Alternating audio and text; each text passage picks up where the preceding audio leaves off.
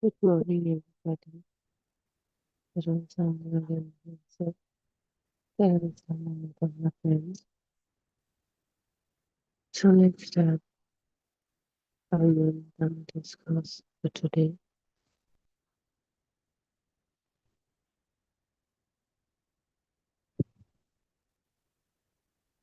So let's observe something quietly. Have you ever noticed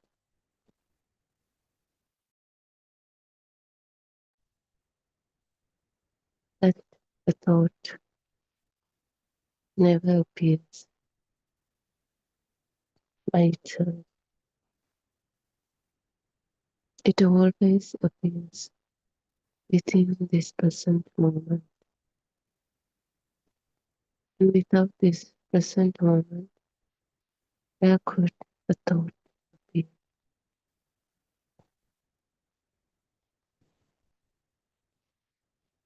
Without awareness, who could know?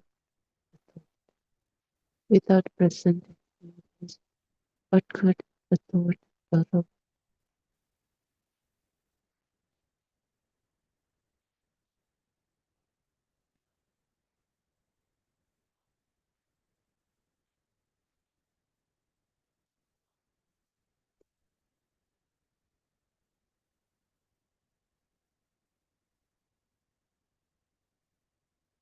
So the thoughts are just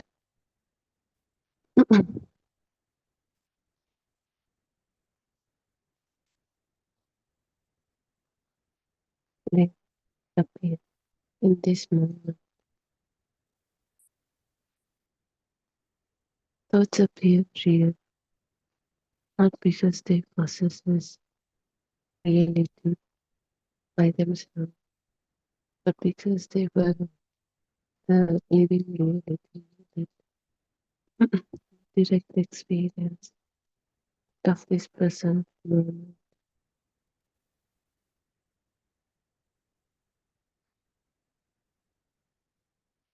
This moment gives them life, awareness knows them. Then we mistakenly believe the thought itself possesses that reality. So we think we live in a reality. We think thoughts are the reality.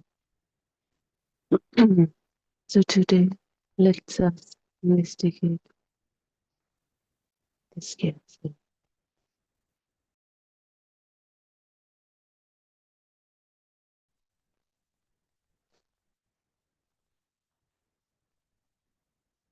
Think about yesterday.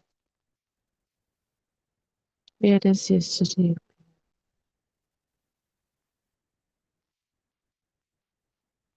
Does it come from the past? No, it appears as a thought right now. Right now. Think about tomorrow. Where does tomorrow appear? It also appears now. So whatever label, name we have put, every memory, every imagination, every fear, every hope, whatever it is, different names, different labels, yet all are just thoughts with different names that appears right now, right now. Thought cannot escape the present. It never escapes the present.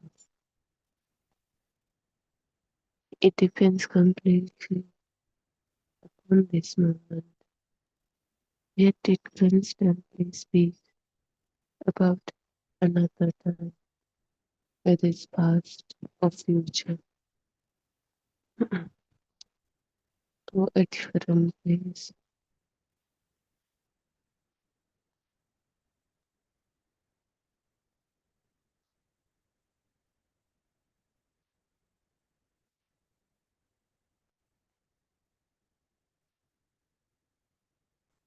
So how is it done? As we know, those burrows the freshness of uncertainty. That's why we think that object in the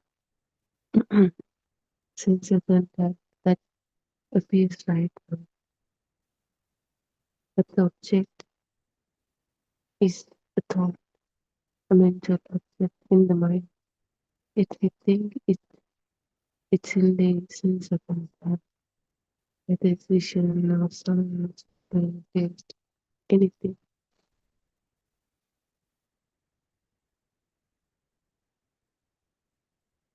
So the thought borrows this new freshness of the contact, and now we think we mistake that object is the sense of contact or is in that sense of contact. In the end of that sense of contact, or we get the sense of contact from the object that exists outside. That's how it feels. So that's how thought borrows this new fresh contact.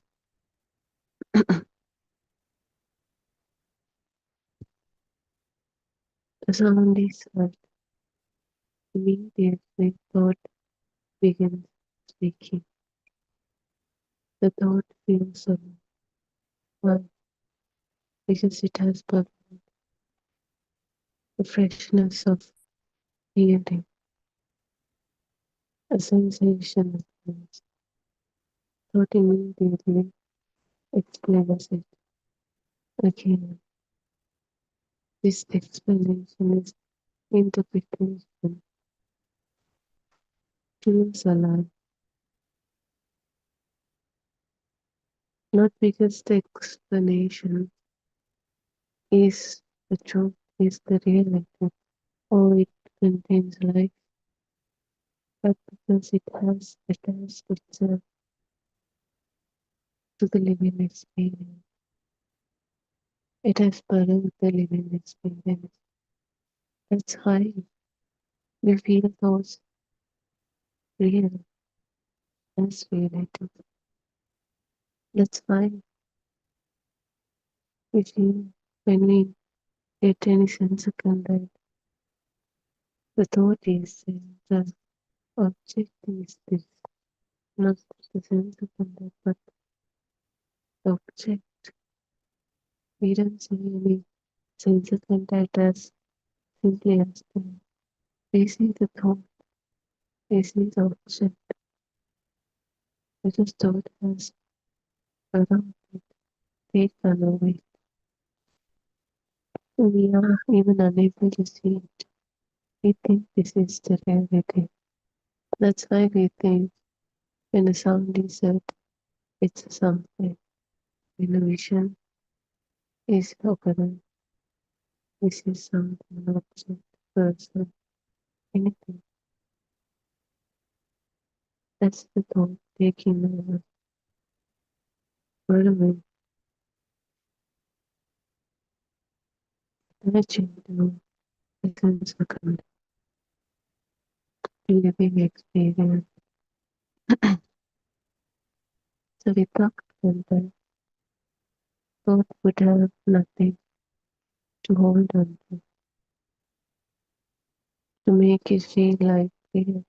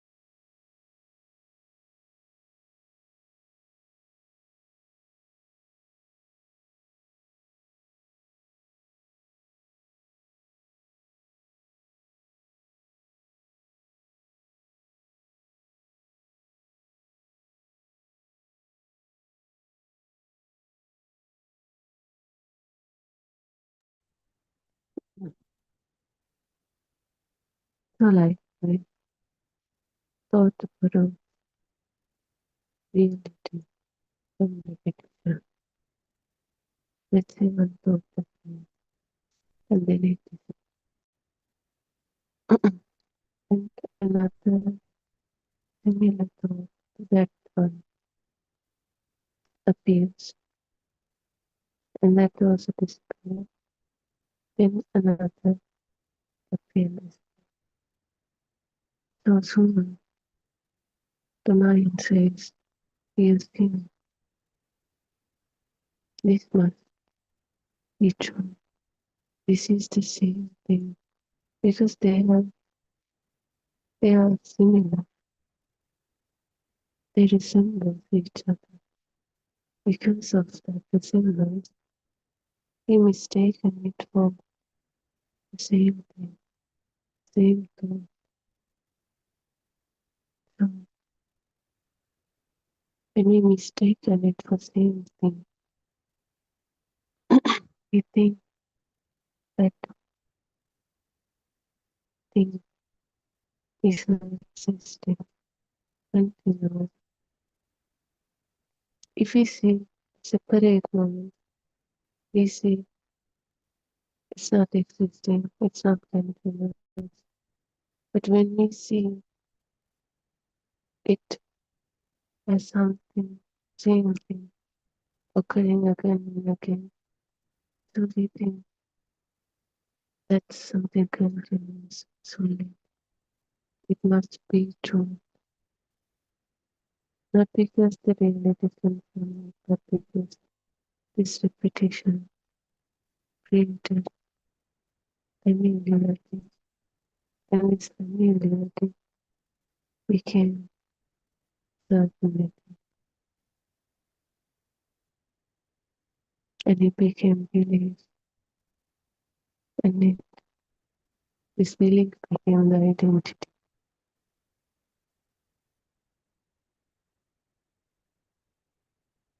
This repetition belongs to thought. There are different thoughts that look similar, yet reality was silence, and blindly believing there's the same thing, occurring again itself. Now we believe there's a continuous object that occurs again and again and again.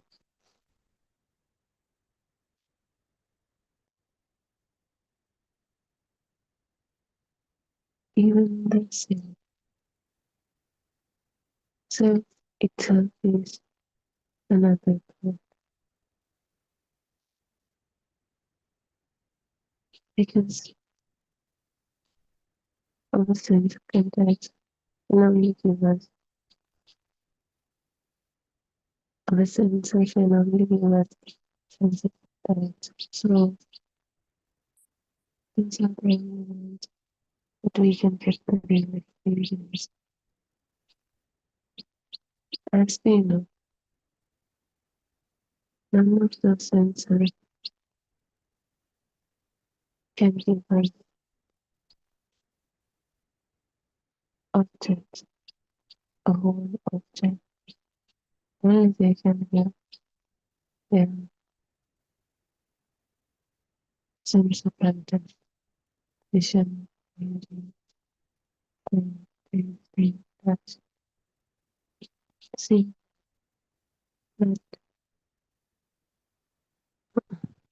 light.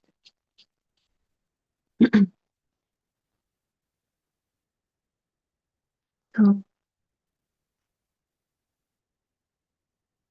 where did this sense come from? A self cannot enter to those senses, and the body, we believe the body is self, but it can be changed, it can be chopped off, it is no self.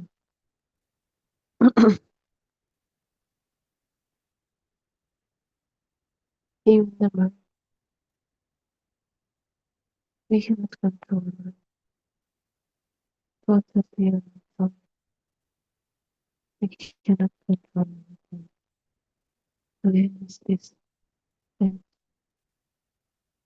the self is a momentary thought. Likewise, we said at the beginning, thoughts they appear right now, right at this moment, not even present, past, not even future, right at this moment. So the self is another thought that appears right now, not existing, appearing and disappearing right now.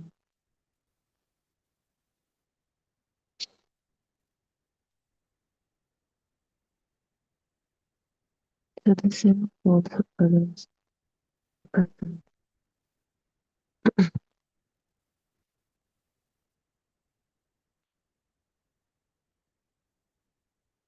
Let's say a sentence appears, right? Where does it appear? Now, right now. Let's say the memory of childhood. Now, the hope of always, right now. Feeling of being someone, right now. Achieving goals, right now. Everything that seems to describe us, someone itself,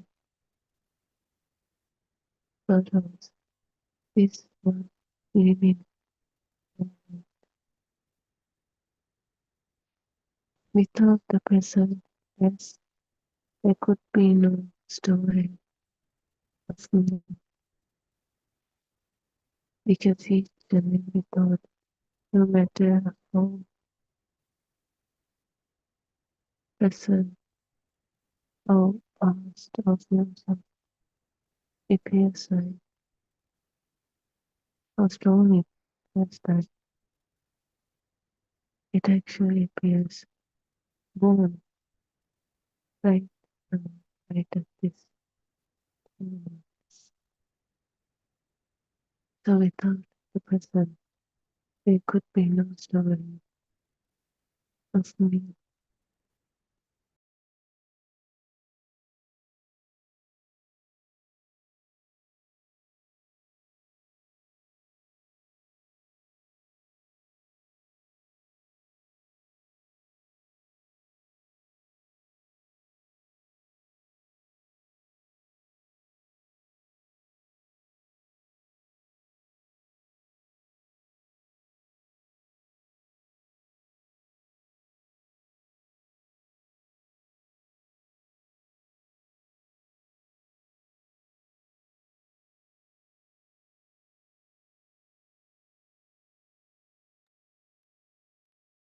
But for us, we don't feel anything, but we feel we really experiencing the future. We really experiencing positivity, because to that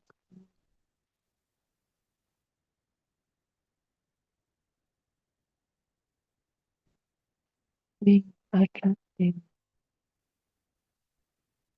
thought, believing pain,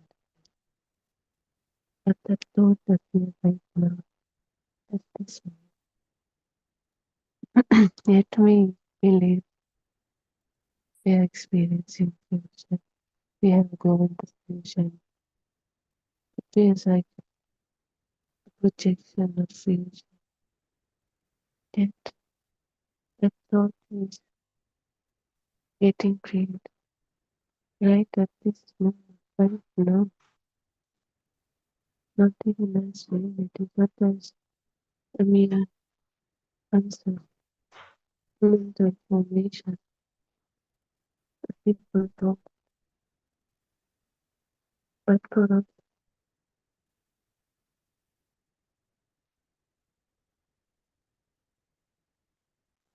we are used to take thoughts as the reality.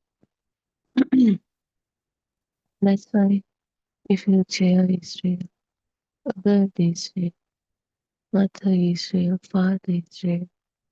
So likewise, that future event also feels real.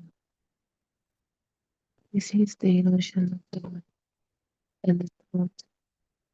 They are mere concepts built on mental landscapes and objects, yet we believe them as the reality. Because to that point we believe they are real. That's why, even without any effort, it automatically comes as reality. It naturally feels real. We don't even have to think. When immediately thought of it, it already gives the feeling of the reality. Nobody does it, it happens automatically. Why? Because of this wrong view, wrong perception of reality. We think thoughts are the truth, the reality, not something that gets created each and every time. And that also no one does it. It happens automatically. Just the way eyes perceive colors, just the way ear is sound,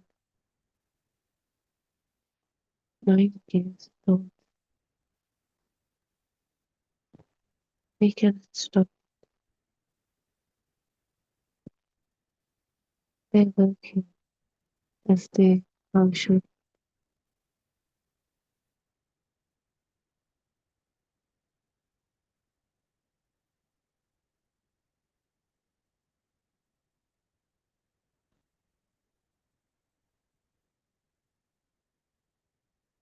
But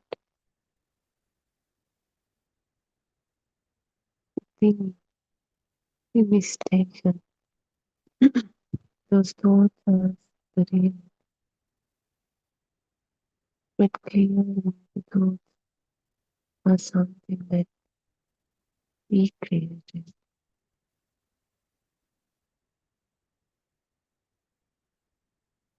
Thoughts are something that really not the reality itself.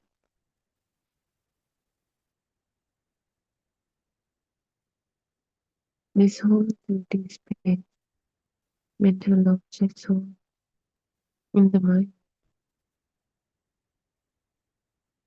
like we said, none of the senses can be object. They can only give their respective like sense content on.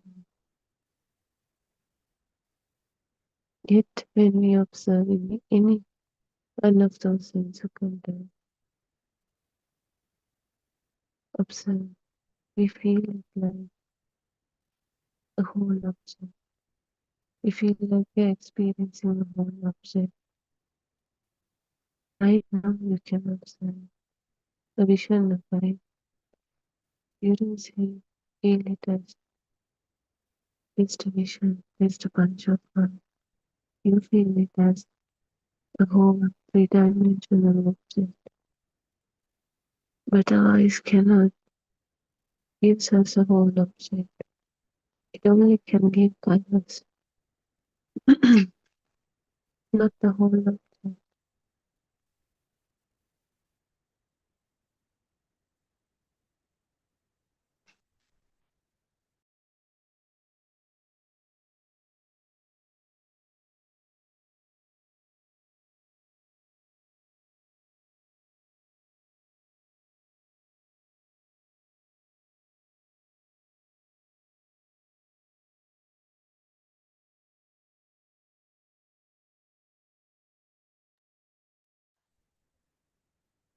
No, how can we still blindly believe we see your when we clearly get only colors from lights? How are we so sure that we hear a bird when we clearly get just sound wave? Ears cannot get a whole bird, they can only get sound, only faint sound, not a full bird. Yet when we hear the sound, we get it as a full bird, a squirrel, person making the sound. As you can see, if ears can only hear a sound, then this whole bird was squirrel. Person is the thought that exists that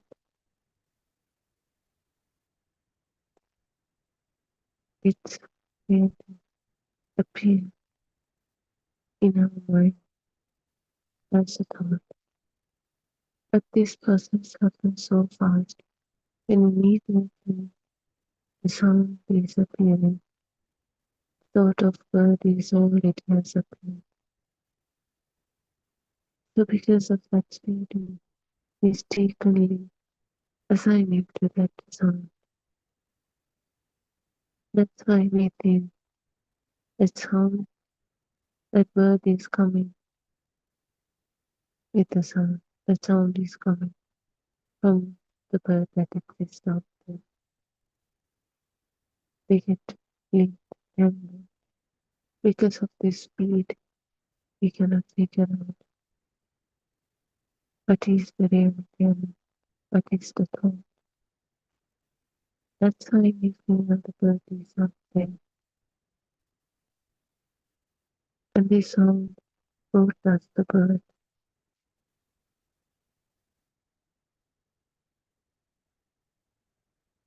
So this is completely wrong perception. Yet this is what we strongly feel real. Even though it's wrong, this is the way we used to believe, live in this world throughout our entire lifetime.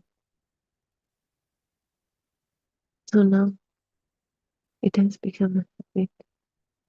We are so used to it, even though it's wrong, we are used to it. So now we only see that through perception. And because we are so used to it, we have done it for so long, now it appears naturally. It's a wrong perception, yet we are so used to it. Now it appears naturally, almost instantly. We can't even, we don't even have time to figure out what the thought.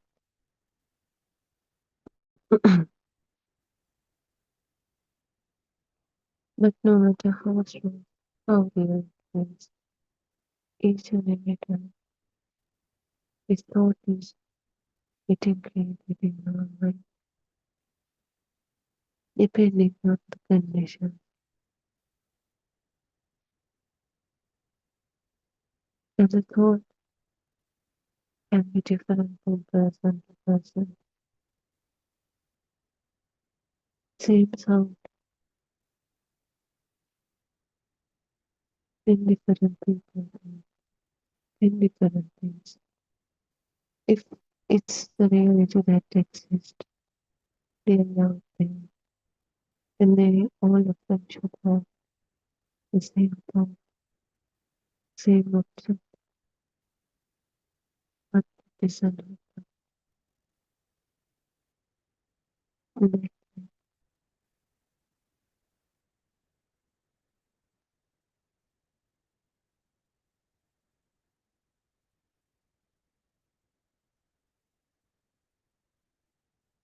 so as you can see, both appear.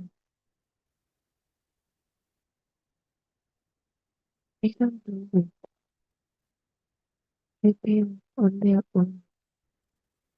Nobody does it. And immediately the sense of that is occurring. The thought has already occurred. Nobody does it. It happens automatically, like a system.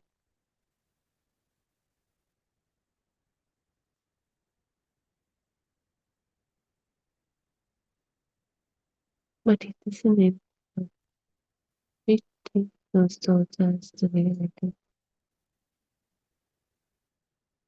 We believe them as this is the truth, this is the way. So that's what's need to be. Thoughts are not the problem, but taking them as the reality is the problem.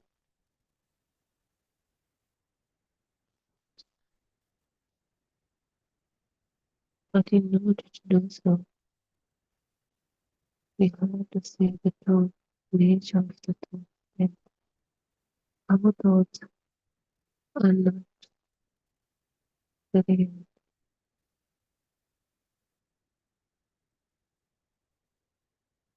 We feel like they exist in being anything else. But like they said, thoughts are living in this moment, not even living, appearing and disappearing in this moment. They can live in past, they can live in future. They are happening just right at this moment, not even a second later.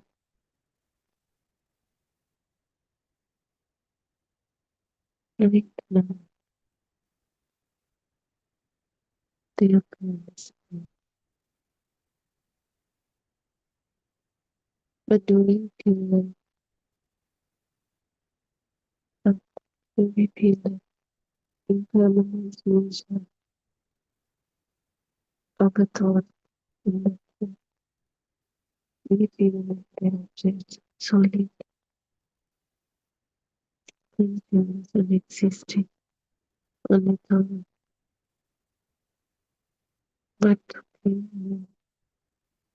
that mental object, that thought is appearing and disappearing right now, right at this moment.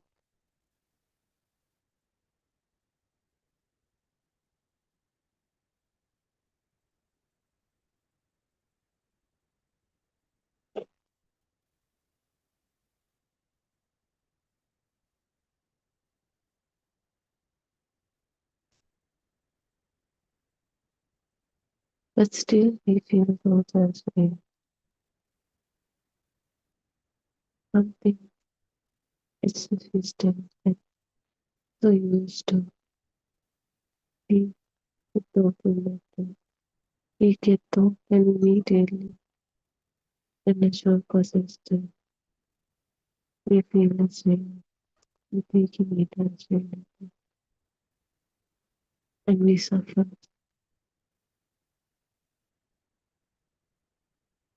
And another thought of the same process carries on.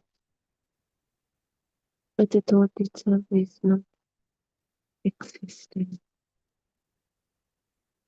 Each and every thought of form is appearing. We are not preparing what is the next thought. In some conditions, and the next thought arises on its own. No one does it. Those conditions are lined up without nothing.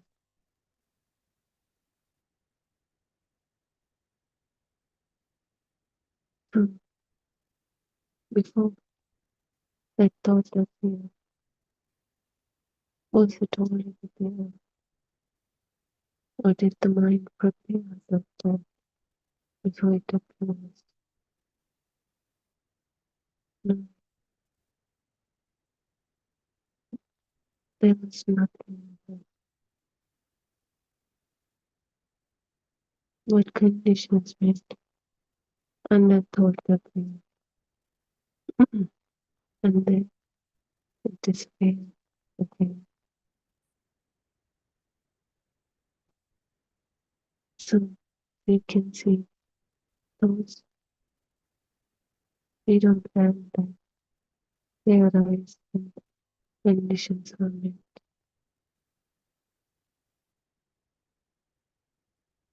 And when there's no conditions to met, there's no thought. What remains is this emptiness.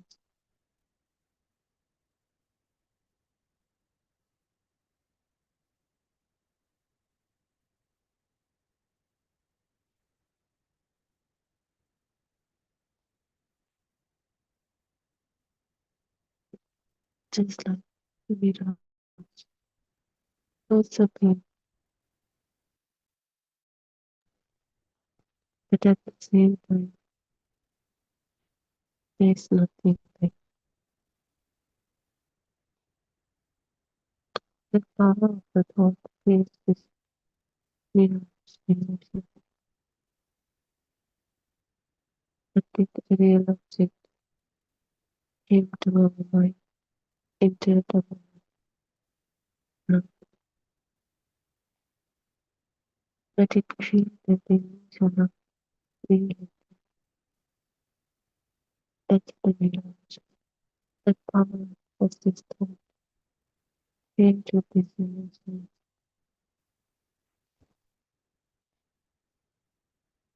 And that's not even existing. At the same time, it disappears.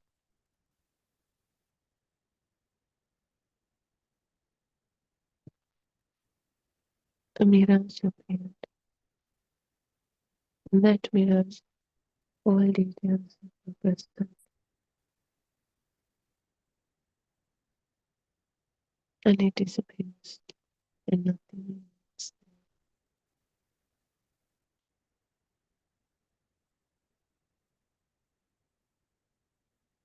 But there was appearance,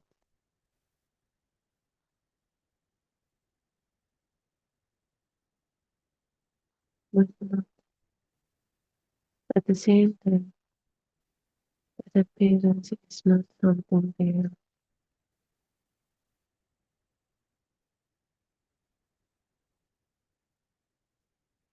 Basically, it's a mirage that appears, but at the same time, there's nothing there. And that also happens in the present moment, right at this moment, not in the past, not in the present, right at this moment. Thoughts appear and disappear. Disappearance and disappearance creates this illusion of reality. It's not the reality, it's an illusion of the reality. Real things, real person, real object,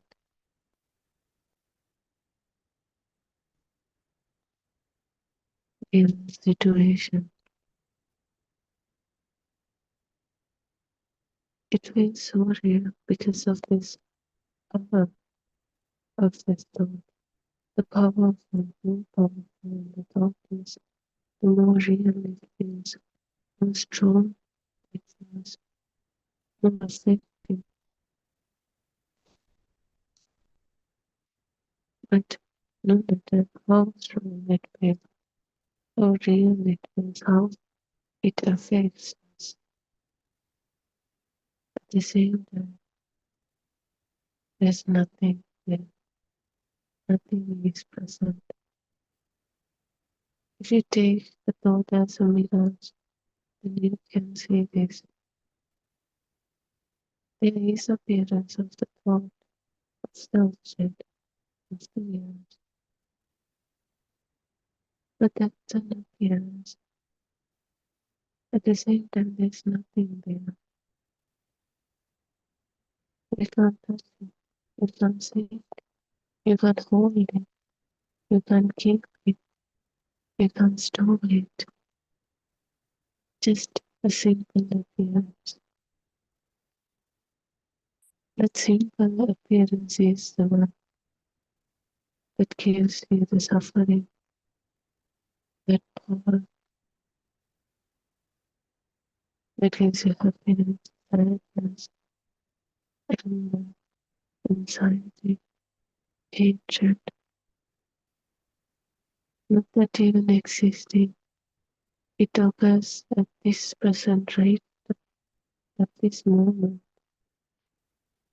That simple appearance and disappearance happening right at this moment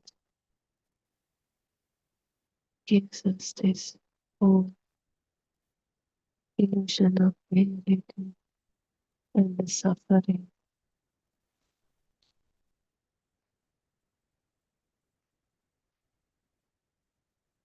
Look how we are trapped in this illusion of the mind, of the thought,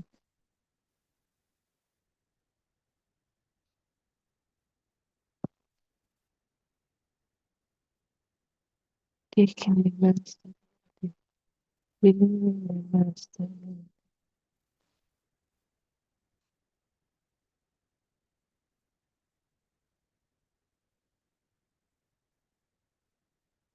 People are driven mad because of this simple momentary movement. That movement itself is not there, not existing, just simply appearing and disappearing. In that appearance, also there is nothing.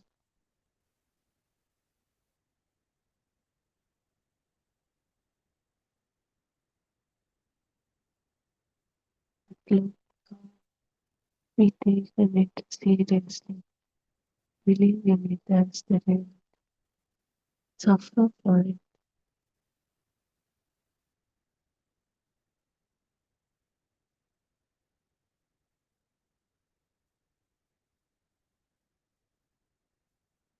It's only someone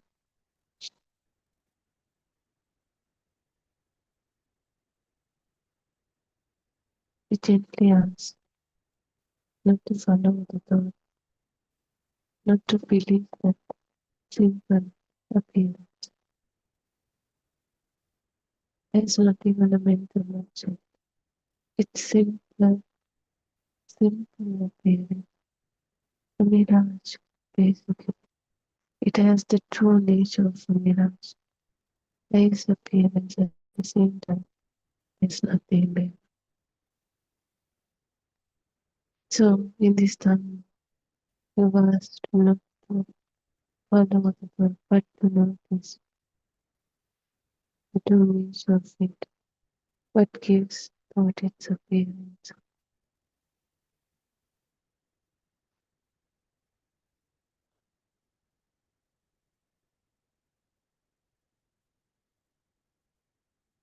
And see through it, see through its true nature.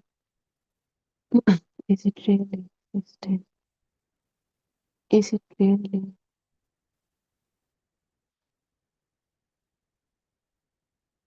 an existing object thing that it feels like? Or is it a mirage that appear because of some conditions present and times that allows it to be known yet and notice how quickly it changes and notice how completely it depends upon conditions. The more carefully we observe, the more we discover that thoughts do not stand independent. They are supported by conditions.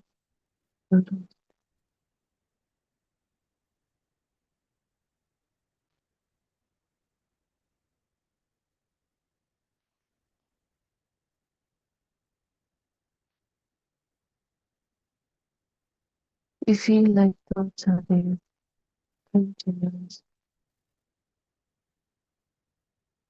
but we know they get reconstructed each and every moment. Right now, right at this moment, not something existed, not something existing, not something that can be stopped, but those conditions gave them the birth.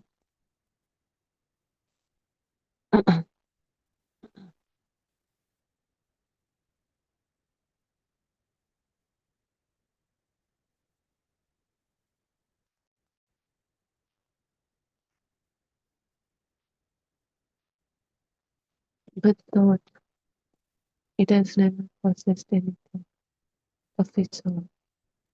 It's always consistent. It's fragments. It borrows from the reality. The thought itself is the mirror.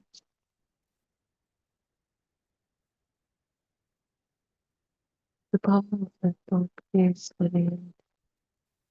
The thoughts are remarkable. They can imagine world. They remember decades. They envision their stories. But every one of those appears only here, only now, right at this moment. That also only because conditions are outside. If there are no conditions, there is no thought. Like the moon borrowing the sunlight, thoughts borrows from the reality of this living moment. When it quite claims, I shall find myself, and the reality, but when it clearly, it is making the reality, borrowing the reality, and gives us a feeling of fake reality. So we have to understand the true nature of these thoughts.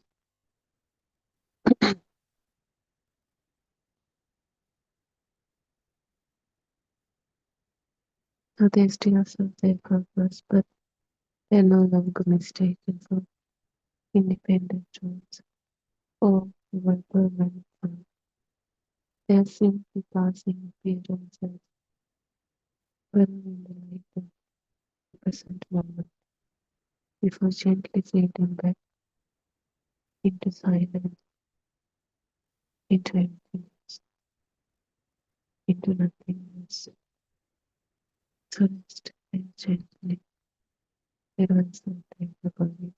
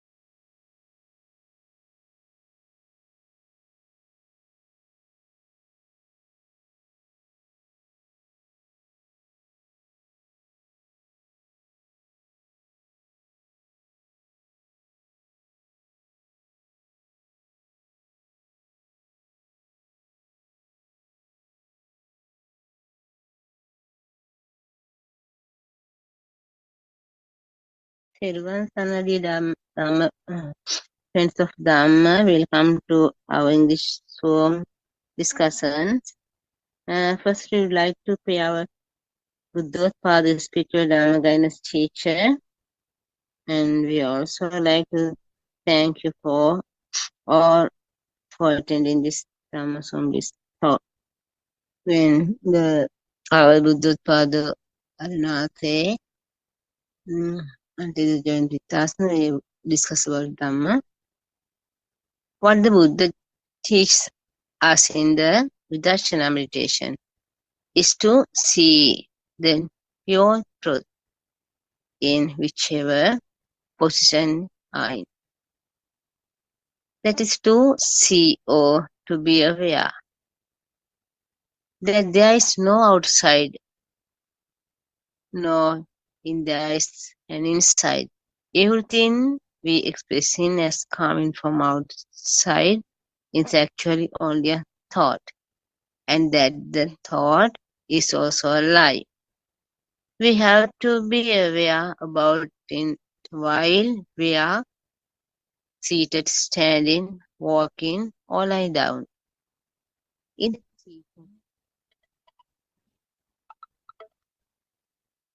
teachings of the Patisampada, also known as the dependent origination, the Buddha explains how we all create our own rebirth and suffering due to ignorance about the pure path, the truth. Vipassana meditation allows us to break that cycle of suffering and rebirth and realize the pure truth.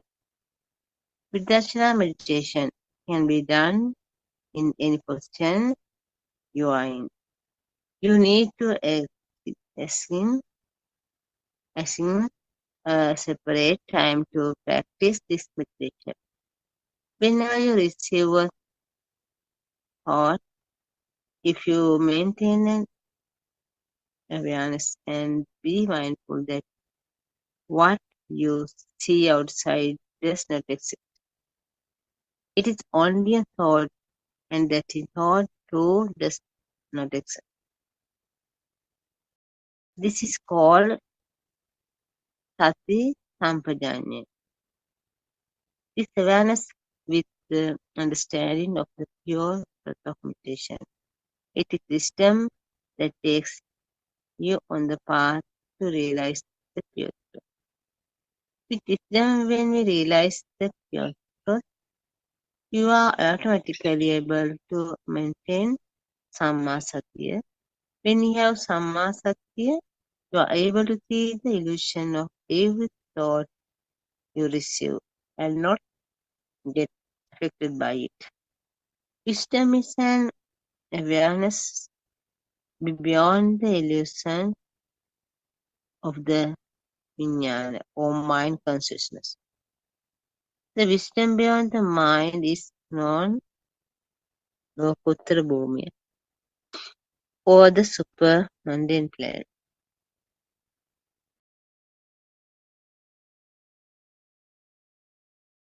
And there's no difference between the day-to-day living and meditation.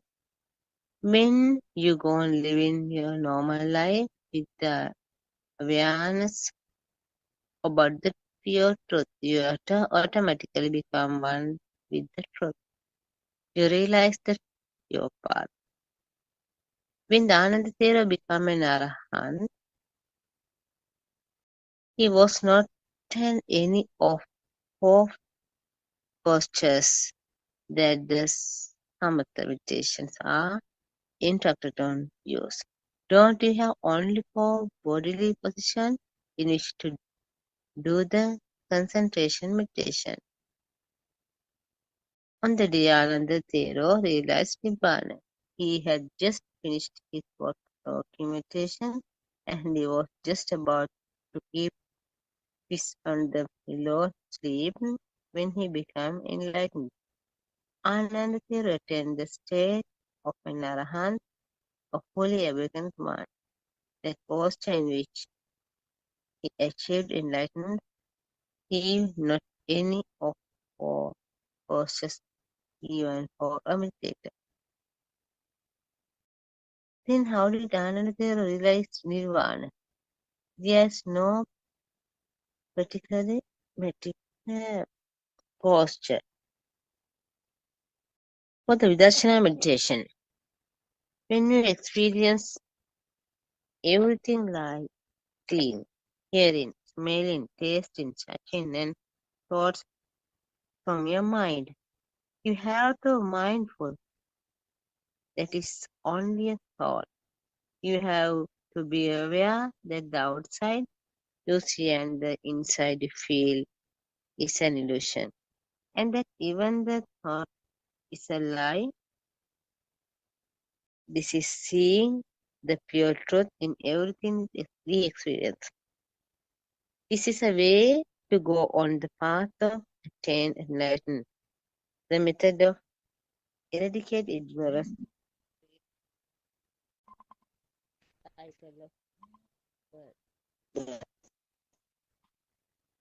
Another reason why we cannot assign a posture of the body for the meditation is because there is their mind.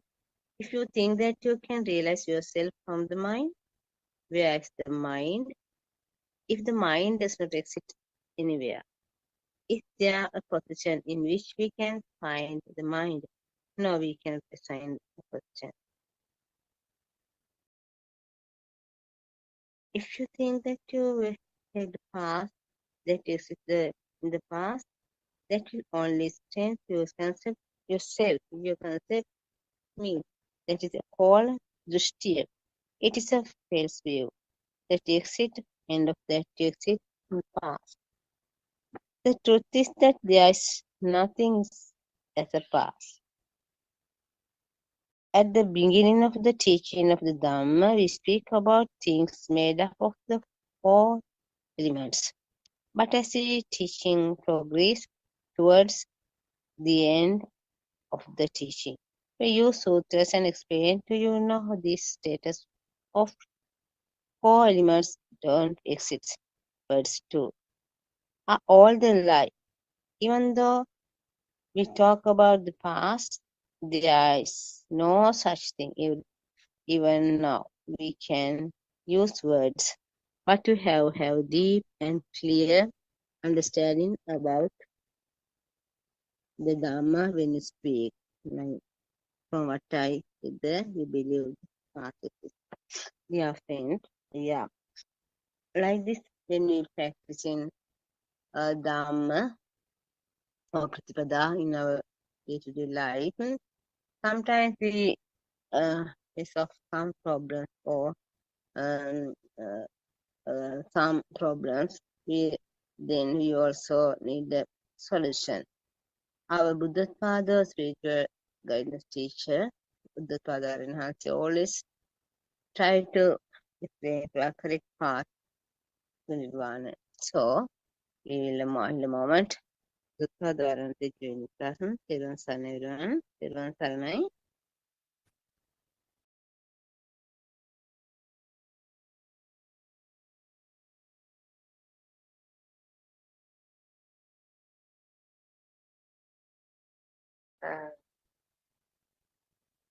Thiruvan Saranai Arayan Mahatma, please accept my humble worship. Thiruvan Saranai everyone. Today we are planning to discuss true Dhamma. So what is true Dhamma? I think everyone has this problem. Because I don't think anybody want to die with a wrong belief. Everybody wants to know the truth. Because if you are in blind, or if you do not know the truth, then you will die also as a blind person. Because not knowing the truth is the issue here. So do you want to die with a wrong, belief? Or do you want to know the exact truth? So this is the question you need to ask yourself. maybe you can continue to, have a wrong kind of views in you, and you can just enjoy your life or do whatever the stuffs you want as it is. And maybe after some times you will realize what's the meaning of all this. It is true. We have to, spend the ordinary life. So that is very normal, natural thing. We need to eat, we need to learn, we definitely want to go for a job. Otherwise, we do not have any income to survive. So definitely, we have to, continue the life in the same ordinary way. But is it enough? That is the question I think we need to ask ourselves. So why you need to research a bit more? Because there are a lot of, positives or advantages you will enjoy if you really know the truth behind yourself. Because we know we suffer in our life in many ways. Maybe for example, if I take example of your job, just analyze your job. Maybe to get a job, you have to give a big effort, isn't it? At the same time, maybe to survive in the job, again, you have to give some fight. So you need to, collect a lot of paper qualifications, and then maybe you will meet some difficult bosses. So you have to somehow, manage them. Sometimes difficult subordinates. So all that is a challenge, isn't it? So the moment you connect with the outside environment, definitely you can understand suffering comes. So sometimes when you go to bed, you feel very relaxed because at least you have time for yourself, isn't it? And then back again, you have to deal with the same work, and sometimes you are tired, sometimes you feel bored, and that's the one side. And another side, you have an inner burning, isn't it?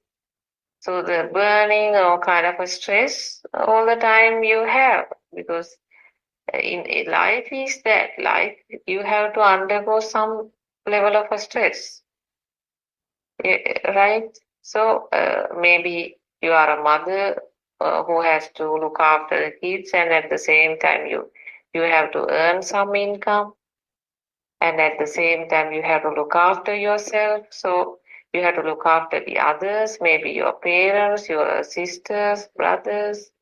So a whole sort of commitments, and definitely the life is not, kind of a very beautiful, like a rose, right? So definitely you will have uh, some negative things coming, some sufferings you will have to undergo. So therefore we need to understand, is there a way that I can, uh, deal with the same world but without much complications? That's the question you need to ask yourself. Because most of the time, when you try to deal with the outside environment, you tend to, get many problems. Burnings, stress, anxiety, depression, sometimes all that comes. Sometimes you don't want to meet some people, or you try to, avoid certain situations because at some stress. So do you want to deal with the same whole world in the same way? Or do you think, is there another path where you'll able to manage everything and at the same time you are doing whole thing but you are very peaceful? So this is the thing. Everybody wants some peace. You know that peace is actually nibbana.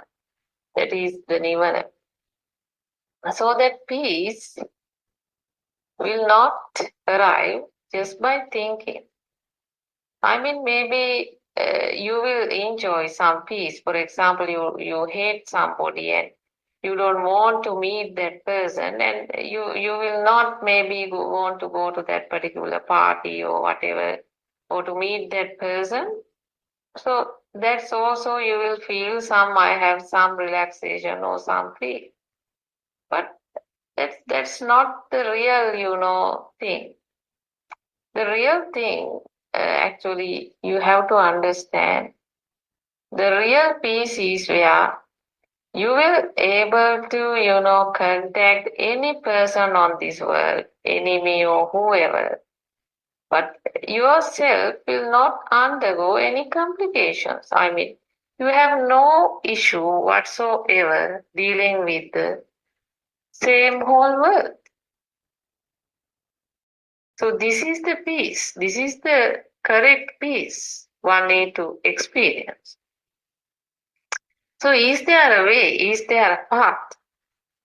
Yes, there is a way. I'm sure many people will interested to know this message because this message will truly eliminate the anxiety, the depression, the whole problems one will undergo.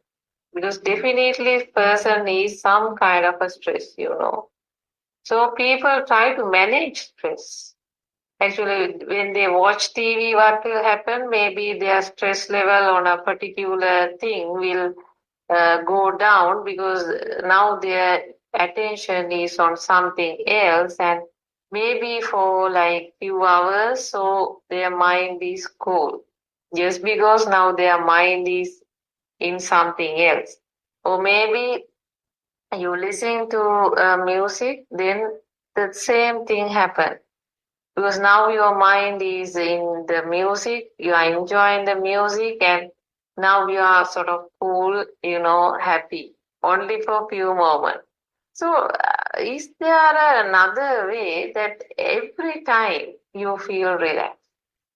It is not by, changing yourself from maybe watching to TV, then sitting in the garden, or maybe doing something else, or try to keep you busy in something. Try to get rid of the thoughts flowing. So you want to busy yourself, or you want to make sure you are busy and you are doing something, so that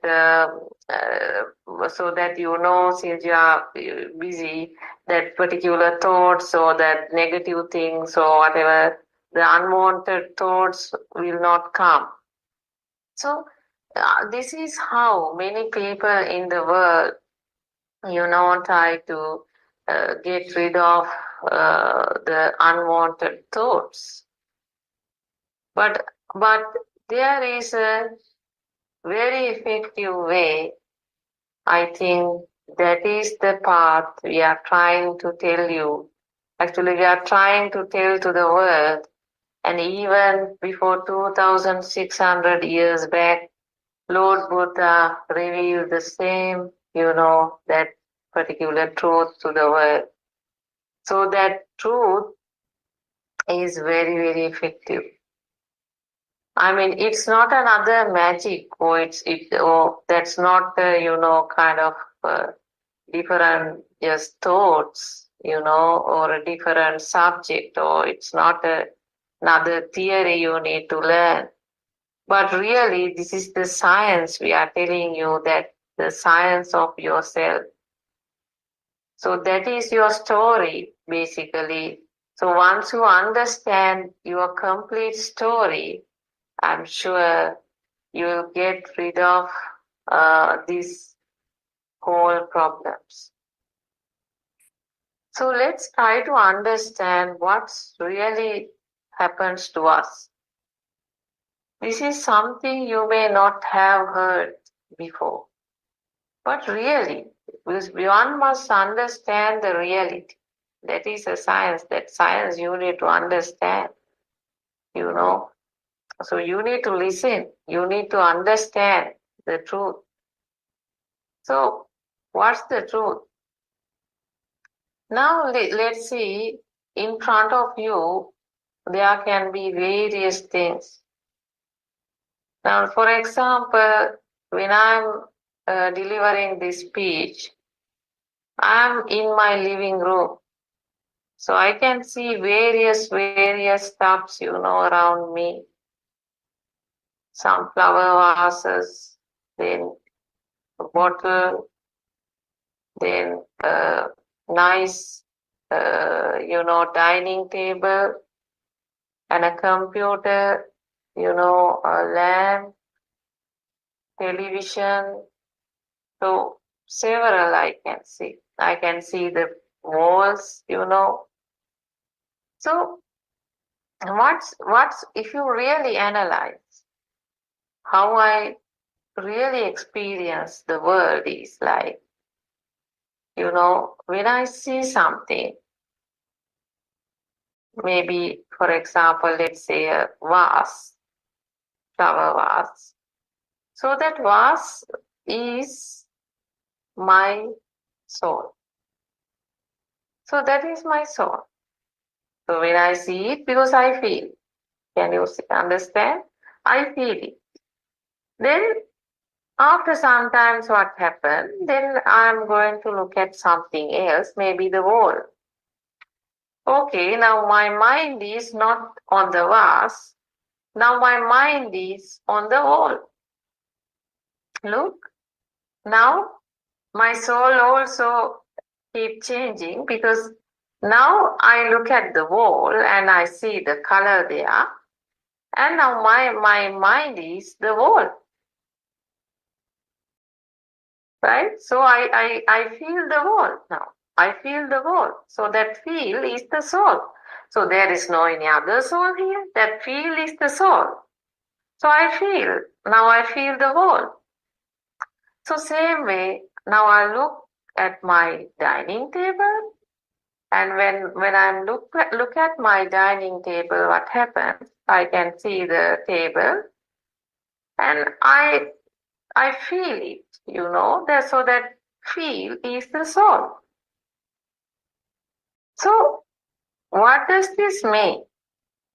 The mean is our soul, keeps on changing. Can you see my feeling? Keeps on changing because the feel that I had on the wall was different to the feel that I had on the flower vase. Because my vase has different colors, you see, and nice roses. And the feeling that I get on it is completely different to the wall because the wall is pure white wall.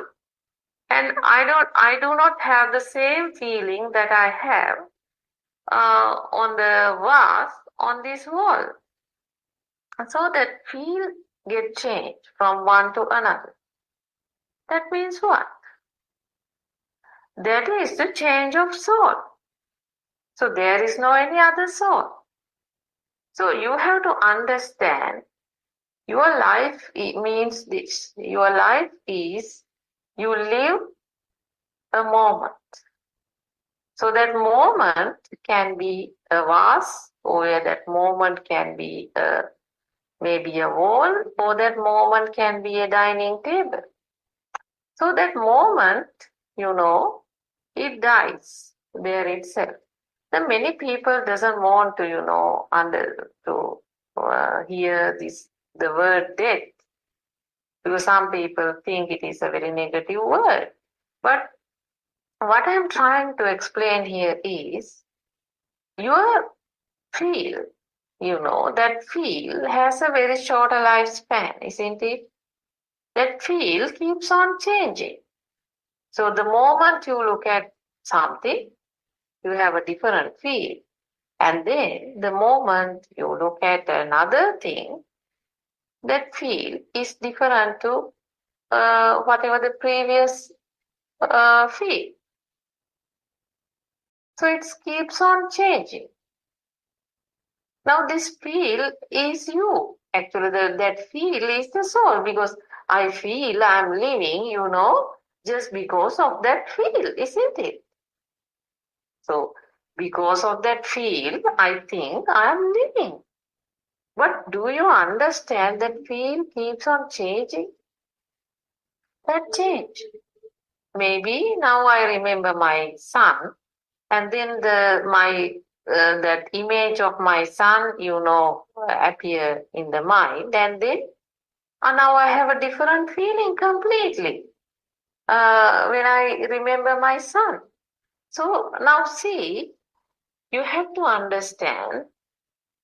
So this particular field has a very shorter lifespan, because at a fraction of second, this particular field will disappear. But back again, you are born in another field. Maybe, let's say, vase. And there you have a different feeling, but at a fraction of second, that disappears. Maybe you will born on let's say, in that vase, there are several, flowers. Some are pink, some are red color, some are white color. Right? So then you see some variety of colors, and what happens, your feel on a one color, ceases there, and back again you are born in another color. This is your soul. The soul is that particular feel. But we think there is a continuous soul living in our body. This is the mistake we have. We think there is a continuous somebody living in our body who has a feel of several things. For example, this particular vase. So you think there is someone living inside. That person will feel the red flower, then that person, change, and then it will feel whatever the pink color flower, and then it will change, and then it will look into some white color flower. So it keeps on, that's how you feel. But actually what's happening is, there is no such soul, or there is no such continuous living being inside your body. What happens here is a very clear science. That science is, the moment you look at the flower, there the feel arises. That the moment you look at it, the feel arises, and that feel is the soul. The soul arises, and then it can't live. It can't live. At a fraction of a second, it disappears. And then what will happen? Back again, you are born in another color in the same vase. Because now you are looking at a different color, a rose. Right? And then you are back again, you are born in another flower. Because now you feel. So then what happens? Now can you understand? Your soul was born in the first field, and then it got disappear immediately, and then you are back again born on a same or another color, and then you back again experience the cessation of that particular field, and then back again you are born in another color, and then maybe, let's say, white color. So can you understand? So this field rise and disappear. So that's soul. Otherwise, that particular feel means what? That's soul. Actually, what's happening here is that particular soul arises and then it disappears. Because it can't live. It can't live. Then back again another feel arises and then disappears. This is how scientifically this happens. But you think you think somebody is living inside and that one is have this particular feel. No, actually what arises here is there is no soul. There is no soul living inside. Instead, what you experience is every moment some feel arises and then disappears. But at a faster speed, another feel arises, that also disappears. Then another feel arises, disappear. So when this continuously happens, what will happen? You think I am living. No, that's me. I seen the thing. These are my flowers. Look how this beautiful are. Because my eyes also now keep, rotating. Like I'm looking at the red and then the very next moment trying to enjoy a different color. Then I'm trying to enjoy another variety of a color because I can see a couple of, variety of colors here. So my eye also, keep, kind of moving from one color to the another and try to, get some pleasure because I need some variety, I can't be looking at the same flower again and again. Instead, without my knowledge, I can see my eyes are also rotating and, I'm trying to sort of like looking to the same whole bunch of flowers and trying to enjoy it. Like this is what really happens to you because your body actually is a sensor system. Your eye is a sensor and your mind is also mano sensor, or the mind sensor is another sensor. So what happens is there is a kind of a sense of pleasure, you see, and this sense of pleasure is the feel that, that will invite for us to look into various things. And, so then we feel like we alive. So this is the secret behind everything. Because then we feel like we continue. Okay, now I see the flowers. So that automatically, that naturally, comes to you. But actually what's happening here is there is no soul. What's happened here? This is a system. This is a sensor system. And the sensors you can't control. So the sensors, the moment the sensors activate, what will happen? There will be a feel, but remember that feel is the soul. There's nothing else. If you think there is a soul, that feel is the soul, but that feel disappear there itself. That means your soul also disappear. It dies all the time. Every moment it dies. But we do not know this. We think there is a continuous soul, living inside, who is enjoying, each and every moment. No, each and every moment what happens is this system or these sensors, your body sensors will, continue to work, and then it will generate sense of pleasures, and that sense of pleasure means what? It is the feel.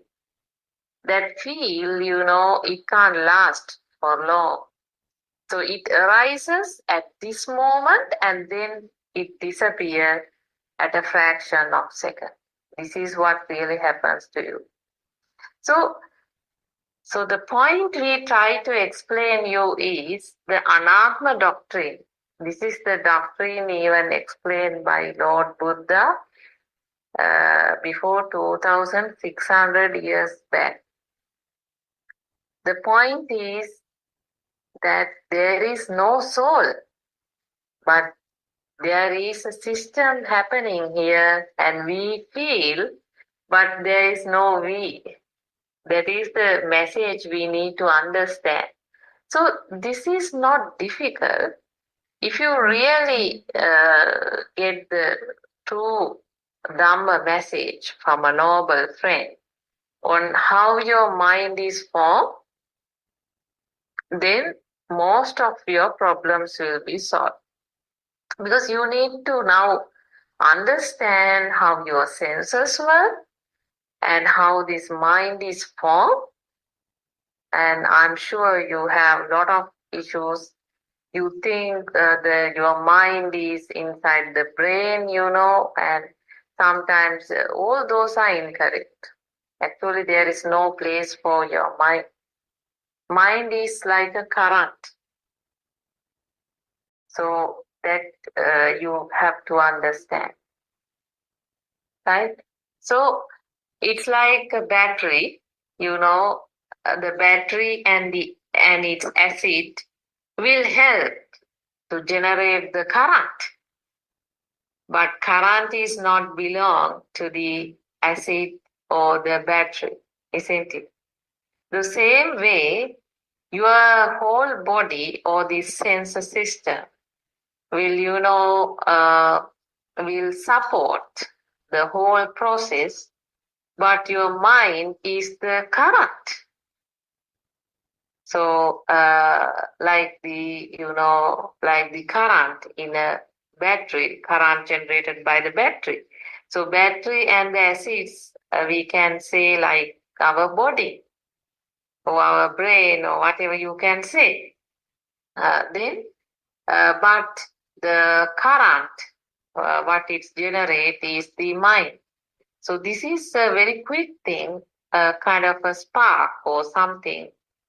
Kind of a current will appear each and every moment and you will feel it. So then you feel, look, I live, I feel, I'm living. So that naturally comes. This is the problem. So what is the issue here? Why we need to study this further? Because the problem is now you think, every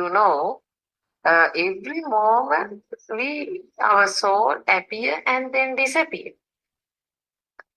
But are we taking in that way? No. Now every moment, we think we live and we try our level best, to satisfy ourselves. So we have a kind of a burning, kind of a, yes, I would say it's a burning. So we have a real burning inside, to satisfy ourselves. So we have all the, kind of maybe anger towards somebody. We hate people because we don't like some people. And then, of course, we have a huge competition. I must, work, everything over the other person. Now all this comes, all the aversions, everything comes. So you need to understand why this happens to me. Because I'm sure now you see, if you go to a wedding, now you are sure that you will stay in that wedding for maybe maximum, let's say, 2 hours. But I'm sure the moment you enter to the wedding hall, you will be trying to find the most secure place for you to sit, the most comfortable place, and you want your eyes to see the best view of whatever, and you will find the best suit location to sit. So why is that? So now you need to analyze yourself, why this happens to me. So definitely then, don't you think you have a competition there? Definitely you have some competition because you are sad. Let's say if you have to happen to sit in a maybe a different place which does not, I mean, matches to your expectation, definitely you will feel sad, isn't it? So you don't want to sit in that place. I mean, the whole 2 hours, you don't want to sit there. So and now you need to analyze why that happens to you. Because the problem is you think there is some self inside and you have a plan to satisfy that I-ness or that particular soul inside, and therefore you take every effort, maybe to wear the particular I mean whatever the costume when you want to select for that wedding function. I'm sure you would have gone to several shops and you may be wanting to select the very unusual or different kind of a costume. So you want to spend your time and also spend your money. So why this happens? Because you want to satisfy this particular soul inside you, and therefore you have kind of a pressure, isn't it? You have a kind of a stress feeling to satisfy that particular soul. And sometimes maybe in the same wedding, you will see some different person, maybe wearing a very luxury, kind of a jewelry, and you are sure that you'll never able to get that kind of a jewelry in your whole life. So then what's your thinking? Definitely either you will sad or maybe you just want to, I mean, even though you want to chat with the person, you keep your eye on that particular jewelry because you don't want to show to the other person that, kind of, I mean, you want it to, you just look at it to, I mean, so all this why? Because your ego, the ego comes. So you also do not want to second to that person. So so because you want to always maintain your ego, all this happens very naturally. So this is the point, which I'm trying to explain you.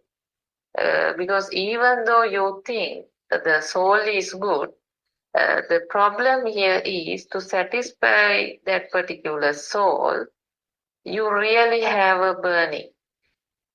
So you have all the issues because of this soul, if you really analyze, because you want to satisfy this soul.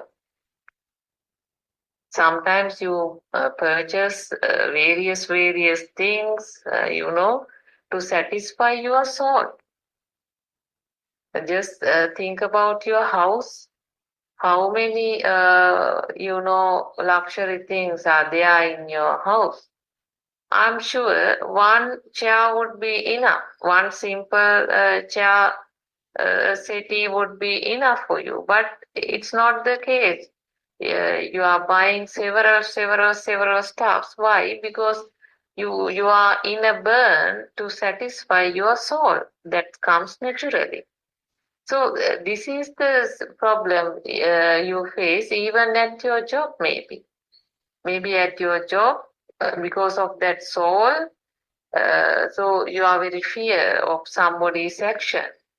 So that naturally come and you will do anything to safeguard that particular soul. So, but if you really analyze, is there a soul? Actually, what Lord Buddha says is there is no soul. And scientifically, we can, understand that once we really analyze these senses and how this body works, how the sense system work and how the mind is formed. Once we analyze that, we are very sure that Yeah, it's completely we can understand what's happening here. But unnecessarily, we are in a very, anxiety, depression, and a stress to satisfy this soul, thinking or believing that there is a soul. But as per this Anatma doctrine, soullessness, Dhamma, there is no soul here for us to worry. So is that a problem? Not having a soul? No. I mean, you will feel in the things in the same way, but you have no major pressure, to satisfy that particular soul. Because why? That feel is just a feel. I mean, when you look at the flower, or when you look at your child, or when you look at a book, whatever, when you hear something or when you touch something, that feel naturally comes. But we can't retain that feel. That disappears there itself. That is the nature of the feel. But that feel is very natural, but the problem is you incorrectly take I feel. This is the issue because you think there is a soul living inside. But you also tend to believe that because continuously this is happening. The feel rises and disappears continuously. When that happens continuously, what will happen? My goodness. You will never feel that there is no one inside. You feel there is someone inside. That is me. Can you remember the day you stand in front of the mirror, the very first day? The very first day you stand in front of the mirror, so you were introduced as so and so. Then you saw your image from the mirror, and then that is the day I think you first started to believe that there is a soul. But it is a misconception. That is the wrong view. That is the real trap. That is the real trap because unnecessarily we are in a hurry to satisfy this soul, but actually there is no that kind of a soul. Your soul is a nature where it appear, disappear all the time. So you are just, now you can experience yourself. Now let's see, now I will say ice cream. Definitely what will happen, now you get an image of ice cream. Now another one would get an image of a vanilla ice cream, but your favorite is, let's say, chocolate ice cream. Now you are getting the image of chocolate ice cream. My goodness.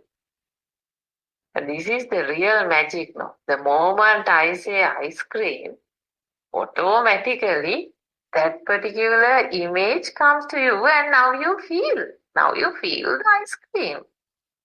See what's happened to you. You can't control it. Even though you want to now listen Dhamma, you can't stop it.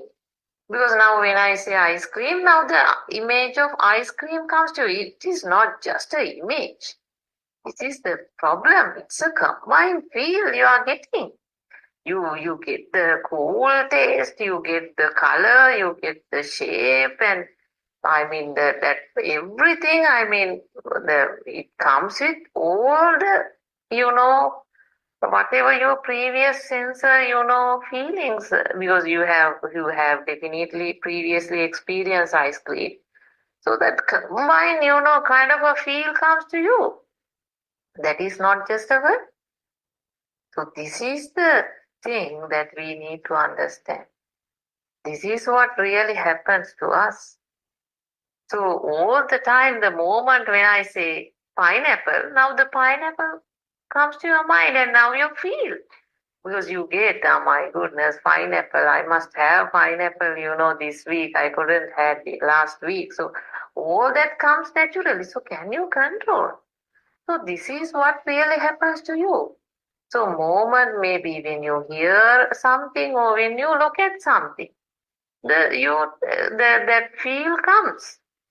But that feel you need to understand that can only last few seconds, not even a second.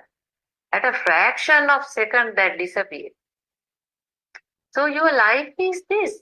That your feel or your soul is actually continuously changing. I mean, continuously arises, disappear. Then it may be another field. It arises, disappears. So continuously that disappear. I mean, that arises and disappears. So you are also like your living means you are changing from one feeling to the another. Now, for example, now just imagine, now you are sitting in the living room. So when you sit in the living room, you can see several things, no? So your feel change from one to another. So your soul also is this. That means your soul keeps on changing. But it is not a one soul that continuously looking at the things. Here what really happens is that particular feel or that particular soul arises and then it disappears. Then you are in another kind of a thought or another kind of a soul. Actually, this combined feel, we say a thought. We say a thought, or you will say that is my mind. That's how you say, that's my mind.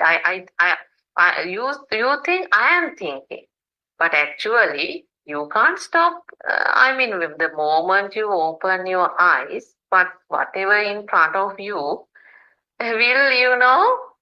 appear in a different form. We'll explain that. And that will come to your mind. You started feeling. Actually, your mind consciousness get a feel. So that process you can't control. That's no one is doing it. So this is the point you need to understand. You are now looking at the flower. So, and the moment you hear a sound, maybe let's say whatever vehicle, sound of a vehicle or something, then now your mind or your mind or your thought is a sound. That particular may be sound of a vehicle, motor car, let's say. So now your feel is on a motor car. So that feel keeps on changing. That feel is really, you are mistakenly taken as the soul. But that feel is very natural because that feel arises. That nobody can stop.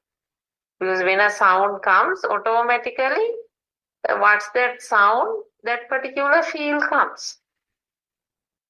So when you look at a flower vase, automatically the feel comes. So that feel is a kind of a combined feel you get, but that's very strong. So now I'm going to explain you actually how that particular combined feel arises. There is another science, bit of a science you need to learn. So do you think you are seeing the same flower vase twice? No, this is the mistake. Because if you really understand how your senses work, you will not think in that way. Because if you really analyze your sensor, maybe for example, let's say your eye sensor, actually there is a light. Light is created in the sensor. Light is created in the sensor, kind of, lightning, So the whatever, image, kind of a shape and the light will occur, at your eye sensor. That sensor spark means what? So due to the vibration, kind of a vibration occur, kind of a lightning occur. The moment you open your eyes, kind of a lightning occur at your sensor. And then there arises kind of a consciousness. But that consciousness cannot understand what it is. This is another problem in your senses. Because your eye cannot identify your mother. Your eye cannot identify what are the colors of the flower vase are. No. So there is another process happens. What's that? Because so at your mind consciousness, so that at your mind consciousness level, what happens is a combined feel arises, right? Combined feel arises because I'm sure, for example, let's say your mother. Can you remember the very first day you got to know your mother? So your mother said, "This is me, Amma, mother, ma." So and she gave a sound to you, isn't it? And then the image of the mother, whatever that light created at the eye sensor level. And then what happens? So that the mind consciousness kind of a recognition or kind of another vibration occurs. Kind of a, come the mother feel, the mother, touch feeling, the mother smell, the mother sound, and the mother shape, mother size, everything, kind of another new vibration form. So, do you know, even today, when you see that mother again, what will happen? So, at your eye level, it will be just an image only. It will be just an image only. So, it's like this. Have you ever watched a film without a sound? If you haven't, you try it today. You run a film on your television or on your laptop and you switch off the volume. You turn off the volume and then you look at your film. Are you getting kind of any feeling whatsoever? No. It's just, just something is running and you will not understand anything. So just think for a moment, something like that. Just the image or just, light only. It will not identify even the colors in the example what I'm raising here. So even though you see your mother in front of your eyes, actually at that eye sensor level, that particular vibration,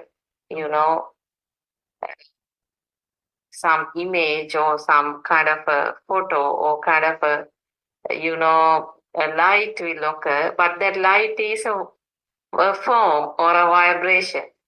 There is no real picture or a kind of a real, thing, any material thing there. It's just imagine some lightning occur at a very fast light, like some trillion billions like lights on and off continuously. And then since that particular process occur at a very high speed, what will happen? You feel like something, some form is there. So this is what really happens to you. So actually your eye sensor level, that particular form, whatever created, cannot, identify whether it is your mother or a ghost or anything, nothing can identify. But some consciousness arises, some light have occurred, right? So then in the system, what will happen automatically, this is a natural process which is happening. So automatically kind of a telepathy system work there where whatever the first, this particular new kind of the vibration occurred or created form at your eye sensor, it's actually a vibration. And that vibration will be matched to the whatever the original kind of a vibration. Maybe the first day that you got that feel, you know, will naturally occur at your mind consciousness. So that's how you recognize your mother. Actually, there is no any kind of a one vibration is moving to the you know mind. No, what happens is whatever the vibration that occurred at your eye level is, you know, just a independent kind of a vibration. But that independent kind of a vibration was felt in the, you know, in the mind consciousness due to that telepathy mechanism. Mind consciousness kind of match the size, smell, you know, or that particular the new vibration with whatever previous, and then okay, there is a previous another vibration occurred to your system. Ah, this is mother. So that original feeling, you know, that combined feel, that original combined feel now occur in your mind consciousness, and now you think, whatever that in front of me is my mother. So you are actually thinking, but really what's happened here is kind of a telepathy mechanism works out here. And the two vibrations, so the mind is also a different vibration where, you know, it will, you know, that particular original vibration will be felt, you know, but that is a very complex process, you know. And but for the moment you can understand in this way, so that original vibrations will getting together and form a combined kind of a vibration, and then, you know, so the mind consciousness level, it's always kind of a feel. So that particular vibration comes as a feel only.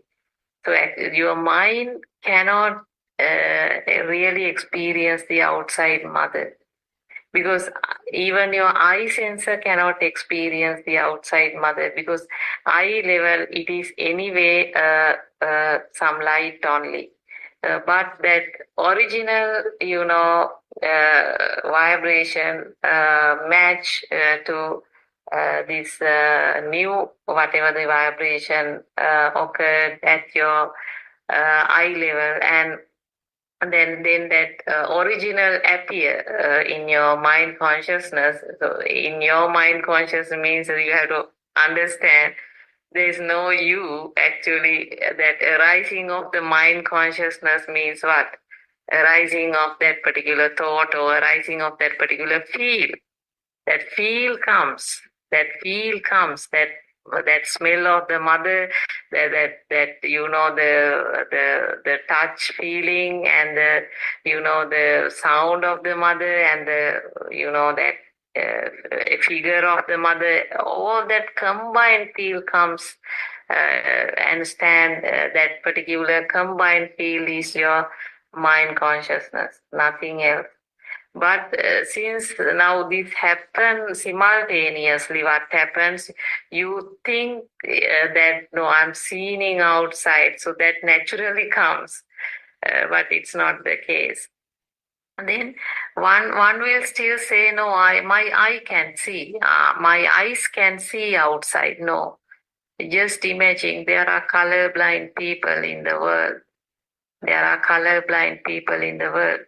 So do you think if outside is red, they need to see the red color, but why they are not seeing it? Because their sensor doesn't support it. That means what? These sensors has limitation, and you have to understand it is the sensor that creates the world. Salayatana loco means that, because the world is created at this moment at the sensor. So that has to create, my friend. And even if you take another example, let's say you are eye sensor, let's say, your ear sensor. Now your ear, do you know, there has to be a vibration occur at your ear level. So what happens here is, let's assume if the hertz, if the sound, the vibration is more than 20,000 hertz, your eye sensor will not form the form that particular vibration, or that particular form will not be created. So then you can't experience it. That's why all the time your body is like a sensor system, and if that creates something only, you will experience. And the world is created at your sensor. That's the point you need to understand. And there are clear limitations between yourself, the world you are looking, you are experiencing, and also the world animal experience. If you take cow, for example, cow will see a red world, but you will see a different world. But that is maybe 3D world, but that world would be completely, clearly, you have to understand, different, right? So some birds have a clearly different view on the outside. So maybe you will rub your, dog's head, and you will say, dogs is in animal world and I live in the human world. Don't you think both of you are living in the same world? It is you think that it is a thinking, or it is a thought that you think you live in the human world and animal is in the animal world. That is a, kind of a thinking, kind of a thought. But actually, you have to understand there is no soul here. There is no soul. Your mind is actually a kind of a current or a spark. The moment your senses are exposed to vibration, what will happen? It starts to, generate current. So, and then you get feel, that combined feel, comes to your mind. Actually, I can't say your mind even. If I say that, it's wrong. Actually, the rise of that particular combined field is a very natural thing that happens automatically with your previous vibration occurred to your system. So that comes naturally.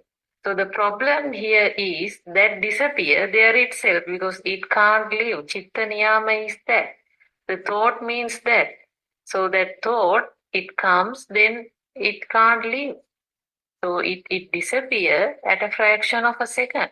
But we do not know that.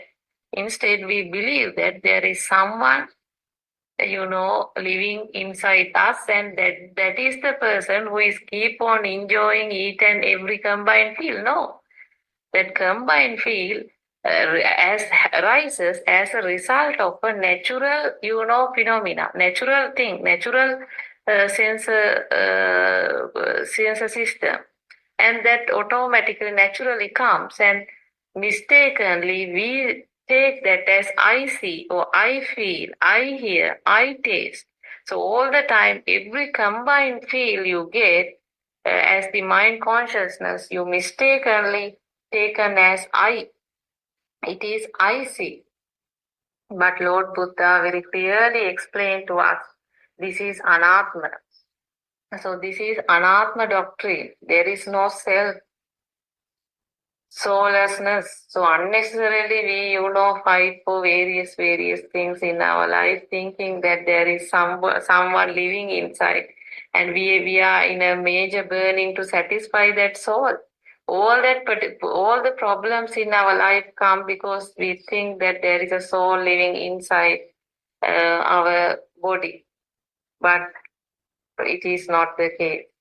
So the Satya Jnana, or the true Dhamma, or the, Darshana Jnana means this. Lord Buddha revealed this particular message to the world before 2,600 years back. And you need to really analyze how your senses work, and you have to maybe practice few, and you need to make sure yourself and understand your whole body is complete natural process. Even just imagine when you walk in a road, do you think you move your body in a kind of a rhythm? It is something that you think and do it? No, actually not. Because the moment the signal comes that I have to go this particular place, naturally, maybe you are thinking something else, and naturally your body, move. And there is a rhythm, how your hand and the move and the legs move, and naturally you will be at the destination point. So slowly, to several steps, you need to understand this complete natural science that is really taking place you. Even when you want to sweep the floor, sometimes certain strides you are taking very long, and some, very short ones, and you will be doing it in a kind of a rhythm, you see. So that happens. And just when you go to your kitchen, just see, are you thinking and, taking the particular cut? No, actually not. I mean, you can experience this yourself, because the previous vibration has already given to your system that how to maybe prepare rice and curry. And the moment you have things, you will be naturally, your hands will move, and it will happen naturally. So you have to make sure yourself that this is a complete natural process, right? So even when you want to drink water, naturally your system, your body will give some signals on thirsty, and naturally, you will move, and then that drinking of water happens. So unfortunately, since we do not know this Anatma doctrine or soullessness doctrine, we think all the time that there is someone, living inside, and that person is doing this. But no, this is a complete natural thing which happens within us. So it's a complete natural thing. So our senses, it's vibrate, and our senses, generate sense of pleasures, and that feel naturally comes. So that feel naturally dies there itself. So it comes, it dies. You can't control. So what to do? I mean, don't take unnecessarily as that I feel or I sense. So no need to think in that way. Instead, you have to understand the reality behind this, and this is a complete natural process. Therefore, don't think, because if you think that is I see, that is just another thought only.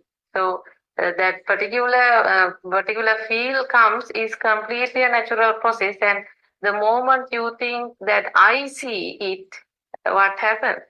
The moment you think I see means you are thinking, like a soul. You are thinking, that's how your soul is created. Your soul is just a thinking. My friend, you have to understand, you are thinking.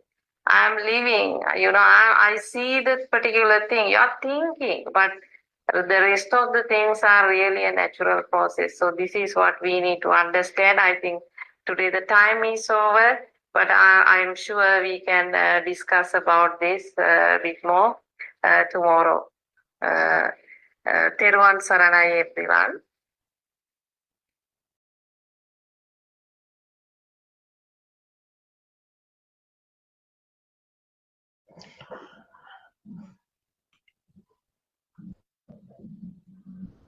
Teruvan Saranai.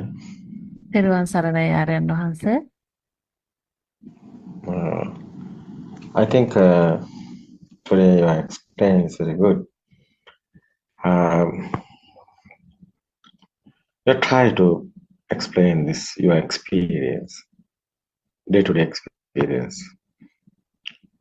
That's Dhamma is not a doctrine. Dhamma is not a book theory. Sorry for that. Dhamma is not a book theory. Dhamma is our life. Dhamma is our story.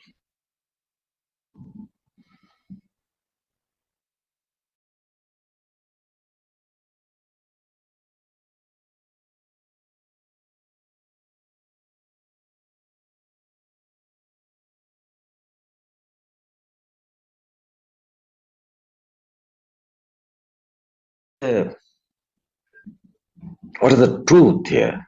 It's very difficult to understand. That our senses creating. Our world is censoring world. We are living. We are living our sensor, not anywhere. This like a dream. We are in like a dream.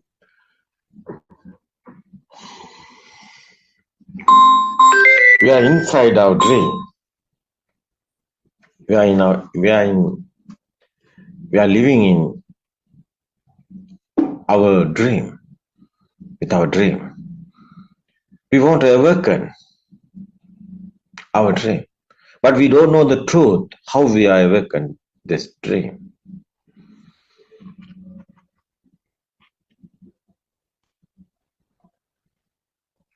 The mind is always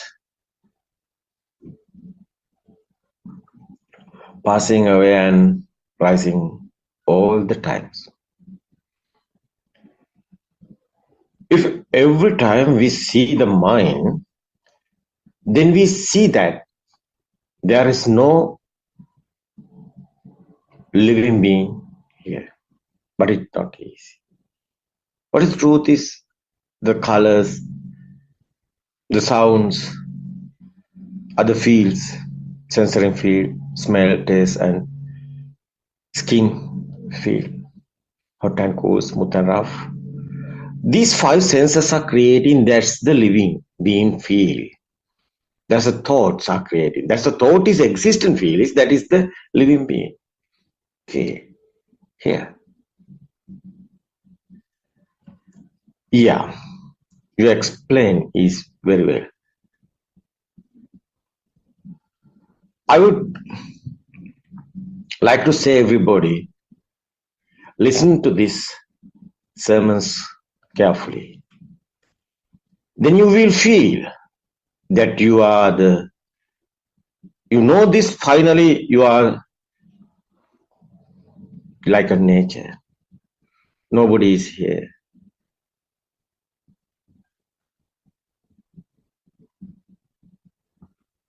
You brush up this Dhamma very well. Buddothpado Dhamma discourses is explaining the truth. This is our experience we are explaining. Otherwise, okay, you realize. Then you will recognize that your mind is cleaner and calm. Then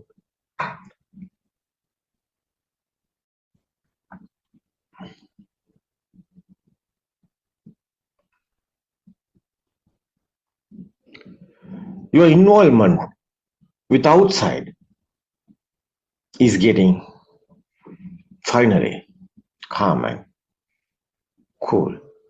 Your mind is less stressful finally. It is the effort, final effort. Because you know the truth. No being, no living being, nothing existed. That is why it's getting calmer. Calm.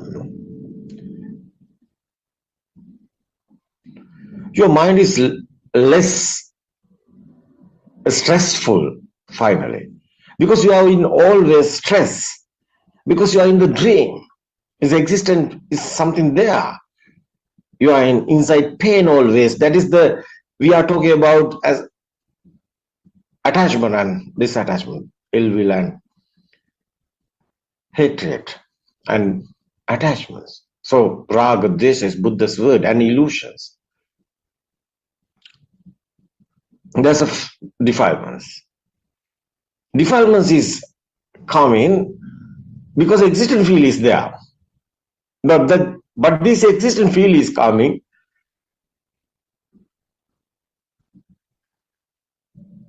your thoughts. But this thought is not real. This is a system. This is a process. No one is doing this. It's happening. That's the like a electric power, like a magnetic power, like this mind power. Finally, what happened to you? Your mind is less stressful. Finally, it is the best thing. I think is the endless happiness is here. That's the path to a disabled place.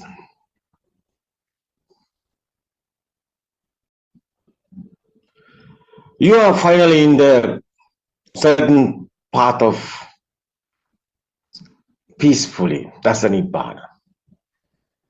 That's the Buddha's super worker.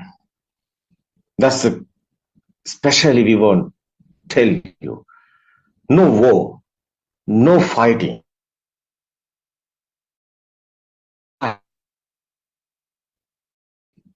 People one day understood nobody is here. How worth? Your thinking is a thought. Your birth also thought. Your death also thought. You realize this is not a belief. You can experience this. You can slowly see this. There is no person here as yourself. Every moment you see that there is no living being here. You are in the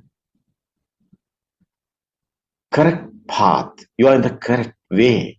You are in the truth, finally. That's the super awakening. That's the truth. You're like a nature, like a wind, like a feather. That's the tranquility. That's the path of Nibbana. You want to understood true Dhamma. You want to awaken to Dhamma. This present moment, only the moment, this is not a truth. Every time you are in like a how is that? That's the Nibbana. That's the we are talking about. Buddha's explanation is final, no death or no birth, no inside paining or anything. It is the way. It's a good thing. All of this world people, you can realize this is okay. Everybody, today's time is gone. It's okay. That's our Dhamma friend is Vandima is explains very well. Yeah, that's experience. She is her experience. Introduce everybody. It's okay. It's good. Very nice. Yeah, everybody. We can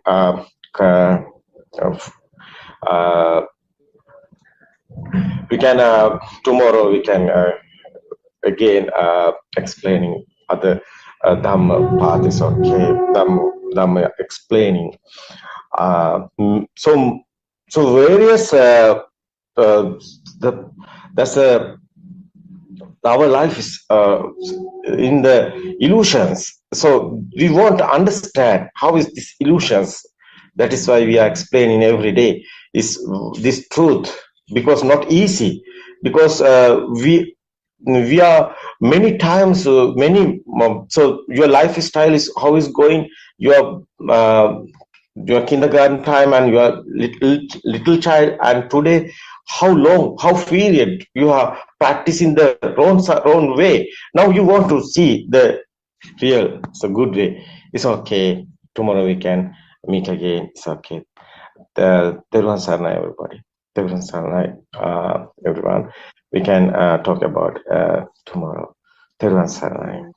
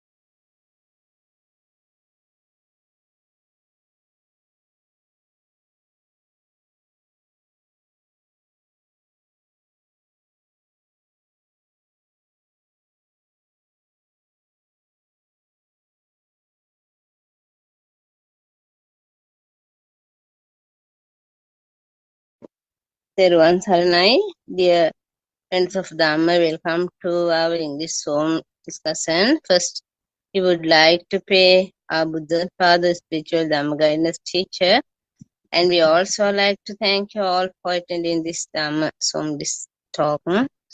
Okay, Buddha explain about Dhamma, Tilanati joint us. Explaining the moment of awakening. Buddhakshan is different from person to person according to their views. If one considers I am seeing, doing, listening, etc., he takes his would all scenario in a narrow line. It is not the way the Buddha explained the Dhamma of dependent origination, Patisampada. This occurs with the realization of the person who is having the proper understanding of the philosophy of Dhamma and the right view based on the understanding of their own levels. Their realization is very hard task. The Buddha said that it was easy to break into 100 pieces of the hair of a horse. But it's very difficult to understand this. This realization is not an easy task. On the surface, it looks simply. We do have a story of self-view, Atma-ditti. We used to see everything thought in view of self. There's no one is doing it. There's no one who is seeing. There's no one is feeling. There's no nothing happen as such. They are only natures. There is only nature that exists. To view this, there should be a very keen and sharp focus. This cannot be seen with the views of self, Atma-ditti. To your disadvantage, we cannot go out from the illusion of consciousness. Therefore, we try to understand everything through the illusion of consciousness. This is our helplessness. The Dhamma beyond the illusion is consciousness, where consciousness is not appearing anidassana. It can only be recognized wisdom, jnana. Wisdom and consciousness are two different sensory canaries. We emphasize frequently wisdom jnana was not consciousness jnana. That is why the Buddha told jnanasa adhigamaya, not the vijnanasa adhigamaya. We can understand clearly that all this depends on the wisdom acquired from listening to the noble friend Kalyana and reading Suttame Jnane. Why are this called wisdom jnana? This is very delicate matter. The Buddha could have taught some more wisdom jnana, only a word. Now we have told consciousness vijnana, it's also a word. It is not tied anywhere, this consciousness with the I.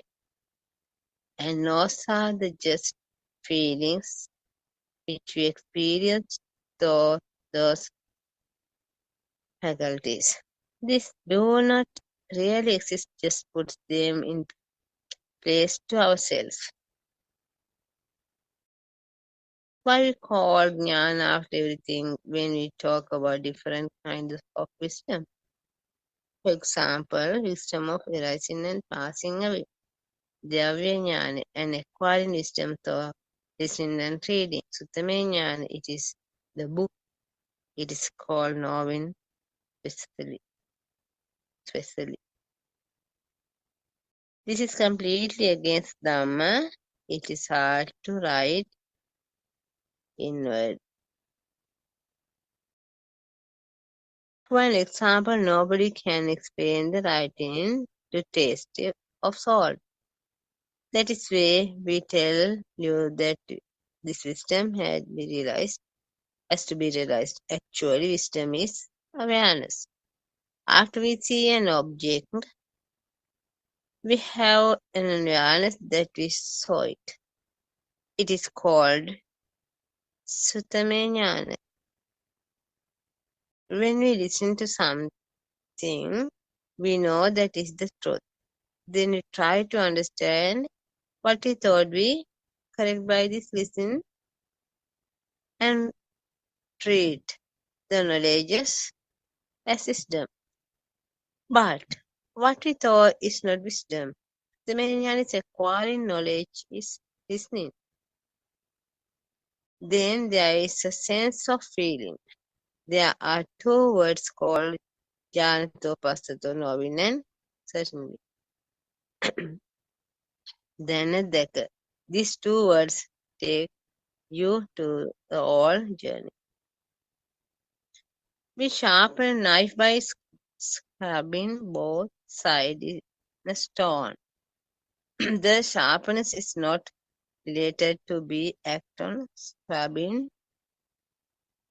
the sides, but the sharpness is the realization. It is wisdom. Wisdom is not the knowledge. One forgot what he read or listened. He doesn't remember that sutta, but he knows the higher. It is something like this knife cuts when it is sharpened, but the one who sharpened the knife but the one sharpened the knife doesn't remember which side it was scrubbed.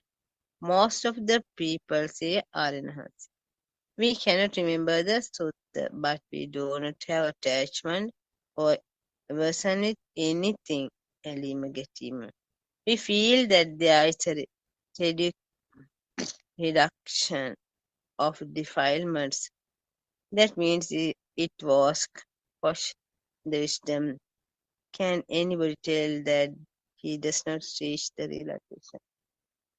It cannot be explained what it is. If someone asks, in every direction illusion has been coming to the Dhamma. There are wrong views. This is the set of views. Therefore, we have a journey to carefully. To go very carefully. We cannot believe anything. We cannot judge anything. Even cannot follow on individuals. It is not possible to do so. The Buddha has refused those following to the Buddha. Asked Bhikshu, Vakkali, that are you doing be looking at this decaying body? Don't attract to the form. What is the message the Buddha was giving over there to the Dhamma? Not anything else. Freedom from the samsara is our progress. It is freedom from thoughts. Very moment it has to be felt that we are free from the mind. Then, I like our friends of Dhamma. We always try to practice it in our Dhamma in our day-to-day life. Sometimes we want to explain some Dhamma errors. Also, our Buddothpado, the spiritual Dhamma guidance teacher, ready to explain to our correct path and real answers and solutions. So, in our friends, we are with a moment or listen to Dhamma talk, it join our Buddothpado and Hansen. Everyone, everyone, everyone.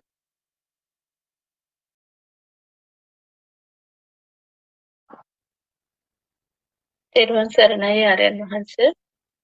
May I pay homage at your feet? තෙරුවන් සරණයි මෙහෙණින් වහන්සේ. තෙරුවන් සරණයි everyone. The way to get rid of grief, the way to get rid of mind is the path to Nibbana. There is nothing as mind. You have to understand the truth of the mind. Mind is impermanent.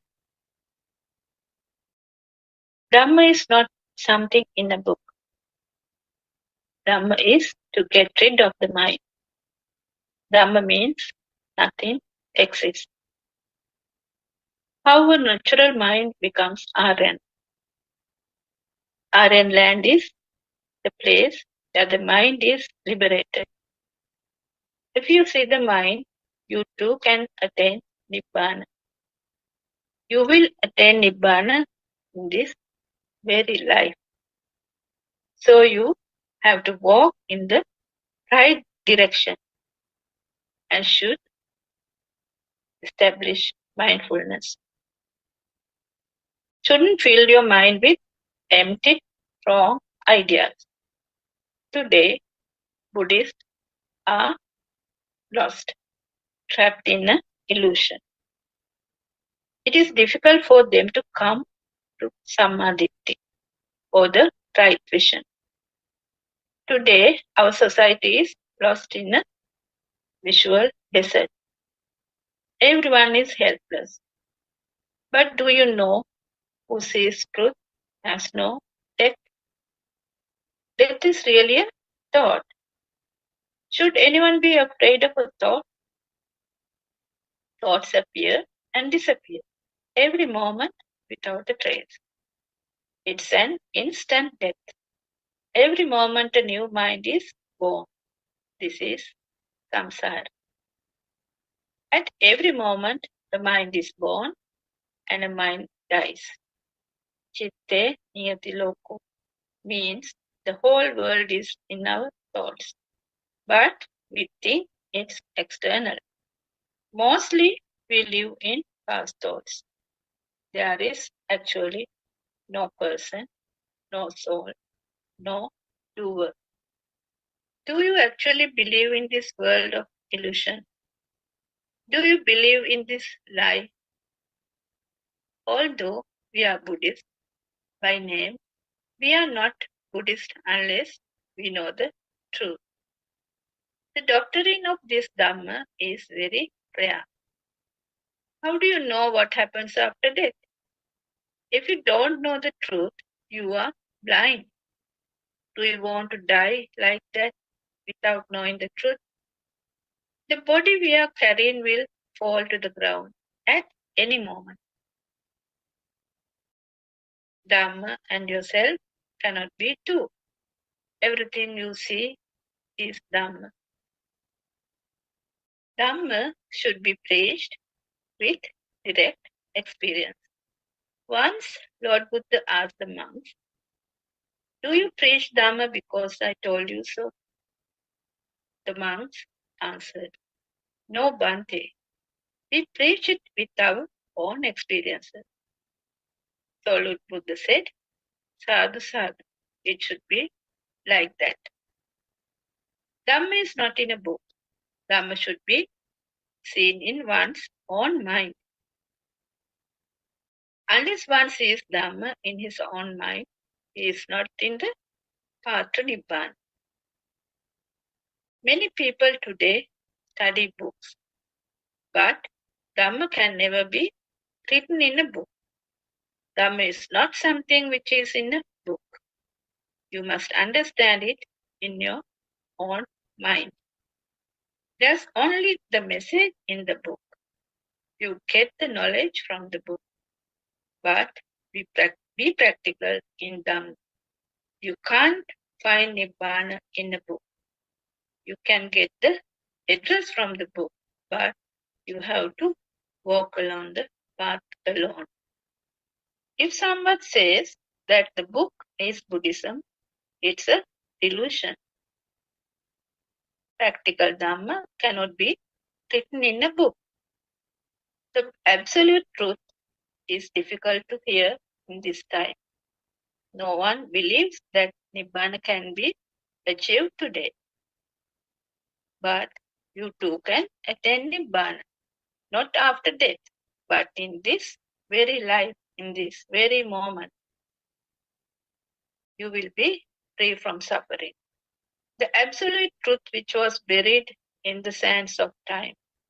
Maybe you don't believe this story, but the truth cannot be hidden. Someday you will understand this. This is a doctrine you have never heard of. Everyone born in this time is very fortunate because it is Buddothpado time. Only by understanding Buddhist philosophy, you could get rid of Mithya Drishti or false views. If not, you will inherit only sorrow.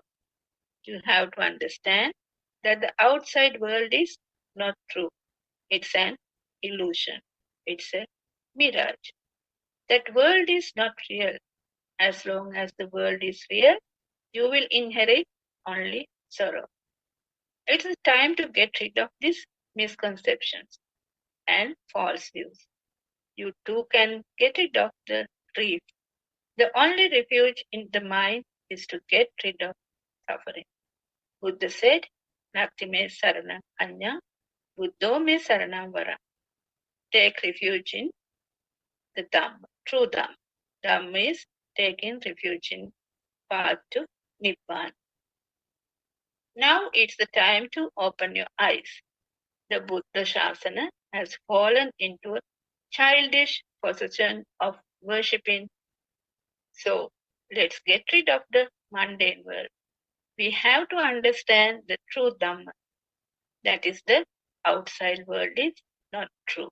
It's an illusion, a creation of your own mind. Did you know that our world is magic or illusion or Maya? And our job in this world to find the magician behind the magic. If we don't understand the magic, we will take it as reality. Today, the whole world has got caught to this magician. But if you go behind and see what the magician is doing, or if you at least listen and contemplate to what the spiritual guidance teacher is trying to convey to us, don't get caught and cheated to this magician. Still, are you listening to it?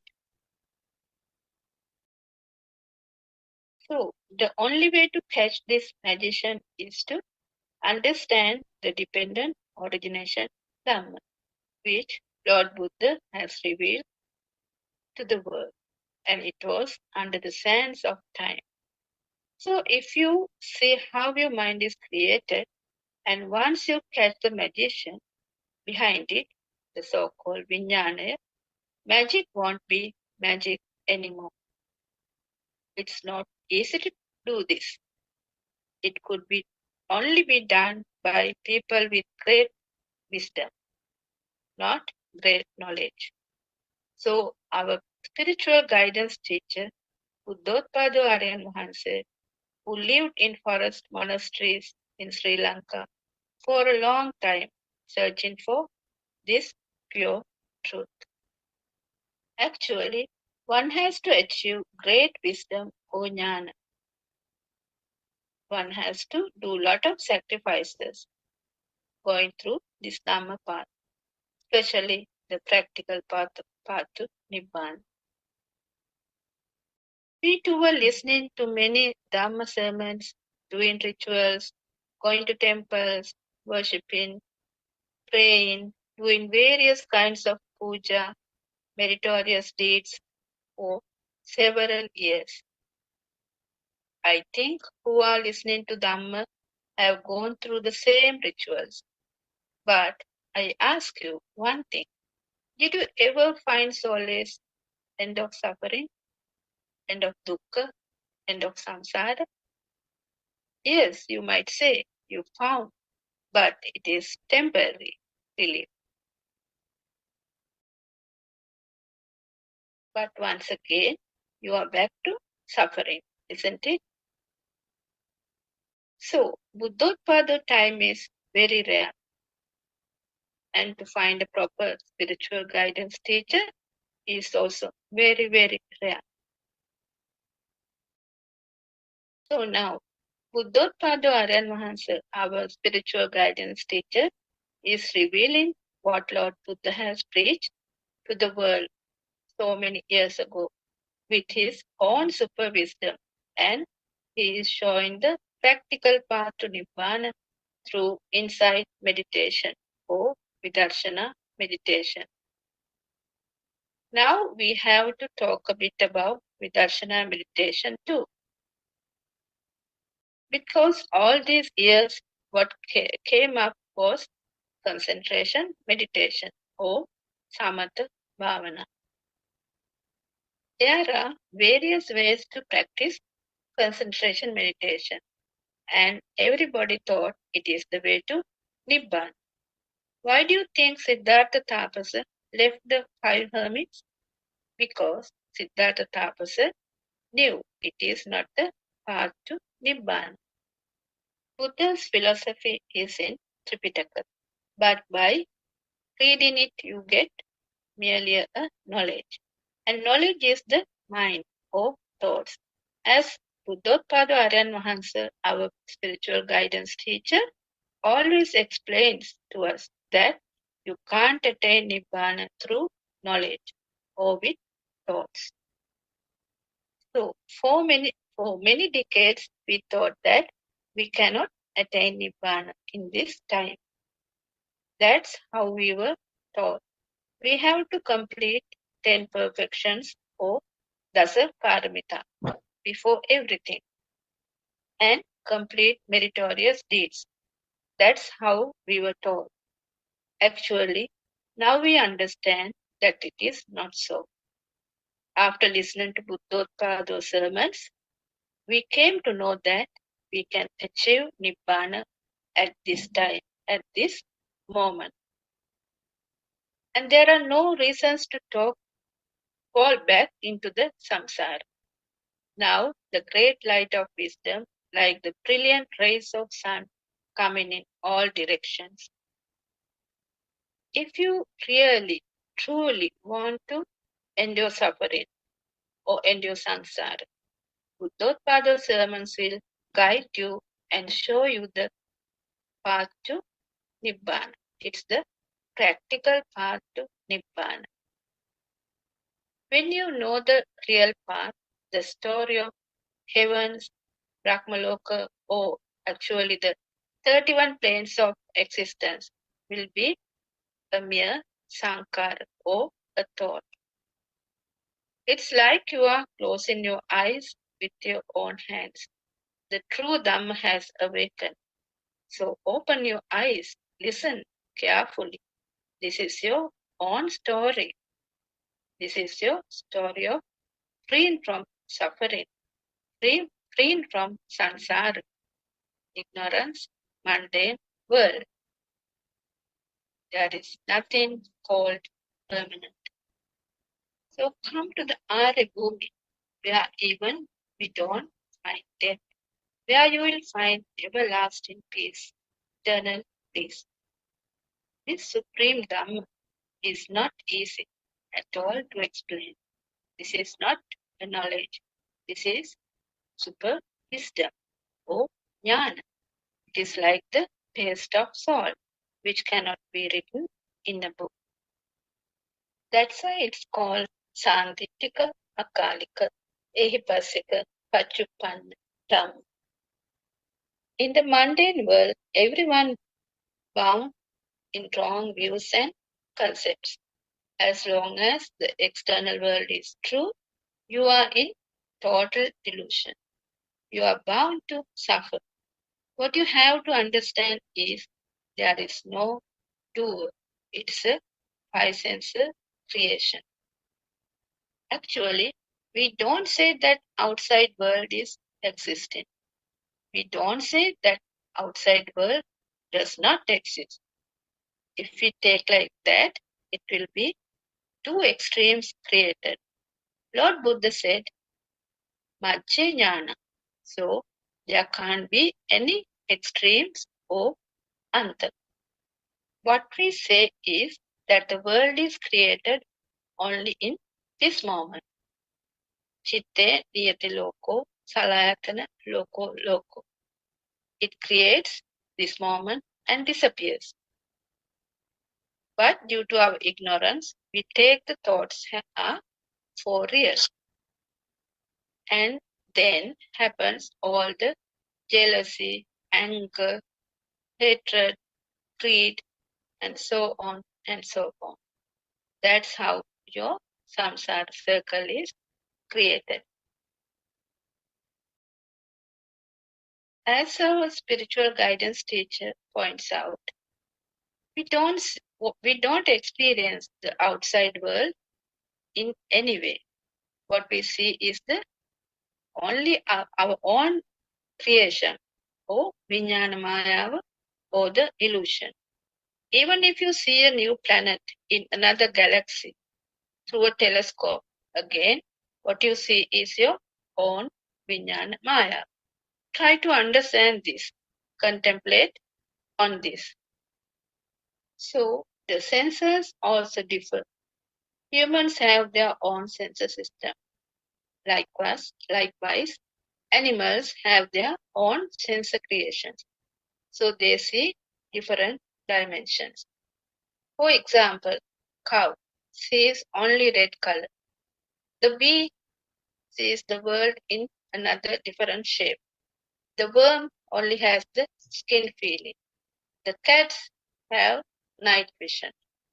Dogs can hear far better than humans. Even a small ant has his own world, isn't it? All different dimensions. Animals, like human beings, build houses, have families, have their own children, and so on.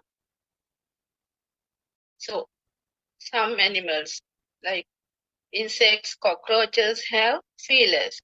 Bats have some radar system, and so on.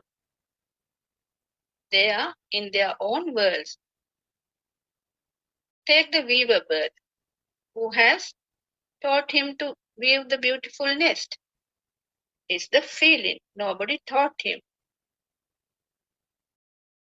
See how the termites build their castle. Nobody taught them.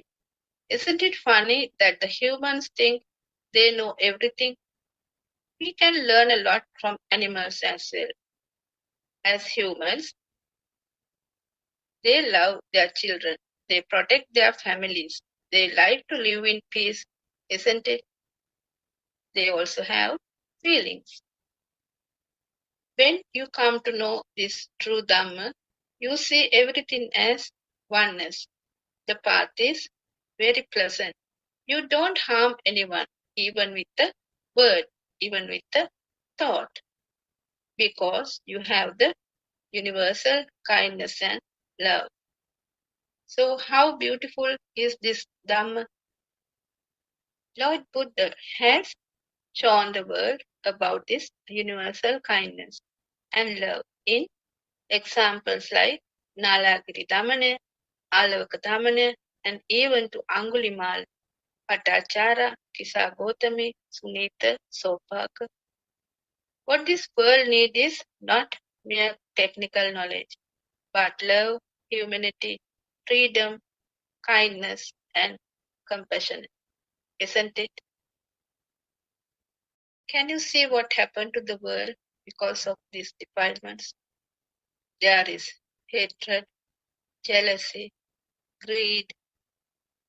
Because of that, wars between countries. For what? Just because of a thought. And because they think the outside world is true.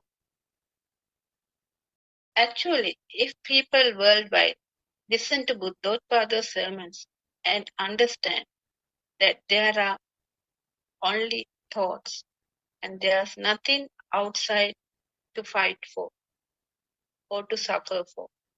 There's no one to kill outside. Imagine how beautiful that would be. That's what our spiritual guidance teacher, Buddothpado Aryan Mahansa, always explains to us. Actually, there is no doer, no soul, only a sensor system is working. It's a process. The listeners of Buddothpado sermons know this truth. So they understand that it's only a system working and their defilements starts to fade and they feel peaceful and calm.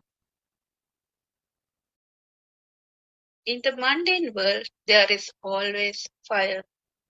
Now we feel that the fire is slowly diminishing. It does not happen overnight. It takes time, but it will happen gradually and steadily. So what you have to contemplate specifically when in the Nibbana path is how this so-called soul is made. How is this existence feeling came? We have already talked about this several times, but this is the main point or the key point we have to understand. And our spiritual guidance teacher always express this point. How do we get the alive feeling? Now we know that our six senses make the world. Salayatana, loko. Whatever the aramuna or the thought comes to one of the senses, it generates power. And all the other senses get together and create the mind consciousness. The vibrations, the sparks or the waves happens very fast and the illusionary chair, tree, mother, father, everything is created. But it's an illusion. Likewise, we get the feeling of existence or the feeling of me due to the speedy vibrations. It is actually an illusion or a chittarupa or a mind creation which happen naturally. But we think it's real and either we get attached or disattached to that mind creation. This happens due to our ignorance. Because as a Buddhist, we don't know about Paticca Sampanna Dhamma or Hetupala Dhamma, how the mind is created, and we take the outside world as true. If someone sees this as a natural phenomenon, no doer, nothing exists, and it's a creation of senses happening automatically. No one is doing this. He is out of ignorance. He has wisdom and will have a calm and peaceful mind because there are no defilements. If you don't know how this power is generated, his defilements are more. He will do anything to get what he wanted. He is always burning with inside fire. You must have seen people like that around. They are always angry of something or someone, always find faults with someone. They are restless, always want to do something, find fault with others. They don't like to share things with others. They don't talk kind words. Their actions, words, and thoughts show that they are burning inside. If they stop for a moment and think, this is my mind. Why should I do this? Nobody is doing this. This is only my thoughts. Then the whole world will be peaceful. So, if someone knows this Dhamma, doesn't matter about the religion, but if someone knows how the thought is made and how we suffer due to a thought, their lives will be more peaceful, isn't it? If you go back to the radiant mind of the baby, it is so pure. Though the five senses are working, the mind sensor is still not created. The mind power is still not generated. The mind power is just like magnetic power, electric power. It gives us the lively feeling. So more the stimulus we get, the senses, more the mind power. So some people tend to kill each other due to this mind power. So as we said, everything exists at this moment in the mind of this moment. It is called Darshana Sampatti. So investigate and contemplate this carefully.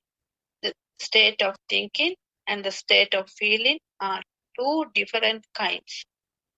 Therefore, you need to be very careful.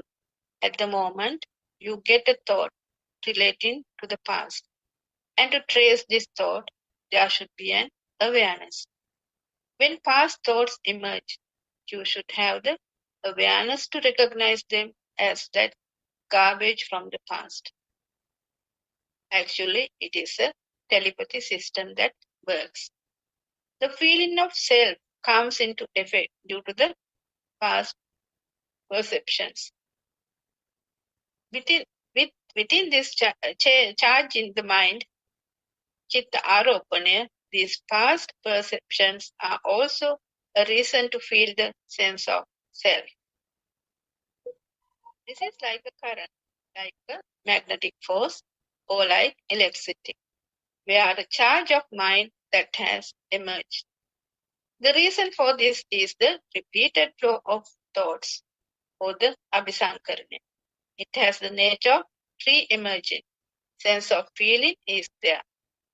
The feeling of self that there is a world gets diluted is the sign of diminishing the desire, aversion, and delusion. So the mind is entirely perception. There is no existing thing as a mind. It is an appearance which arises and passes away. The objects and forms are a nature of appearances and disappearances. These mind objects, or araman, and forms are perceptions that flow through like a river. The flowing of these perceptions is due to the speed. The speed has been created by the addition of light, color, and sound. It is called the contact of five senses, or passo. This process is continuously taking place due to the speed of flowing. Nothing is here existing. Even for a moment, there's nothing. These are mere appearances within the speed. These are called appearances arising due to a cause. Here, cause are sound, color, heat, cold. The result is the illuminating of 5 faculties or ayatana. Then these faculties have their own activities. Now, you can understand well. That is why we use simple language. You will experience this as nature. When the dilution within nature is taking place, it cannot be felt that there is a person or self. When someone contemplates on this, he will feel that there is no real value in this world. With this, there is a feeling emerges that he has got relieved from the world. It is not that just watching the thoughts. There is an awareness of the state of feeling. That awareness is the correct awareness, Samma Sati. Beyond that point, only there is the correct vision, Samma Ditti. One who has the correct vision will get the correct thoughts, correct speech, correct actions, correct livelihood, correct effort, correct mindfulness, and correct concentration. This is Noble Eightfold Path. This will not be met by the one who lives in the material world or the mundane world. If he sees that this world is unreal, then he will meet the Noble Eightfold Path. So, Vinaya Loke Abhijñā Domanasana Kaye Kayanupassi Viharati. The one who will meet the Noble Eightfold Path meets these 4 foundations of mindfulness or Sattara Satipatthana. The meeting Noble Eightfold Path is the meeting of the 4 foundations of mindfulness or Sattara Satipatthana. Then he knows that this world is not true. To see this, he practices the contemplation of the body or Kayanupassana. The Indriya Bhavana, Dhatu Manasikara, Anapanasati Bhavana, or Navasivataka are a few of them. When like this, divide the body into different ways and thoroughly investigate to see whether there is a self anywhere in the body. Then he sees that there is no place where the self is. This means he realizes that there is no real world and there is no self. Actually, there is nothing about Sattva or person. Investigating this Dhamma in this manner leads to getting rid of the wrong view of there is a Sattva and a person, Sattva Pudgala Bhave. When you look out and if you feel that there is a thing, then there is also the feeling of self coming into force.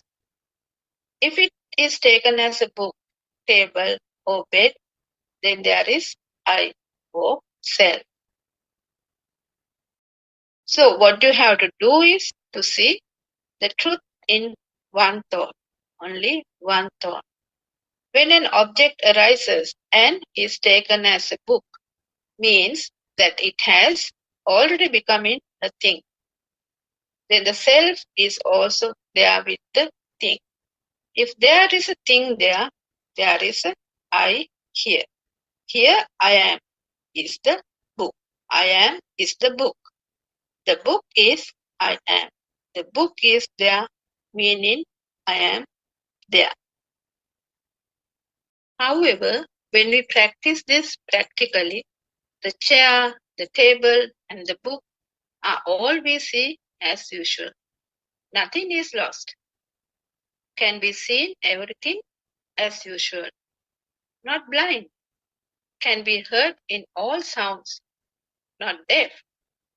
But it is coming to the point of seen as mere seen.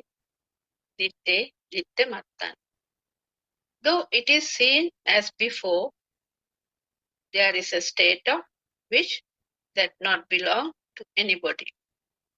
No any value like before. It is a feeling of emptiness.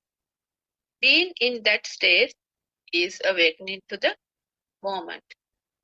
Becoming in that state depends on the dilution of desire, aversion, and delusion. Until such time, this state will emerge slowly. This awakened state comes into prominence as per the progress of individuals. It depends on the level of diluted taints and defilements. Accordingly, one reaches the state of noble Arya Pudgala. These are the ones who realize the stream within, or Sotapan. Now you know where to go. The path and the address you know. Walk on the path carefully. This sermon is enough. Listening to this again and again until you get the clear path. Why this Dhamma is akaliko? This Dhamma is timeless. That means akaliko. This Dhamma is to see this moment. It is called momentary sampatti or shana sampatti. Seeing this moment is the scene of nirvana. For that, it is necessary to see the Dhamma, which is the scene of nothingness. So this means there is nothing as much as such a mother here, instead seen as colors and sounds. Then there is no self in the colors and sounds. Seeing the Dhamma is seeing this truth. It is the Sat Dhamma or Satya Dhamma or true Dhamma. The realization of Dhamma is the realization of nature. That is why it is called Durlabam Sat Dhamma, Savana Durlabam Shana Sampatti. It is seen in the way the mind is forming at the moment. Only this moment is existing. In every moment, there is a mind arises and passes away. Until there is breathing exists, the mind arises and passes away. The sparks and charges of the mind are taking place. These sparks occur in the five senses. The aggregation of sparks of the five senses is the mind. In other words, the addition of sounds and forms is the mind. Other than that, there is nothing as a mind anywhere. Actually, this mind is not the brain. The getting together of sounds and colors is called the mind. Nothing else. This means the knowledge of feelings, perceptions, formations, and consciousness is the mind. This knowingness comes from the mind's consciousness or mano vijnana. There is nothing like mind consciousness. The sparks coming from the five senses, sound, color, smell, taste, and touch. Due to the illumination or prasada of them and added together is the mind consciousness. This happening is a system and it is nature. The feeling that there is a thing outside and getting deceived by it is the origin, samudaya. If so, likes and dislikes arise. Then we get the current of milliwatt 5. It is the feeling. We call it charge of the mind or chitta aropane. It is something like a magnetic charge. Yarupe Nandi is being attached to it. Tadupadanam bhavu. If so, the existence or bhavaya is a result. The book is here, the world is there. Then the world has been created. Salayatana loko loko. The world has been created by the faculties or ayatana. The Buddhist is one who sees the cessation of existence and he sees there is nothing outside. Then he is getting liberated from suffering and leading to nirvana. If there is a thing outside, then there is a desire or aversion. Become attached, followed by clinging.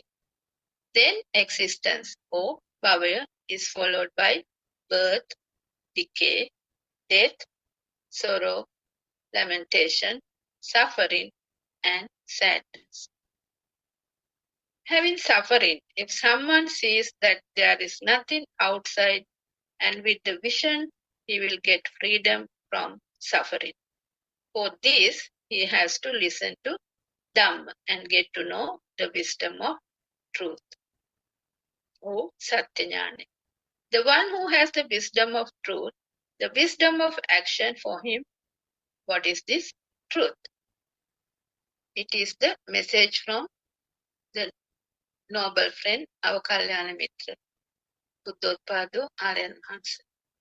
Once this Dhamma is heard, it starts to feel him every moment that there is no world outside, there is no self or Atma, non-soul.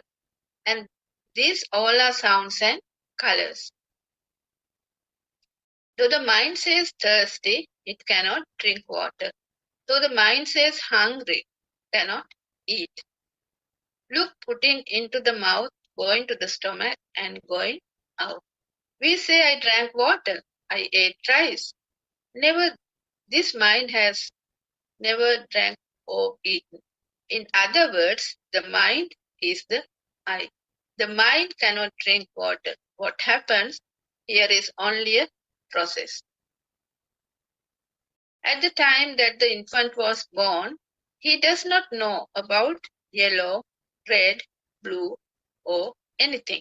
He comes to know about these colors when he starts preschool at the age of 4.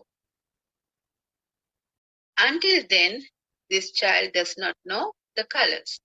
This means the teacher is showing colors and making sounds while trying to relate to each other. For example, after drawing a picture A on the blackboard and showing it to the child while making the sound A. If you say A to an English national in Sinhala, he doesn't know it. Even this is the same for Chinese national because he does not have a picture or form for that sound. Likewise, the picture or the form gets added to the sound is called the mind or the chitta. The thought that everything is there that we came to know due to the above process is the reason for such deception for a long time, or the anusotya. Within this, we had a burning. We went through lots of suffering. We saw externally that everything exists. The mango tree does not say that it is a mango tree. We say it is a mango tree. If some other national comes, he does not call it the mango tree. He uses a word that he knows from his own language. So this example shows us that there is no external things as we think. Here we associate with only our thoughts. We never have gone out from the thoughts. The mind is a wave or a taranga, which is the combination of a wave of sound and a wave of color. In other words, it's a frequency system. In this wave of the mind, there is nothing as thing. There is nothing about the self. If this is realized, then it comes to ditte ditta mattan, sute sutta mattan, mute mutta mattan, viññate viññata mattan. There is nothing to be seen. Nobody is seen. Then the scene is only a scene, nothing else. If the sound is added, then there is a thing. Now, what do you have in front of you? Say we have a table. So, a wall, a bed, or chair. Now, without those sounds, look at them. If those sounds are erased, what would happen? They become just merely pictures. When the sounds are added, then there are things. If sounds are not added, it is just a scene. There may be enough colors and many forms, but to become something, it has to have a sound. If there is no sound, then there is nothing. Then we see the sound is not true.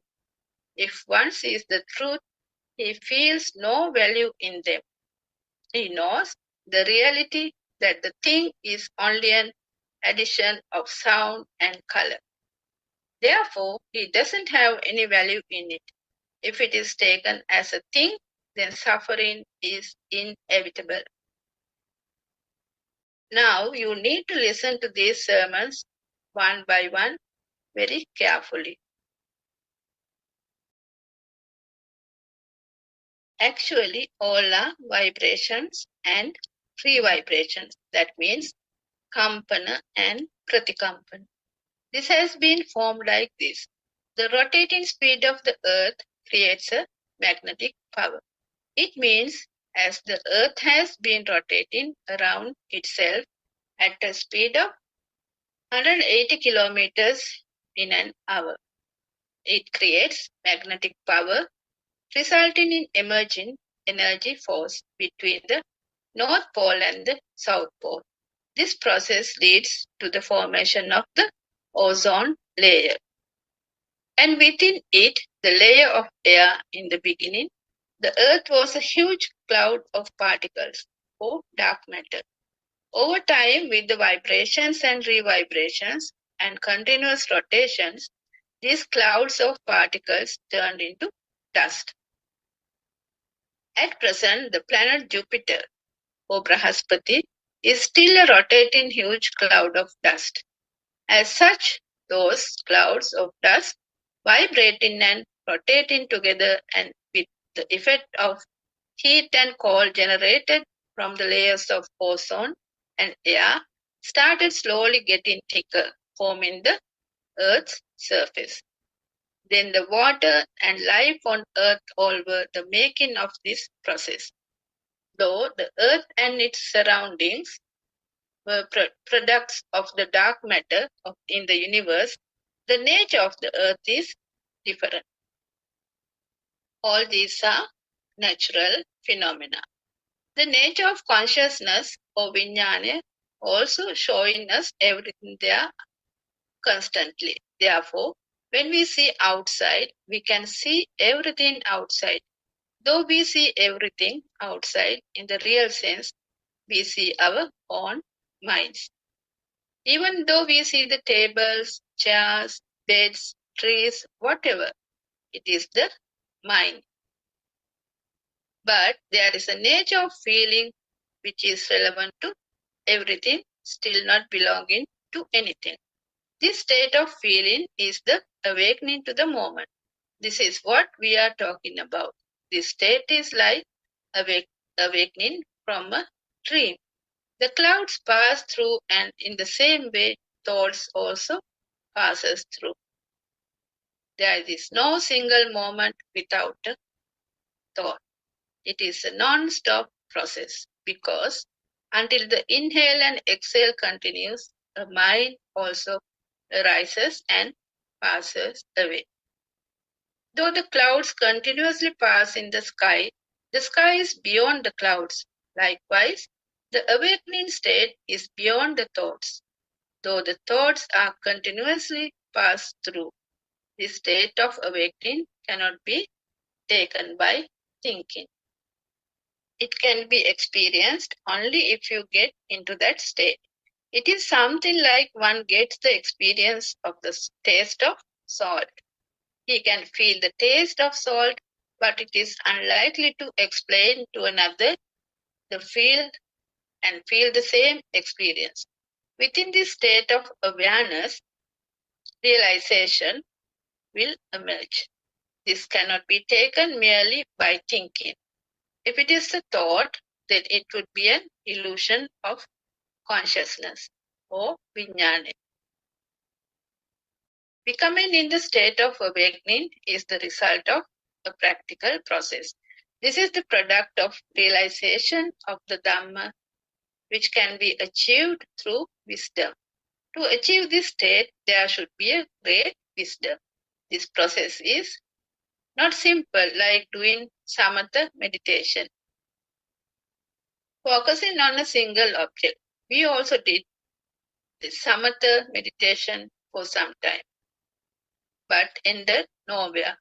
After all, we realized that it was not the correct way to find the truth and started practicing vidarshana or insight meditation.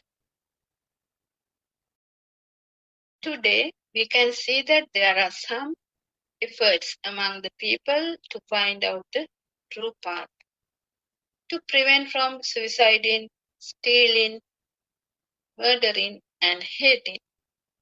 A child to be born tomorrow and turn towards great kindness. It is the need to express true Dhamma. Now you have a work to do. If you see the mind, it comes one after another continuously. This happens within a certain speed. You can find this explained by the Buddha in Kachaniya Sutra.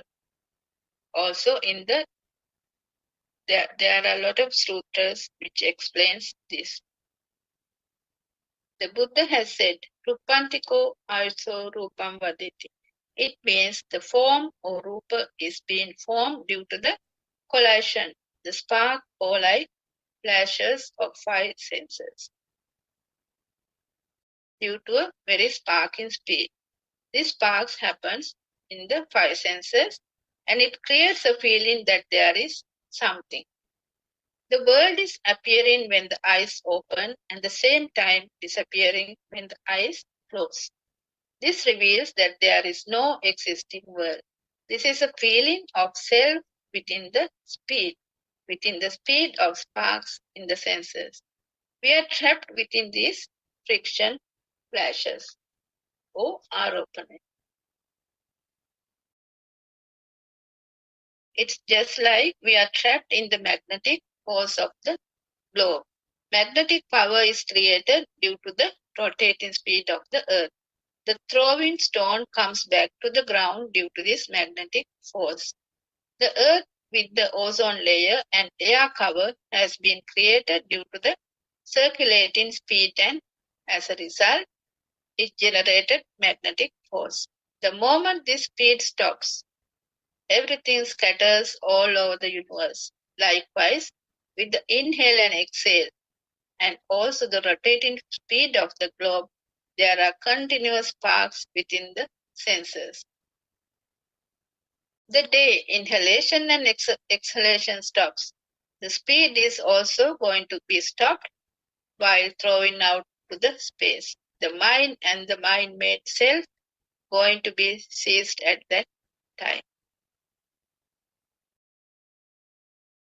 So I think it's enough for today. Buddothpado and Mahansa, Theruvan Saranai.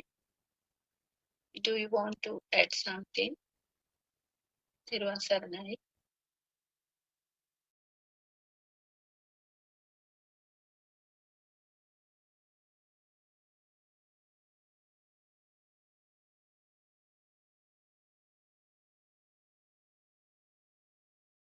Peran Sarai. තෙරුවන් සරණයි වරෙන් sir. Yes, I think it's good explanations. But I want practical side. But yes, explaining is very good. But people won't experience. They won't experience. They won't practical. They won't be practical.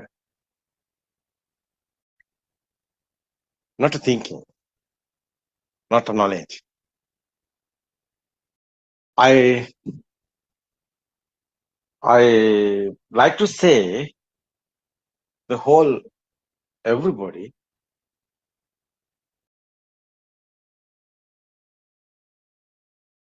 You listen to this first.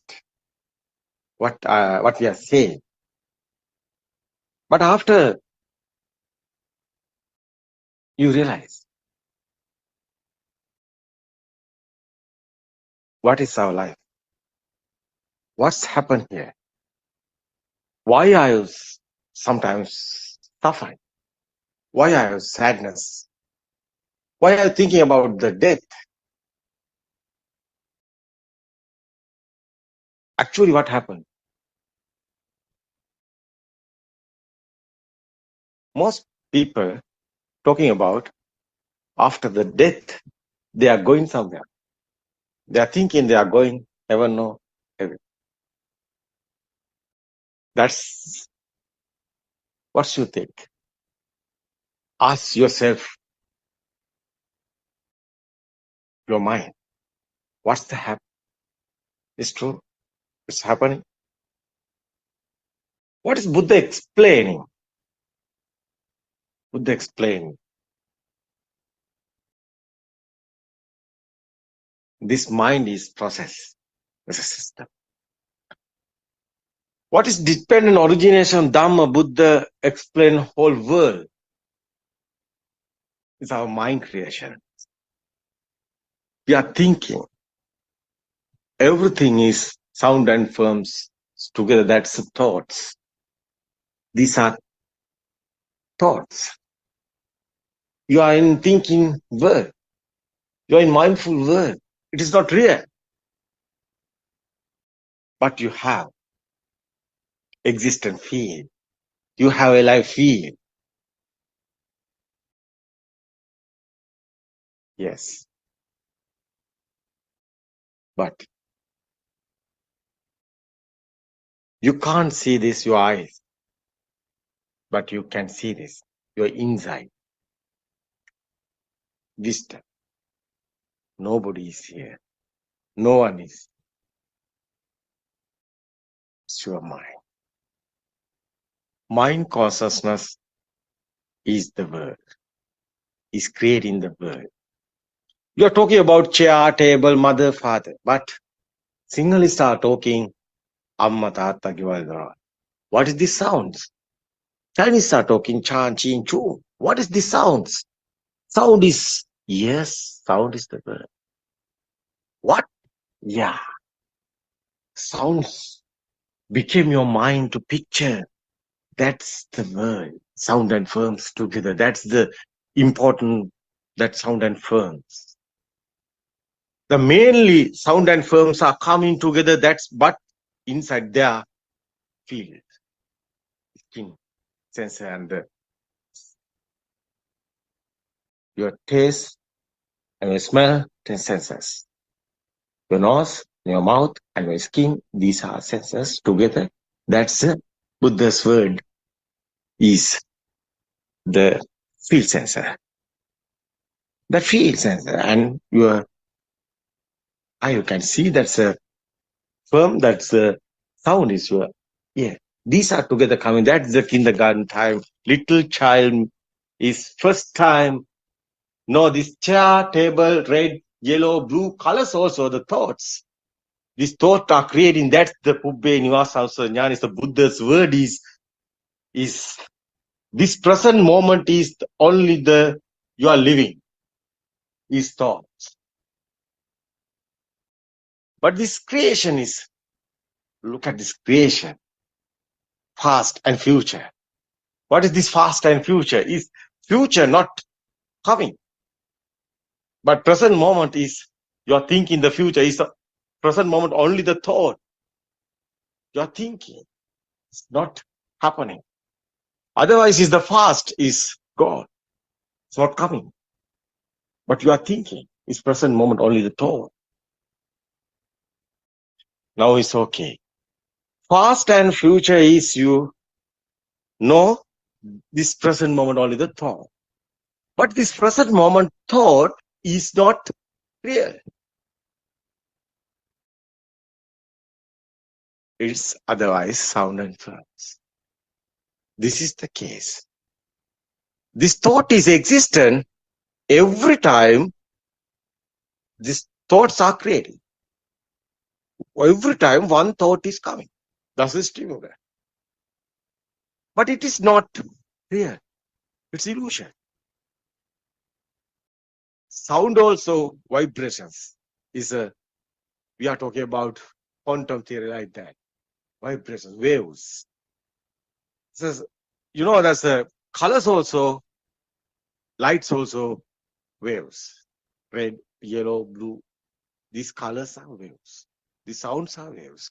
These colors and sounds together, wave is coming, existent. Chair, table. Chair is chair have sound, chair have color. Chair have otherwise rough and smooth. That's your touching sensor. These sensors are creating this existent world, is thinking world is coming. There's a thoughtful world, is mind world is created. That's not real. It's not real. It's illusion. This is we are talking about dependent origination is avidya paccaya sankara. Avidya is existent field is not real. Is sankara is creating this censoring, this creation is made in this illusion. Misconceptions. Like a mirror. You can see your face is mirror. But mirror have something? No. Like this. So you know this Dhamma, the value is not coming. The existent field is the value. Every thoughts have value because existent field there. That is the value. Value is not something you thinking. These are permanent. That's the value is coming. But you know, you understood after these thoughts are not real, solution, value is gone. It's little bit happening. Value is fading. That's the defilements are fading. That's the attach and disattach. Attach, ill will, that is the words. Ragakyo, deshakyo, mohakyo, nibbano. Attach and ill will and that's the illusions are fading because attach and disattach is value. Your thoughts haven't a value, it's not existent. You know it's not exist, it's not real, so value is God. That's the defilements are fading. That's finally your suffering is gone. Fading. Sadness is gone. Because you know the truth is no one is here, nobody is here. It's a system, like a robot, this creation, this body. The body is creation, the senses are creation. That's the body. How is body is creating? This body wants energy. That's is your energy is how is coming. The senses are creation. That's your neurons are your body. It's like a wiring. Yeah, that's a system. It's energy, power. It's sensory. It's happening. That's the power. Your body wants this power. The movements won't be happen. Power won't somewhere coming. But it's not somebody is doing. It's automatically natural phenomenon here. Automatically is happening. That's the alive field. That's the living field. That's the being. But this one understood. Someone know this. No living being. No being, no living being, nothing exists. Nisato, nijivas. But everything is normally happening. Normally you can see, normally you can hear, normally you can. That's a normally senses are working, thoughts are coming. But it's okay. Why? No any inside paining or vibrations. Thoughts are happening. But you are like a like a like a feather, like a trees moving branches. The leaves are moving because no pain, like a wing, like a feather. That's the tranquility. Final effort. You know the truth? Satyajnana is the truth. So Krutanyana. Now you can experience. Yeah, no one is here. What is the Krutajnana is tranquility. That's a peaceful world is coming. So everybody in calm and cool because egoistic is gone. Egoistic is fading. No inside paining or inside vibrations because egoistic is fading. That's a tranquil. That's open your mind. That's a peaceful happiness is coming. Human life. So it is a reward to everybody. It's okay. Tomorrow we can explain other sides of this Buddothpado Dhamma discourses. Why is valued? Why is it important? Why is humans won't know this Dhamma? So they want peaceful. They want happiness, endless happiness. This happen in this Buddothpado Dhamma discourses. You can hear, you can listen, you can experience. It's not believing. That's the true Dhamma. That's the way of Nibbana. True Dhamma has awakened to the moment. This present moment is only the moment. This present moment is everybody is in dream. But you awaken this dream, you are in not a blind, you are in the truth. That's the happiness in this world. No one to anything, any problems, any questions, no one to come in because you know the truth. Nobody's. It's very nice to understand, but not easy. It's okay. We can meet tomorrow. Everybody's everyone's sunlight. Thanks for this, Dr. Chandani and other Dhamma friends. Theron sunlight. Everybody. We can join tomorrow. තෙරුවන් සරණයි ආරයන් වහන්සේ. හයිසබ්බන්තිගේ පාටිස්ටාර්ට්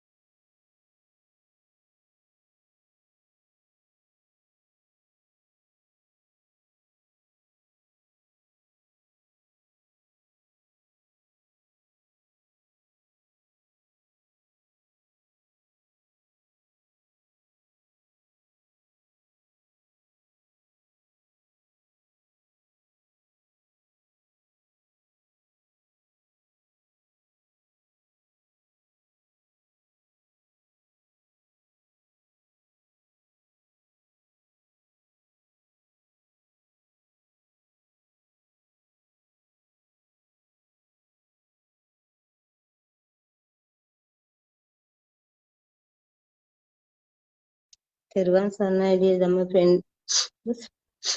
Welcome to our English Home Talk. First, we would like to say our Buddothpado spiritual Dhamma guidance teacher, and we also like to thank you for attending the Dhamma's Home Talk. Here about discuss Dhamma. This Dhamma is not the one somebody can be from the outside and understand. This is a wisdom of realization and has to be realized within and expressed to others. This has been explained in the Jati Dhamma Sutra in one line, that is, Skandhanam Padbhavo Ayatananam Patilabho. To understand this, someone should have read the knowledge. The Madhupindika Sutta, Sanchetana Sutta, and Jatidhamma Sutta are like links the chain. Can be removed one without affecting the other. Without understanding one sutta, the other one cannot be understood. The one who understood all as one block will be able to explain for all in different ways, in different situations and different people. But what the Buddha explained in all sutras is one thing. It is the unlimited truth. We need this Dhamma, is this sutra, as well as the ultimate truth. This is very important. Here all explain now the rise of this form, Iti Rupan Samudaya. Now you should not have any doubt regarding the wisdom of recollection of past mind. Ubbe Nivanasati Jnana. Then the wisdom of recollection of past mind, of the ability to see past mind according to the order in which those minds have taken place. Like what is happening now. What happened at that time as such? The little child doesn't know anything when he was born. The Buddha said that the birth, jati, is the jati of the eye. When something is seen, in nowadays coming, as this gold, this is a gem, this is a book, this is a stable, as such. For all this, according to the usage, likes and dislikes, we realize this nature varies from one another. This is not good. It doesn't work for me. Just throwing it away. Accordingly, aversion arises. Otherwise, the object is good. This is valuable and I need to keep it. Then desire arises. This is how desire, aversion, and delusion enter into play. Therefore, this is where the defilement originates. Then he gets angry when he encounters an undesirable object, and he gets rejoiced when he encounters a desirable object. That is where jealousy, anger, and stinginess come in. It is the nature of the small child's behavior. He grasps that he likes and does not allow anybody to take it away. This is called the nature to tendency to become attached. This nature of the tense has been inbuilt into the cells since the time of the mother womb. The cells have the nature of the tendency to attach. This is how the system is maintained by Mother Nature. These all are governed by the nature of speed. For example, the relating to fiber balls and concealing of fire. fireballs. Fireballs, we can see rings of fire. But it's a real sense. There is no ring. There are only two fireballs. The speed of nature is illusory like that. When someone's childhood doesn't have an idea to make, he doesn't have the feeling of love. These ideas are coming to his mind when he getting young. The reason for this is the continued build-up of vocational formations again and again. Rupang, Rupattaya, Sankatang, Abhisankaroti. What happened was the child took the addition of color and sound and the thing. Taking this process and thing ignorance, avidya. The combination of color and sound is the formation, sankara. Showing a thing by adding sounds and colors in the take of formation, sankara. It is itself ignorance. It is not possible to say whether ignorance or formation comes first. These both come together. There is no descending or ascending order in dependent origination. When writing it, there is no other way other than writing it in order. In an actual sense, this is not written like that. The reason for this, the formation sankara, is also ignorance that taken as a thing. The formation happens due to name and form, nama, rupa. The combination of colors and sound is the name and form. It is ignorance that creates the formation, and the formation that case of consciousness, which is the knowingness. The knowingness is also the formation itself. Because here it comes to know the thing at the book. The book itself is the formation, name and form. This book is the book has also ignorance, 6 faculties and contact and aggregators. It's already desire. When the thing is there's clinging, padana comes. Then clinging leads the existence, bhava. Followed by birth, jati, ke, jara, death, marana, saro, dukkha, and elimination, parideva, all come into operation. This happens because the form has been taken as through. Here the book was taken as thing. The existence here is also the book. There is the book, there is the table, there is the bed. And these are existences, attachment, desire. Comes coinciding, yeah, it's a thing. This desire leads to cling. Dear friends, we are every day we practicing in Dhamma, our day-to-day life. Sometimes we with some problems, we want to view our Dhamma problems.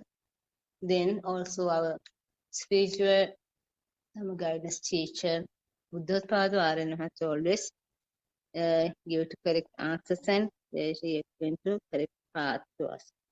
So we will little moment the Buddothpado say join with us. Teruvan Saranai everyone.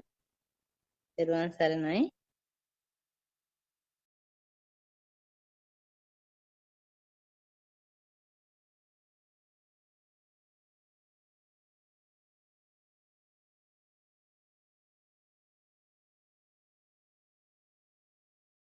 Teruvan Saranai, Manian Mahansa. First of all, we pay my humble worship to the Supreme Buddha and our spiritual guidance teacher, Buddothpado Mahanse.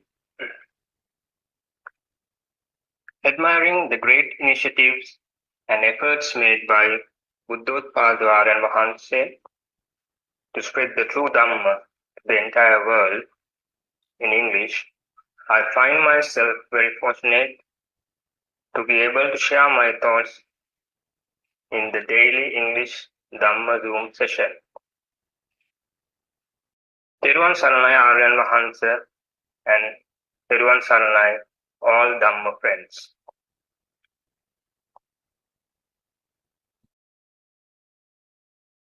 Dear Dhamma friends, if I ask you, have you ever felt unhappy,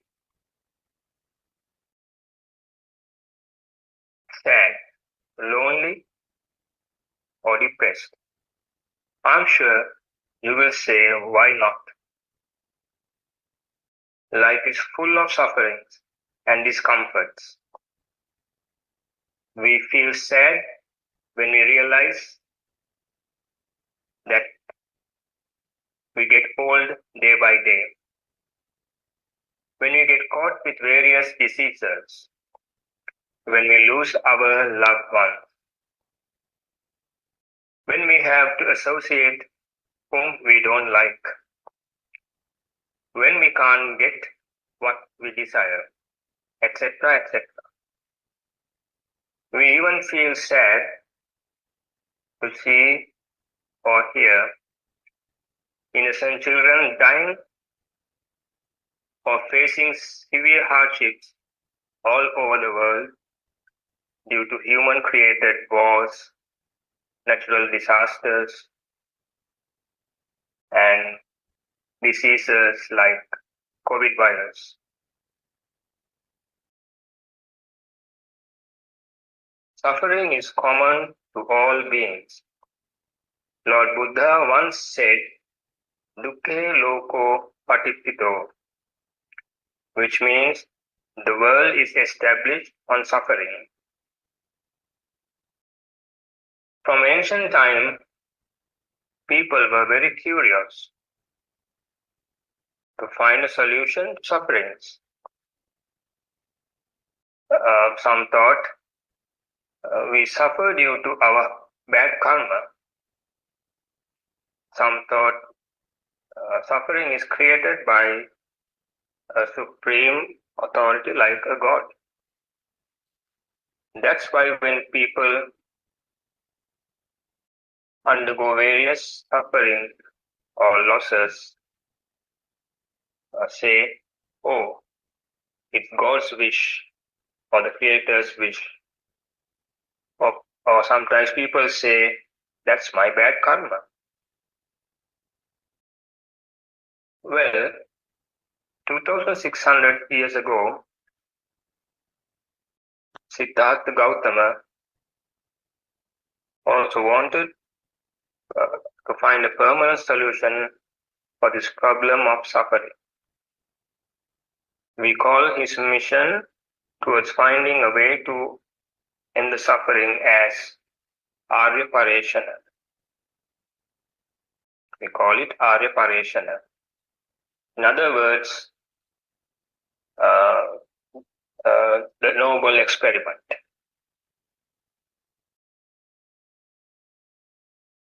Siddhartha Gautama realized that suffering is a universal truth.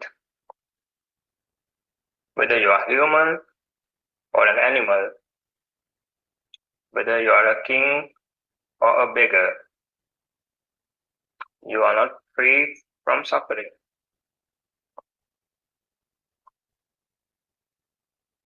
Um, 2000 years ago, addressing the 5 ascetics in the deer park in Varanasi, Lord Buddha revealed for the first time to the world Chaturara Satya, or the 4 Noble Truths.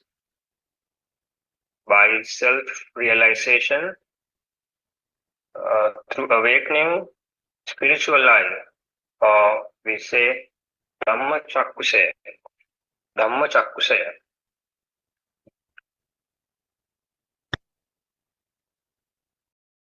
What are the 4 Noble Truths revealed by the Buddha? I'm sure you know them by heart. They are the Noble Truth of suffering, Dukkha Arya Satya. Noble Truth of the cause of suffering. That's Dukkha Samudaya Arya Satya. The noble truth of the cessation of suffering. Dukkha Nirodha Arya Satya. The noble truth of the path leading to the cessation of suffering. Dukkha Nirodha Gamini Patipada Arya Satya. So those are the four noble truths declared by the Blessed One. Explaining the Four Noble Truths, Tathagata made a lion's roar, saying, Kubbe Ananusutesu Dhammesu, which means what he has revealed to the world is something that was not heard before.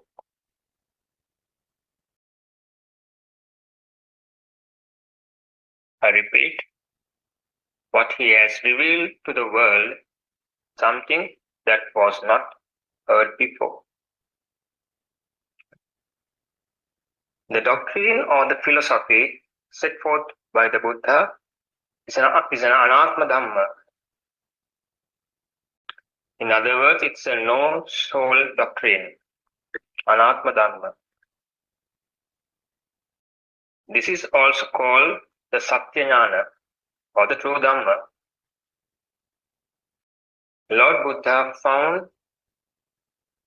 the solution to end the suffering is not anywhere outside, but it is within ourselves.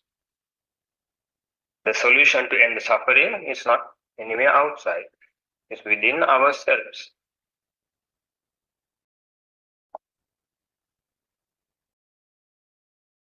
We are very fortunate that this true Dhamma, which was hidden through the time, was revealed once again by our spiritual guidance teacher Buddothpado Aryan Vahanse through Abhinya Jnana. In other words, through his self-realization experience.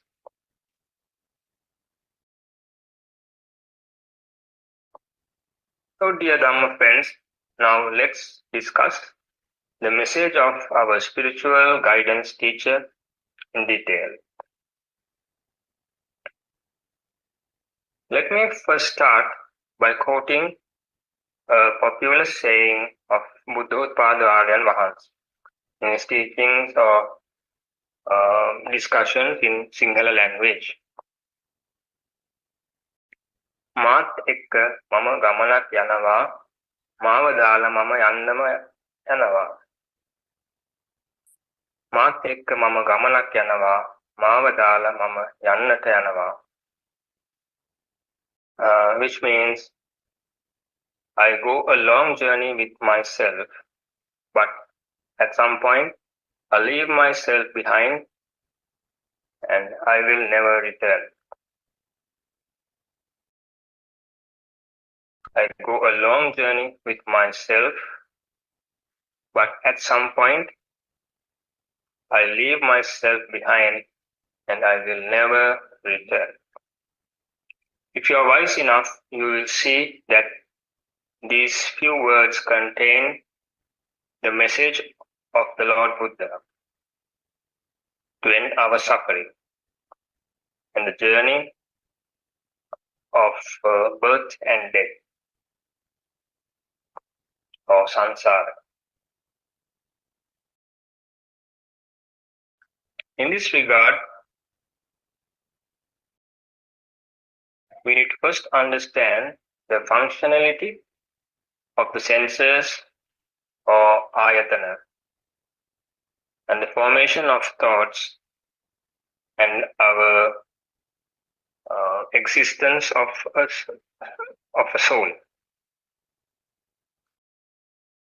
Well, what are these five senses? We associate six senses. I'm sure you all know that. We associate six senses. The eye sensor.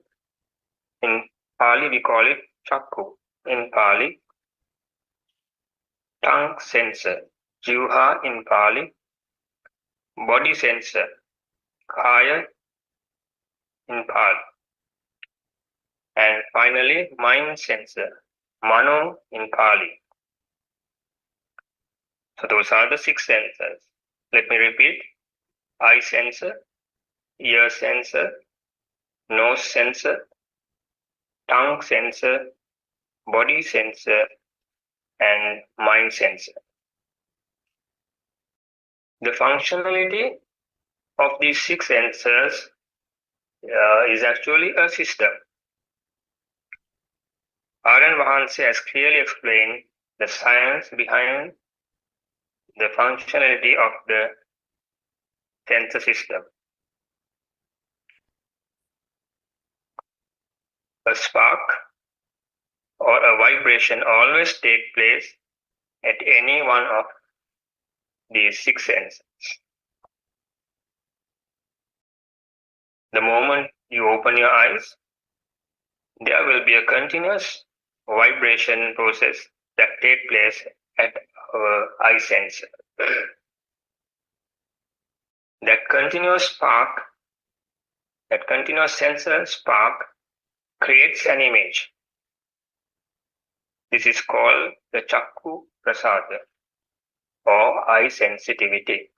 Chakku Prasada. There is no actual image there. We think that outside light is coming to our eyes, but that is wrong. What happens is, due to vibration, light is created in the sensor. Due to vibration, light is created in the sensor in the form of an image. This is a totally natural process. No one is doing this. A rising of some awareness of an image at your eye sensor level is the Chakku Vijnana. Chakku Vijnana. That is the so-called alive field. Alive field. The alive field in the sensor itself is the soul or I-ness. It's the soul. The seeing, creation of the alive field and creation of the soul occur in this very moment. The seeing, creation of the alive field and creation of the soul occur in this very moment and disappear in this very moment itself.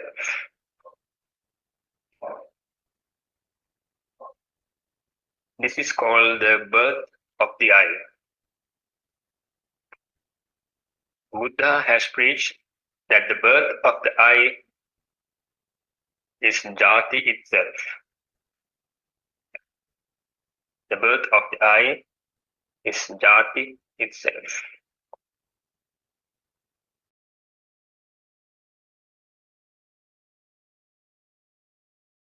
We can also relate this to the Paticca Samuppada or the Dhamma of cause and effect. When there are conditions, things or objects or mind conscious will arise. When there are conditions, things or objects or mind conscious will arise. When such condition ceases, things or objects or mind conscious will cease.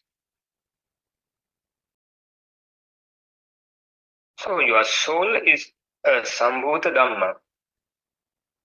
It is a Sambhuta Dhamma. What does it mean?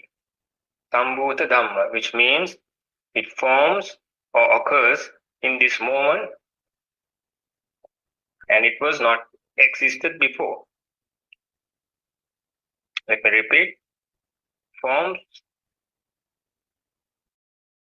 occurs in this moment, and it was not existed before. Also, it will not exist in the future too. Lord Buddha has preached Hetum Paticca Sambhutam, Hetu Bhanga Niruddhati.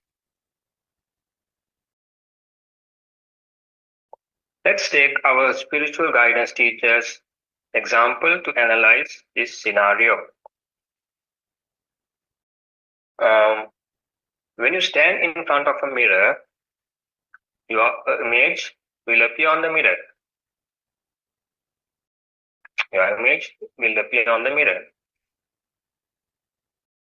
So your image will appear on the mirror only when you peep into the mirror. Once you move away from the mirror, your image will disappear.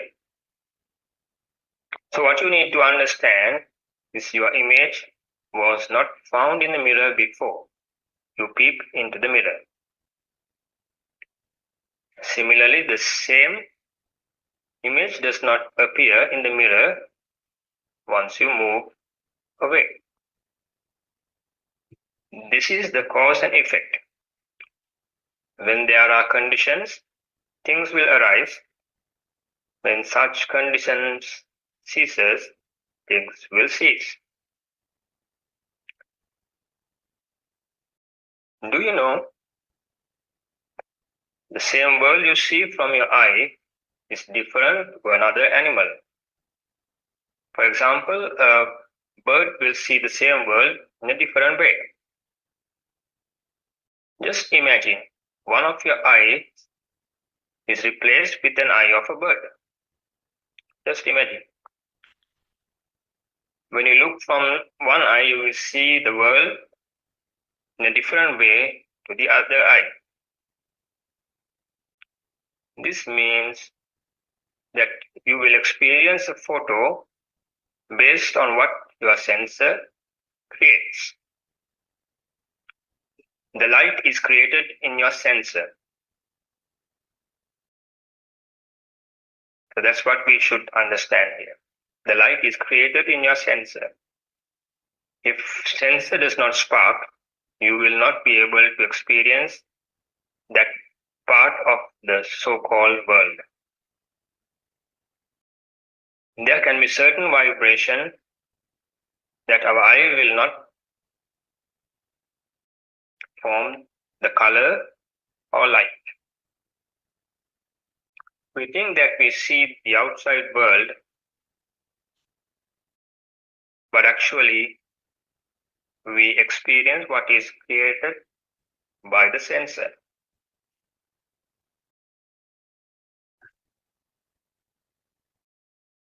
Actually, your eye will not identify the image. Image is just colors and shapes. Even though we say colors, colors are identified as red, blue, green, yellow, etc. only at the mind conscious level. Only at the mind conscious level. You need to understand that in your childhood, red, blue, green was formed in your system as vibrations when you were learning in the nursery. Now when you see that color again, means a new vibration occurs in the sensor. That new vibration will be automatically matched to previous similar vibrations.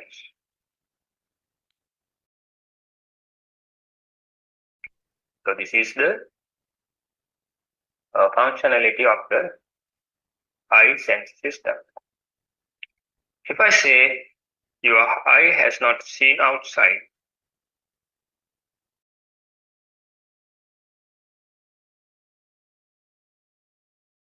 I say your eye has not seen outside. Is that correct? Even though we think we look at outside, actually what is happening is we see what is created in the sensor. Just imagine once your human eye is replaced with a bird's eye. If you look at the world using one eye at a time, then what will happen? You will see completely two different worlds. Do you know the same world you see from your eye is different to another animal?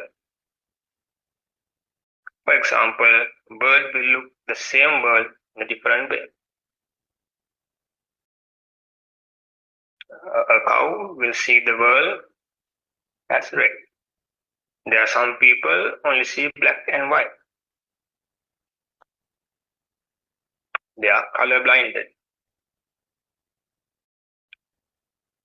Let's see how the ear sensor works. When the sound wave strikes the ear,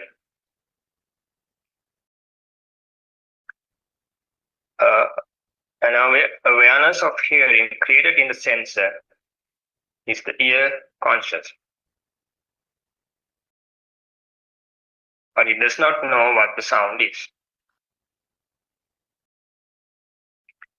The ear sensor generates the sound sensor in this very moment.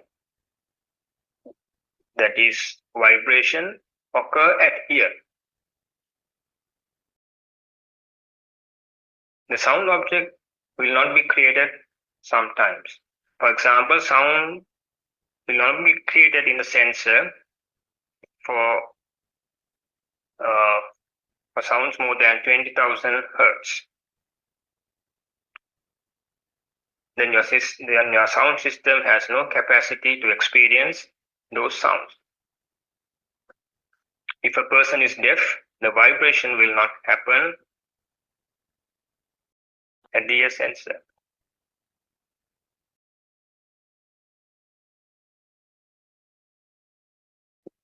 That means if sound object is not created in your sensor, you will not be able to experience the world. There are some birds can hear sounds more than us. Even though we both live in the same world, the world we experience created is different to each other. Now let's try to understand how the touch sensor works. When you walk along the road,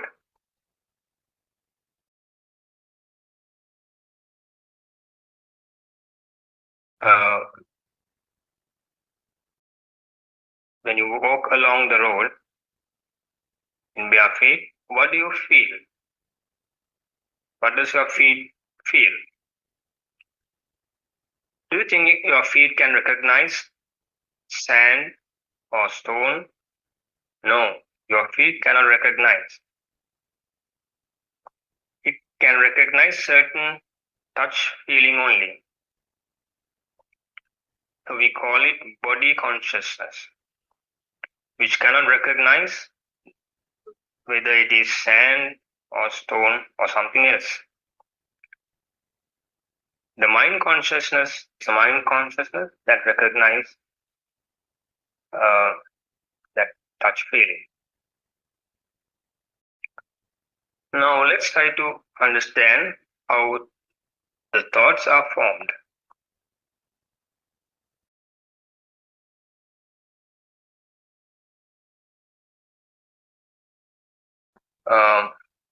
We'll try to understand how that a particular mind experience or thought is occurred. When you were small, when you had no previous experience of red, blue, green, yellow, a sun, moon, book, your mother would have shown you them and educated you with the names. What is coming from the mother is actually a sound. At the eye sensor level, a vibration took place. When mother gives the sound at your ear level, another vibration is taken place. Without your knowledge, a new vibration is taken place, combining the previous two vibrations. A kind of a transformation of vibration happens. This is the point where all sensor level vibrations are contacted to provide the mind consciousness. For example, when you see a tree, a vibration is taken place at the eye level. That is the eye consciousness or a live feel. So some awareness will arise. But Chakku Vijnana cannot identify the image. This Chakku Vijnana is a kind of a vibration. Then what happens? This vibration will be matched with a similar previous vibration. This is called the telepathy system. Due to this telepathy system, new vibration occurred in your system will be matched to the previous vibration that occurred in your system. You think it is your past memory. No. As Aryan Vance has explained, this is sort of a telepathy system. Your whole body is a sensor system, like a circuit. Whenever conditions present your system, the sensors in the system continuously spark. When conditions change, it would be a different experience. So,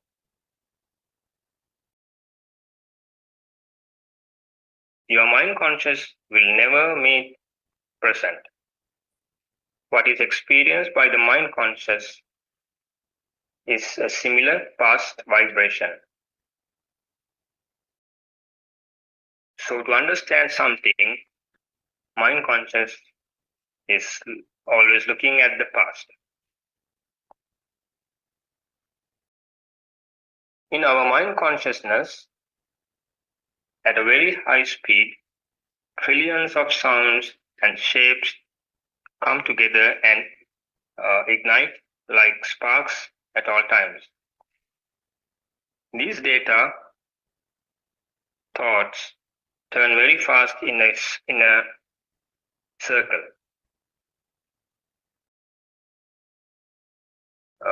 Like a fire,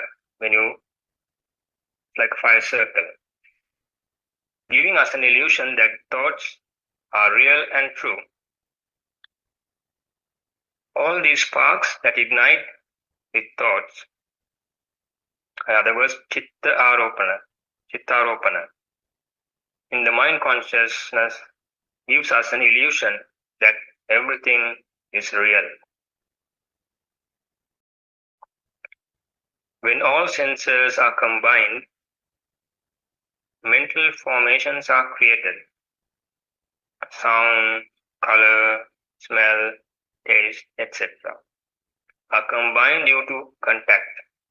And then a feeling such as the existence of an individual being is created. This process occurs continuously and at a high speed.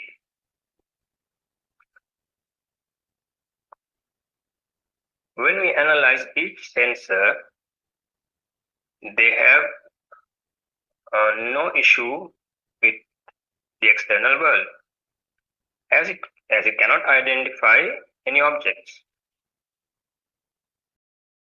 So the senses have no issue with the external world. Then who has the issue? It is our mind consciousness. Let's say if someone shouts at you in bad words, you must realize that it is just a sound created at the ear sense level. So the ear has no issue with the bad words. Then who has the issue? It is actually the mind consciousness.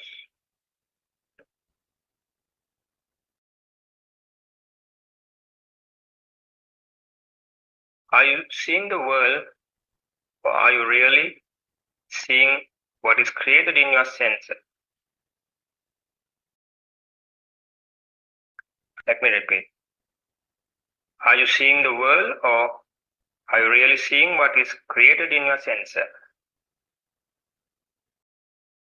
So my question is, can you ever experience outside? No, you will never experience the world outside. The world is created in your six senses. That's why Lord Buddha has said, Salayatana loko loko. Salayatana nirodho nibbana.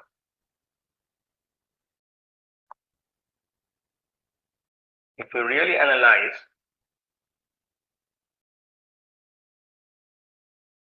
the mind consciousness cannot experience outside.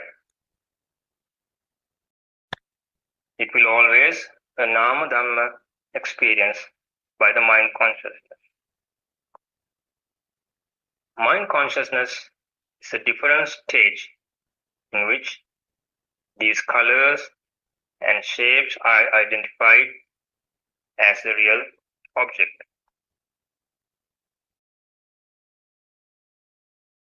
It is at the mind consciousness level the objects such as chairs, tables are identified.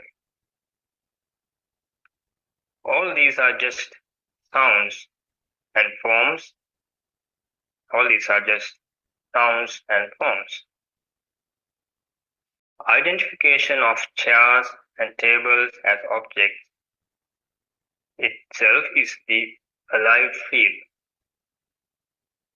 The alive field automatically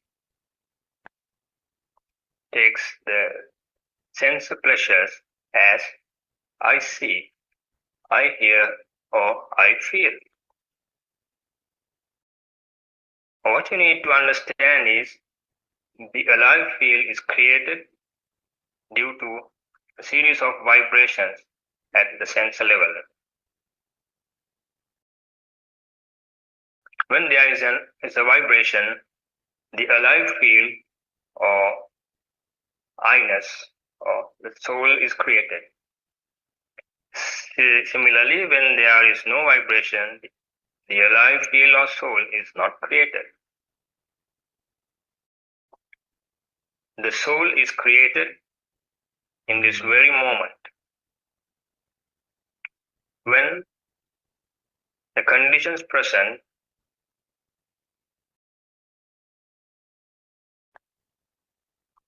and it ceases there itself. The soul is created in this very moment when the conditions present and it is ceased there itself.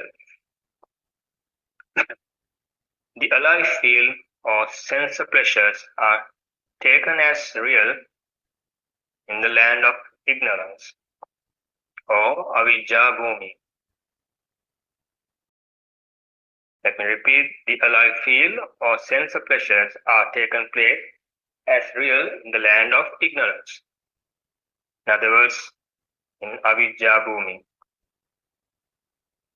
One with an understanding of true Dhamma will realize the alive field created at this moment is due to vibration at sense level and sense pleasures as a natural phenomena, and no soul could be identified anywhere.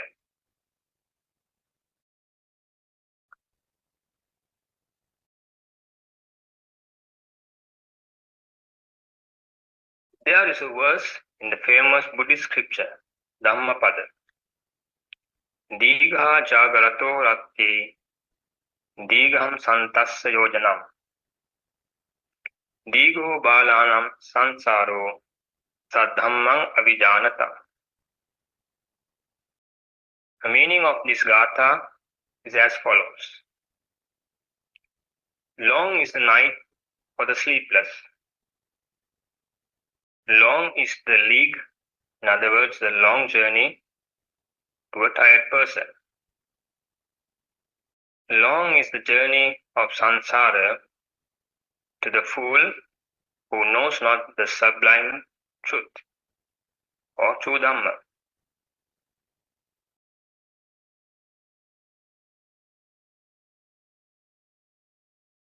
Lord Buddha described that all laymen,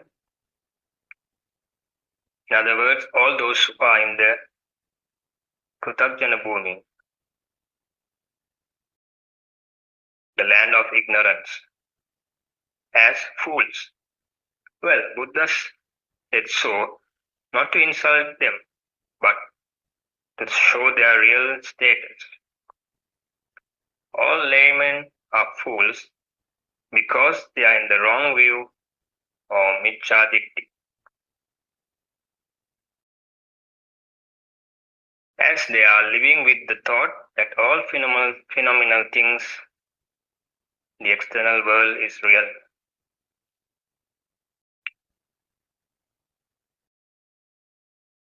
All laymen are fools because they are in the wrong view or micchadikti, as they are living with the thought that all phenomenal things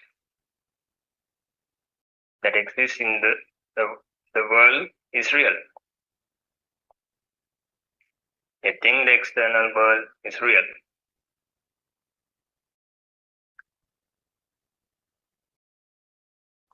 As Buddothpado Aryan Mahanse has clearly pointed out,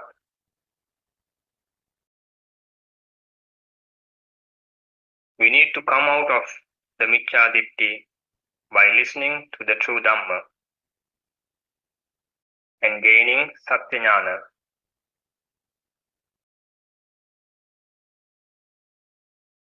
We are very fortunate that our spiritual guidance teacher, Buddothpado Aryan Mahanse, has made a lion's roar by revealing the Satyajnana and true Dhamma which was hidden through the time.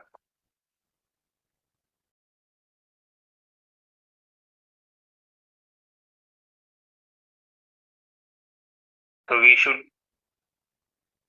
listen to the sermons of that tells about the Satyajnana. There are so many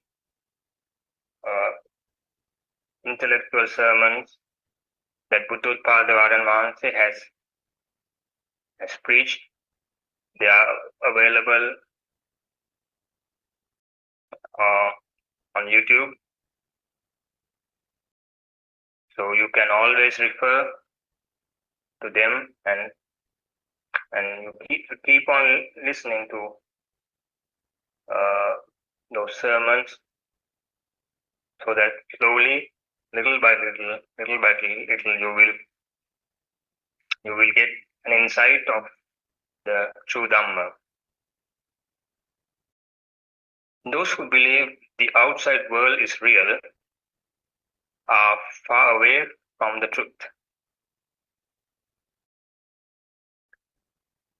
Well, what is truth? Truth is the understanding of cause and effect. In other words, understanding of the Yatha Bhuta Jnana.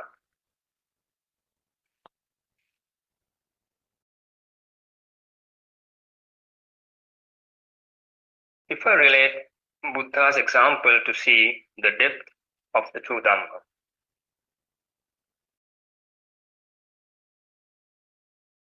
One day, Lord Buddha inquired, Ananda, what is more difficult of the two?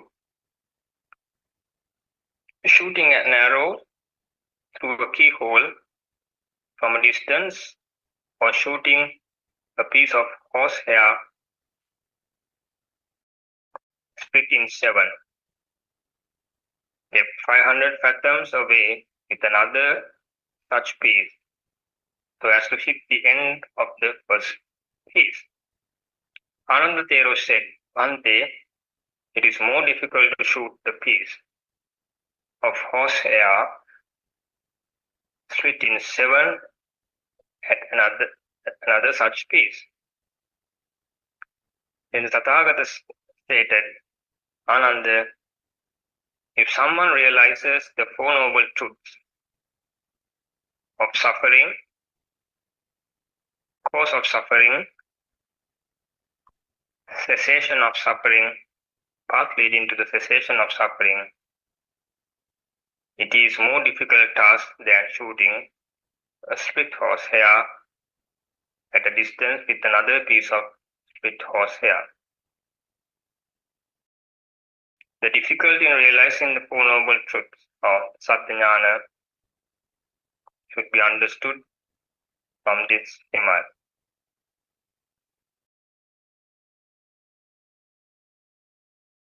So, we should think, having obtained a human status, it is a great loss to spend time enjoying 5 sensual pleasures.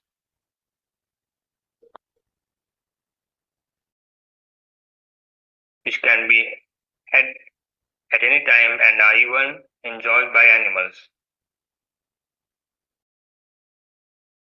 and not putting an effort to realize the Dhamma at least some extent.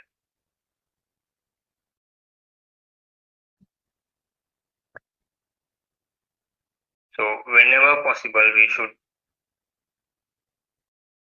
try to reflect upon the true Dhamma, and so gradually we will see that the defilements, our defilements like anger, aversion, will slowly diminish. It won't happen overnight. You will will feel that your defilements getting slowly diminished little by little. So that is the positive change that will happen in you by exposing yourself to this true Dhamma.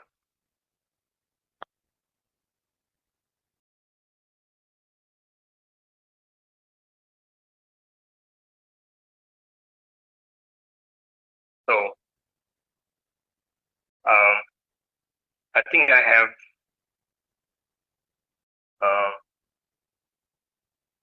explained you about the true Dhamma,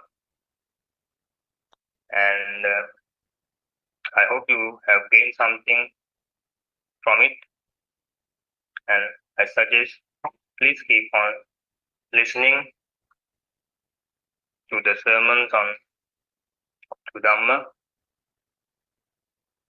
and try to improve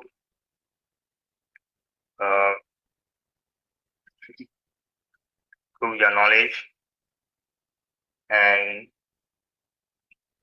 to gain Satyajnana. It should not be merely a knowledge, it should come from within. So thank you very much for listening. Teruvan Saranai to all Dhamma friends.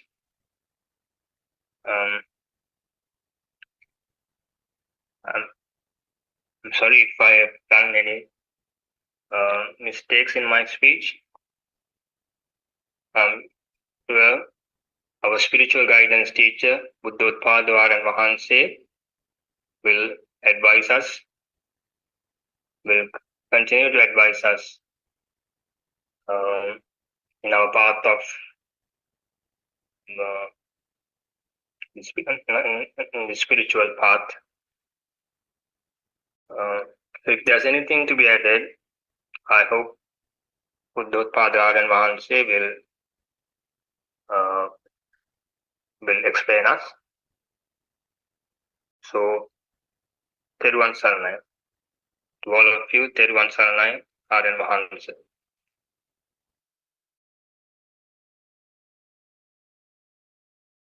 Teruvan Saranai, our Buddothpado Dhamma friend, for your valuable speech. Teruvan Saranai, Manin Mahansa. Oh, Teruvan Saranai. We have 9 minutes of, Yes. I think Yeah. Aryan Mahansa is not with us today, no? Yeah, okay. I think since we have few more minutes, I think I must tell something. Okay. I thank our Dhamma friend Hasita for giving us that valuable input. I think he made a very good effort to show this, what's the real truth behind our soul. I think it's very important for us to, understand. We need to look at this Dhamma in the right angle. I think that angle is very important. Because sometimes we think that we exist, that is our soul exists, and then keeping our soul inside, we try to analyze maybe the outside environment or whatever our inside, and we try to interpret the Dhamma also in the same way. But I think that is not the angle which we want to study this. We need to first understand Buddha explained to the world Anatma doctrine. So Anatma means it is not another theory. That is the truth. So there is no soul here. Because we feel there is someone continuous living being, living continuously inside our body. That's how we feel. So we always feel someone is living inside because someone, in every moment, someone continue to feel. So but we need to understand here what happens is each and every moment the soul or that feel, form and disappear. So that arises and then it disappears. Arises, disappears. So feel, but you feel that continuously there is someone living inside the soul who continuously enjoy, every moment. But that's not the case. The actual scenario, what happens is, the moment you contact with the outside, your sensor generate the pleasures, and that pleasure is the feel, then that feel is very natural, that comes automatically. But due to your ignorance, you think I feel. Because all the time there is some feel. And your system also, kind of trying to move or to see different things, to experience different things, because you think there is someone living inside and I need to satisfy that self. So I need to give different, feelings to satisfy that inside soul. This is the problem. This is why all the competition come. This is why you are really in a pressure, because there is someone inside to satisfy. So you have a competition one over the other to satisfy yourself. That's why the jealous come. And when you can't do that, maybe you are in anger. Because all the problem comes because you feel there is someone inside, then I need to satisfy that I, that soul. But actually what happens here is, this is a very natural thing.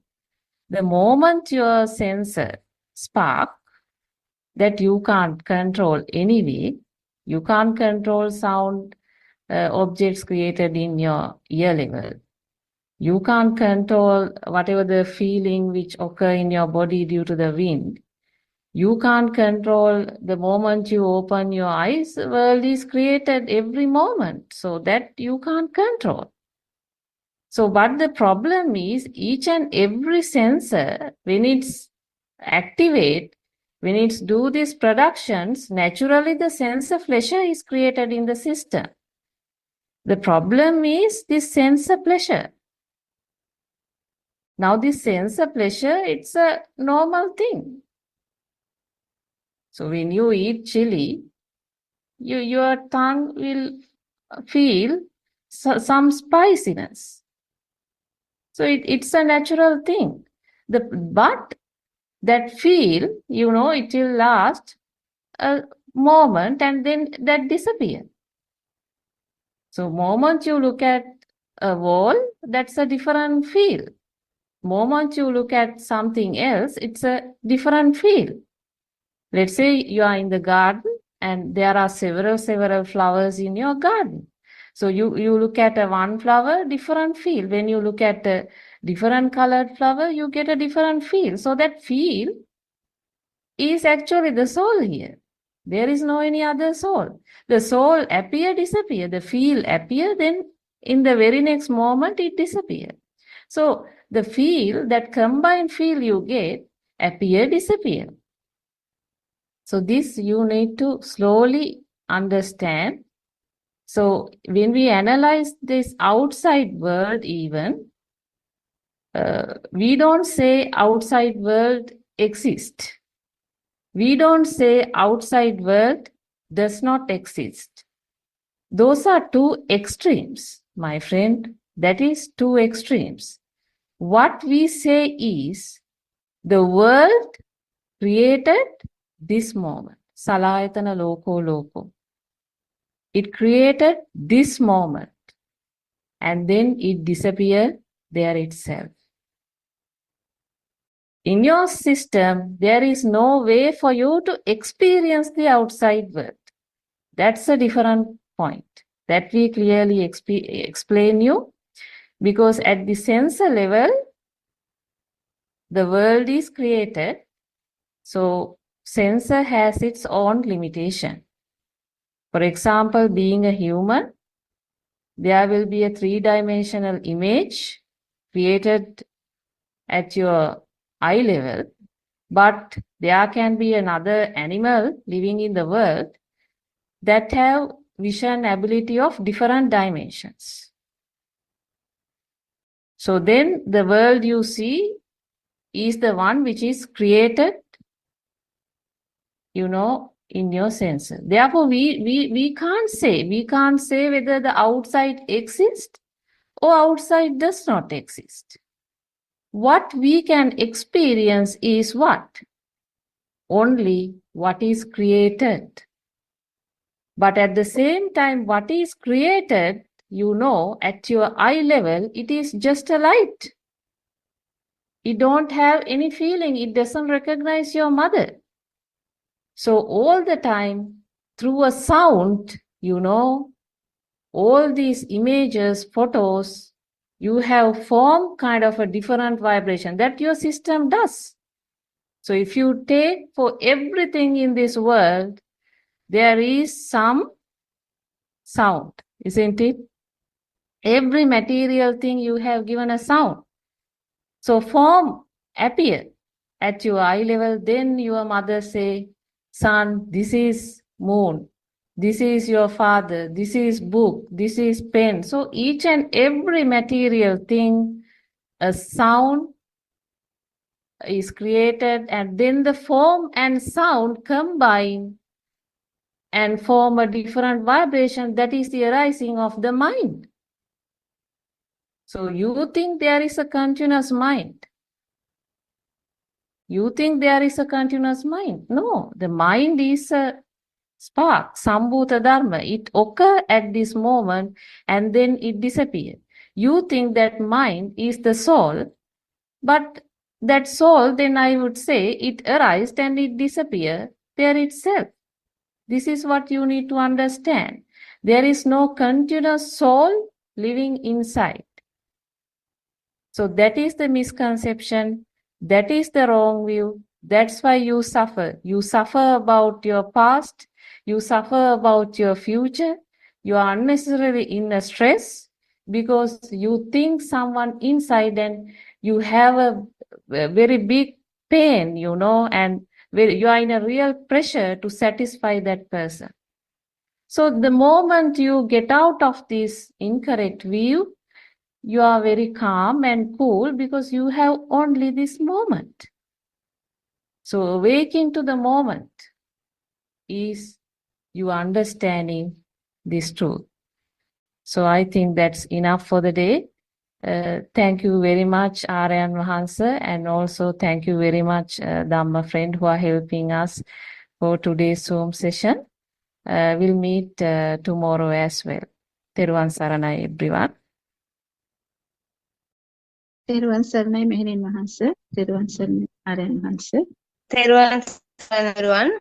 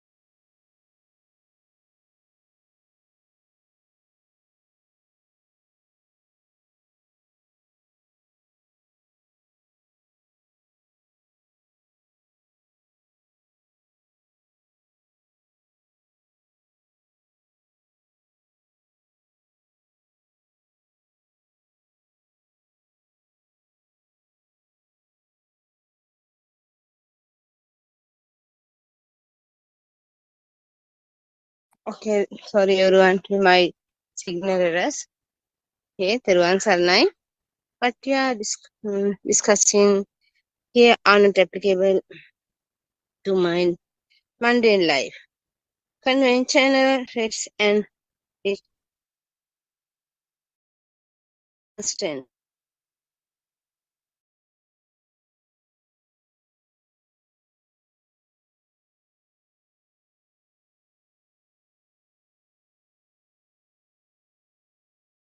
And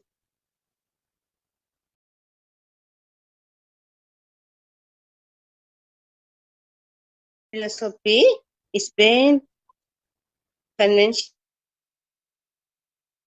very thing we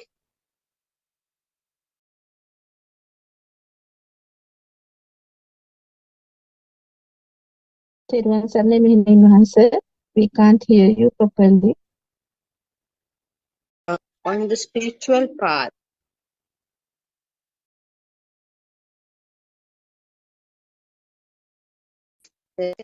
A few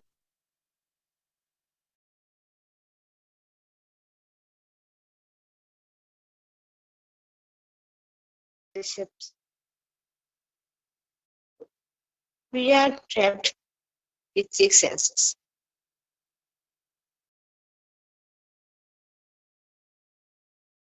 Sensations getting through the six senses are real.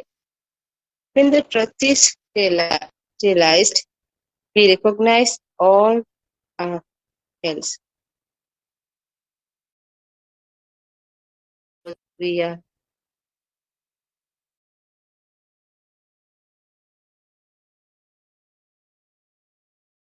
cycle of birth and death, samsara.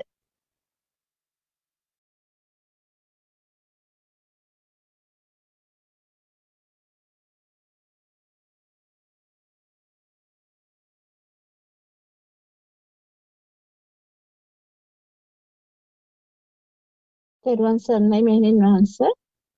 I think you have a signal problem. Can't hear.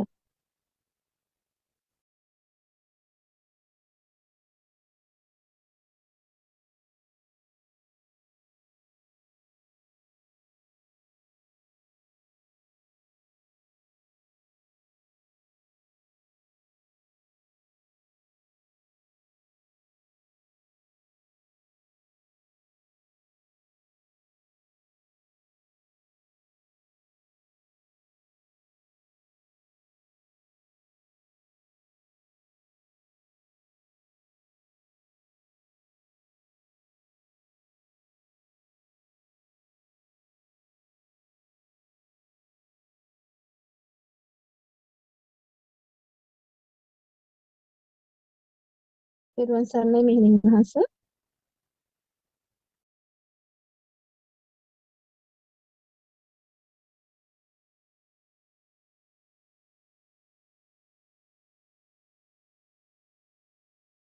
Sorry, my signal problem today. When you have tasty food, when you have good clothes, etc. This is the mundane way life. After some time, clothes deteriorate and we look for new clothes. Again, after some time, they get spoiled and old. Spoiled and old. Again, we look for new ones. It is manner. We are running after better and better ones. Even for the food, we are running after new dishes and new varieties.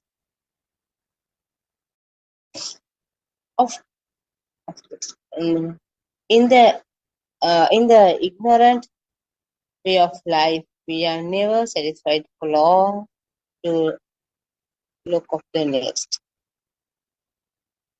There is nothing in this world to be called satisfactory for long. This is suffering. What we think pleasure in this world, in fact, on pain only. There is no lasting pleasure in upbeat suffering. Who asks whether you can see Nibbana at this moment? trace that Nibbana is seen at this moment. At this moment, you have a thought, thoughts appear and disappear.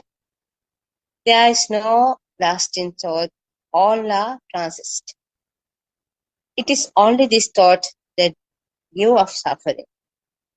What we call the mind, in fact, of collection of thoughts only. Use mind and thought, interact suffering in only the mind.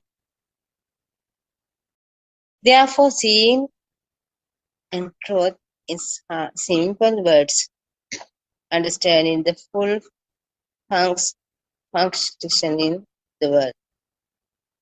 The mind manifested world is created by your mind. That is why Lord Buddha said the six senses themselves are the world.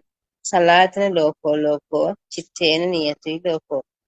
Beauty and the ugliness that you see are not outer objects, but in your mind. Moment to moment, thoughts appear and disappear. The birth of thought and death of thought happens in the moment. The one who sees the birth and death of a thought seen Udevaya will not find conventional death. This death becomes fails. Birth and death happens at this moment. Before you outgoing breath happening, you need to contemplate Marananusati. Contemplating Marananusati means seeing the death or thought at the moment. Lord Buddha said if one contemplates death before the in-breath goes out, that is the truth. Seeing that in the moment, this Shanasampati, which is the recognize the reality of the moment. It is very rare for one to see death in the moment. It is very rare to listen to Dhamma. It is very rare to get a human birth. It is very rare to do the ritual routine place. Okay. Friends, we are always our practicing day-to-day life. Always need to solution for our problems. Then our Buddothpado spiritual guidance teacher did always give to us real path and correct answers. So we have wait a moment. Our Buddothpado teacher with us. Therwan Sarai.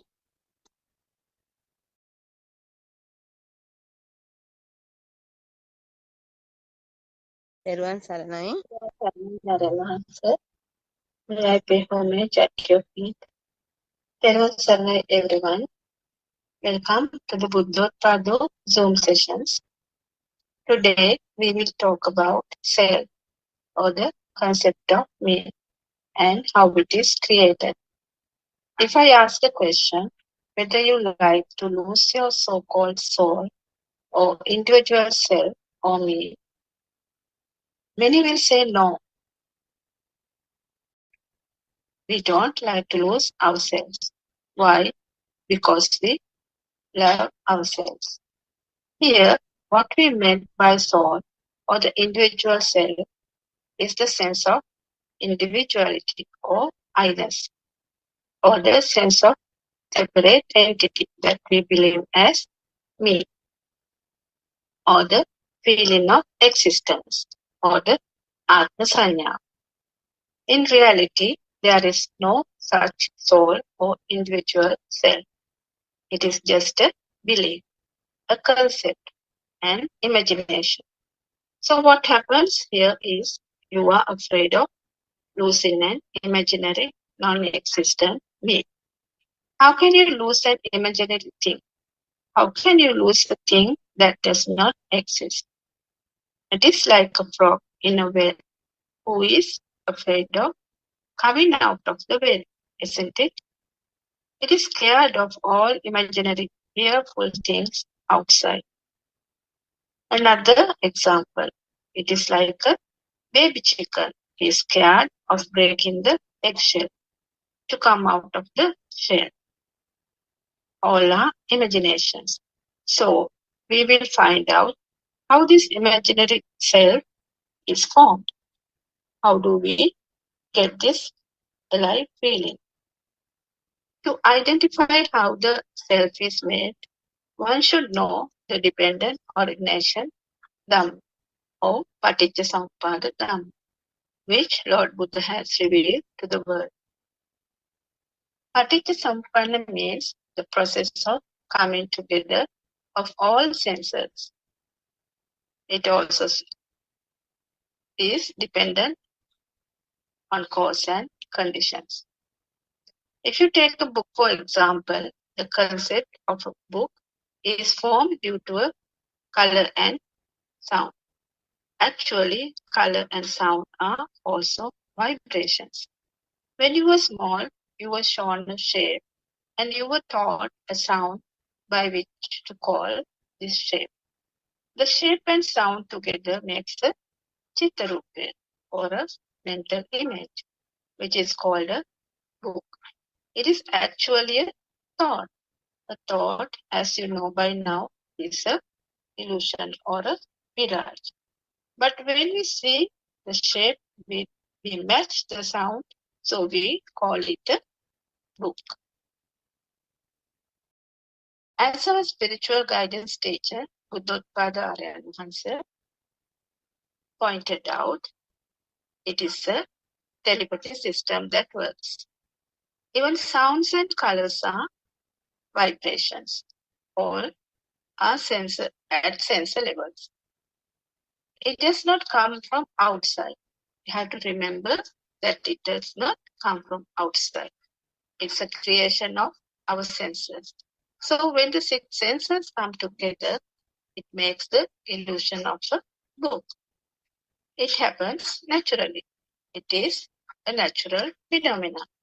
The six senses generate power due to sparking speed, which ultimately creates a thought.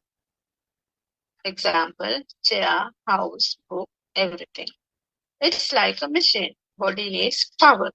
The thought gives you the alive feeling or the soul. It's a process. It happens naturally. For example, if you see a picture again and again, you will see it in a dream too. Now, how does this happen? Repeated vibrations or the sparking speed has built up power or energy. That's why you see it as a dream. There is no one doing it, no doer. It's a natural phenomenon. It happens due to your attachment or the disattachment to the given thought, which is an illusion, a mirage. So, how do we get this alive feeling?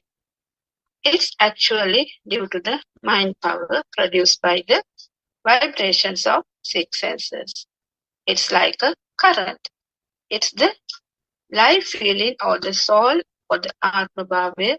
We think there is a soul.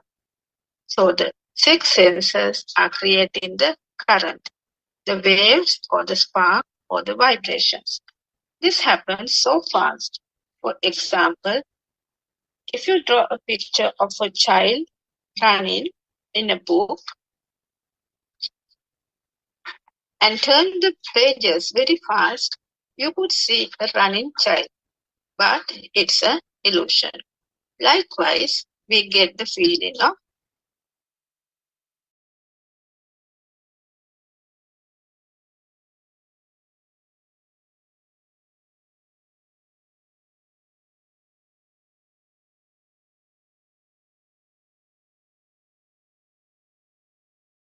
and either we get attached or disattached to that mind creation. This happens due to our ignorance, because as a Buddhist, we don't know about Paticcasamuppada Dhamma, or how the mind is created, and we take the outside world as true. So, if someone sees this as a natural phenomena, that there's no doer, nothing exists, and it's a creation of our senses, and it's happening automatically, no one is doing this, He is out of ignorance. He has wisdom and be peaceful and calm inside.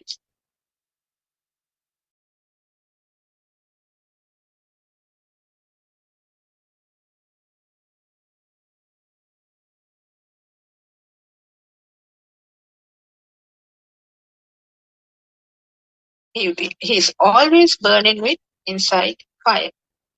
You must have seen people like that around. They are always angry of something or other, always find fault with someone. They are restless, always want to do something, find fault with others. They don't like to share things with others. They don't talk kind words. Their actions, words, and thoughts shows that they are burning inside. So this is why war is happening in the world. Maybe due to one thought of someone. So many innocent people suffer. They have a big ego. Their mind is not calm and peaceful. If they stop for a moment and think, this is my mind, why should I do this? Nobody is doing this. This is only my thoughts. Then the whole world will be peaceful. So if someone knows this Dhamma, doesn't matter about the religion, but if someone knows how the thought is made and we suffer due to a thought, the lives will be more peaceful, isn't it? If you go back to the radiant mind of the baby, it is so pure. Though the five senses are working, the mind sensor is still not created. The mind power is still not generated. The mind power is just like magnetic power, electric power, and so on. It gives us the live feeling. So more the stimulus to the senses, more the mind power. Sometimes people kill each other due to this power. In Tripitaka, every sutra explains about these sense creations, how we suffer due to this, and how to get out of this suffering. Actually, there has never been such a self or separate individual in you, but you are afraid of losing an existing imaginary self. Imaginary me. Here we use the term self, soul, individual self, I-ness, ego, or Atmiya Bhava to express the same meaning. Where is this individual self? Where does it exist? Question this yourself. How does it come into seeming existence? If you inquire deeply, you will find that it is an imagination, an unchecked belief, a thought only. Recognition of the fact that there is no such individual self or Atmiya Bhava is knowing the nature, that is to say, knowing Dhamma. It is the complete understanding of Dhamma. This is knowing the truth. This is not merely an intellectual understanding. This will be a life-changing recognition.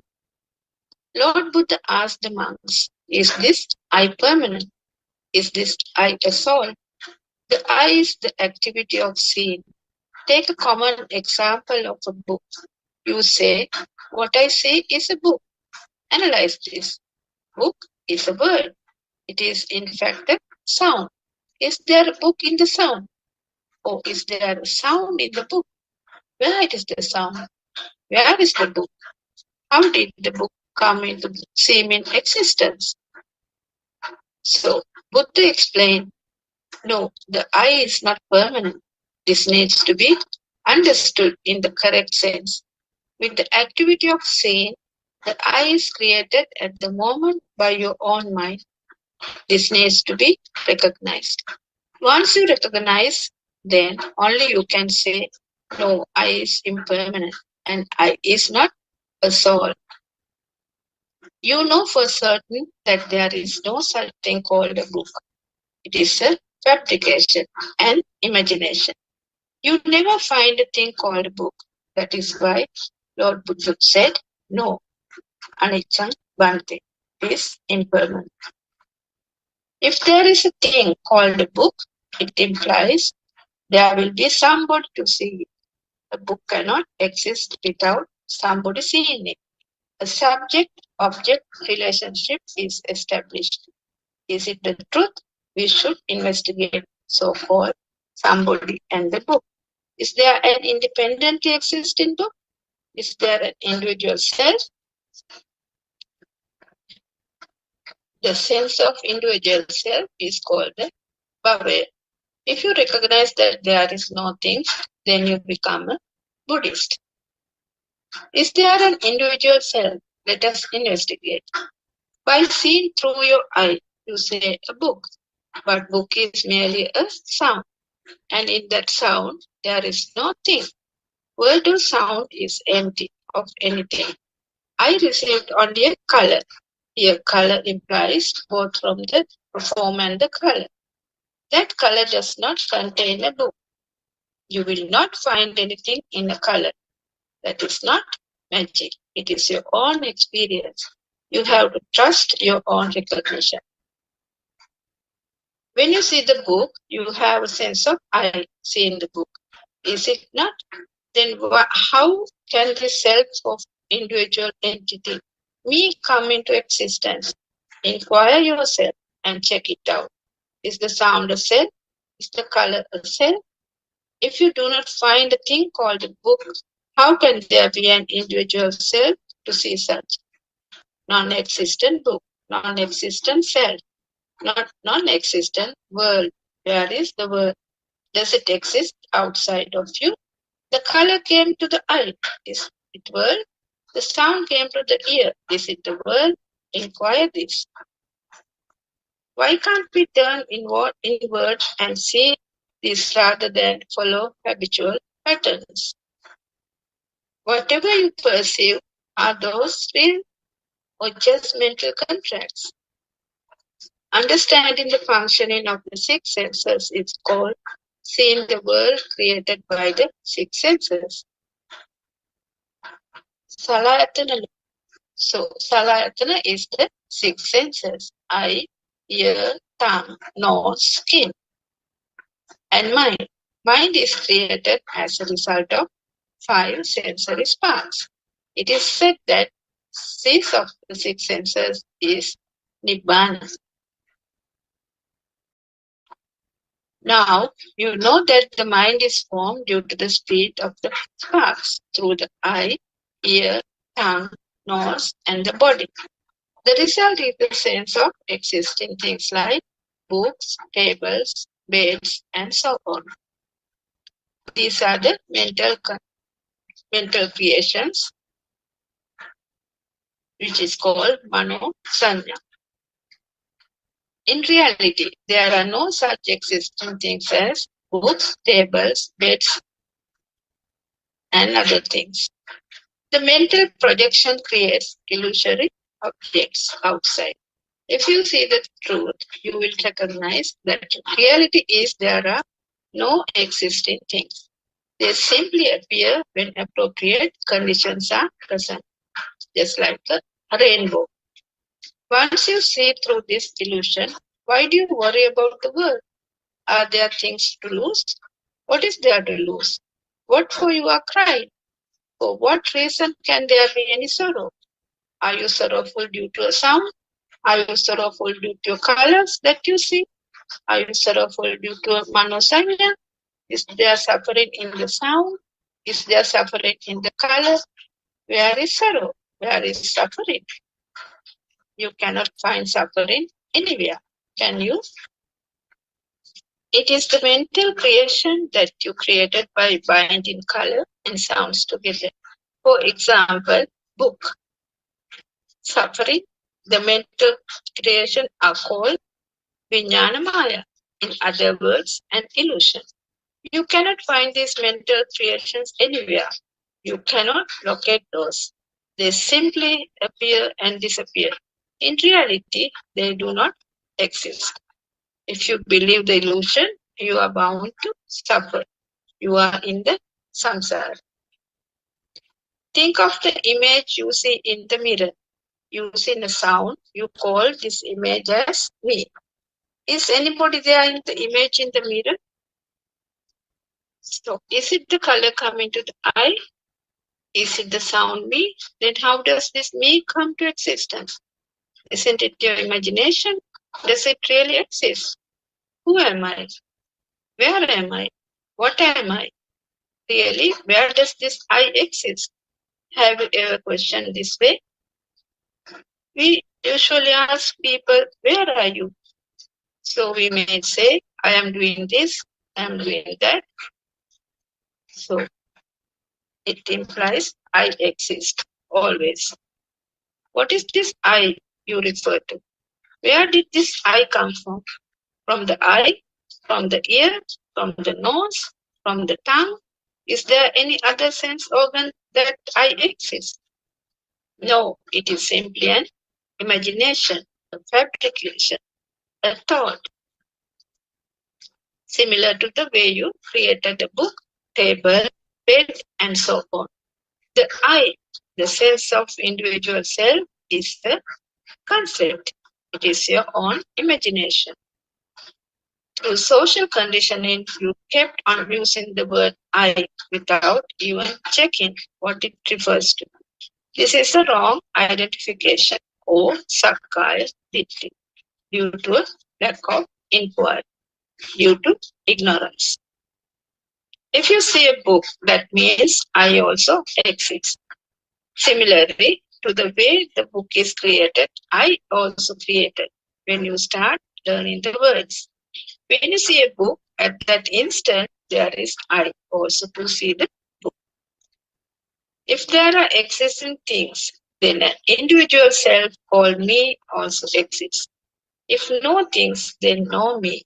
You should clearly understand here, no things means there are no things, as you habitually perceive them to be. Seeing, hearing, tasting, smelling, and touching. That happens. But you know the reality that things are merely mental constructs through binding colors and sounds. Nothing more.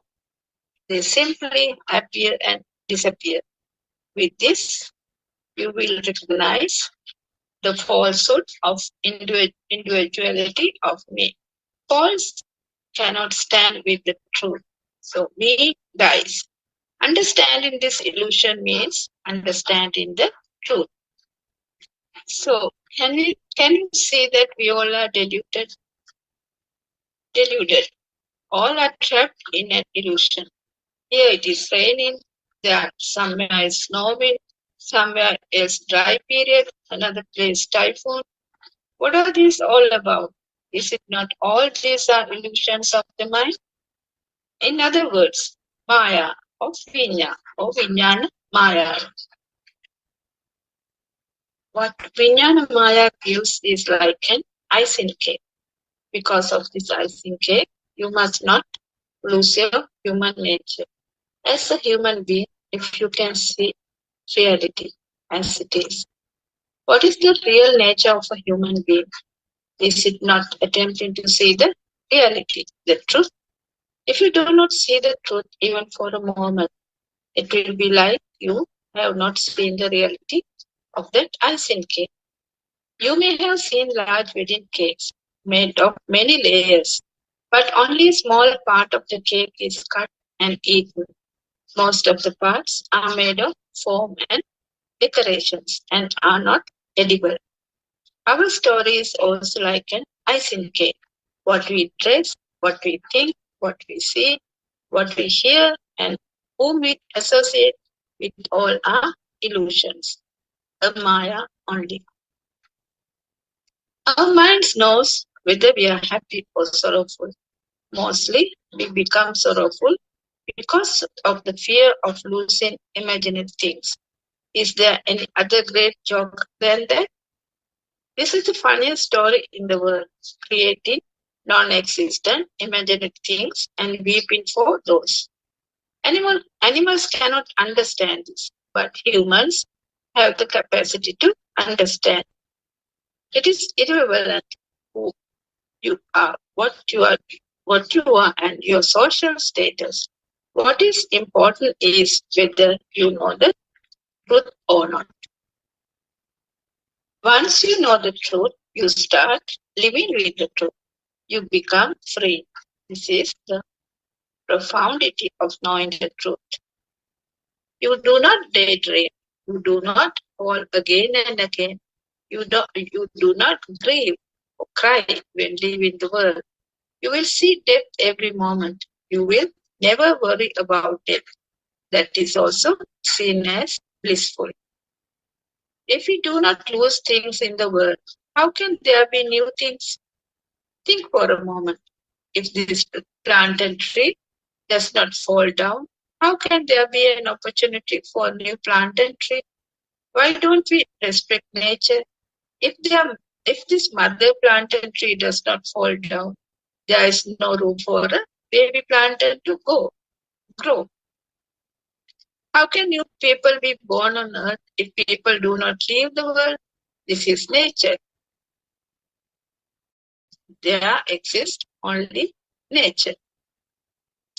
Similar to the plant and tree falling down to let the baby plant and tree grow, elderly people will have to live to let others come. Otherwise, there will be no space in our houses for newborns. Nature is the truth. Is there any story other than the nature? In fact, there is no story. There is no point in living in the illusion, daydreaming in the illusion.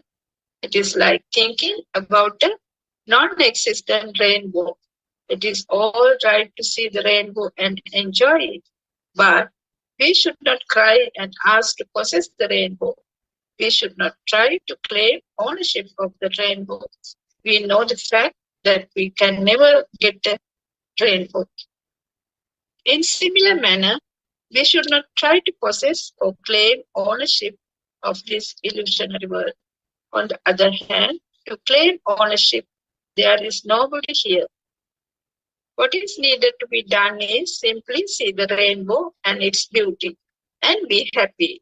Similarly, see the beauty of rain and be happy. See the wind and be happy.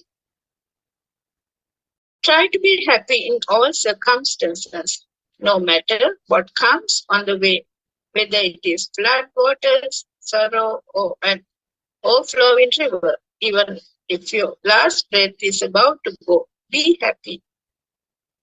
This packet of flesh of bones is like the soil of the earth. There is nobody here. There is no individual self.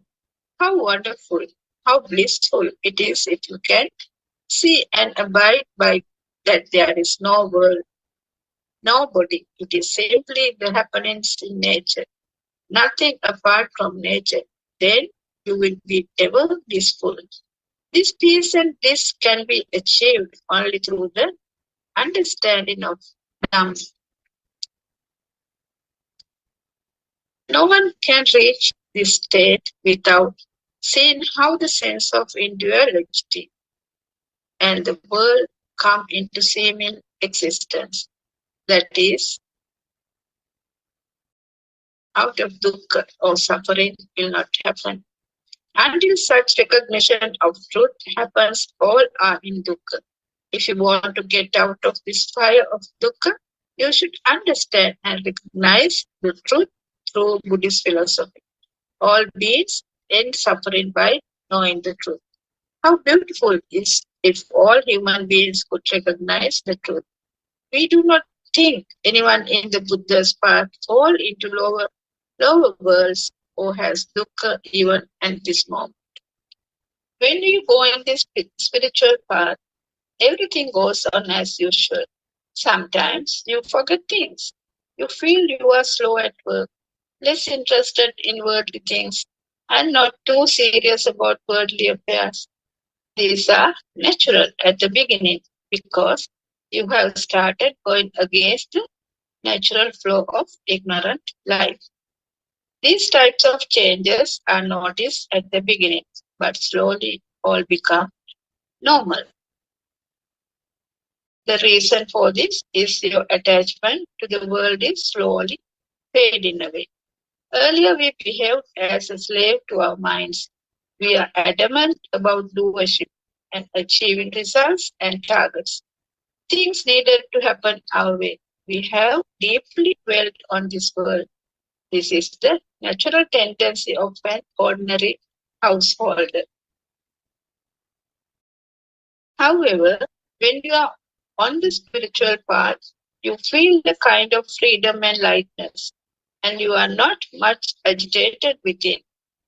You feel you are not too attached to worldly things, not excessively dwelling on worldly objects.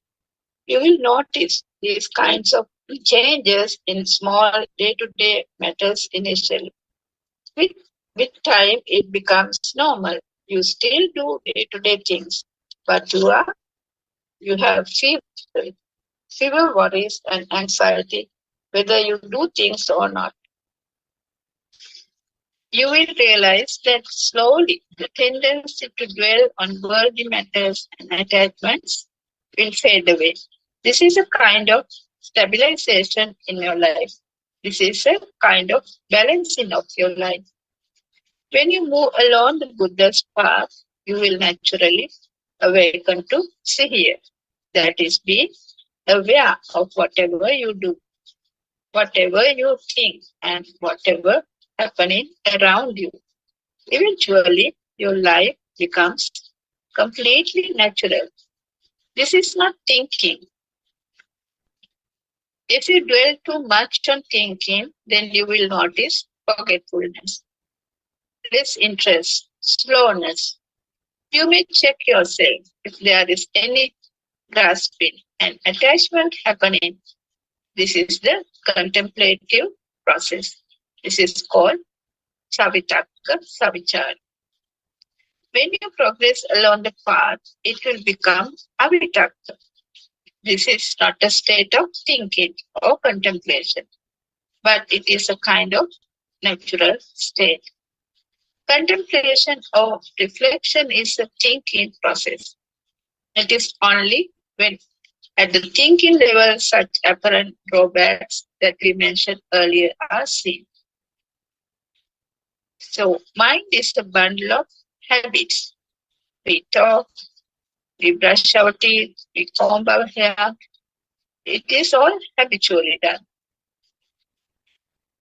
All these kinds of habitual patterns will continue. It is not an issue at all in the path. Nothing will change. Even you do not notice of such activities are happening. So when you are advanced along the path, even when you think, you are aware of it. When you do activities, you are aware of those. If you are unattached to things, you are aware of those. If you have been involved in any thought or not, there also you have an awareness of it. That is, you have awakened to Sihir. Gradually, your Sihir sharpens. Clarity happens. Then you can do any activity much better with Sihir.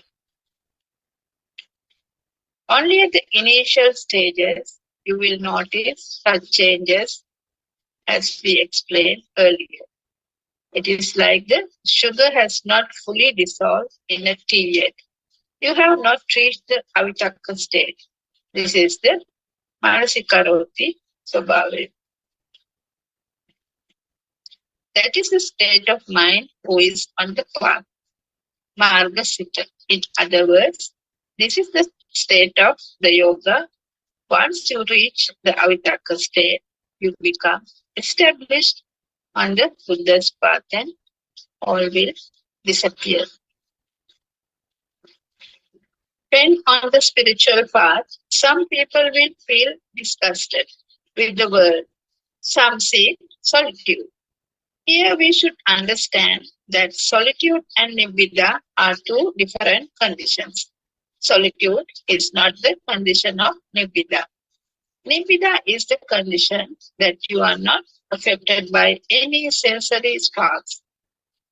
The condition of nibbida is it is a feeling of indifference. You are not thrilled with anything. In the household life, we seek tasty food, beautiful clothes, look for festivals like the New Year.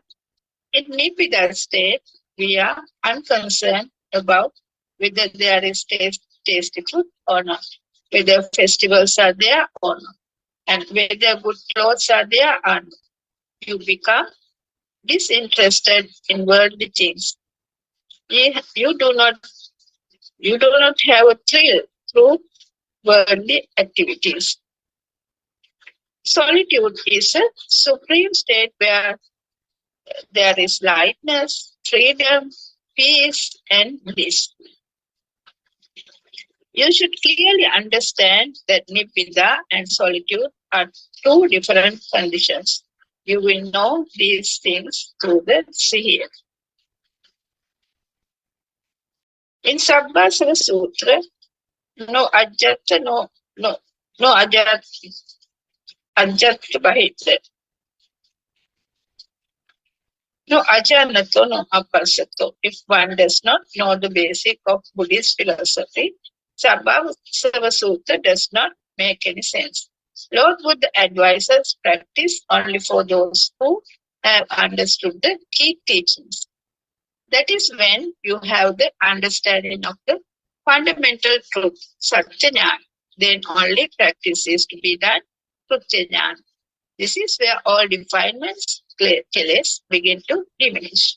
It is not good enough intellectually to know them, but it should be seen through one's own and become a living truth. We should know that in Buddha's path, there is no doing.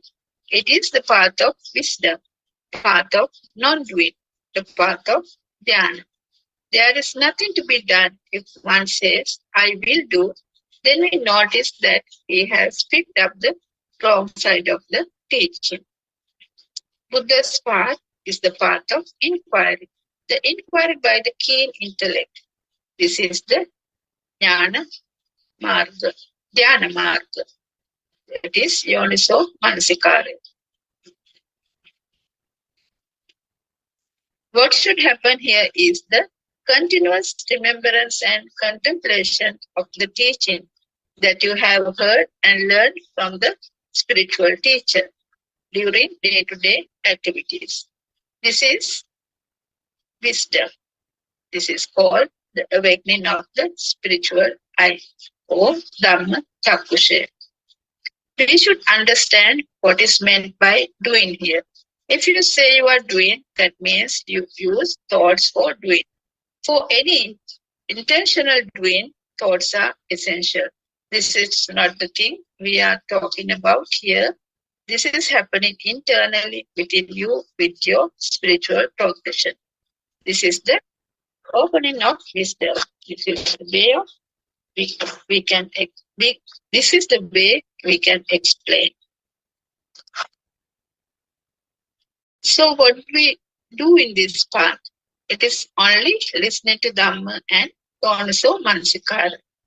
Buddha's path is not action-oriented. Any action is done by using the hands, body, and mind. Here we do not do such. Then what are we doing? Is the Sihir a doing? Is being aware a doing? All of these are seen by Sihir, by keen attentiveness. All defilements or impurities within are seen by Sihir. The path that listens of all kills is the path of Arahat. It is not the path we are following. Is this the path of doing or a path of being in awareness? This is the path of being aware.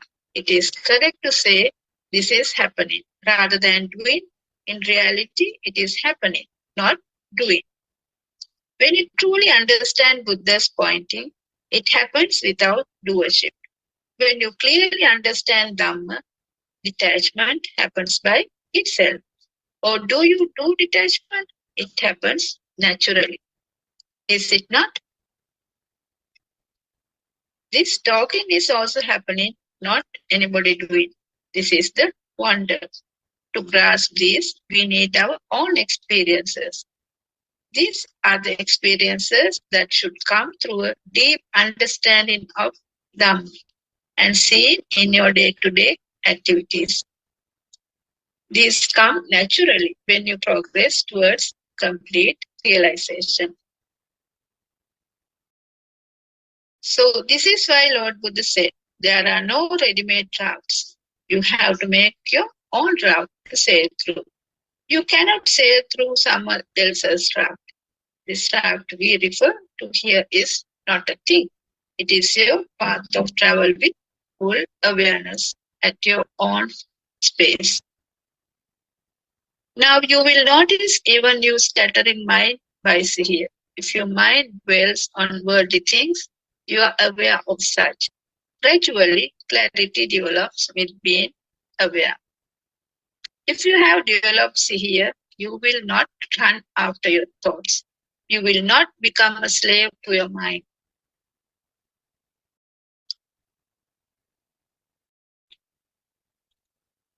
In the Japanese Sutra, 6 senses equate to 6 animals. One time, eye pulls you away. Another time, ear pulls you. And on another occasion, the tongue will take you away.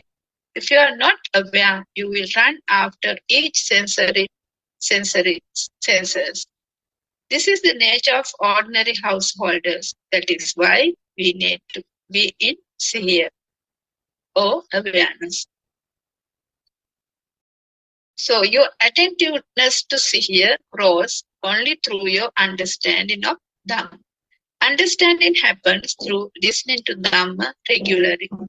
That is why Lord Buddha said, the existence of Sasana totally depends on the spiritual teacher or the Kalyana Mitra. Durlabam Manusattam, Durlabam Saddhamman Savana, Durlabam Shana Sampatti. It is very rare to have a human birth.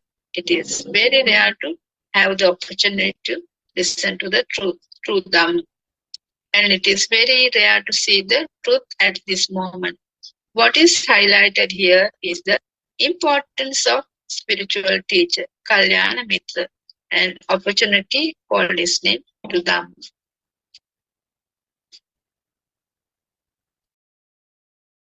So if we do not get a human birth, we will not be able to hear the truth. If Lord Buddha had not expounded the truth, there is no chance to hear such. Even having a human birth, if we do not listen to the truth, we miss the given opportunity to know the truth.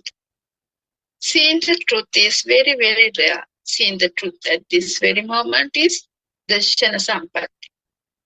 Though we say in words, see the truth, you cannot see the truth at this moment. It is happening. You may be surprised when you hear these words. If you try hard to see the truth, then you are grasping upadana. It is a trap. There is a spiritual secret behind it. There is a very important point that cannot be explained. It is not easily recognized without the guidance of our spiritual teacher, Kalyana Mitra and Manas. Being aware of the thought stream and contemplating of thoughts are two different things. If you contemplate on thoughts, unknowingly you start dwelling on thoughts. This is grasping our upadana. When you progress along this path, you may notice that things will happen without doership, and you are simply observing the actions. This is kind of wakefulness arising within. This is the dawn of wisdom or dhyana. This path seems difficult initially and needs sharp intellect to see through. There are many traps a spiritual seeker could fall into. That is why guidance from a spiritual teacher is required. So, moment to moment, thoughts appear and disappear. Thoughts are the results of sparks happening through the six senses. In fact, it is due to the tremendous sparking speed of sensory perceptions. Sparking happens through eye, ear, nose, tongue, and skin. Once a thought appears, naturally, we get the feeling that it represents something. At the same time, we get the feeling of living I.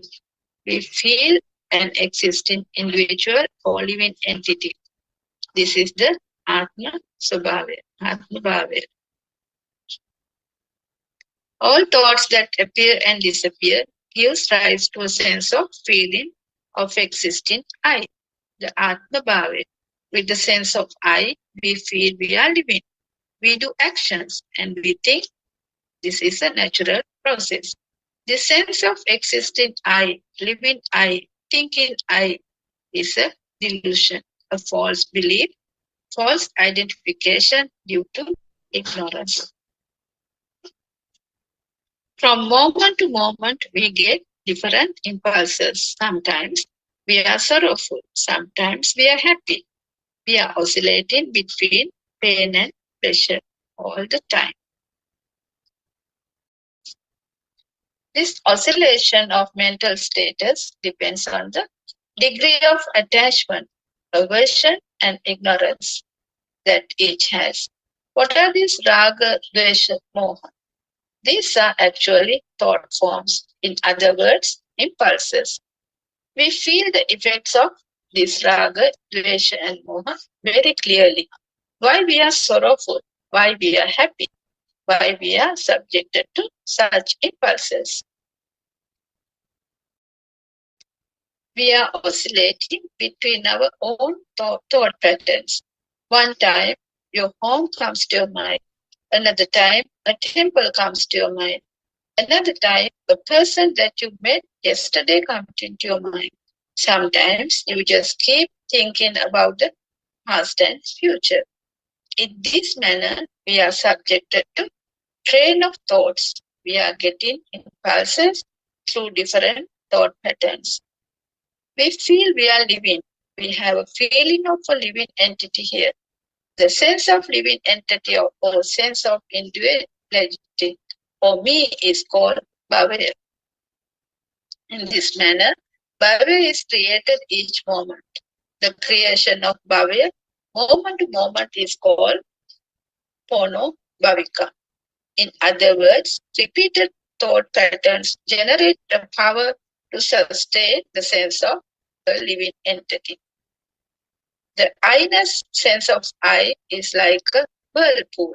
It has its own pulling power. It gives a sense of doership. It gives a sense of existing entity, a living entity. I exist. This is me. I am living. It binds us. It keeps us in samsara. In reality, there is no such living entity or I. It is just a process, just a functioning, just a happening. I, as a separate entity, is a wrong identification due to ignorance. I sense is simply a thought. In order to further explain this, we say a thought cannot eat, a thought cannot drink, a thought has never walked, a thought has never sat, thought has done nothing.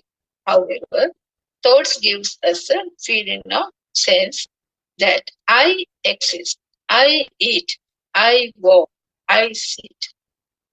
Where is this I? Where is this thought? Who is the I? Is this form body? Is the body I? Is the sound I? Is the name I? Then who is this I? Can you find any entity called I here? No, there is nobody, no entity. Then why do we feel this I-ness existing, living? So we should catch this I feeling or sense of I by being aware. That is, we have to be in here. We should catch this I feeling or I-ness whenever it raises its head. This non-existent ghost-like I-ness or sense of individuality needs to be caught and questioned. By being aware, being in here, you should be able to identify and catch this non-existent separate entity feeling or this I feeling is due to our ignorance. Not knowing the truth behind the thoughts. When caught and questioned, you will notice it does not actually exist. We have to catch this I whenever it raises its head. Just like cutting a stack of paddy, harvest with a sickle, we have to catch and drop our ignorance of being separate entity. For this, we need wisdom. We should see the truth through the wisdom. This will happen only when we know the Buddhist philosophy and we see the reality of thoughts in day-to-day experiences. Those who know the Buddhist philosophy and who see it in practical life can be free from this ocean of ignorance. Otherwise, it is impossible to be free from the ignorance. Fading away of defilements happens only when you know the philosophy and you try to see it in your practical life. Otherwise, knowing philosophy is just bookish knowledge. The way to freedom is solely on wisdom through the right view or samadhi. You should attempt to see the nature of thoughts from moment to moment in your practical life. This is the way to freedom. So what is an illusion? It has no real existence but appears to exist. For an illusion to happen, a number of conditions to be satisfied. For example, a rainbow. Was there anybody to get deluded? No, there is nobody. Then who got deluded? When a little baby is adopted in America, he says, mother to that color and form appearing to him over there. If the baby is taken to China, he says, mother to different color and form. To this baby child, the mother is born through his seeing and hearing. That is through the eye and the ear. To this child, he himself was born through his eye and ear. The eye and ear here mean the activity of seeing and hearing. The binding of color and sound together creates seeming objects or the world. So, the mother is born through the eye and ear.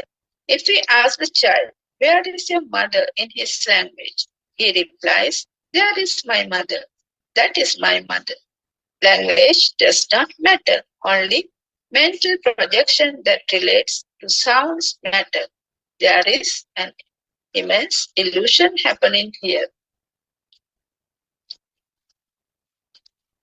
Are we saying the child got deluded because she is not his actual mother? No, she is his mother to him. Here we must know the truth behind how the mother is born or created by the child. Lord Buddha says the birth of the eye is the birth. Is there anything or any object called a mother? Here the great mistake is taking the mother to be existing object or a thing outside. The untruth here is the projection, the mental projection of an existing thing or object outside. It is a mental fabrication, a falsehood. It is not a matter of his mother. Is not the actual mother and the other being the actual mother. Even if he says that mother is the actual mother, even this is the untruth. Why is it so? This is due to the abhisankarana. Recurring thoughts create seeming objects or things because of ignorance. It adds value and seeming reality as well. This is called abhisankarana. So, this phenomena occurs due to tremendous sparking speed of sensory inputs. This is the nature. This is a natural phenomena. If one tries to change, then it will be a disaster. Nature cannot be changed. Even if a wave wants to change the ocean, the wave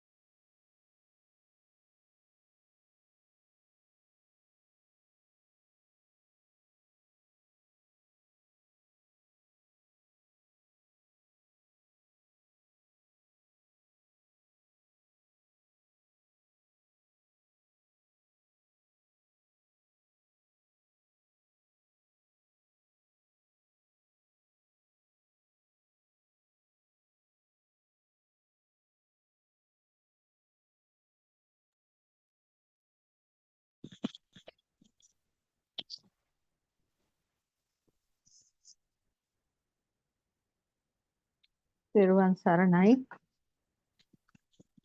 I worship Triple Gem respectfully. Also, I pay homage at the feet of our Kalyana Mitra Buddothpado Aryan Wahanse, the great sage of our era. We have seen through our eyes in this lifetime the most valuable spiritual master with the highest wisdom. Nobody can nobody can match with that kind of wisdom Buddothpado Aryan Wahanse is having. May Aryan Wahanse live long to spread this Dhamma all over the world to end the suffering of all human beings. Where their sansaric journey is created in the human mind, and Buddothpado Aryan Wahanse is showing each and every living being who are ready to listen to this Dhamma that great realization of ultimate path to wisdom. Theruvan Saranai, Dhamma friends.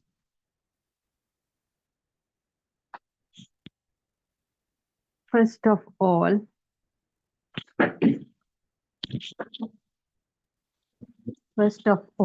we have to bow down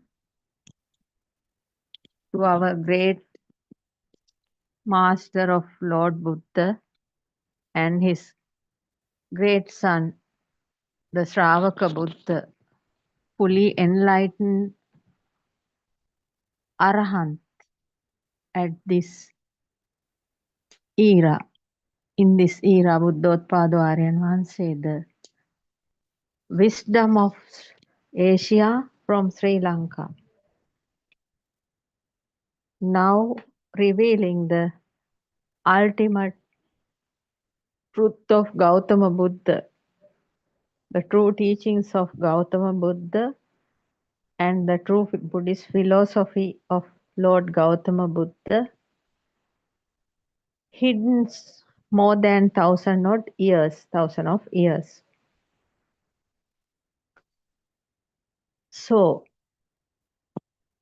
as listeners, our duty is to give this knowledge, give this understanding, give this ultimate message to the other human beings living on this planet, and we are doing it according to our level of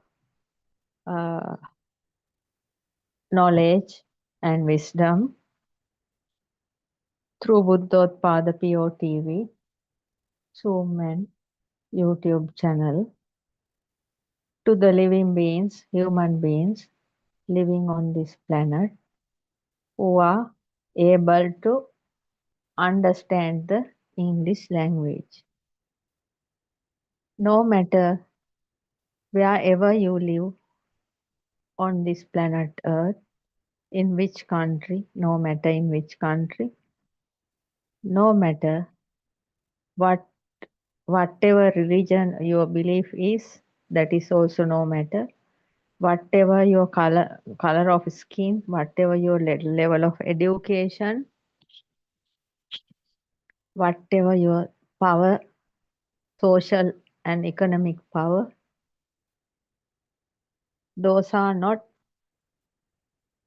needed to understand this ultimate reality. As you see, as human beings, we know what is actually happening in this global village. We are completely connected with the globe, each and every country, each and every community, each and every human beings connected now. And this is through the internet, and this is a global village. So we think we are very much, human beings are very much, have lot of wisdom and power, and things like that. Looking out the galaxy and trying to go there, and so many scientific experiments and new things are inventing in different types of new inventions are also happening.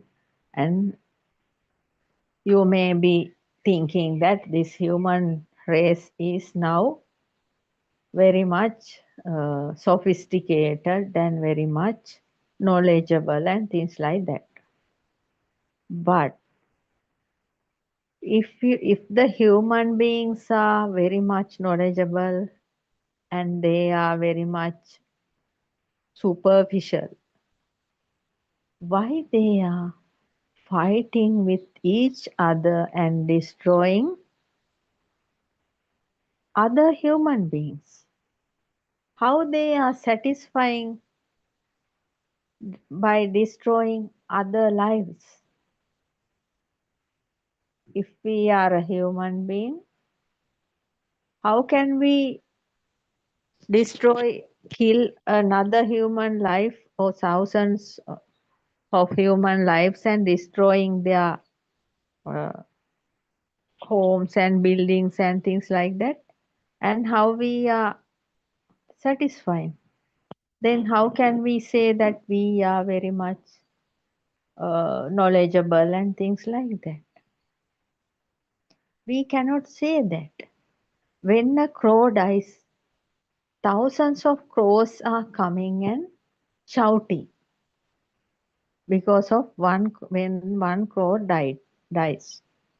So, but now you can see a useless war activity is happening in the Middle East. Whoever one, all they are having suspicion towards others. So if they have suspicion, first they have to find very clearly what are the weapons others have.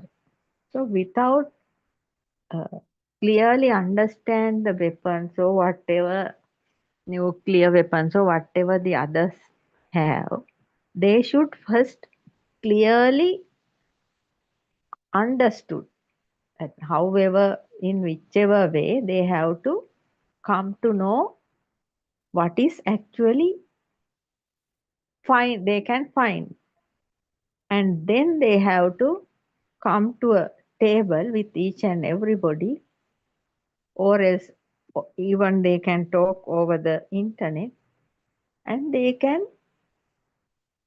continue talking. Without doing that, all are killing each other. And another small another country's people, all the time they are also fighting and provoking others.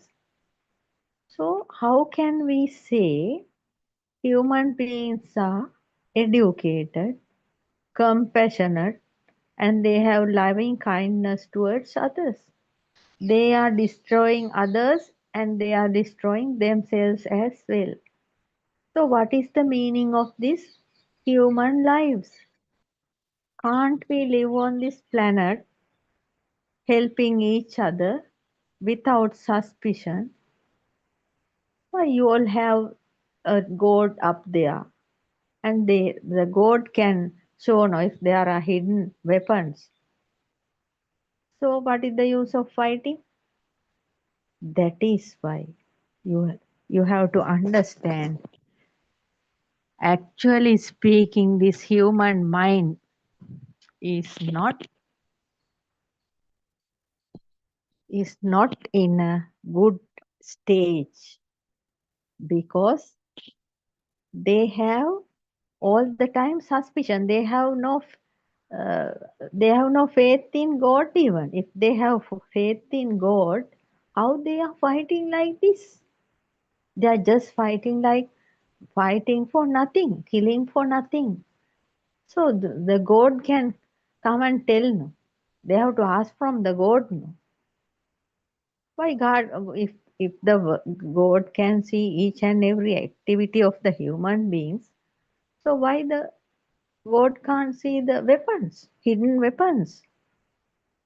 That is why there is a big error, big mistake in human minds of this era, because how much powerful they are actually not have no any kind of intelligence or no any kind of wisdom with them. If they have wisdom, they should have the loving kindness towards the other human beings live on this planet.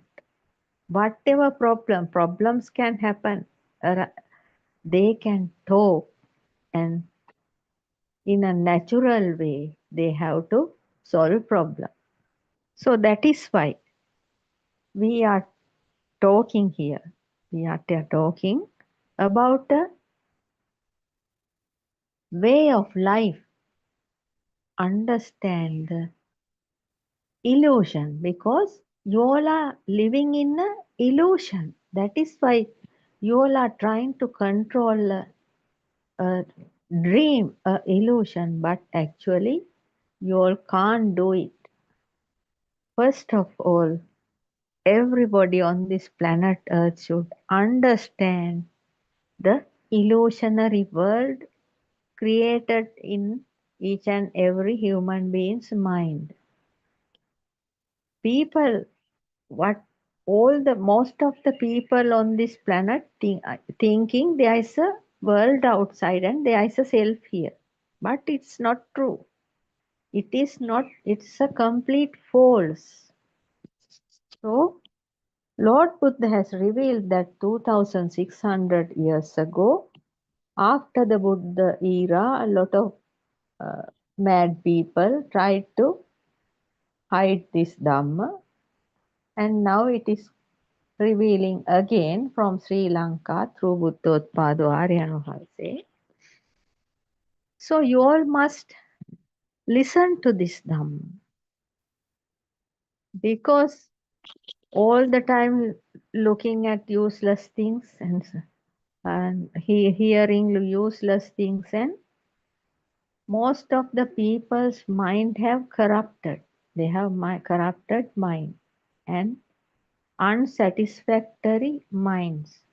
So if you want freedom of mind, a peace of life, that means a satisfactory living nature, a relief from this thought process, you all should come and listen to this Buddothpado PeoTV Zoom and YouTube channel, and also you have to go through www.wisdomofasia.com. This is not actually a small thing. In this Dhamma, Buddothpado Aryan Mahanse is clearly describing a very big science. At least even the scientists are not able to come up to that level. Lord Buddha is the greatest scientist ever happened in arisen on this planet Earth. And now the Shravaka Buddha, son of Lord Buddha, is Buddothpado Aryan Vanse, revealing the great science of the humanity, the nature of human beings, and the way of going out of this sansaric journey, the wheel of suffering. So, Buddothpado Aryan Vanse's all Dhamma sermons are based on the true Buddhist philosophy, because more thousand odd years true Buddhist philosophy was not there on this planet Earth, and therefore nobody could understand this redeeming from the suffering. But now Buddothpado Aryan Vahanse is able to show that to us.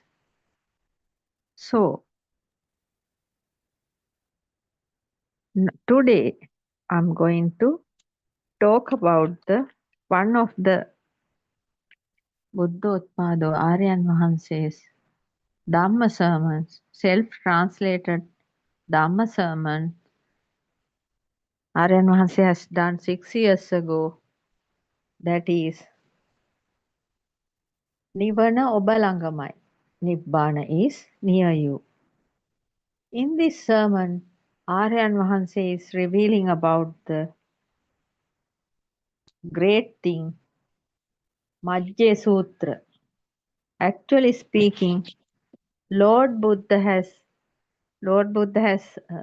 2600 years ago, Lord Buddha has preached this great sutra that is called Majje Sutra. It is actually a key. There is a key to the ultimate freedom, and Buddothpado Aryan Vahanse is showing that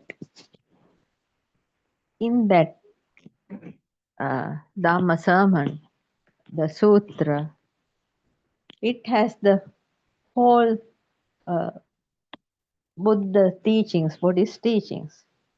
In that Dhamma, it is a stanza. Yo bante viditvana majje manta nalibbati tambruhi mahapuriso seda simbani majjaga. Yes, that means there are two extremes in human mind, and if a seeker is able to understand the two extremes, and if he can stay without attaching to the middle, he is a great person. He will be a great person. So that means because our consciousness, our mind consciousness is the illusion here. Actually, mind consciousness is always showing us there is an outside world and there is a self here.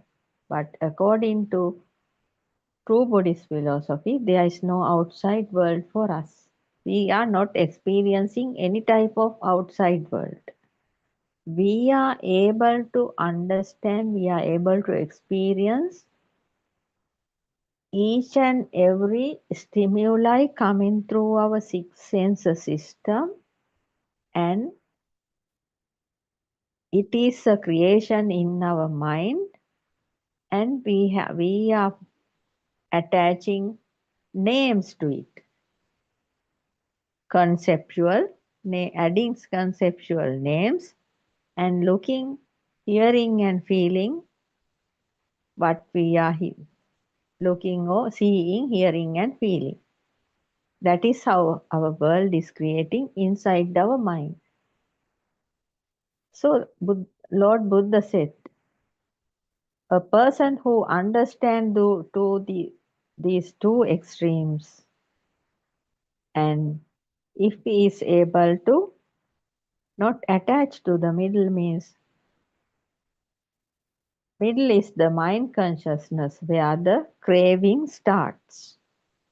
He will be a great person, because under this, when this person understands there is nothing outside, the inside doors outside door inside, there's nothing in the mind also permanent. So when this person is understanding there is nothing outside or nothing inside, and the middle one, the consciousness also,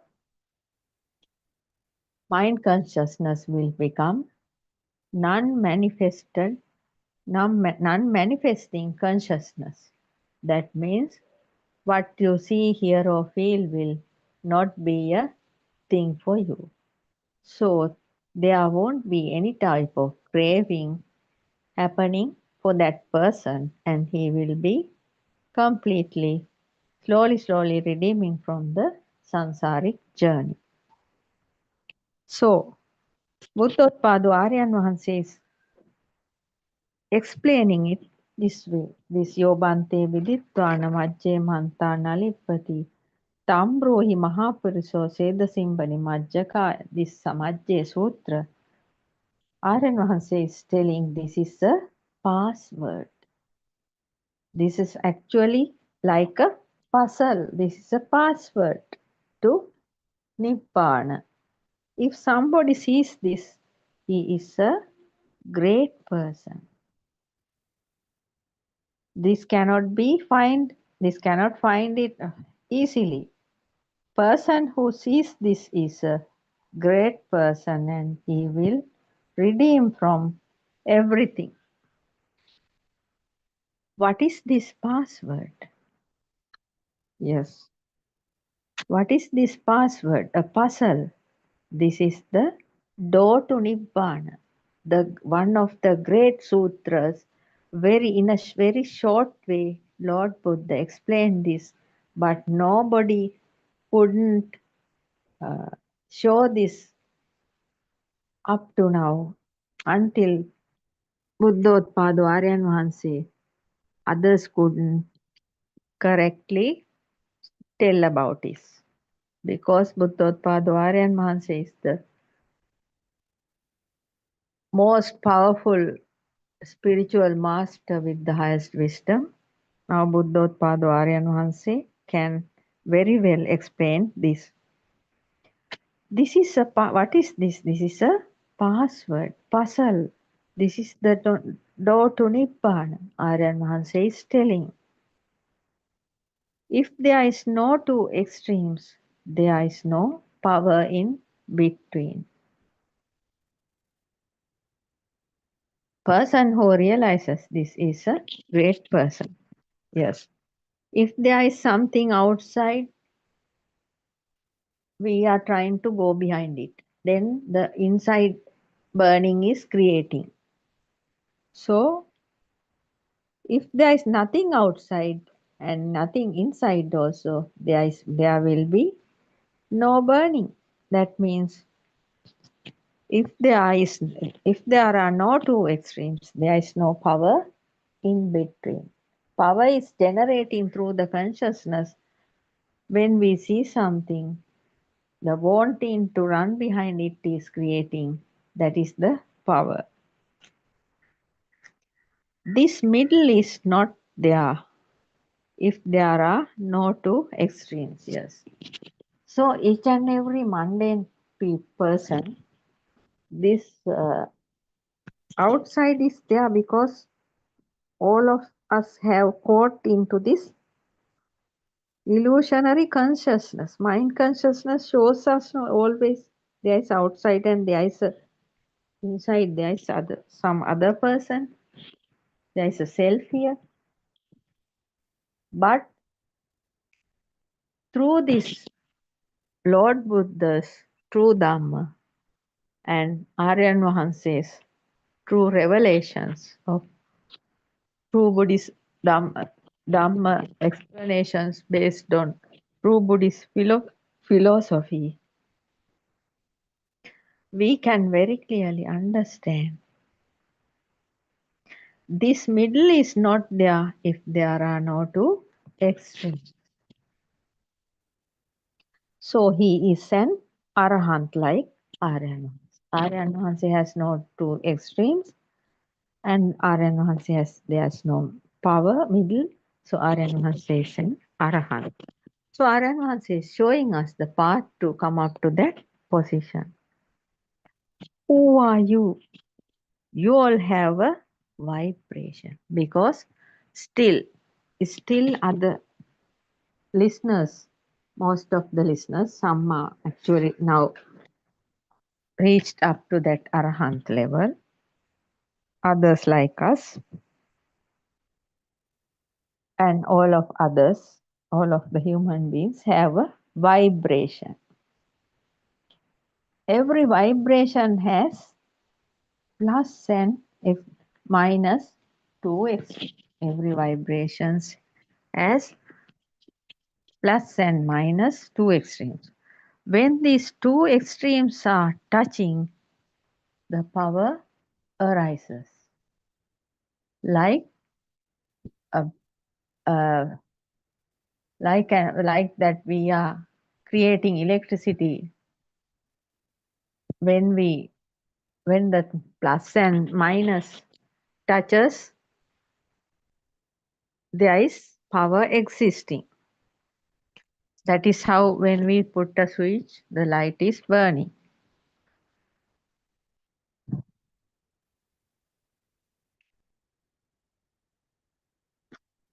Light and sound are fast vibrations. Light and sound are fast vibrations, as we know, because this whole cosmos is a power vibrational hub.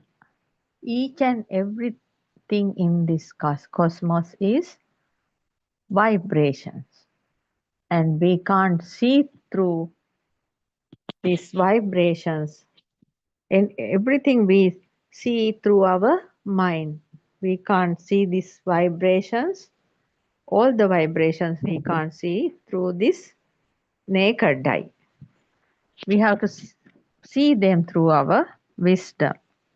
So we know, according to true Buddhist philosophy of Buddothpado Aryan Mahanse, light is a fast vibration. Sound is also a fast vibration.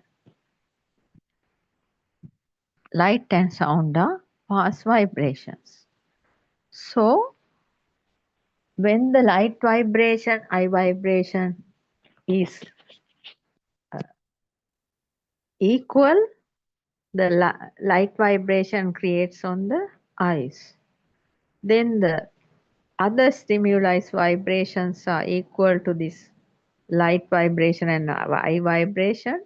Synchronization happening on the eyes, and we can see anything according to that synchronization, same vibrational levels.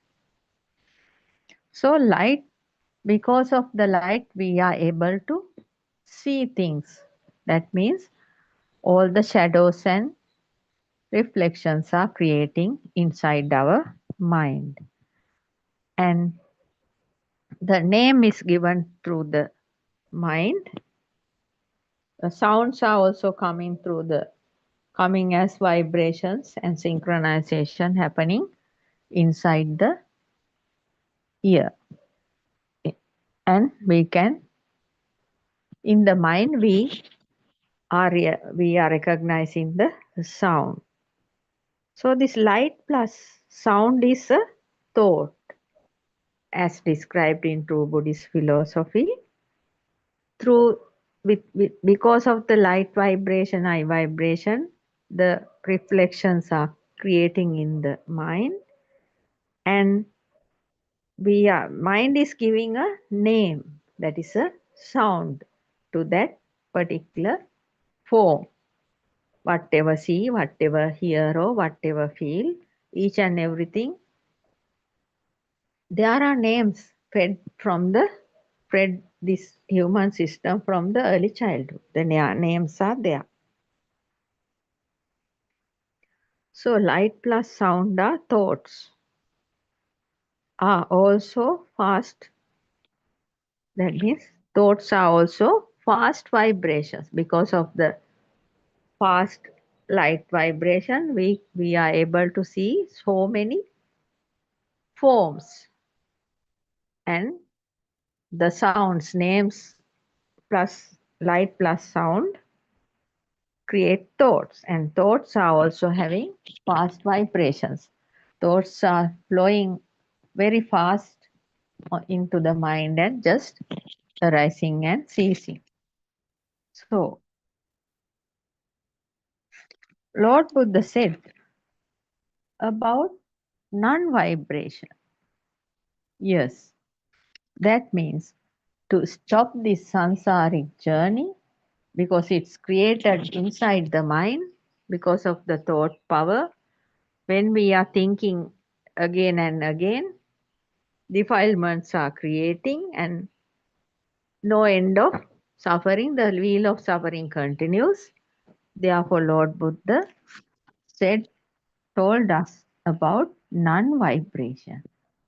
Non-vibration means Nibbana. That means all these vibrations should be come to a neutral level. No more vibrations happening. That is Nibbana. So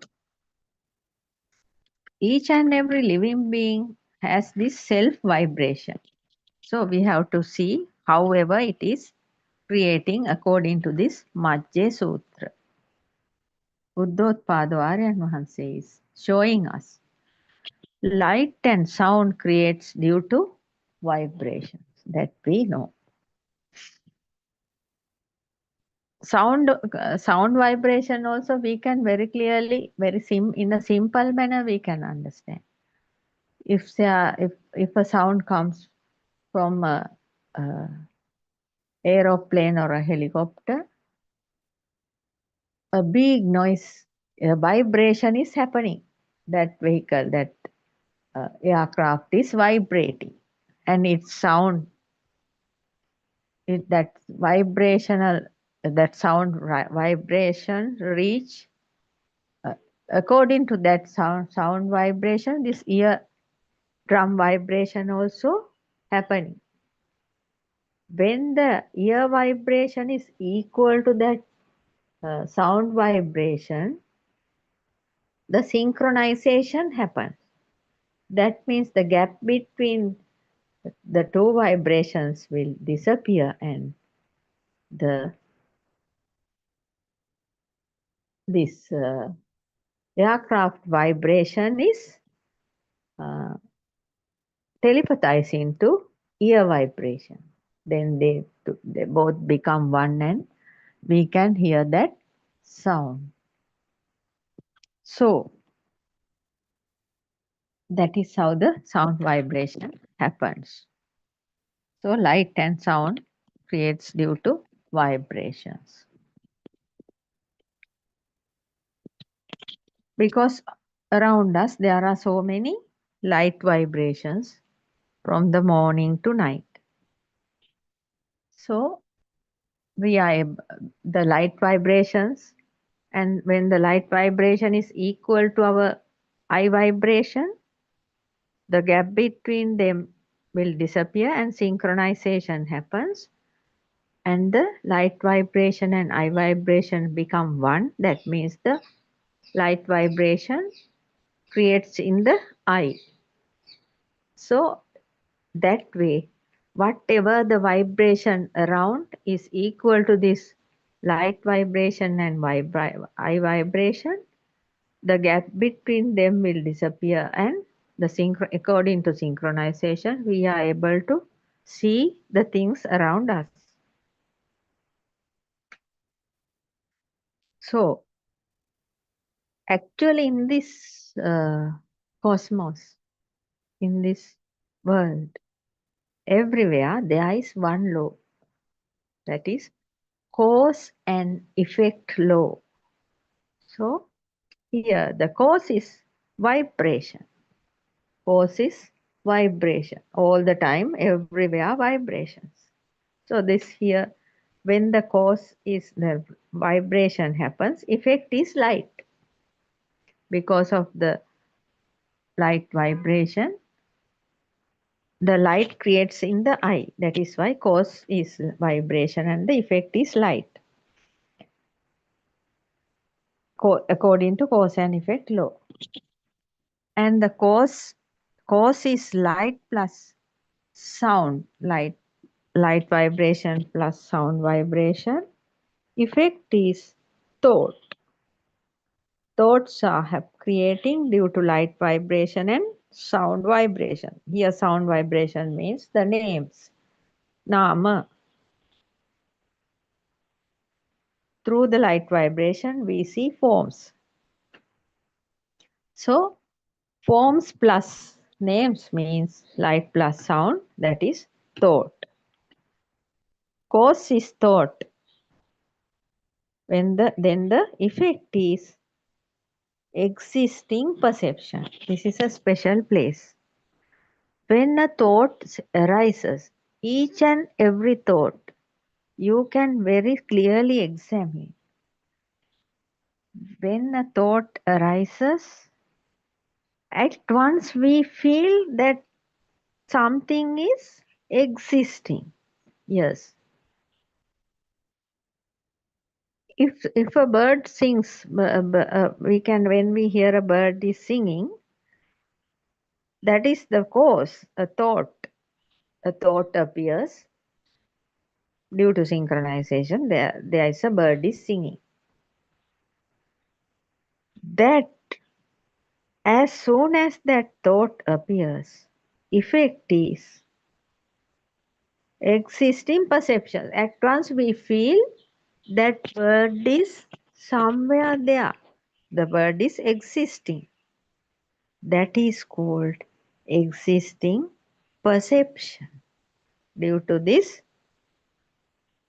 thought, the existing perception arises. Each and every time when we see a table or a bed or a chair or a house or something, we feel the existing perception. At once we feel it is there. A tree or a sky or a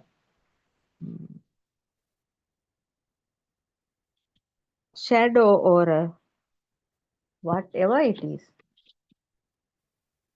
cloud or anything, at once we feel that it is there. That is called existing perception.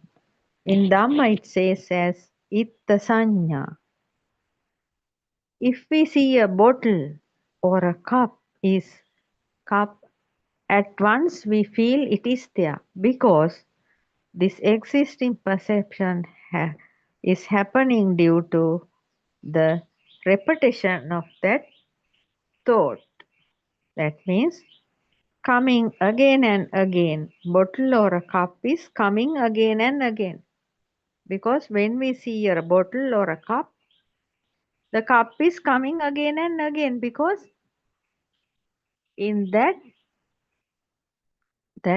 vibration is arising and ceasing non-stop. So we see as that cup is existing there due to the repetition of that. We are able to see it is there because the repetition of that thought is also coming again and again. There is a cup, there is a cup, there is a cup. So because of this again and again thing, we feel that it is existing. So, when the cause is a thought, effect is existing perception. If we see a cat or a person or a father, mother, son, husband, whoever is there, we feel there is a person there. So, when the thought arises, effect is the existing perception. When we see a cat or a dog, at once it comes because of the thought, repetition of that thought, existing perception comes. Not only the things, this each and every creature, whoever around, we have this itta sanya, existing perception.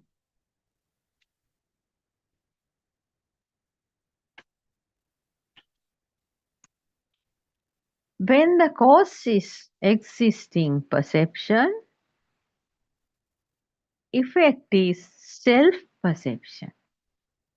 This is the circle, how the things happening here. Buddothpado Aryan Wahanse is very nicely clarifying this. When the cause is existing perception, effect is self-perception. When we feel something is there, we feel we are here. That is the two extreme business. We feel, that means the mind consciousness is doing this. When we see something is there, that means cause is existing perception. Everything is happening according to cause and effect law. When the cause is existing perception, if the bed is there, if the chair is there, if the window is there, if the wall is there, the tree is there, effect is self-perception. That is the main point we have to understand. If there is something, it is coming again and then a power will be arisen through it. Yes, if we see something or hear something or feel something, when it is coming again and again,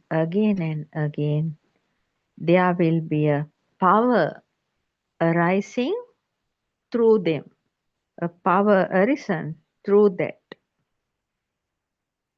So this power comes to the thought is the existing perception. The power comes to the thought as something is there. Yes, that bed is there, that book is there, that telephone is there, spectacles are there, cooler is there, everything is there. The power comes to the thought is the existing perception. So existing perception means the power comes to the thought, and when we think that means when we think the power comes to the thought is the existing perception, and when we feel the existing perception, we want to keep it continuously. That means this system, this human system, will be having a wanting to keep it continuously, that existing perception. That feeling of existing perception is the self-perception. Yes. That is why Aryan Wahanse is telling, if there is something, you are there, the self is there. So the feeling of existing perception is the self-perception. Because of the self-perception, the craving is happening. When you see a bird, you want to look at it again and again. That is also a craving. When you see a nice frock, nice garment, you want to buy it because of this existing perception. When you see a new vehicle or something for a boy, he may be thinking to buy it, buy a vehicle like that. That is called craving. And also most of the people having so many cravings. So some of these countries, people, governors of countries may have some kind of cravings to overpower other countries. Some may have a craving of destroying others. That is also a craving. And that feeling of existing perception is the self-perception. Self-perception has craving because there is a self. We know very clearly, according to the true Buddhist philosophy, there is no self here. But in the mundane people, most of the people from this 800 billion, they have this self-perception, and they have different cravings, and due to craving there is fire and burning arises. That is called in Dhamma tanha, nandi, power which comes through it. Yes, it says in Dhamma sukhiyattaya, ekiyattaya. So existing means something is permanently there. All the time people are thinking something is permanently there, but we are living in an impermanence world. This human body and mind and everything is impermanent. Each and every moment this human mind and body is dying and born again, but still they think everything around them is existing. And if there is something existing, a feeling comes, and it is the existence feeling. So all these existence and existence feelings are having power. That is the most dangerous part. Because of this power only we are running throughout this samsaric journey, wanting to keep continuously the existing feeling. Yes, we are actually having a wanting to keep continuously the existing feeling. We want to keep each and everything around us permanently. That is the wanting to keep continuously the existing feeling. Power comes through that is the self-perception. Yes, the power comes through that wanting to keep continuously the existing feeling, and power comes through that is self-perception. So it is very dangerous. Now a self also in an impermanent world, now so many things have become permanent. And there is a self also created here. So Lord Buddha said before 2,600 years, craving is the carpenter who is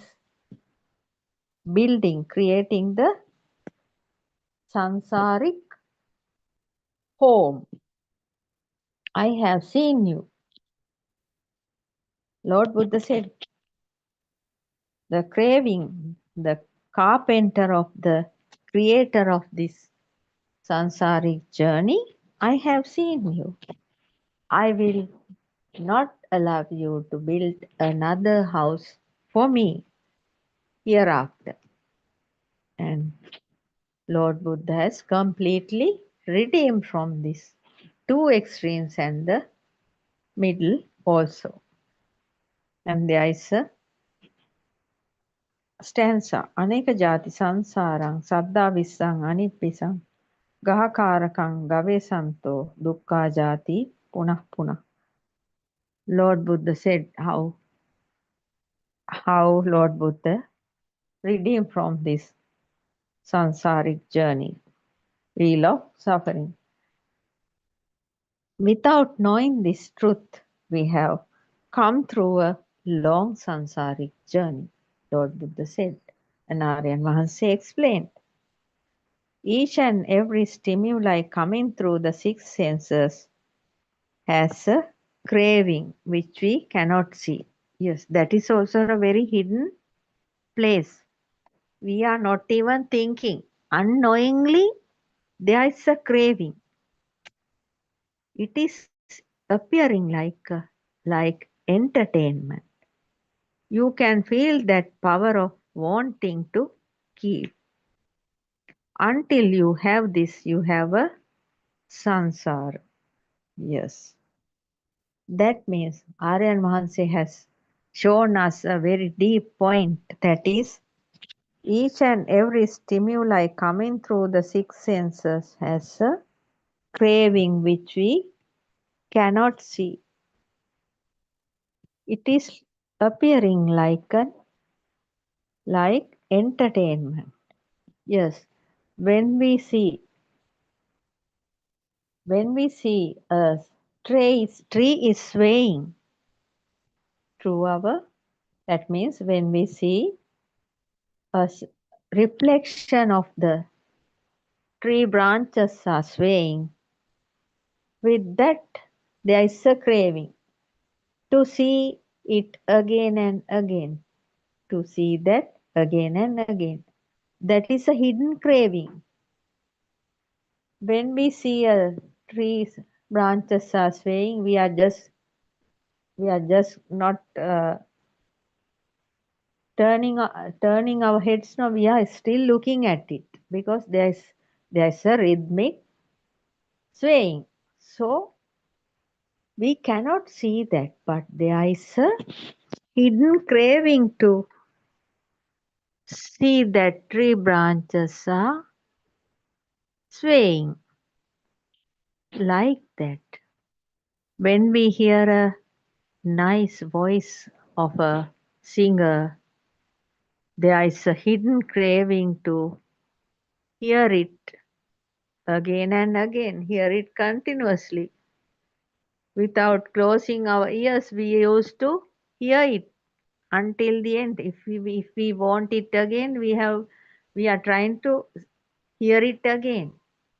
So that is also a hidden craving which we have not seen it. When there is a tasty food on the table, when there is a feeling of eating it, when we eat a little, the craving of that tasty feeling, that means a touch sensation of the tongue, there is a hidden craving because the tongue tastes the food and the mind says to eat again and again, eat more and more. That is the hidden craving of the tongue. When you smell a nice smell, when you smell a nice smell, when you smell a nice smell, you can there is a wanting for you to smell it again. So that means we just want to smell it again without unknowingly, because there is a hidden craving in that smell. Not only that, if we sit on a normal chair and if we have a cushion chair, we used to, there's a liking. We are always like to sit on a cushion chair than a normal chair, because it touches the soft touch of that cushion chair, gives us a feeling, soft feeling for the body, skin. So there is a craving unknowingly in that body consciousness also. Therefore, we are trying to feel the softness of each and everything.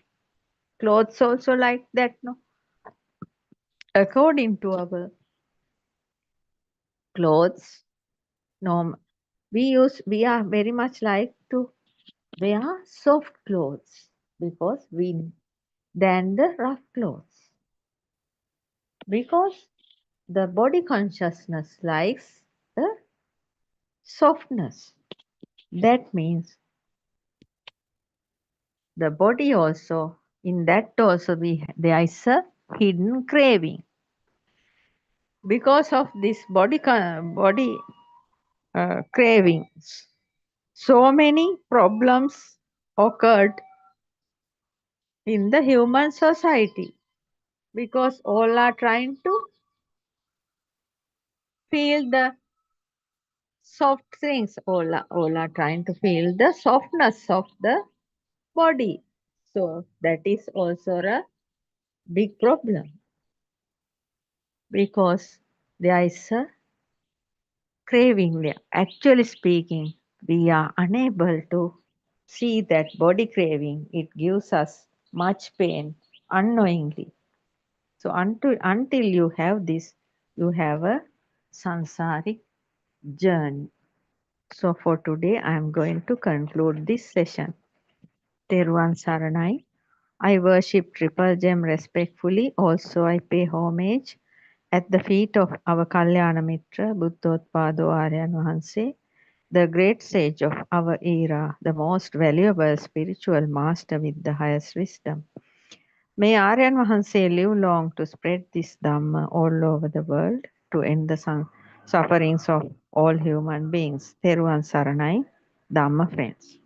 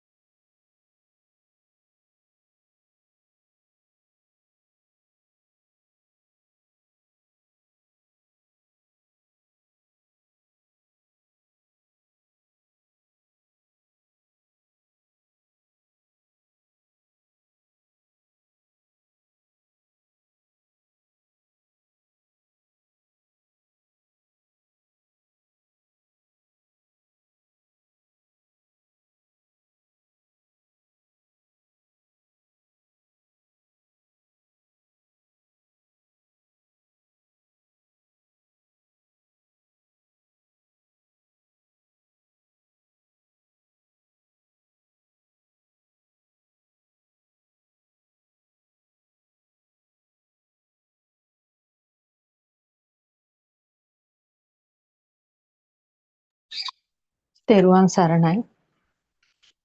I worship Triple Gem respectfully.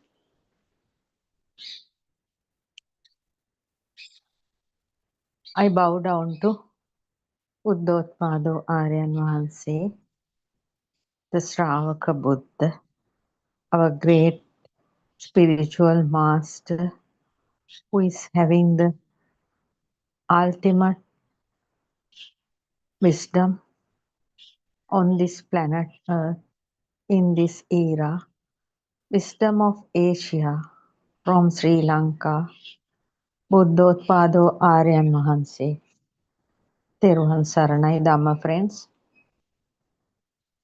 This is the time every day, Sri Lanka time 3 to 5, to discuss about Dhamma. Every day Aryan Vahanse is revealing very great revelations. How much we are lucky to hear those things. We never heard this kind of Dhamma before this.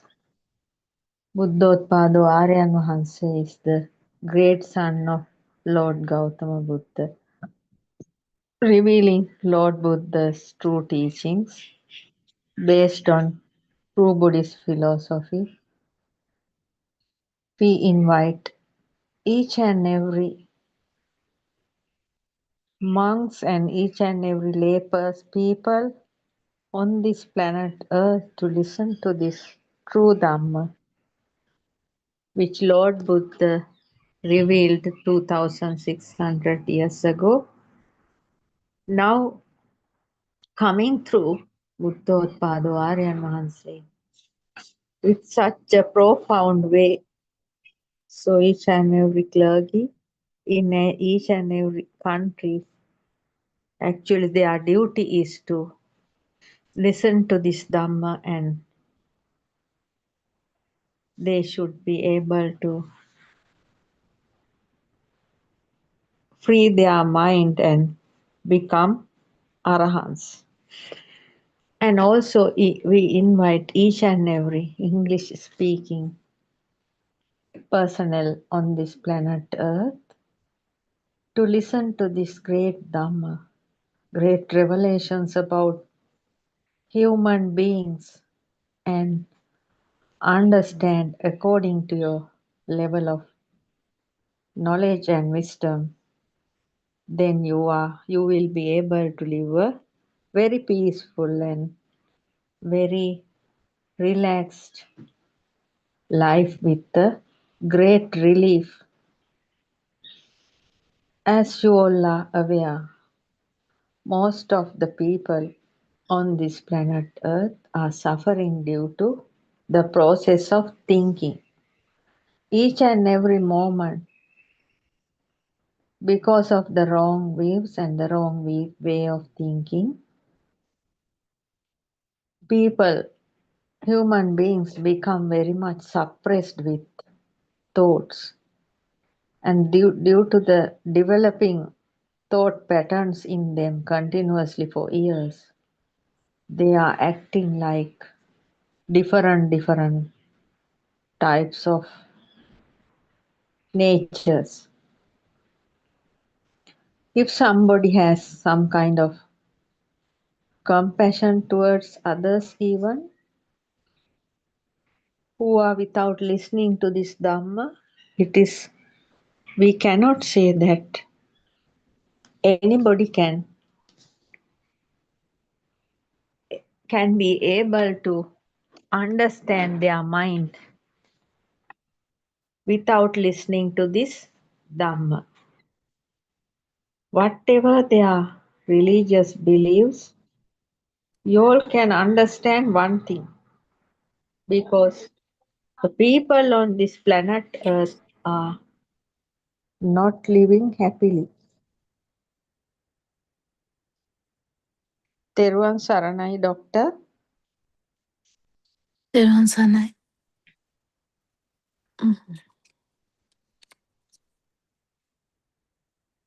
Can you hear me? Yes, Doctor, can. I'm trying to.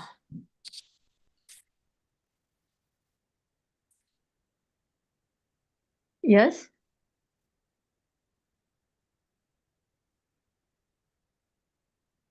Doctor? Yeah. How did you?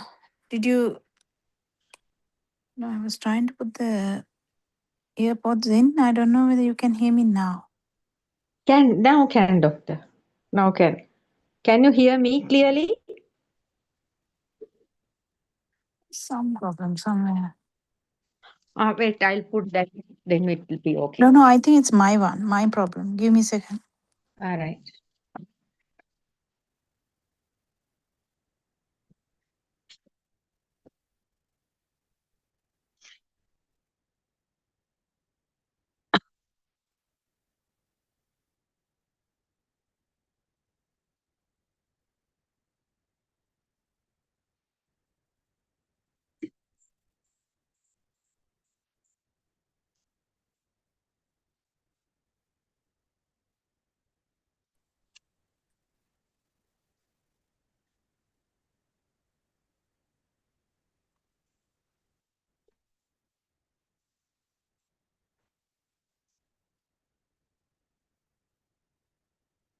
Therwan Saranai, doctor.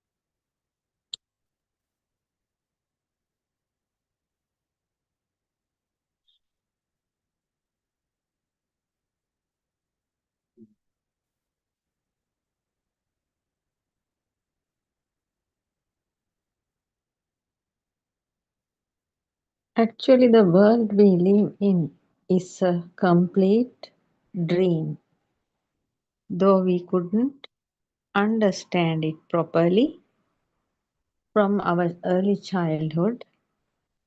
We lived in a dream. Still, the people in this world are like that because nobody can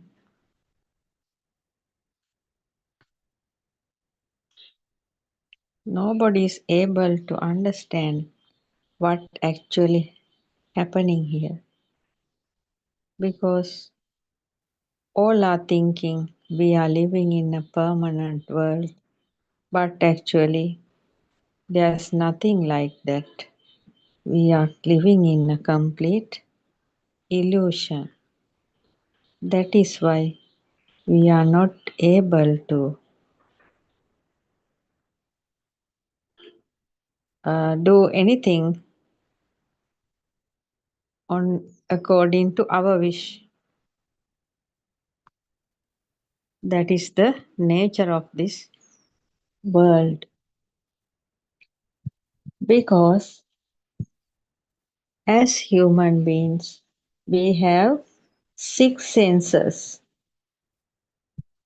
According to Lord Buddha's great Dhamma and Buddothpado Aryan Mahanse's great revelation,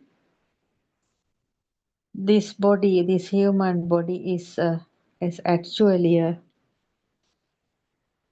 6 sensor-based system. Eye sensor, ear sensor,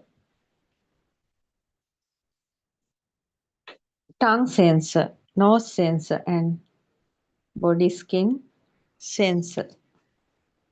Actually, we are, as human beings, living in this planet Earth means we are sensing the surrounding according to our 6 senses, and we are creating a world inside our mind. This deep truth, most of the human beings are not knowing about this ultimate truth, and they are suffering. Suffering due to unknowing, ignorance. So each and every human being with some kind of wisdom should seek actually what is the actual human nature according to the true Buddhist philosophy, rather than going out of space. We have so many things to do while living on this planet.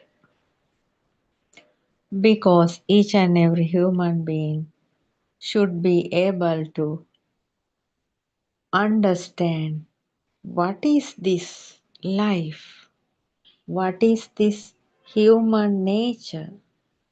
Because Teruvan Saranai, doctor. Teran now it's all right. Right, doctor. Can you hear me clearly? Yeah. So what happened? Did you get the? Oh no, actually you were not there yesterday. I had Dharma actually.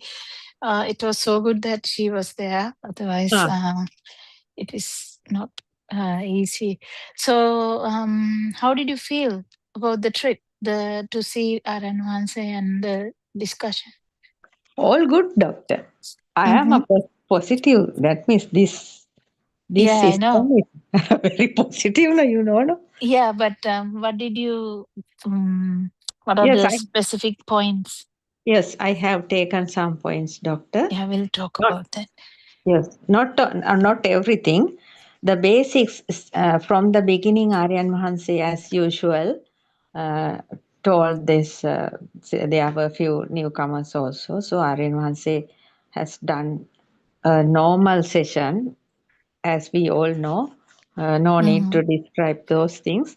The deeper part, somewhat I have taken down, and some more to go, but I have taken some part. And last night thing also I have taken down some notes.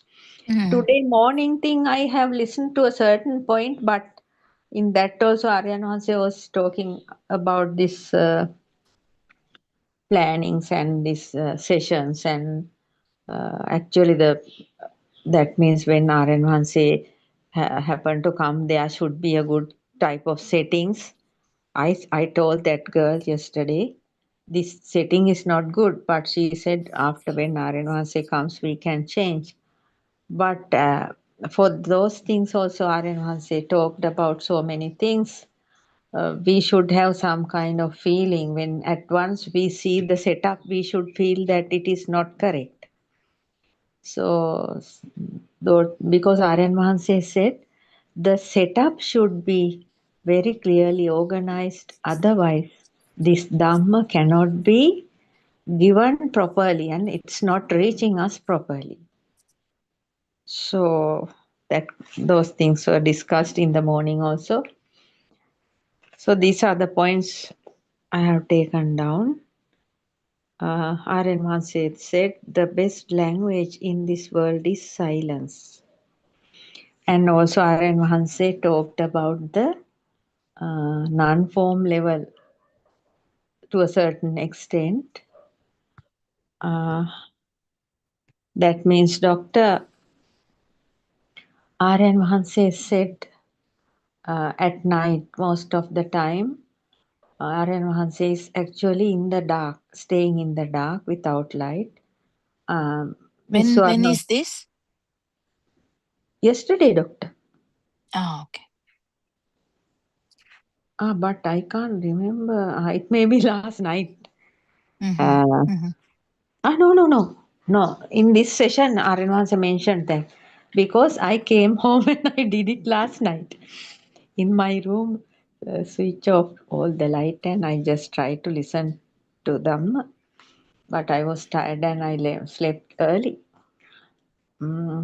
That means Dr. Aryan Mahanse was telling from his childhood, Aryan Mahanse has a liking towards this, as you said, this aropa. So that means being in the dark, and it's helpful, it seems. According to my knowledge, Miss Swarnamali is also most of the time she is also staying like that, it seems. So what is the idea about it, doctor? What is your idea? Not much. I mean, you have to do anything as you feel, not by forcefully. No, yes, that means that gives some kind of calming, no, doctor?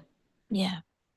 Because at once I remembered my childhood in upcountry, not much of this road lights and all, no? So that darkness was around. And I felt at that time also, there is some kind of relief in that, doctor. Darkness, no? When not when going here and there, when we stay at a point, if there is dark surrounding, there's some kind of calmness is happening. That is one thing Aryan said yesterday. And then Aryan said the best language in this world is silence. That is actually true, no, doctor? And also some stanzas. Sankatam padicca sampannam kaya dhammam vaya dhammam viraga dhammam nirodha dhammam. ෂය වෙනවා වැය වෙනවා රාගය විරාගයට යනවා ඇලෙන්නේ නැහැ නිවීම සැනසීම. That is based on this dependent origination. Aryan Mahanse talked something. Then anicca sankara. The things created are not true. Uppada vaya dhammino. When we see the arising of the thoughts, no burning is there. Uppajjitva nirujjanti. Whenever you are born, if you see that the self is not meeting, etang upa samosukho, there's no the self. Aryan Mahanse said, that means, doctor, that's that. Aryan said most of this funeral houses, this stanza is written. No? So Aryan said this is written as Arahant's death. Anichavata Sankara. We should not do it like that. After that, Aryan said, always we communicate with the words, there is nothing and nobody. Whatever way we communicate, always there is nothing and nobody. That we should understand. Using the mind and memorizing to show that there is no memorizing. Aryan said, we are using the mind to memorize to show that there is no memorizing. Dhamma is there. Dhamma means there is nothing and nobody. The whole Dhamma says there is nothing and there is nobody. When matching with Vinaya, Pitaka, Raga Vinaya, Dvesha Vinaya, that means dissolving lust and hatred. Match with the dependent origination, that there is nothing. 84,000 Dhamma aggregates are there, but there's only one word. It says there is nothing. If there is something in color or sound, there is somebody. Something means a vibration. Then a good point, Aryan Vahanse talked, a deeper point. This Majje Sutra, Aryan Vahanse clarified in a nice way. Yo bante viditvana majje manta nalibbati tambrohi mahapuriso seda simbani majjaga. This is a password. Aryan Vahanse said, this is a password and this is more like a puzzle. If somebody sees this, he is a great person. Cannot find it easily. Person who sees this is a great person and he will redeem from everything. What is this password? Puzzle. This is the door to Nibbana. If there are no two extremes, there is no power in between. Person who realizes this is a great person. This middle is not there if there are no extremes. That means he is an Arahant.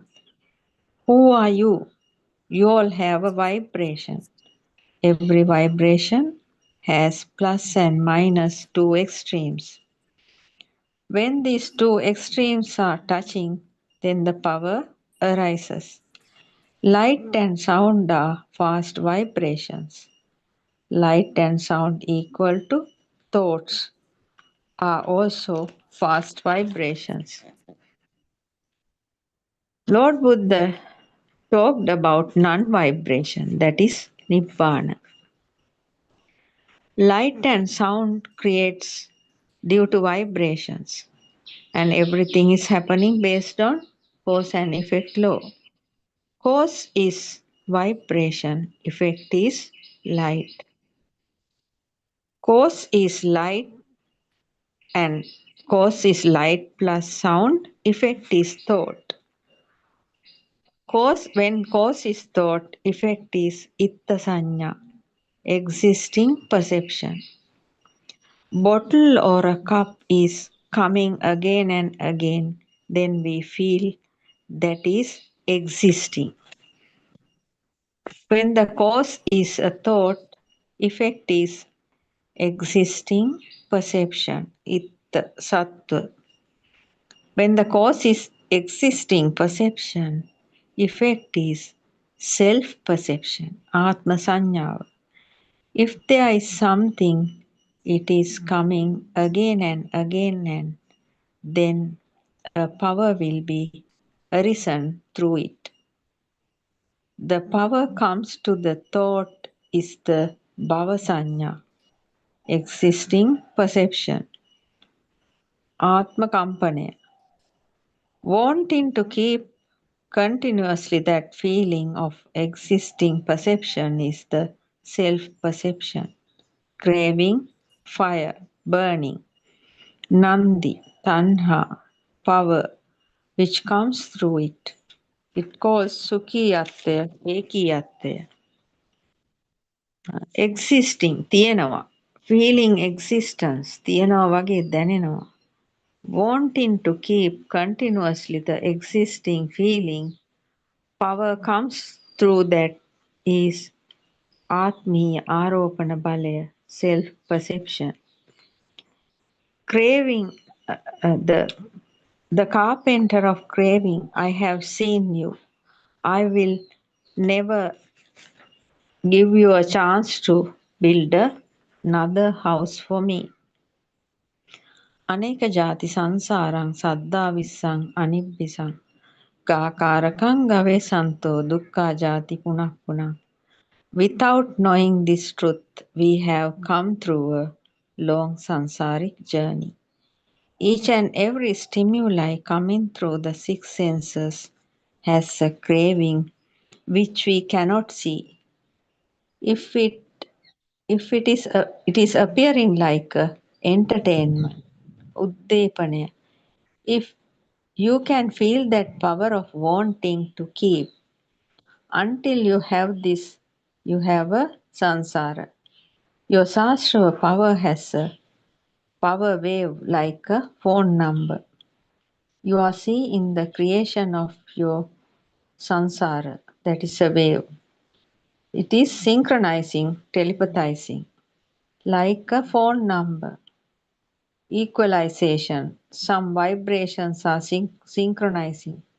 At the time of death, your defilement level is equal to that wave phone number. Then, Maniya Makkato Atimaniya Kukkuro.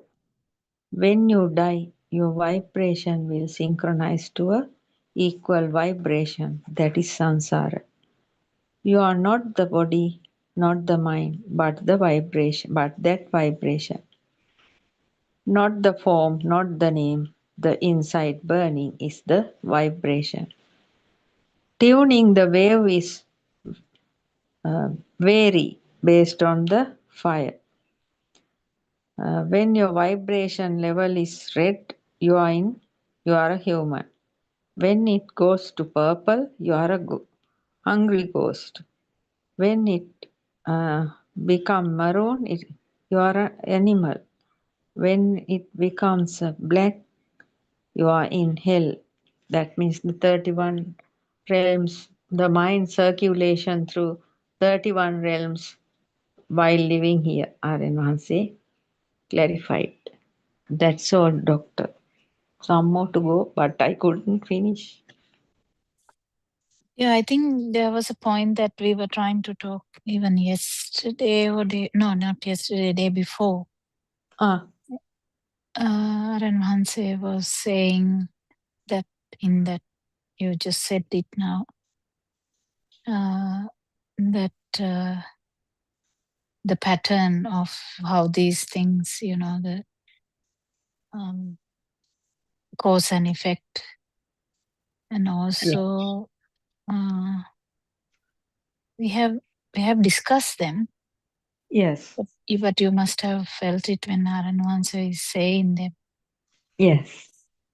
Yes. It was clear. Yes. That means what you have spoken to me was discussed yesterday. Yes. Yes. Today also there is a discussion in Halawat, which must be good. It is actually today morning one. I only could listen last bit, very last bit. I couldn't log in before, so I haven't listened to the full one of the discussion today. That means, doctor, today morning one. Morning one, in the last bit, someone, some Sunandamma, someone was talking, and then Naran Mahanse joined in the last bit. That I heard, but I didn't hear the discussion before. Before there's nothing, doctor. Only this, only the programming, rearranging, arranging. All those were discussed. Up Mhm. to uh, up to the, uh, I think about three from the four, three parts of four are like that. The final part I couldn't hear, didn't have time. What about the next trip of Aranwanse? Where is he going? Oh, no idea, doctor. That is. Anyhow, Aryan Vans is coming to Miss Harshi's house. Miss Harshi is coming, it seems. She is on her way to Colombo from America.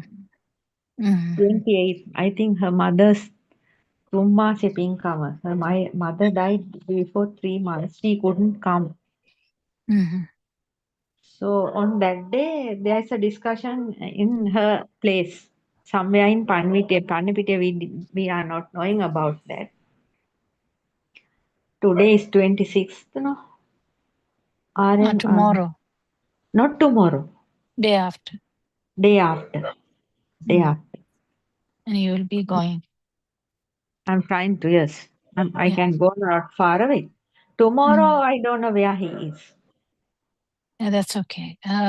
So, but did he plan any other trips? No, not yet.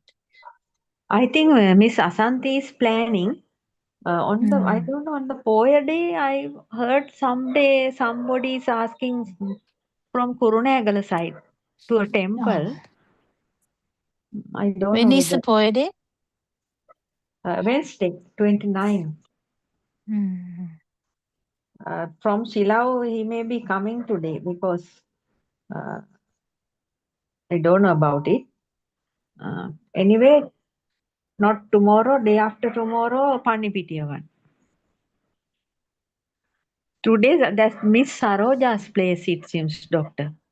Yeah, I saw that. I didn't have the chance to listen to the whole thing, but I heard some part of it. Like, Yes, she is going again. It seems she is not well. That's what Aryan Hansi said today morning. 4 years she has discussed Dhamma with Aryan Hansi. And Aryan Hansi is going yeah, I today, know. according to her invitation. Yes, doctor, that point. The anything from last night? I can't. Oh, yes. Shall I read that also? Yes. Because Mahacharya Tuma was also there, and Mahacharya Tuma discussed things at that time, doctor. Last night, did you hear that sermon? Yes. At one point, Aryan Hansi said, මහාචාර්යතුමාවත් ඇවිල්ලා මෙහෙම කිව්වේ නැත්තම් මම නිහඬ වෙනවා. Because nobody's there to talk with him, doctor. Because the so many things are not coming out. If you can, mornings, doctor, not personally. If you can just appear, things will come out, doctor, nicely. Yeah, I'll try. I'll tell this. 25th July, Andolanatmaka Deshana. There is nothing called mind. It is just like a flowing of river. We cannot get water from the same river twice. We live only in this moment. We cannot enter into this moment once again. Lord Buddha lived in this moment, enlightened in this moment. Parinibbana also happened in this moment. This is a timeless Dhamma. All the great sages live like trees. They are speaking, acting, and everything is like the swaying of tree branches, like the breeze, but without the self. Awakening is there. Adigata Samadhi is there. Our speaking, acting, and thinking also just arising and ceasing. All of them are just happenings without a meaning, like trees. Tree leaves are shaking, no problem. Sages seeing is different. Not even the nature, that is Patisotagami living. Whatever happens around you is not relevant. Wherever you are not there. Everything is happening according to the system, like the breeze. Akasena sakuntana gatite sanduranyo. Wind has no road, water has no shape. This example is for the mind. This realization is like a film. Senses are working carefully, see them. Film is running. This nature of breeze-like feeling cannot be taken as a mental image. That freedom, lightness, relief, see very carefully. You have expectations. All those are the expectation of the film. It is not a problem. If you have some other expectations, you will not be able to have this Dhamma. To show this story, we say clouds are floating and birds are flying in the sky, but the sky is unshaken. If there is a liking towards the unshaken sky, that means you are there. But gone beyond the unshaken sky means that is also not become a thing to you. This is the point of redeeming from this world and the world beyond. This is very deep. If any four forces, this can be there. If you have that near my, fantastic, you must overcome that. It is the place Rupadarshanen Midunutana, Obasa. If you have fantastic things that cannot be achieved, this is redeemed from everything and awakened to the moment.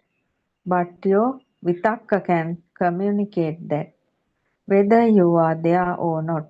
Vitakka means not the words. වචනයට යටින් විතක්ක විචාර ගින්න ශාස්ත්‍රව බලය උද්දීපනය කරනවා. ක්‍රියාවට යටින් ආශ්වාස ප්‍රාශ්වාස සිතුවිල්ලට යටින් වේදනා සංඥා. You are telling this and that because of your thinking process. Shastra nature can be seen. Can see your uddipana swabhavaya. You are talking after this. Yes, you are talking after Vitakka Vichara. Aryan Vahanse is creating words to communicate the Dhamma. One mind arised in you will never ever appear again. That feel, that vibration will never come again. We associate another dimension. Your feel is what you think. That is your mind, duality. That feeling path shows you that you are not a human. Your actual feel is non-form. If you can come up to that point, two people will not meet again in this world. Comparison, you and me, I am you. No two people, unshaken. Buddha nature not belongs to the world. දෙලොව මිදී මෙලොව සමව වාසය කරනවා. That is all, doctor. There is some more. I couldn't finish that also. Sorry. Yeah, that is actually good. I think everything must be clear now to you. Just a matter of fully realizing it, isn't it? Yes, doctor. Because of your help and in going in front of Aryan Mahansi. Mm. Yesterday, yeah. But Aryan Mahansi said something like this, doctor. Aryan Mahansi said, after turning the place, if you all can sit on the floor, it's good. Then I first sat on the ground with a small pillow. Few people came down and some were on the chairs. But doctor, I have some kind of this body pains like එක විදිහකට ඉඳගෙන ඉන්න අමාරුයි. When if I can sit on a chair, no problem, right? But Aryan was telling ඉඳගෙන ඉන්නකොට හැමතිස්සෙම දඟලනවා නම් ඒ ආත්මය.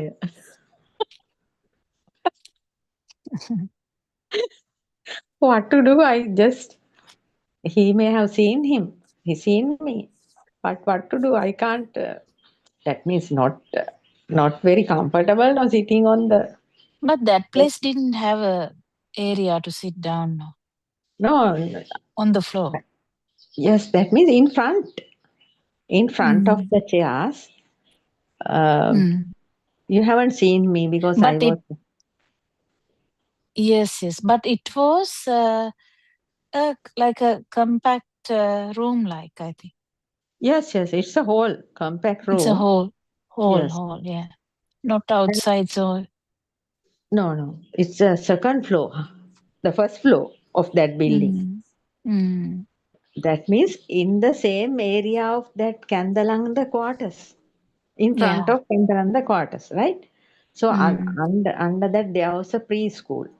And a lady taken me there before Arenose comes. We was sat in the small chairs and watching what Arenose was telling about this preschools. So we were nicely watching and talking about Arenwase's Dhamma. Then Arenwase came and we went up. I was sitting in the side of those Paduru, right? Yeah. I saw somewhere in the last bit. So, but when Arenwase was telling that you can't tell what to do. On a chair, we can comfortably sit and stay for a long time. But sitting on the floor means not very easy. Turning here and there.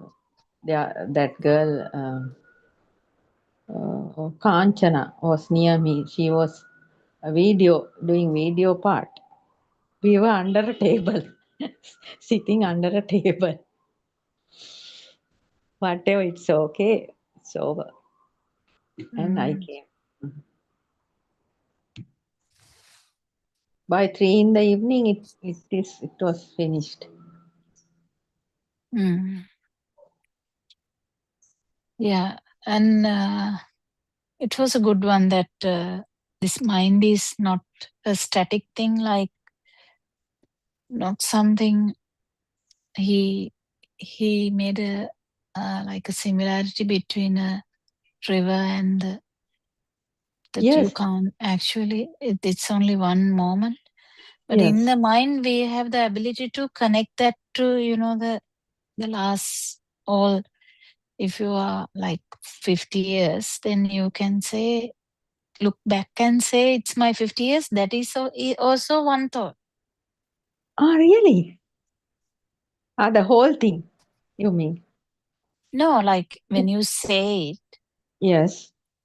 You're saying, no, I'm, if you say I'm 50 years old, then when you say that. Yes. That is one thought, yes. That is one thought. Even this comparison we made is one thought, but we feel like we did a comparison.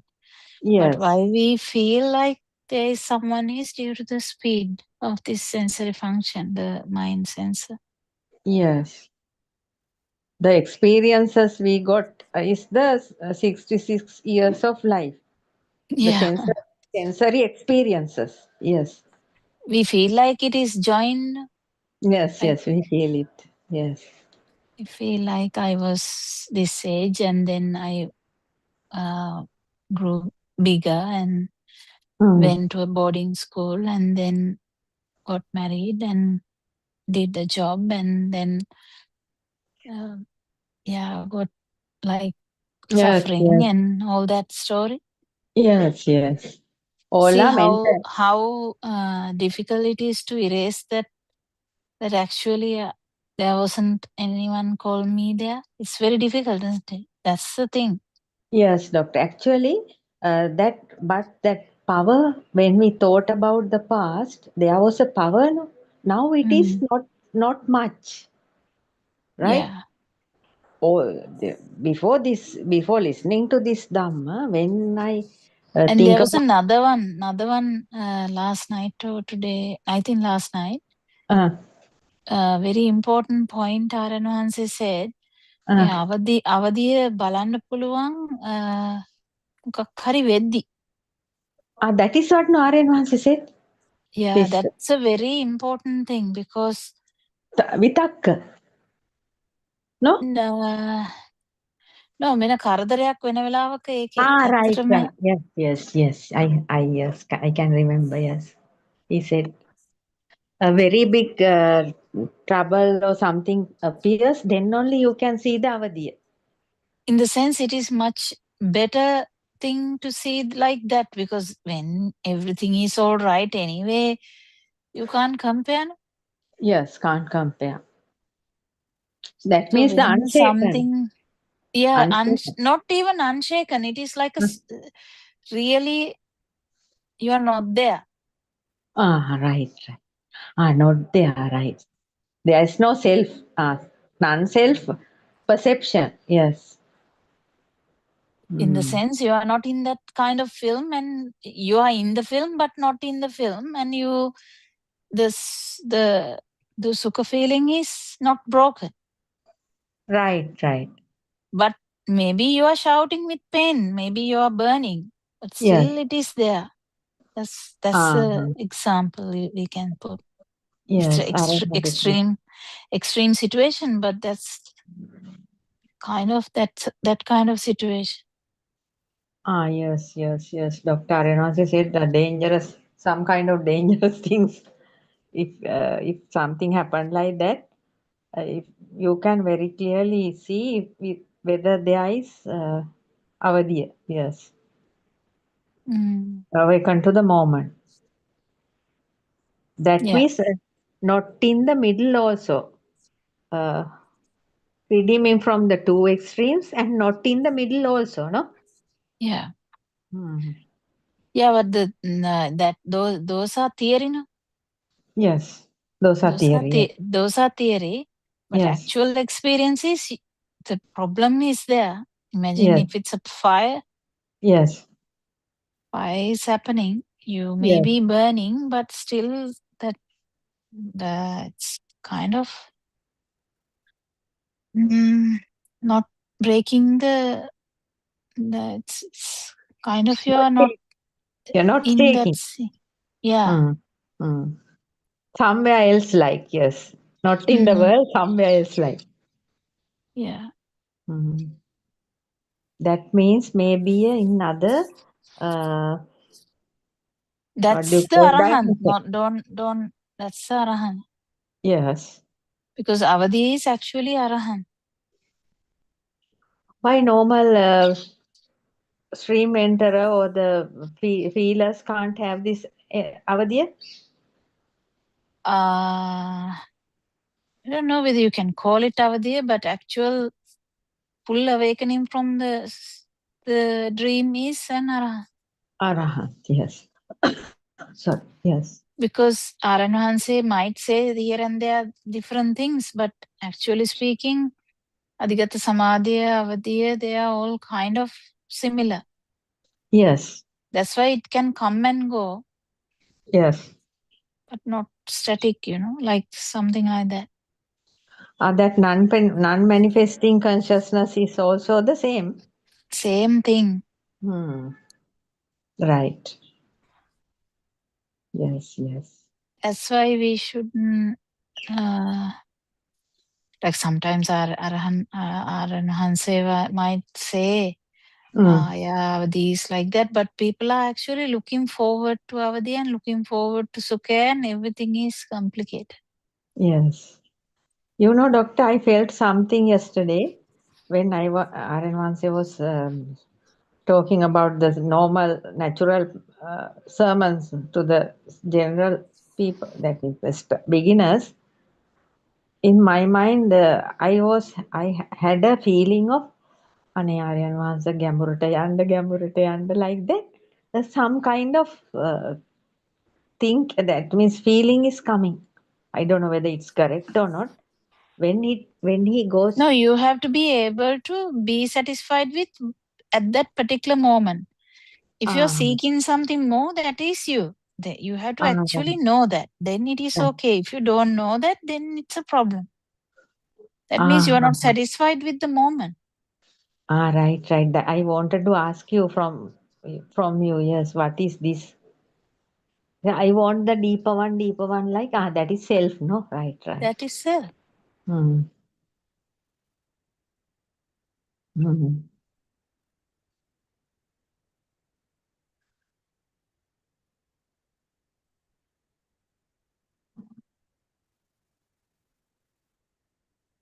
There was a very good example when Saroja called. Was it last night, 7 o'clock one? I can't remember. Not yesterday, I think, Doctor, day before, no? I heard her talking. Yeah, morning or somewhere, I can't remember, but she was talking about the pain. Even that question itself means she's thinking. Sorry? Thinking. Thinking, yes. Aryan said, no? Yes. You are thinking, yes. So if you are thinking something, the power of the thinking is you. So if you, that is the thing, the Dhamma has become a thing like that. Yes. Yes, I heard, I can't remember the whole thing. I can remember Aryan was telling, that is hitanawa or something like that. Hitanawa කියලා කිව්වා. Yeah, because if it is a thing at that moment,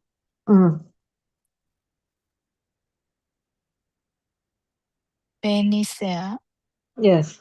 And usual reaction to pain, if it is taking painkillers or taking medicine, yes, it will be done. It's like if hunger is there, you put something to the stomach. That's kind of attitude. Yes. It's not a big thing to think, මේ මොකටද මම බෙහෙත් කරන්නේ? කාටද මම මේ බෙහෙත් කරන්නේ? That is සිතුවිලි. Right. Yeah, that way she told, yes. But we can't say so, no. We have to keep this body. Whatever. No, even that is a thought. If you think, ඉතින් මේක මේ හිතන්න දෙයක් නැහැ නේ බෙහෙත් කරන්න තියෙන්නේ, even that is a thought.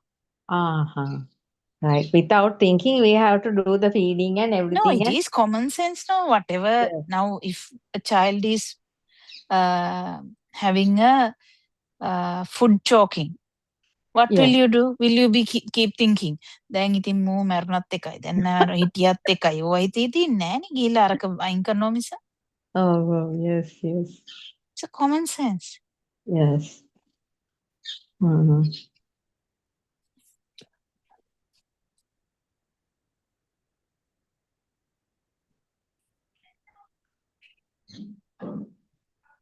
The problem with the a lot of thinking is there because the Dhamma is a thing now. That's why. Yes, Doctor, I thought that actually thinking is very dangerous and I'm not going to think about anything. Thinking is not dangerous. Thinking should be understood that it is thinking. Right. Now, Vitakka Vichara is actually Aranhan says not specifically Vitakka Vichara is the power of thinking. Yes, actually after Vitakka Vicharana we are talking. But when we are talking continuously, unknowingly the vitakka vichara is there, no? Underneath the talk.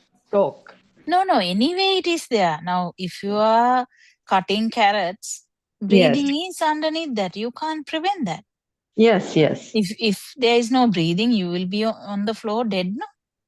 Yes. Yes. It's very easy. So if you are to talk, yes, vitakka vichara is sustained thought and the sustained thought and well, I forgot that. What's the English word for that? Vitakka vichara? I don't know. I haven't written it. I can't remember. I didn't have time to check first. Vitakka vichara. Vichara means investigating. Vichara. Hoyano. Searching. No. Vitakka vichara is sustained thought and another thought. Investigation thought, no. Vichara. Vichara karna means again and again. Clarifying, like.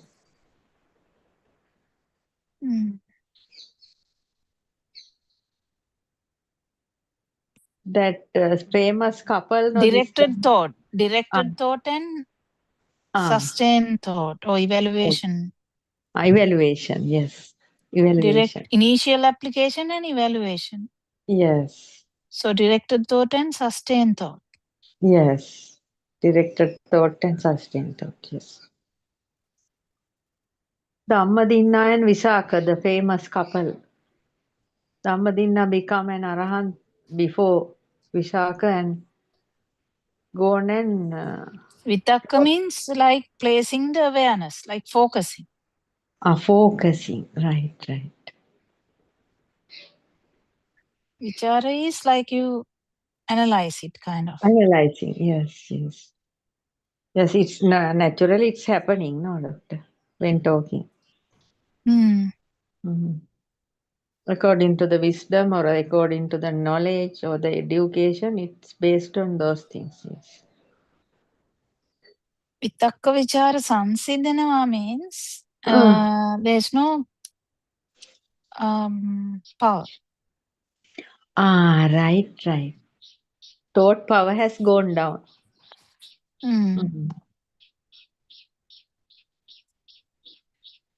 So you're not actually placing that much focus. Pressure. Focus, yes. Just flowing, yes. Like Karen Mahan says, Dhamma talking. Just flowing.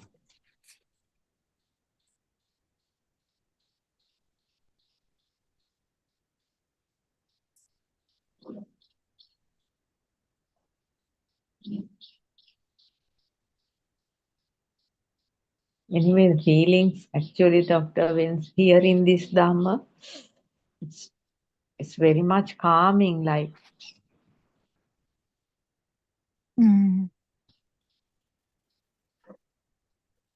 Some kind of coolness is there in the mind or the body or the can't say. Inside the body, there's a cooling sensation. Like Vatura Bonoa. Thus, that means... He said something very interesting though. He said, it's not the words that you talk that he hear. Yes. It's a vitakka vichara power, I think. He didn't use the word power, but he said it's a vitakka vichara that can be felt when we are talking. Yes. Self, he can feel self when we are talking. Yes. If there is no vitakka vichara, that means I think that's the second dhyana, right? Or the first dhyana? Yeah, first dhyana, the vitakka vichara is there. Yeah, it's there. Second dhyana, vitakka vichara is not there. Yes.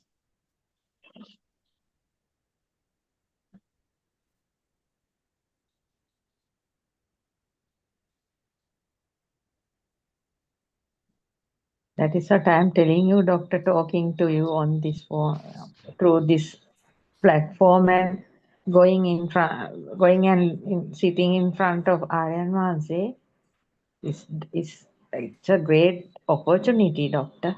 It's a great opportunity to this system.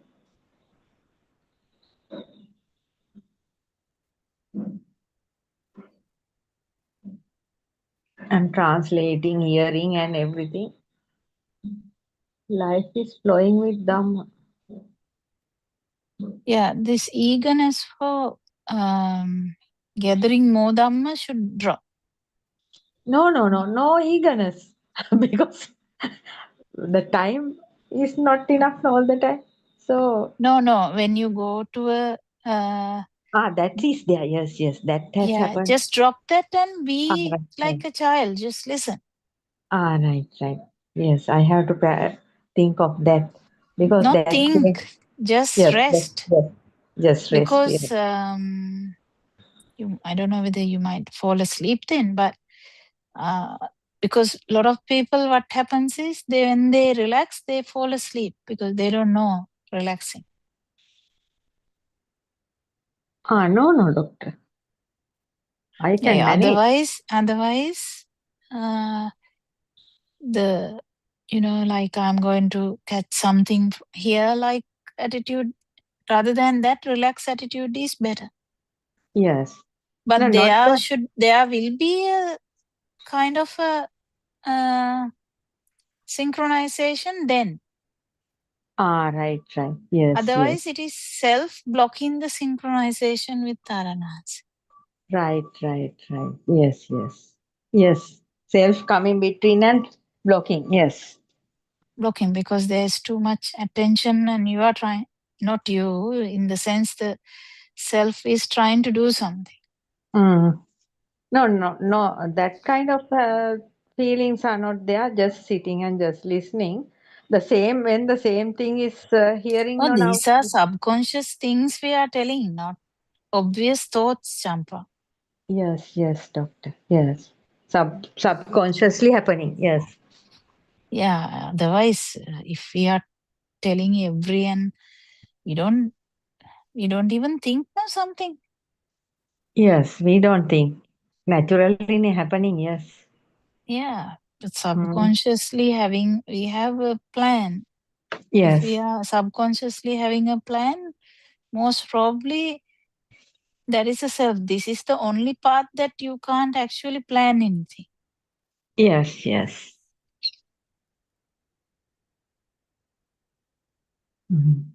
Doctor. Everything else we can actually plan and do a better job, right? Yes.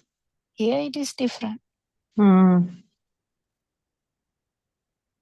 the past, I had that liking, Doctor. Before coming to listen this Dhamma, I actually wanted the deeper ones, deeper. There was a searching that maybe came this time also. There's a thirst like thing for deeper No, that Dhamma. means that awaken to the moment is gone. It will not happen because there is this subconscious me searching for something. Right. Okay. Even when you are doing something like coming home and sitting in the dark, the same thing can happen.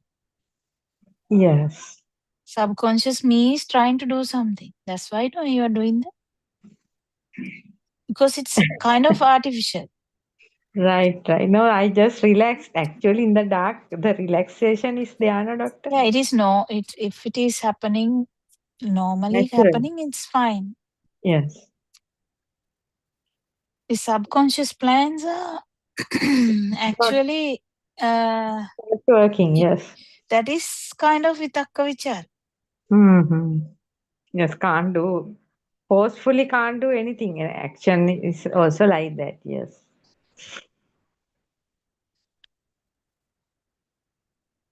Because savitakka savichara is there. Right. When someone is in Dhamma, savitakka savichara, But Aranhansi says no, Savitakka Savichar. I can't remember now, but Savitakka Avichar. Savitakka Savichara. Savitakka Savichara. No, after some After time, after Savitakka, that, Avitakka Savichara. Second stage, no? Avitakka Savichara, and then Avitakka Avichara. Avichar. Then nothing. Yeah. තර්ක නෑ අන්තිමට. Yeah. Okay. Yeah. That's beautiful because the Savitakka Savichara means you're actually concentrating on this. Yes. Slowly, you have to have the confidence in Dhamma to give up this searching. Yes. Now I have no doctor. Now I am not searching for it. No, but you said no deeper thing. No, that is my way of thinking. Liking, no, that appeared. Yeah, but that is you. So yes, that's what I'm saying. This how these things. Yes. So that means that thought. Yes, thought is taken seriously. Yes. Dhamma should be deeper, more than this. That means you are not satisfied. Right. That happened. Yes. That is what I thought why this is happening. And I wanted to ask from you why this is happening. Yes.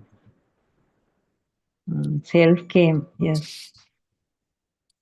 So,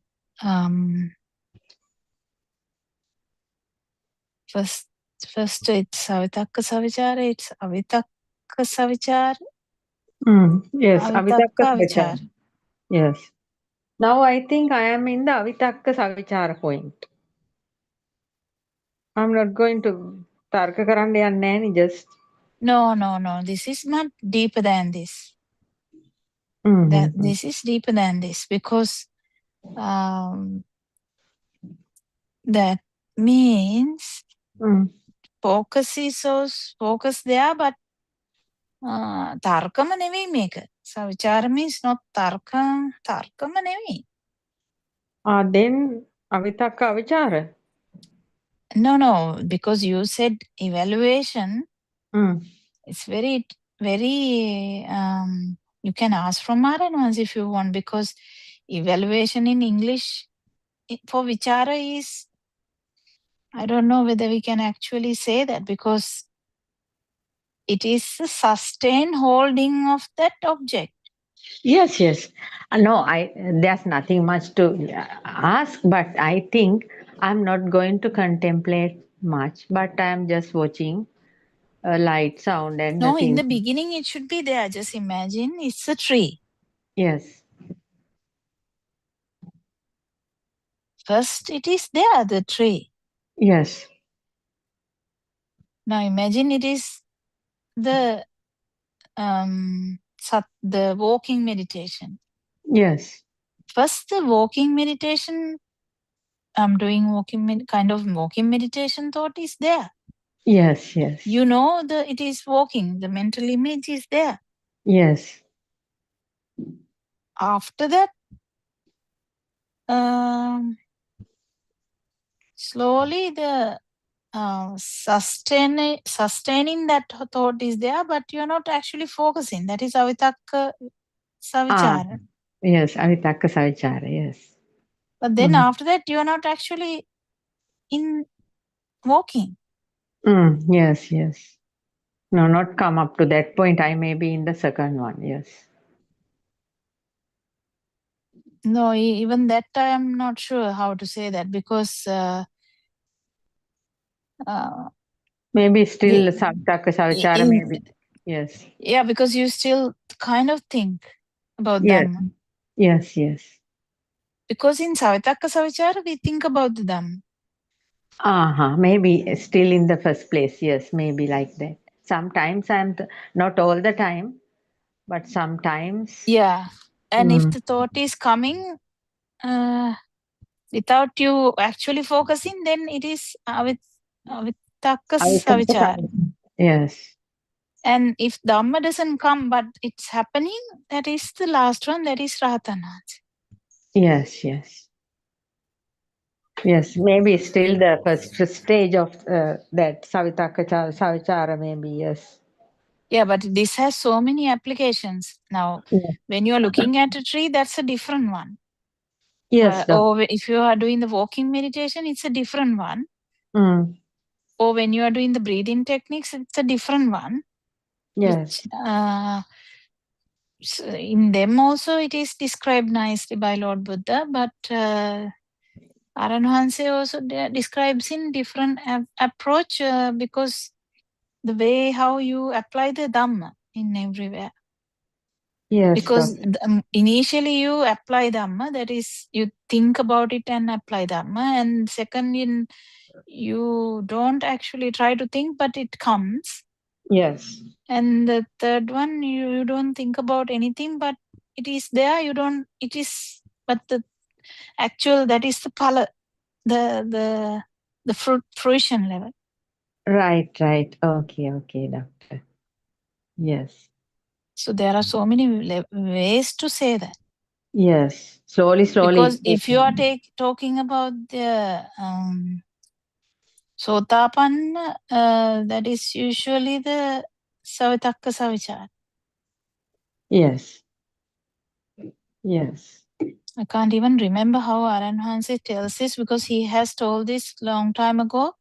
Very, very long time ago though. For the first dhyana, how it is happening for the second dhyana. For a actual someone in this Dhamma, not for the meditation.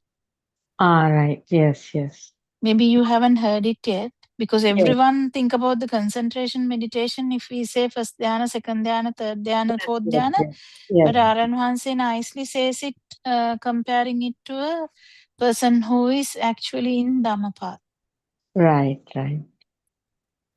Yes. So there are so many aspects to that. Yes. But Aranhanse actually started saying that yesterday about how to find person, because what did he say? What was exact? That means the awaken to the moment. No. He said no. He can feel the avitakka. No, he can feel the vitakka vichara. Yes, he can feel So the vitakka vichara is not the path. Savitakka savichara is the path. Yes. Not vitakka vichara. That is the for Normal this person. mundane person. No? Yeah, mundane person. Yeah. Yes. As practitioners, we are in the level of savitakka savichara. Yeah, even that Aranhanse always says, no, be careful when you say things because practitioner, the word to use the practitioner is also very tricky. Yes. It may be sometimes go out. It may go out, but sometimes go out, sometimes in. Yeah. Because sometimes Dhamma shows, no, doctor. So Dhamma comes through the mind Yes. and says, no. Yes. That is Savitakka Savachara. Yes. This is Yes. what's happening now. Then you have to shut your mouth and wait like that. Right. Yeah, Aranhanse might say that, but I can't remember why he started saying that. He asked from that gentleman about that. Do you know how vitakka vichara, how a person's vibration can be found? He said that. I don't know why he started saying that. I can't remember. He will tell those things again, doctor, because now Aranvansi knows, no, all are trapped in the self view. Most of the people are trapped in the self view. No? That is why. Also, doctor, that those Dhamma talks, I was listening to so many Dhamma talks in that Buddothpado one, but talking with so many people, 90 odd things were there. I was listening most of them, but different things. But there are some other good sermons in some other YouTube channels, I think, that we couldn't catch still. No, but Aranwanse has told these things separately alone. Yes, that is right. That is right. Those sermons are No, a they are in main YouTube channel. are the old ones, no? Videos, old ones. As right, Yeah. right. Yeah. When I'm translating, I'll get them. Yes. Indum is also sending this some good ones. For the TV, yes, because they Yes. are not with other people's talks. Yes.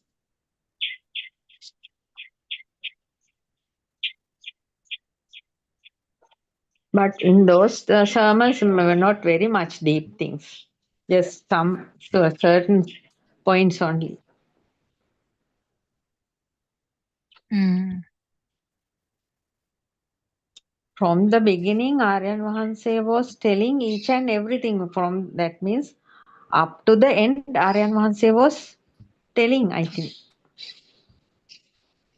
Yes, yes.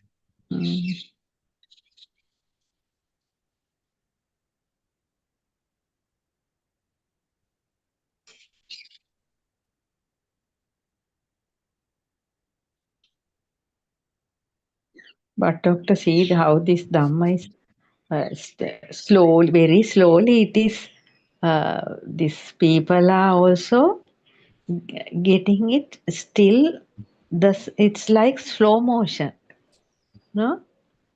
Yeah, because when the first one is if after the first one is the Preeti, after the Preeti it is the Sukha. Sukha means actually the third one before Peksha.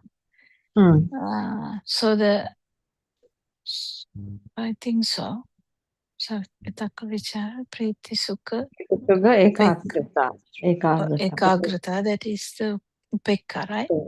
Yes. Yeah, that one is also incompatible with this part.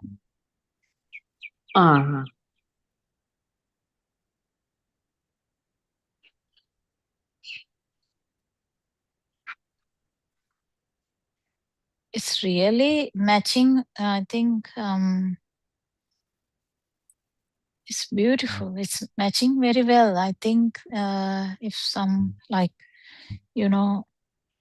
senior monks come to a discussion, they will come nicely because no one is actually coming with some deeper. The problem is they come to actually have a argument, not pure argument, but with some underlying problems. No? But if they actually come, no, I'm going to learn this from Maranwanse, they will. But the problem is they are not coming because of that. Because these are very, very specific things that have been masked by the concentration meditation. You know, Doctor, Aryan Vahanse said in the year 2018, Aryan Vahanse has done once done these sermons in Moratua, but nobody couldn't understand, and after that not started anything. Before that, Aryan Vahanse was telling all of these Dhamma to a certain extent to that Kumara Kassapatero and that the other one. That means they can't understand these things means, Doctor. What they are not actually, what is the point? They are not monks, no. They are well educated ones. They should have understand this, no. No, they won't, because they are not actually putting it together. That means they have no interest about it. No, because they can't actually understand what is meant by Sankara is a Vege. They can't. They have stuck with the book, no? Stuck with the books. Yeah, it has to come with the combination of everything, right? Yes. They know too much, and that is why that because of their knowing, we know Dhamma very well and like things like that, yes. No, because to Aranwanse's way of telling is slightly different. Yes, yes, yes. Mm. I was wondering whether if we can understand this, why they can't? Wonderful thing, no? No, if they don't want to, they won't. Mm-hmm. You have to put some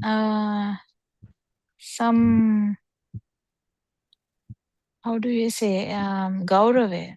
Yes, yes. Otherwise can't. Otherwise, Yes. it doesn't enter the head. Right. They are big-headed, no, so it's not going inside them. Yeah, that's why I told you to stop the mind and listen, right? Yes. Same thing I can got it. happen because their vitakka vichara will go on and on. මොකද්ද මේ කියන්නේ මොනවද මේ කියන්නේ බොරුනි කියන්නේ අරකනි කියන්නේ මේකනි කියන්නේ. Right. So it will never enter. Right. Because they were in the same monastery, no? So Aranwanse once told no that. No, actually these are like sasaragandhanu, but that's what we don't have to worry about these things. What I'm saying is it's very beautiful if someone can actually have a nice discussion, genuine discussion. Yes. Because we don't know much Pali, so yes, with genuine that monks should be genuine. Yes, there are some now. Now there are some monks. Yes, they have to come and talk. yeah. Because only few people know actual genuinely even the book. Yes. So how can they even have a good argument? Because they are not reading that, no, doctor. In the first place, they are not reading those books. Pali Canon. Yes.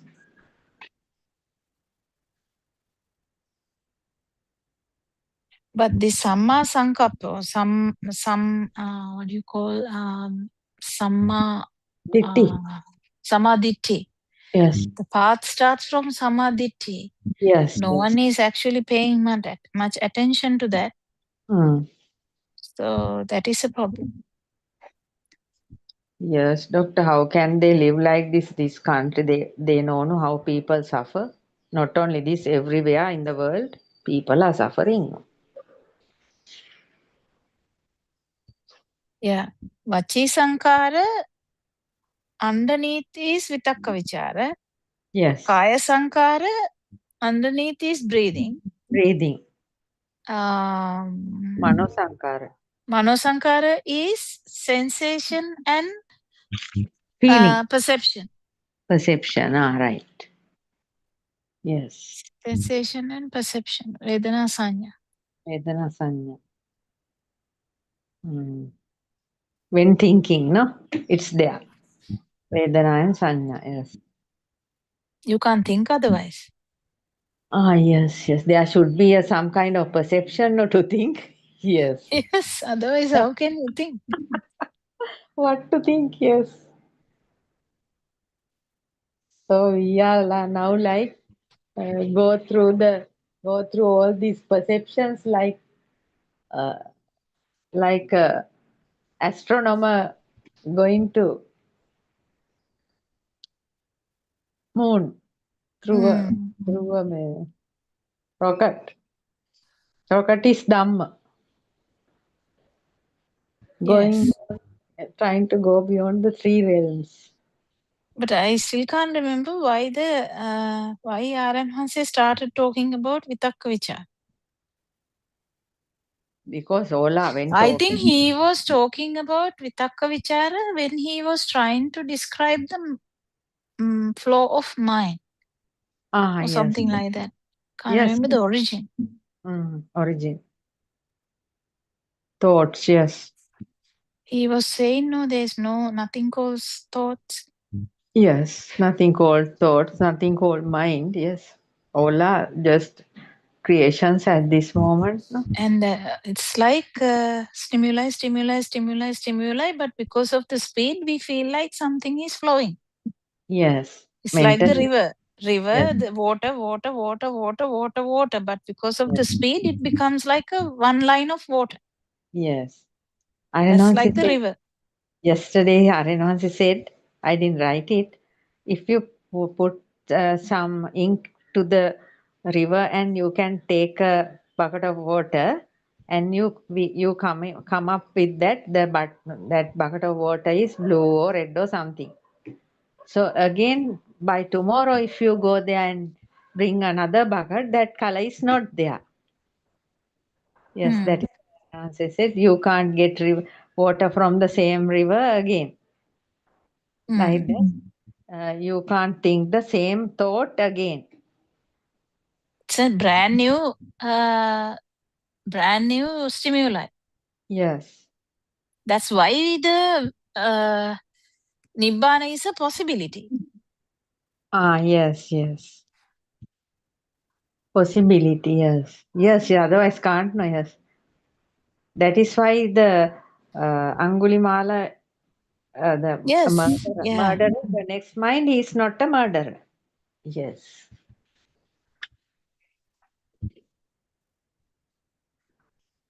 So 40 years of suffering is wasted. Not wasted actually, Rasta. No, you can think about it now. That's okay. But it's actually this whole thing is funny. Not coming now, those things. No, it is okay to come. You have to be okay to come. Yes. It's okay to come. It's normal. Yes, need is not arising. Need is not arising to think.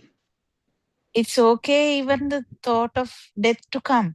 Because Aranhanse, when talking about this long time ago, I was having a chat about this, what is it called? The moment of death.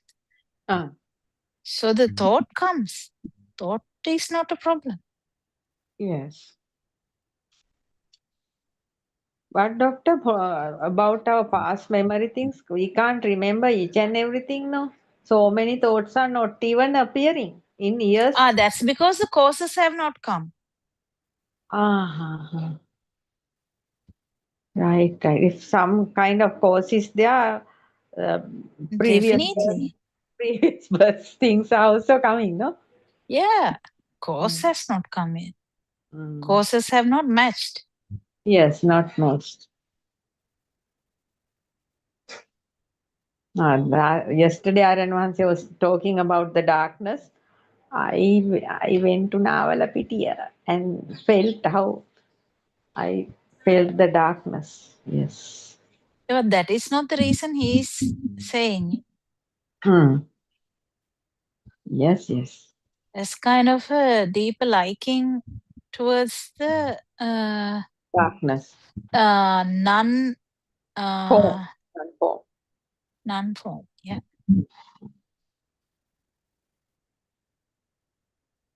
Aranwansi said, Swarnamalini is a Hindu itself, doctor. Now not a Hindu. She was a Hindu. Maybe he's her father. Otherwise, this name cannot come to her. No?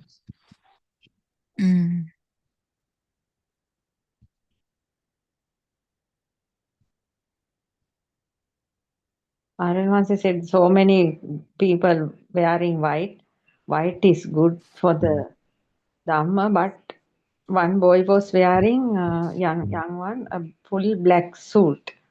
Aranwansi said black is calming the eyes, he said.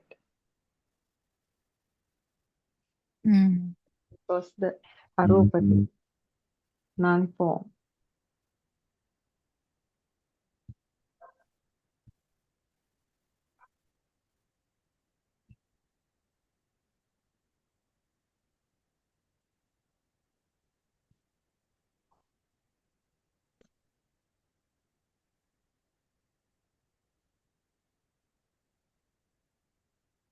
And Aryanwansi said Aryanwansi has some kind of pain in the mind. Still, sometimes this කඳුළු එනවා. Without unknowingly the what කඳුළු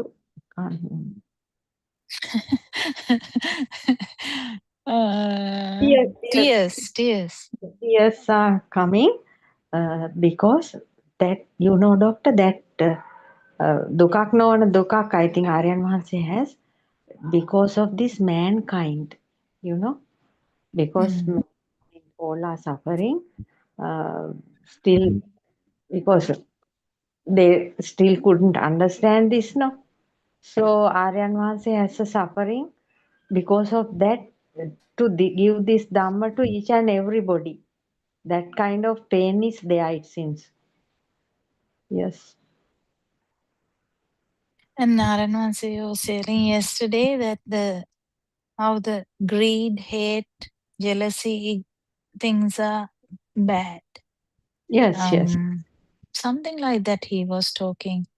Yes, I also heard. I can't remember properly. Yes, I heard. Those are the low qualities. Yeah, I think they are the Vyapada Sankappa, Vihimsa Sankappa,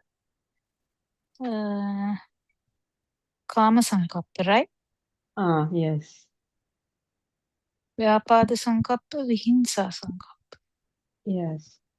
If somebody has this jealousy and hatred thoughts, that means not suitable. Then the opposites are Samma Sankappa, Nekamma Sankappa, Avyapada Sankappa, Avihimsa Sankappa.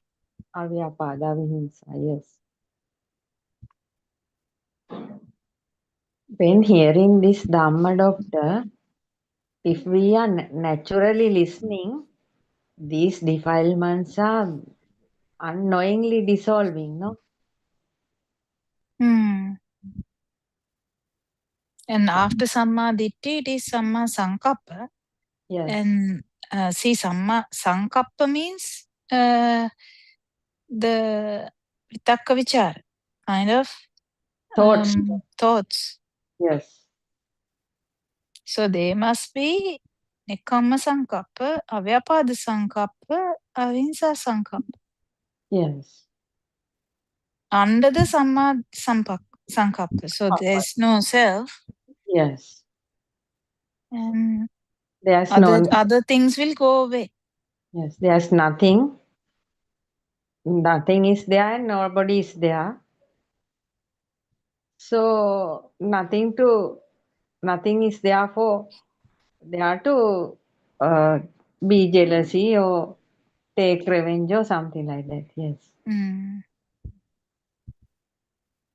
Aryan once said no 84,000. These doesn't need to come out of the tongue or the lips or the mouth.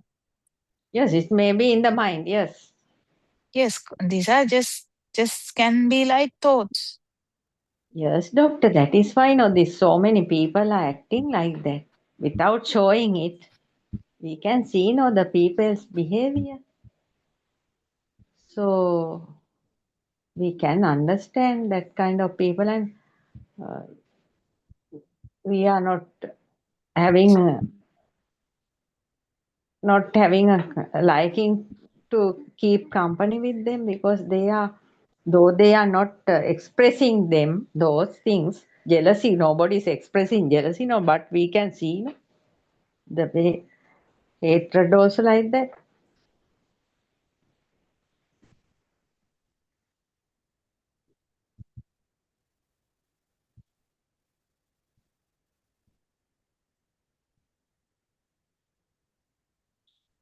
So the cruel thoughts or ill will or sensual thoughts are kind of discouraged in this samadhi thing because it is directed to something no මොකක් හරි එකක් තියෙන්න එපා ආස කරන්න හරි වෛර කරන්න හරි.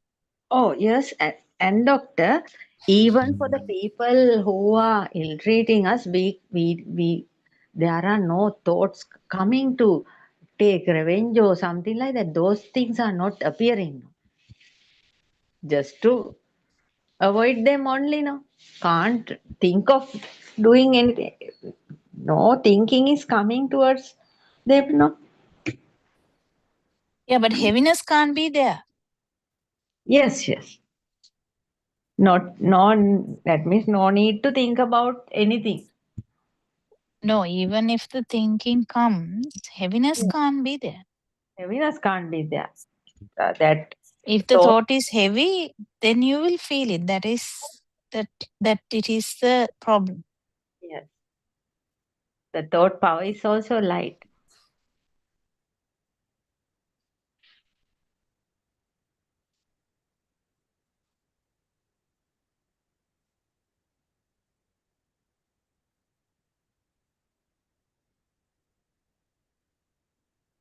Because long time ago, no one talked about Sammadipti that much.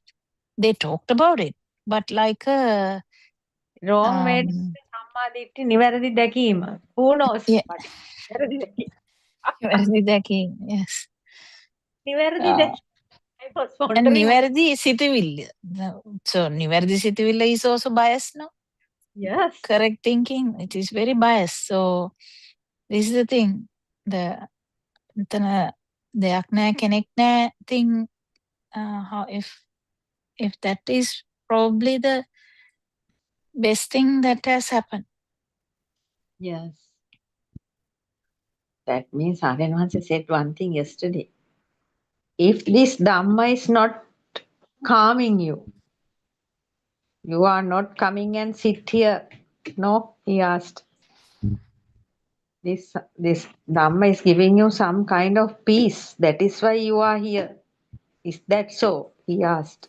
We said yes.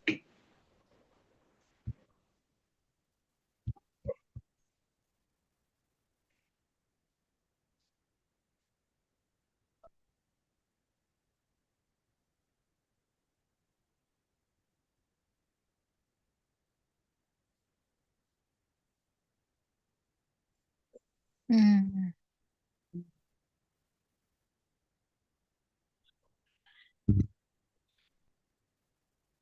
That's the thing. Aryan Mahansa's discussion about this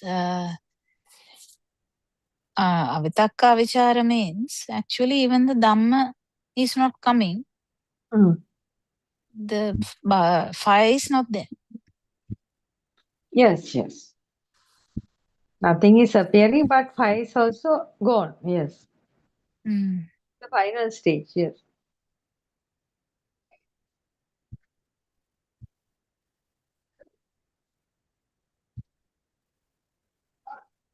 Doctor, this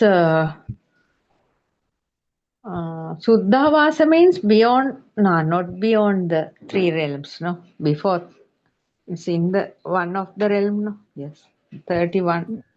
What do you 30. mean?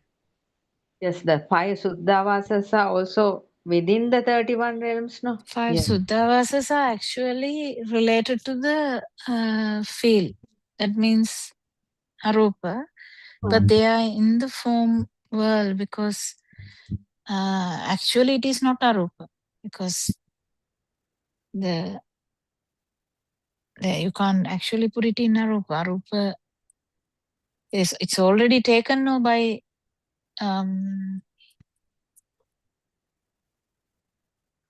who are they? Brahmana. Oh, yes. No.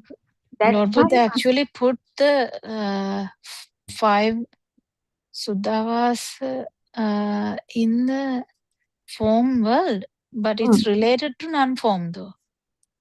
That means Suddhavasa Brahmas have a form. No. No form. In the sense they are Aryan Mahansa's discussion. It's just a way of mind. Right. Yes. A vibration. Yes, way of mind. Yes. Yeah, it's a way of mind. It's just a vibration. So in that, it's related to non-form dhyana. But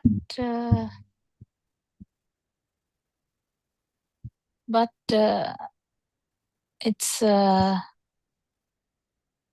discussed in the form world. Right. It's discussed in the form world. Yes, because there is a mind එකක් නැත්තෙත් නෑනේ. සංඥාවක් නැත්තෙත් නෑ. Some kind of, yes, තියෙනවා. Yes. Self is, little self is there. Very small. Not little self, the wrong word, wrong words. Yes. No self, yes. Some kind of perception. Vibration is there. Vibration.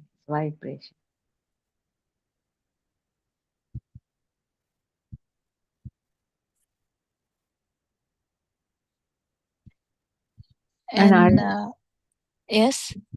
No, Arinase just said, see the way of what these weapons they are playing with, missile or something. No wonder whether little children may have little missiles in the near future, he said.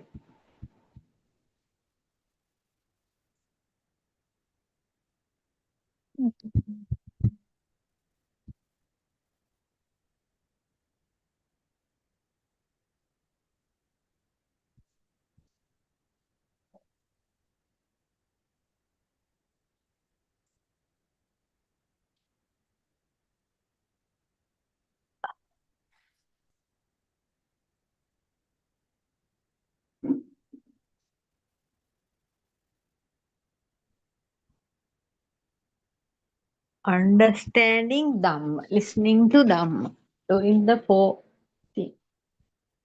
Yes.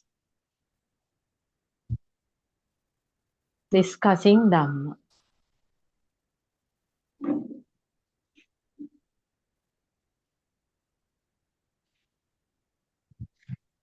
What are you going to say, Doctor? No, I was thinking about this, how this Lord Buddha said that in one area he said to Anuruddha in Upakkalesa Sutta, Lord Buddha was saying, I systematically cultivated the following samadhi in this order: Savitakka Savichara Samadhi, Avitakka Vicharam Samadhi, Avitakka Avichara Samadhi, Sappiti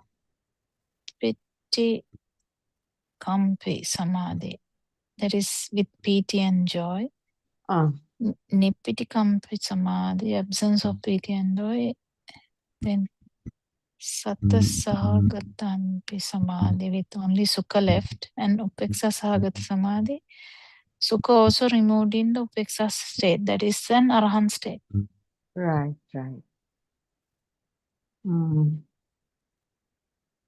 That is how it goes, no? Yes.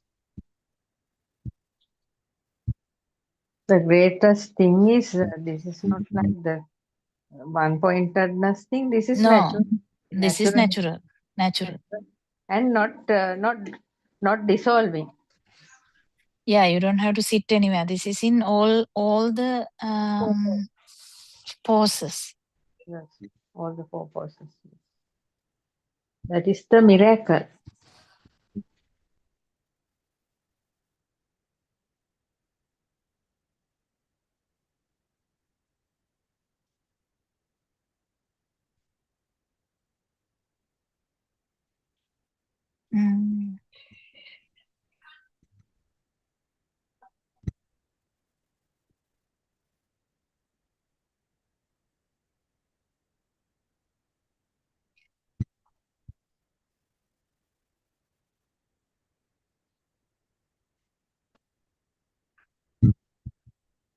Actually, no, I'm trying to actually connect them together. I think non-returner is the Sukha. Can't remember that actually. They may have Sukha, Doctor. Otherwise, Sukha vibration, they may have that. It's not a vibration, it's a feel. Feel, yes. I can't remember that because after all the difficult words we said is all in the field side only. Yes. These are anyway in the field side. So if someone dies only, that Lord Buddha had to put a different name. Actually, you don't have to, but he has put just to show that it's different from other Brahma worlds, because it's all complicated. No, he didn't want to contradict them. Yes. They have put some names for their samadhi levels, that Hindu. Yeah, Brahma. so he didn't want to actually make it complicated. Yes. Because this one you can't really call it a vibration, even though, because this vibration will never come back to the 31 realms again. No. So you can't really put into that categories. Yes. True. So that's why he had to put those things. Aranwansi has beautifully discussed some of these facts in some, I think 14-hour one also had, I have listened to that maybe about 2-3 times, but I haven't listened for a long time. Like, I have listened to it twice, I think. Can't remember.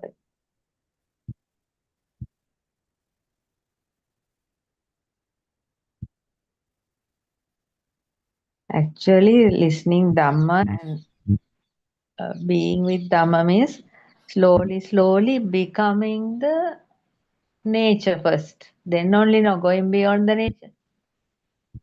Slowly becoming the nature. The self bond is dissolving.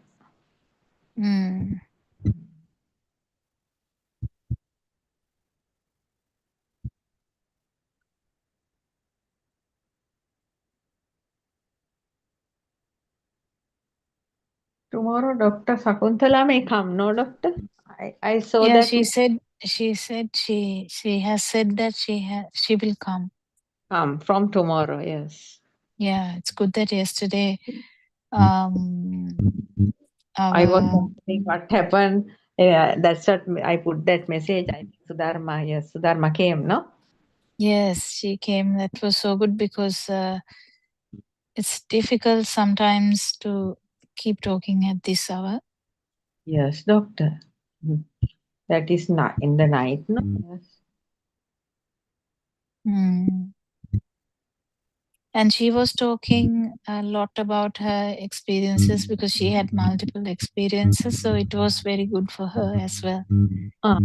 Yes. So she's doing paper markings and very busy. These days. Right.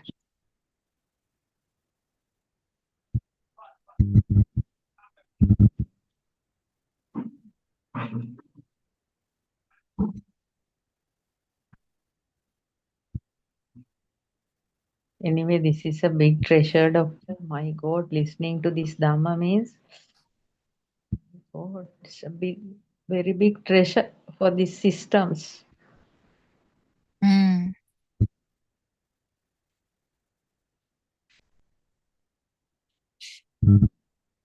Yes.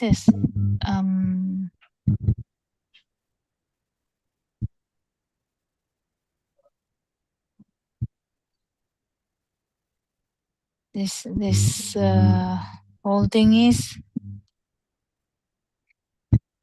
the humanity. I think humanity is in trouble anyway. Yes. With the future AI and robots taking over the world, humanity will be in trouble. Yes. And people will get more depressed and more complicated lives. Yes. Maybe if not our era, but the future era. I don't think there is much future as people think. Yes. If this Dhamma is properly spread, Arinvasi said another 2,500 Dhamma is there means there are some more eras. No? People can live up to that point. After that, I think this will be over. This earth may be over. Because of this Dhamma only, it will be there another 2,500 years.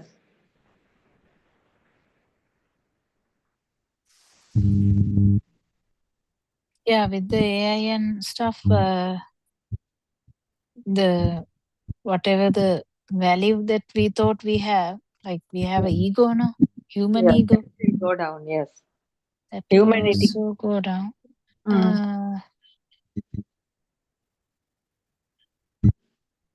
There's a lot of things that can happen. Yes. It may happen even in near future, who knows? Yes, we can't say. Yes, Aryanansi was telling this last year with Harshi and all. They, Miss Harshi and the other Kavindya, Miss Kavindya.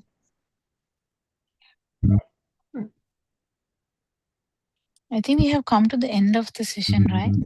Yes, Today? Doctor. Yes, Yeah, thank you very much. Thank you, Aryan you. Mahansa, for your noble guidance. We worship you every day. Thank you.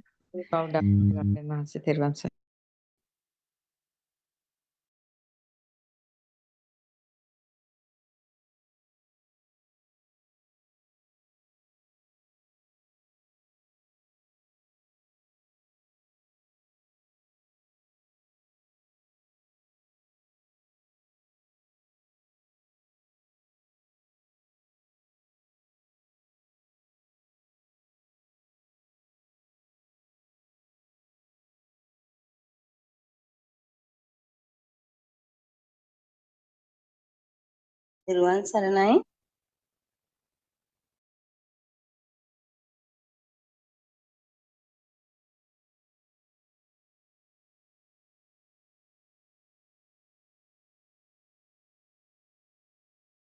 Therwan Saranai. Therwan Saranai, Dhamma friends, dear friend of Dhamma, welcome to our English room talk. First, we would like to pay our Buddothpado spiritual Dhamma guidance teacher. And we also like to thank you all for attending this Dhamma Zoom talk. It is of great importance that you know the philosophy is the Buddha. Buddha is that the Buddha speaks to the world because without the basic knowledge about the thought, its formed the mind to what be able to attain nirvana. Then a practicing monk in a monastery has a journey with his own mind. He is having an internal conversation with his mind. When a thought appears, he knows whether he was aware of it or not aware of it. He knows he missed attentiveness and went along with the thought's stream or not. He is aware of when contemplation happens. He knows when he missed contemplation. He knows that there is nothing to contemplate, etc. You know, now there is a kind of internal conversation within with your own thoughts. You should know clearly here is not self-talk. I am going on a journey with my mind. I do not need anybody. I am going alone with my mind. We do not need to talk to anybody about this journey. Can you do this journey? I am talking with my mind. Sigiriya painting are very beautiful. Like seen in the painted wall at Sigiriya Hetapatpawura, we need to see your own minds. We offer flowers to Lord Buddha in the evening and be in silence. In that silence, we can contemplate many things that happen during the day. From morning to evening, what we did, what we talked, how many times your mind stay away, how we are is full awareness here. How many times we missed here and went along with the thought stream. To what extent we dwelled into thoughts. To what extent we were free from the effects of thoughts. This kind of journey with your own minds is very beautiful. Take bundle of white sheets. Let us write in those sheets how we went along with our own mind during the day. It will be like writing a beautiful story. In the end, you will find my writing sheets in with the story with beautiful and sweet. We went to then we took we wrote in the sheets how we did walking meditation.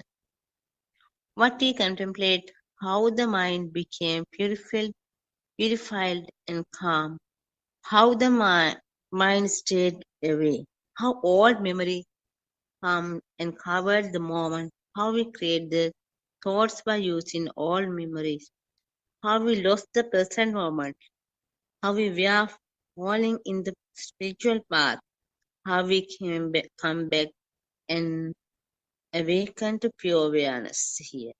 We kept writing these happenings like a novel. This is here. This is all internet story. This is the story of mind-made world that did not for 1 week and 2 weeks. In the end, we had many sheets. Some people ask, are you writing a novel? Yes, I have a novel. We are writing story about our mind, own minds. We made a little less.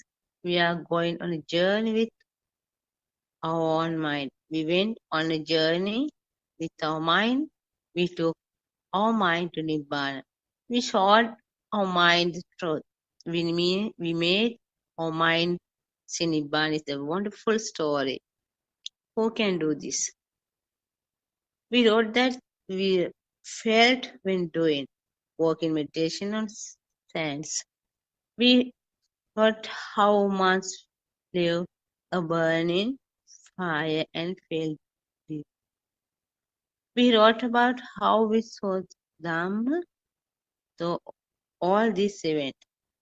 Everywhere we saw Dhamma. Every moment we spent with Dhamma Amatahan. It was like the wall of nature touching to us.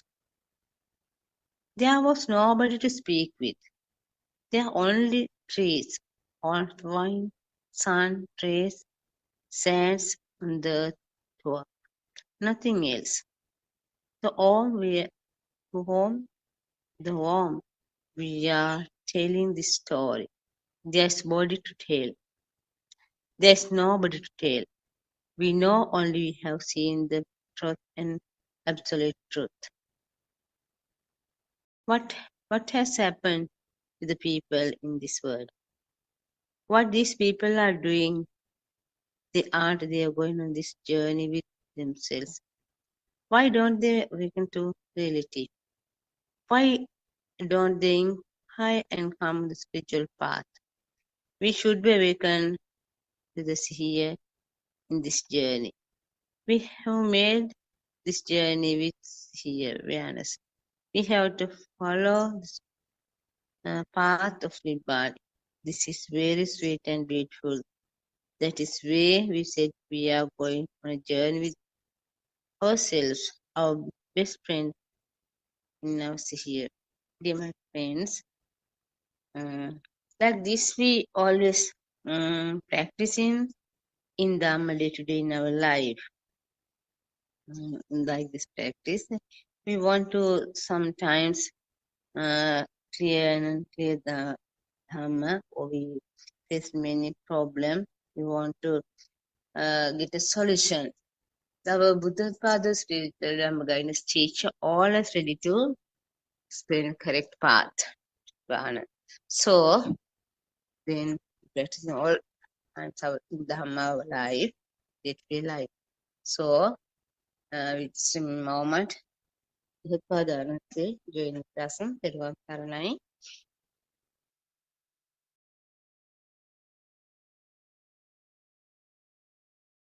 Devan Saranai Aryan Mahansa, may I pay homage at your feet. Devan Saranai everyone, welcome to the Buddothpado Zoom sessions. Lord Buddha has revealed the truth to the world as a path to freedom, eradicating suffering and misery. What every human being needs in life is the freedom from dukkha or suffering and be at peace. So, what is dukkha? If we look at this dukkha closely, we will understand that dukkha is due to the existence of the so-called me. Usually, we say, I am in dukkha, I am suffering, I am unhappy, I am suffering because of this person, or because I have lost something. I am suffering because I don't have money, and so on. Sometimes, even if we have everything, still we suffer. Maybe due to an illness, or maybe somebody has died, or somebody is sick. So, in this manner, we attribute the dukkha to various things, or people, or situations outside, such as when we do not get what we wanted, when we lose something or someone we like. This is never ending. So, in all these situations, we say, I am in dukkha, I am miserable, I am unhappy. Why dukkha always happens to me and my family, and so on. If you take the mundane world or the Pruthakjana Bhumi, everything exists outside. So we can point out and show someone or something which makes us unhappy. Sometimes someone might kill that person, harm the families, burn down the houses. Day to day, we can see those things happening worldwide. This happens because we think that there is an outside world, and the people outside makes you unhappy or sad. We always think that the other person should live as we tell them. This is why the wars happening all around the world. That is why Lord Buddha has said, this is a Pruthakjana Ummantaka Bhumi, or the crazy world. As long as we take outside as true, the dukkha or suffering is inevitable. So even for a moment, have you ever felt that you have a mind? People are so busy these days that they don't have time to stay still and think. Often we say, I have a mind. I have used my mind to study hard, to become a doctor, to become an engineer, to do some business, and so on. But whenever the mind is there, wherever the mind is there, it's dukkha. There is suffering, unsatisfactoriness, or unhappiness. Also, there is joy and happiness. There is a duality. Mind never stays at one end. It always oscillates. If there is one end, it implies the existence of the opposite end. Duality is the nature of the mind. Now we understand that dukkha is for somebody. But if there is nobody, can there be any dukkha?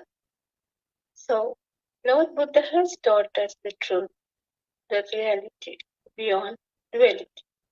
This dukkha is a feeling. You cannot write it in a book. It is a practical experience. You can't measure it. You can't write it in a book, or you can't find it in a book. You can get the knowledge from the book. In the book, we must have written, this is the way to end the dukkha or suffering. But if you keep looking at the book and read it repeatedly, even daily, do you think the suffering will end? Obviously not. We have to keep the book aside and be practical. And for that, we need the guidance of the Kalyana Mitrayan Mahansa, who has gone through the practical part and explains the experiences he had. So what are we looking for? A path to freedom from samsara. For that, we should know the true Dhamma. So after listening and practicing true Dhamma, you should be considered that you know the truth. You should be confident that you will not have any birth after death. So the path lies in the phrase Nibbidanti Viraganti Patinisakam Passi. So what's the path to freedom? It's Ragaksho, Dveshaksho, and Mohaksho Nibbana. If we believe the outside world is true and hold on to the existence of things outside, we can never eradicate sorrow or dukkha and become free. So, Kalyana Mitra can uncover the message only. It is by yourself to walk along the path. No one can make you to realize the truth. Even Lord Buddha can't make anyone realize the truth. There are many things to be told on the spiritual path. If you keenly investigate, recognize, and experience the truth by yourself, then you will clearly see the fact that there is nothing called mind. The so-called mind is non-existent. This may cause serious arguments. How do you say there is no mind? There are so many books, sermons about the mind. This Dhamma we are talking about is beyond reasoning and logic. That's why it is called Atakkavachara Dhamma. It is beyond the reach of thought, understanding, and conception. This cannot be debated by logic. In reality, there is no thing called mind. It does not exist in reality, only seemingly exists. If this is so, then how do we say we have a mind? How do we say we think, we talk, we remember? Yes, that is how it seemingly appears. So, many people naturally think the existence of a mind, it is not easy to recognize. The no mind. If we keenly investigate, what is this all about? Mind is that which momentarily appears and disappears. It does not exist constantly throughout. All the samatha, vipassana, and all sorts of meditation and practice are to understand and recognize this fact. Sattva Satipatthana, the Noble Eightfold Path, Sattvis Bodhipakshika Dharma, are also practiced in order to recognize this fact. These words are like precious gems, very important. So, we said there is no such existing mind. Naturally, we tend to think things exist. No, but we can't prove such an existing mind. Then it is an extreme view, and it is false to say non-existent. Then it implies it had existed. Either way, it implies existence of things, which is false. Lord Buddha always shows Dhamma in the middle part. Buddha's preaching always based on the middle part, or Majjhima. All Tripitaka Deshana are based on Majjhima. This can be seen only by those who have understood this fact. When you read sutras, the understanding totally depends on your spiritual maturity. When we say Rupato Nichyato Anicyato Anicyatam Bhante, this is said for all things. Is Vedana is Nitya or Anitya? It is Anitya. Kande is Nitya or Anitya? It is Anitya. Sankara Nitya or Anitya? It is Anitya. Vijnana Nitya or Anitya? It is Anitya. What is tried to convey here? There is no thing called mind. Kanda itself is mind. If Vedana is Anitya, Sanya is Anitya. Vijnana is Anitya. How can there be existing things all the way through? There is no such existing mind. You may not believe this. Also, you do not accept this. Therefore, I suggest you may keep this in your mind to inquire later. When you investigate and reflect with keen intellect, one day this point may click to you. Then you will understand the message that was conveyed by our spiritual teacher. There is no such thing called mind. We are trying to recognize this reality. This is what you will realize at the end. This is called emptiness, shunyatave, empty of things. This is shown through shunyata patisangita deshana. That is why advice is being given to reach emptiness or shunyata state. Most do not understand this shunyatave. Some may think it is like emptiness in outer objects. This is not so. There is nothing called mind. Mind appears and disappears. Tatra vipassati. Momentarily appears and disappears. What are these jnanas? Known as Udeva jnana, Bhavana jnana, Munyatapammata jnana. What are these 10 jnanas? They are not the mind. They are not in the mind. We told this over and over. They are not the mind. This Deva jnana is that which knows the appearance and disappearance of the mind. That is a sense of knowingness, arising and falling. When you say anicca sankhara, upadavaya dhammino, upajjita nirujjanti, that also shows how the mind appears and disappears. Even in Bhatteka Sutra, which is a very important sutra, Atitanata Kammeya Appaticintanagata, Tatra vipassati. This is the nature of reality. All momentarily appears and disappears. See keenly, attentively how this is occurring each moment. The spiritual guidance teacher, Buddothpado explains the nature of mind through his own experiences. It is not borrowed knowledge. It is difficult to write in a book. It is not in a book. It is in your mind.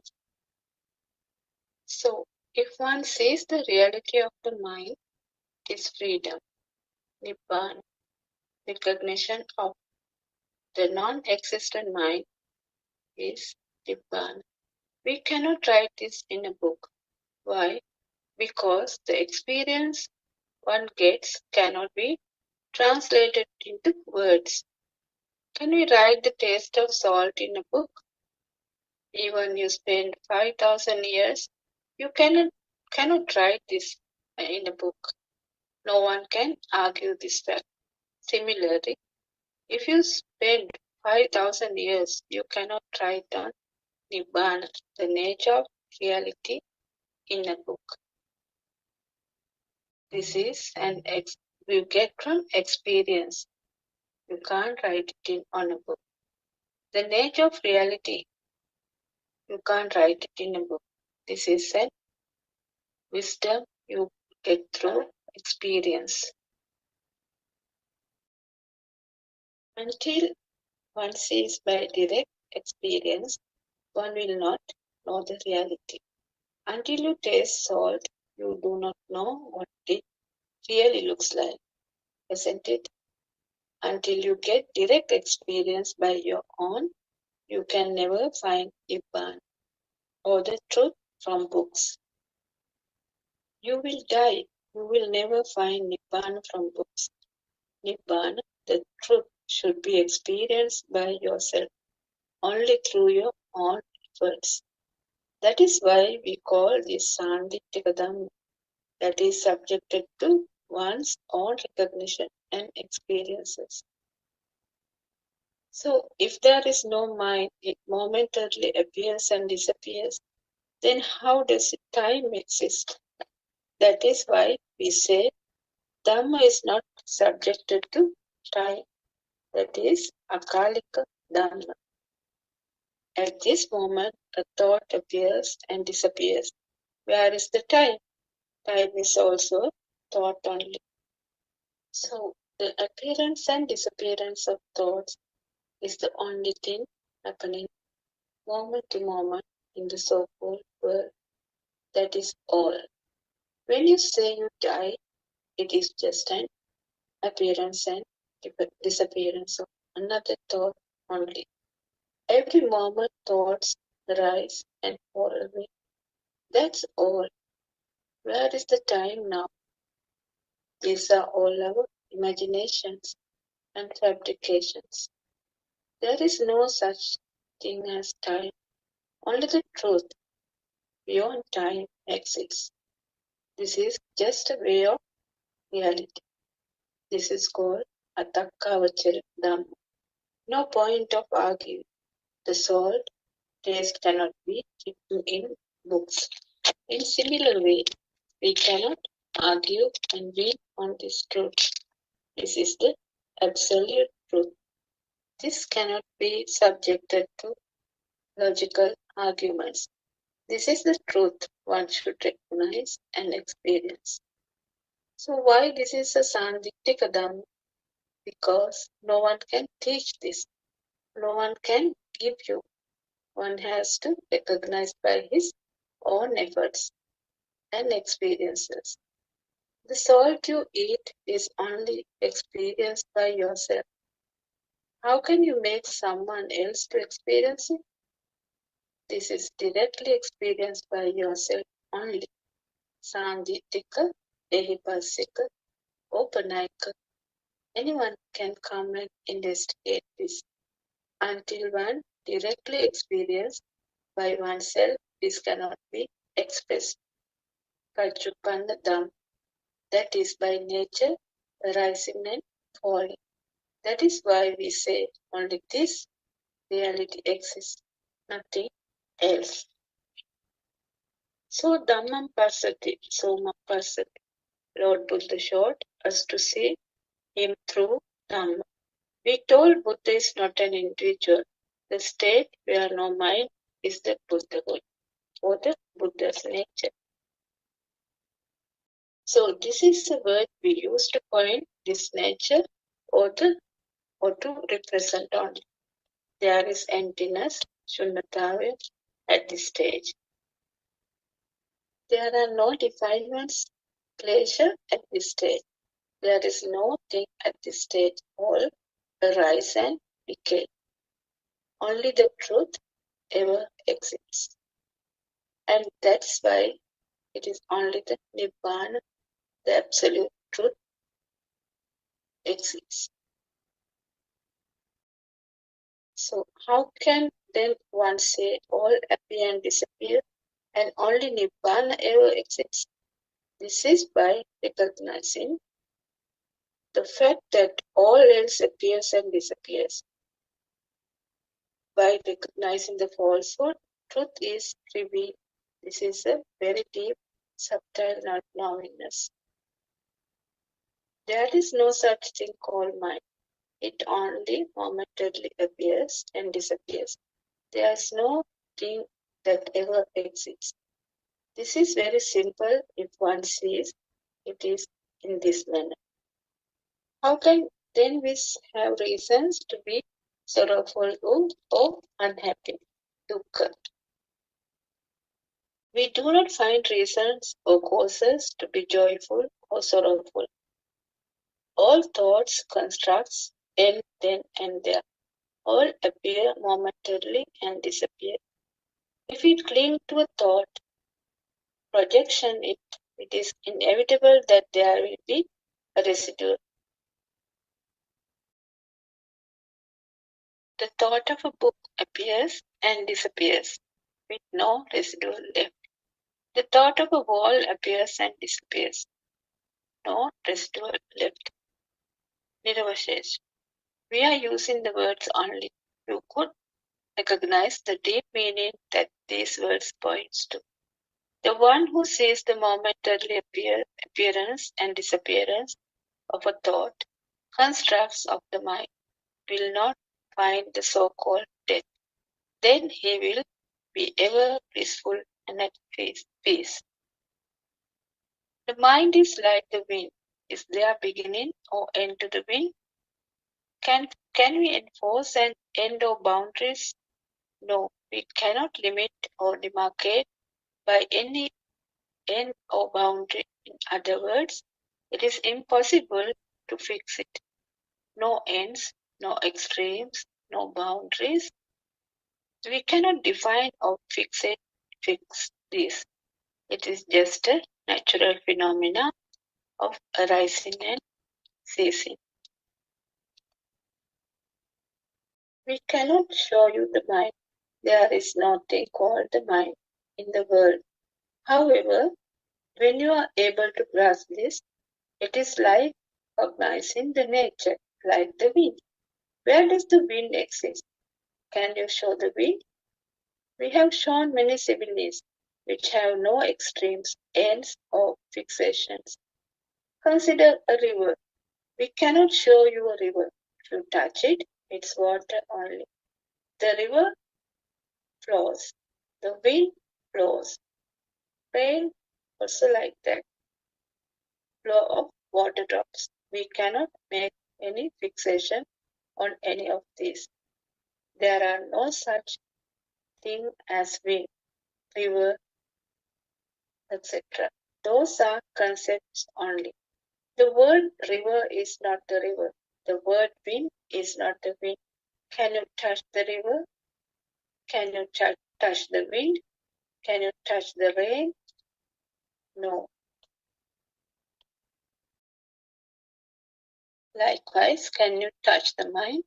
No, we cannot. Understanding the Buddhist philosophy means recognizing the non-existent mind, the shunyata. In order to reach the goal, Lord Buddha initially showed the two extreme positions, the two ends, the external and the internal, or Ajata Bahita. Then Lord Buddha went on to show that the external is not real. There are no so-called objects as we perceive them to be. It's only thoughts or thinking about externals. Having this insight, one can be free from the illusion of external objects. This is the Sowan Alaya. Next, Lord Buddha has explained that there's no such thing called internal mind also. It is not real. Here the mind means the aramuna itself. There are no things in the mind, and most importantly, there is no such thing called aramuna. It is a transient, arising, and ceasing thought formation. Having this insight, one can be free from the influence of transient thoughts also. That is the freedom from non-existent thought formations. Ultimately, it is realized there are neither aramuna nor things, only knowing emptiness, shunyata. So almost all the time, we have a sense of, we have a mind, we are hearing, we are seeing, we are thinking, we are feeling. This is a false notion or the mistaken view of the world that we should get rid of. That can be done only through wisdom, knowing the reality behind it. Through all sensory inputs, we are naturally deceived, giving us a false sense of existing objects outside. Having this false sense for a long time, it has become a sort of living truth. Ordinary people naturally believe independently existing objects, the world, including themselves. It is the living truth for them. That is why they are consumed by dukkha, suffering, or unhappiness. In reality, there are no such existing objects or world independently. The wrong notion or belief of independently existing objects or the world is the cause of dukkha. If you see non-existent things as non-existent, how can there be dukkha? This is the reality. Every dukkha, sorrow, comes due to the false beliefs or notions. We have explained the appearance of seeming objects with so many examples previously, using even scientific examples, quantum principles, etc. To be free from dukkha, Lord Buddha mainly explained about the mind and the nature of the mind. What is important for us is the path to freedom from suffering or the freedom from non-existent mind. For that, one needs to see the seeming formation of the mind or the reality of the mind. If we say suddenly there is no mind, many do not believe it. In that case, we need to show the truth behind it by simplifying it, the nature of the mind. That is where we have to explain in detail, step by step, the process so that the listener is able to grasp it. That is where we have to show how the seeming mind is formed.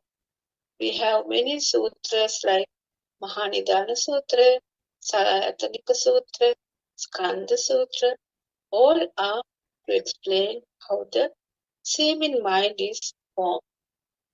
The Satra Satipatthana, Chaturarya Satya, Arya Ashtanga Marga, all discuss the same topic in essence. Through those, analytical expositions are provided to explain the fact that there is no thing called mind. So, there is no such thing called mind. It is merely a concept. If we understand and see clearly this pointing, that will be a great accomplishment. Lord Buddha says, One can shoot an arrow to split the hair of a horse into 1,000 parts, but seeing this truth is almost impossible.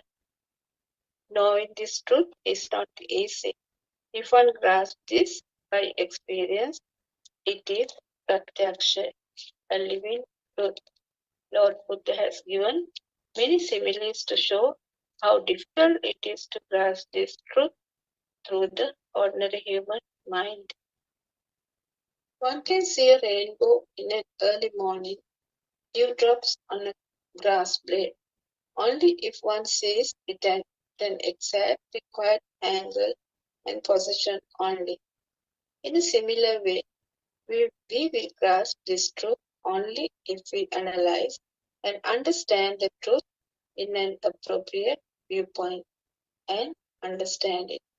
In other words, we must have the correct viewpoint, correct attitude, right level of spiritual maturity. Then only one will have a chance to recognize this truth. You will not get the supreme truth through your own fancies and viewpoints. It has to be seen through the direction the teacher is pointing to. Lord Buddha also explains that in order to cross a river, there are no ready-made rafts. Each has to make their own raft. This means, depending on our own past experiences, tendencies, habits, we have to have our own path to suit our own nature. We have to get rid of our past conditions, habits, so through our own efforts. This is to how to progress the spiritual path.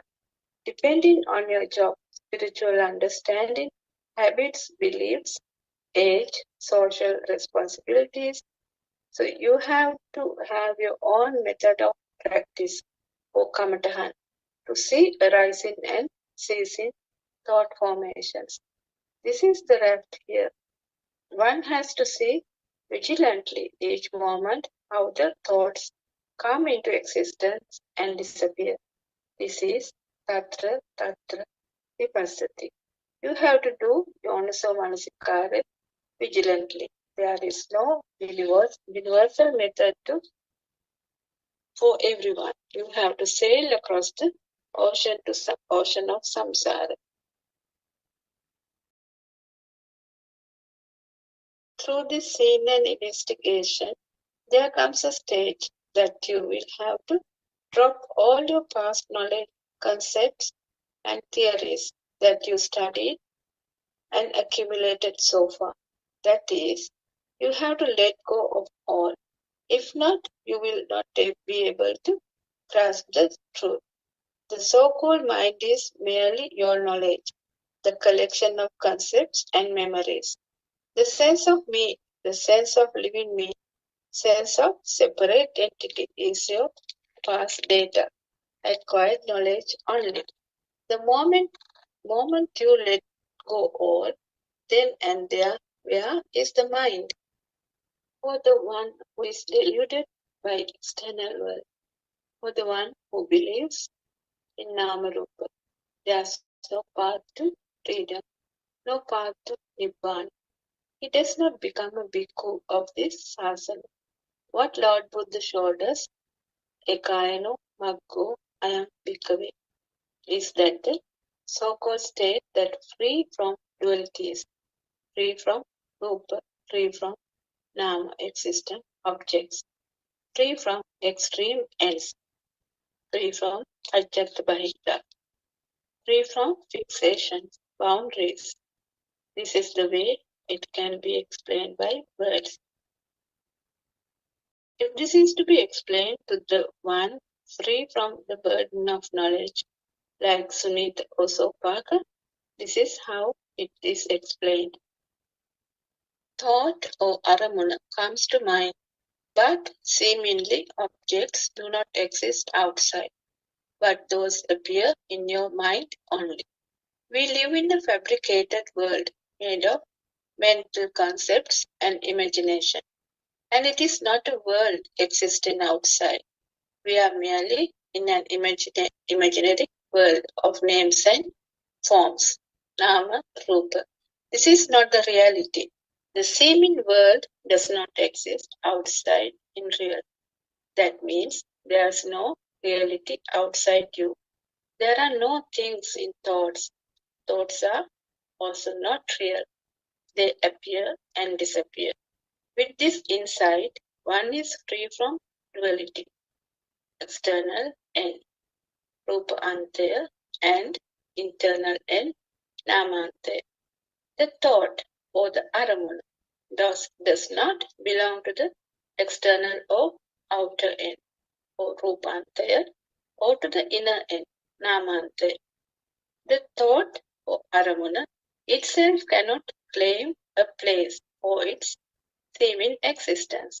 The thought itself loses its place of existence, or rather its own existence. Now, a sound is heard. That sound is not a thing, just hearing only. No concepts, no labeling. Take the sound of the wind. We have named it the sound of the wind. Take a sound of a crow or a sound from a tree. We name all of these. Without a name and form, it's just hearing. Just hearing. When we have this insight, that is unreality of names and forms, or Nama Rupa. All concepts and labeling fall apart. This means one sees clearly the unreality of so-called external objects. We need to see the thoughts themselves are also not real. These are no concepts in them also. All are our own making.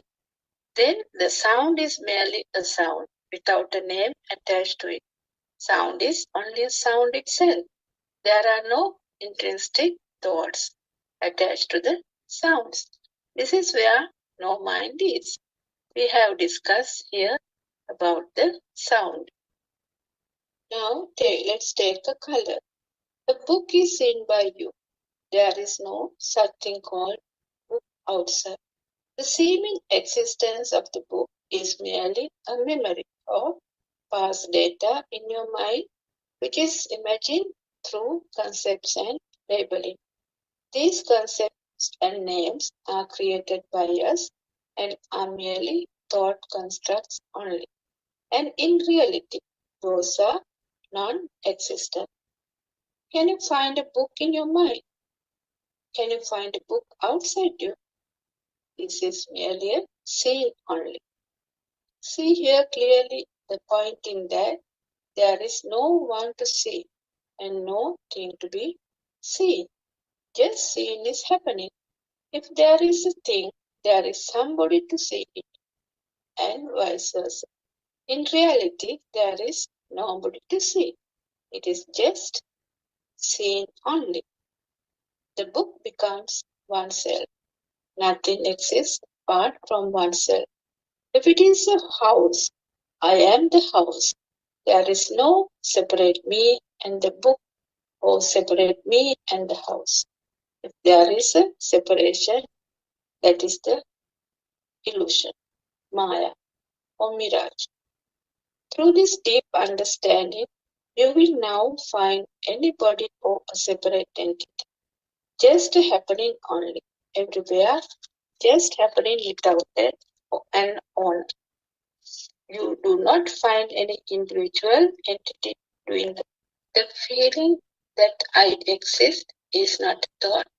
The taste of salt is not a thought. It is felt or experienced by your jnana. That is why no one can explain this. This is jnana. Jnana are not thoughts. I sees a color called red. This is a thought. What knows the appearance and disappearance of this thought is by jnana. How do you know a thought appears and disappears? How do you know another thought appears and disappears? It is not the thought seen by another thought. This is beyond thoughts. This is called jnana. One needs to awaken this dasa jnana to transcend thoughts. This is what we call awakening Dhammachaksha. This is seen by Abhijna. When you hear these deep insights and recognize the truth, all of your conventional beliefs and concepts will fall apart. All our thought constructions, sun, moon, whatever you talk about, are mere thoughts. In many sutras, Lord Buddha says, whatever I discuss on the phenomenal world, or Laukika Bhumi, is not true for the spiritual world, Lokottara Bhumi, and vice versa. This is because the phenomenal world is made up merely on the concepts and beliefs, and all of those will fall apart in the spiritual world. In the spiritual world, Nama and Rupa have no validity. Vijnana Anidasana. Vijnana is not created. Vijnana never existed. There are several sutras discussing various aspects of practices of non-existent mind. For example, Kevata Sutra, Brahmavimartanika Sutra, Prathama Nibbana Sutra. In the spiritual path, what is important is to be practical. We have to be free internally. In the spiritual path, a sincere seeker will see himself the progression of his own inner peace, diminishing kilesa, or raga, dvesha, moha. When you do walk in meditation, you will see there is no such thing called earth, leg, or walking. There is no owner for sensations. Then you will feel like walking free and light. In Lord Buddha's time, Lord Buddha expounded the truth as profound and not heard before. This means Buddhist philosophy is beyond conventional thinking. This statement is valid even today. The things we all consider real are in fact false. Reality is completely different. This is the point we need to understand first if we are on the spiritual path. We habitually think our perceptions are true. We are trapped with 6 senses: eye, ear, nose, tongue, body, and mind. We believe the sensations getting through the 6 senses are real. When the truth is realized, we recognize all are false. As long as we do not recognize the truth, we are ignorant. Due to this ignorance, we are subjected to an unending cycle of birth and death. This is endless suffering, dukkha. Unless we come out of ignorance, there is no escape from suffering. It is only suffering in mundane life due to ignorance. We believe we are happy and satisfied when we have money, when we have tasty food, when we have good clothes. This is the mundane way of life. After some time, clothes deteriorate and we look for new clothes. Again, after some time, they get spoiled and old. Again, we look for new ones. In this manner, we are running after better and better ones. Even for the food, we are running after new dishes and new varieties. So, in the ignorant way of life, we are never satisfied for long. We look to the next. What we think pleasure in this world is, in fact, pain only. There is no lasting pleasure. All ends up in suffering. If you ask whether you can see Nibbana at this moment, truth is that Nibbana is seen at this moment. So at this moment you have a thought. thoughts appear and disappear. There is no lasting thought. All are transient. It's only these thoughts that gives us suffering. Therefore, saying the truth in simple words is understanding the full functioning of the mind. This manifested world is created by your mind. That is why Lord Buddha said, the six senses themselves are the world. Salayatana loko loko, chittena niyate loko. Beauty and the ugliness that you see are not in outer objects, but in your mind. Moment to moment, thoughts appear and disappear. The birth of a thought and death of a thought happens in the moment. The one who sees the birth and death of a thought will not find conventional death. This death becomes false. Birth and death happens at this moment. Before your outgoing breath happens, you need to contemplate Marananusati, occurrence of death. Contemplating Marananusati means seeing the death of thought at the moment. Lord Buddha said, if one contemplates death before the in-breath goes out, that is sacred. Seeing death in the moment is Shanasampatti, which is recognizing the reality of the moment. So it's very rare for one to see death in the moment. It is very rare to listen to Dhamma. It is very rare to get a human birth. It is very rare to live in a spiritually elevated place. So now you know you have only this moment. If we talk to you, it is only at this moment. If we talk to you tomorrow, there is also only this moment. Even in 5 years' time, only this moment. If we think past, it is also thought in the present moment. If you think of the future, it is only a thought in the present moment. We have only this moment. However, even the thought at this moment is not true.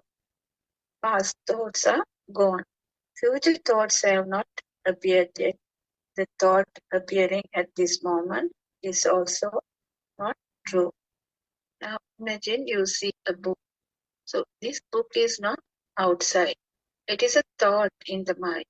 This book is created in the mind by binding color, form, and sound together.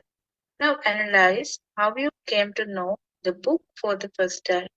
In early childhood, when you start speaking, you were taught colors and sounds such as red, blue, yellow.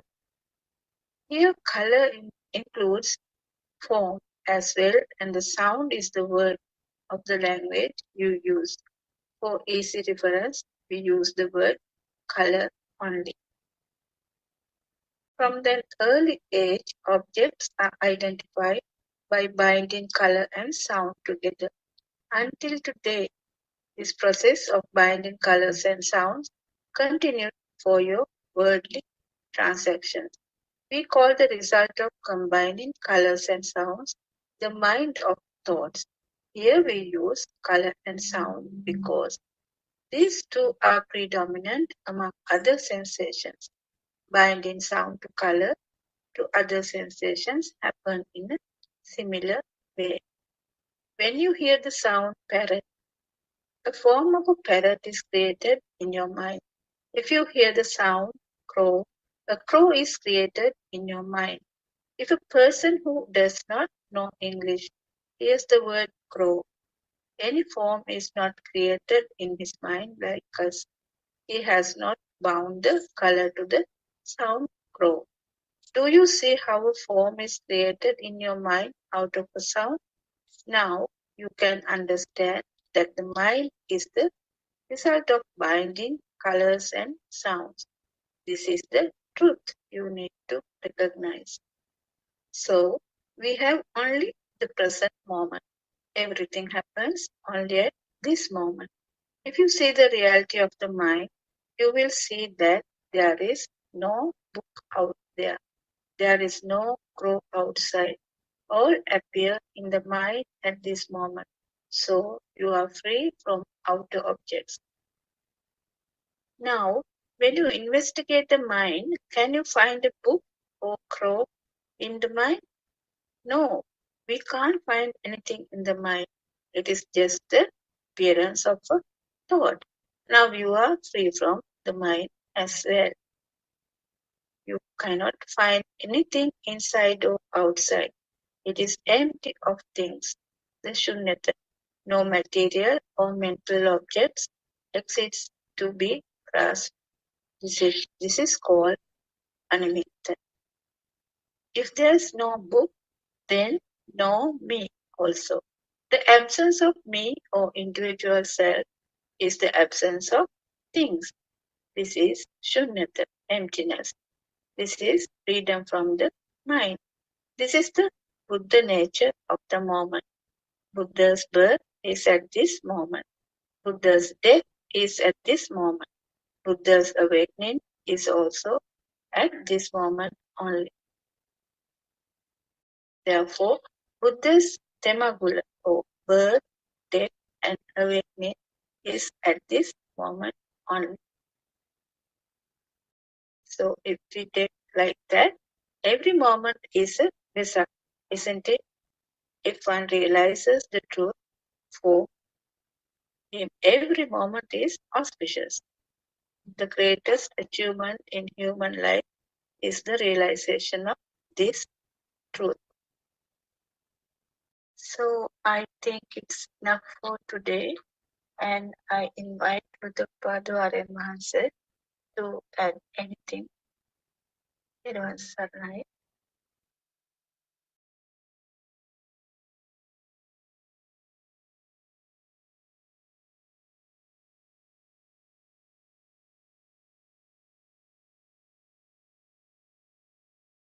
Everyone, Saranai, Mehining Mahanse. තෙරුවන් සරණයි. බුදුපද ආරණාසේ join with us, no? Yes, So, yes. Shall we conclude the sessions today? okay. Then the means only. Yeah. So we'll finish for today. Okay. Shall Then we? Yeah. actually, okay. Yeah. Okay, finish today. Then තෙරුවන් Teruvan සරණයි. Saranai. Teruvan Saranai. තෙරුවන් සරණයි.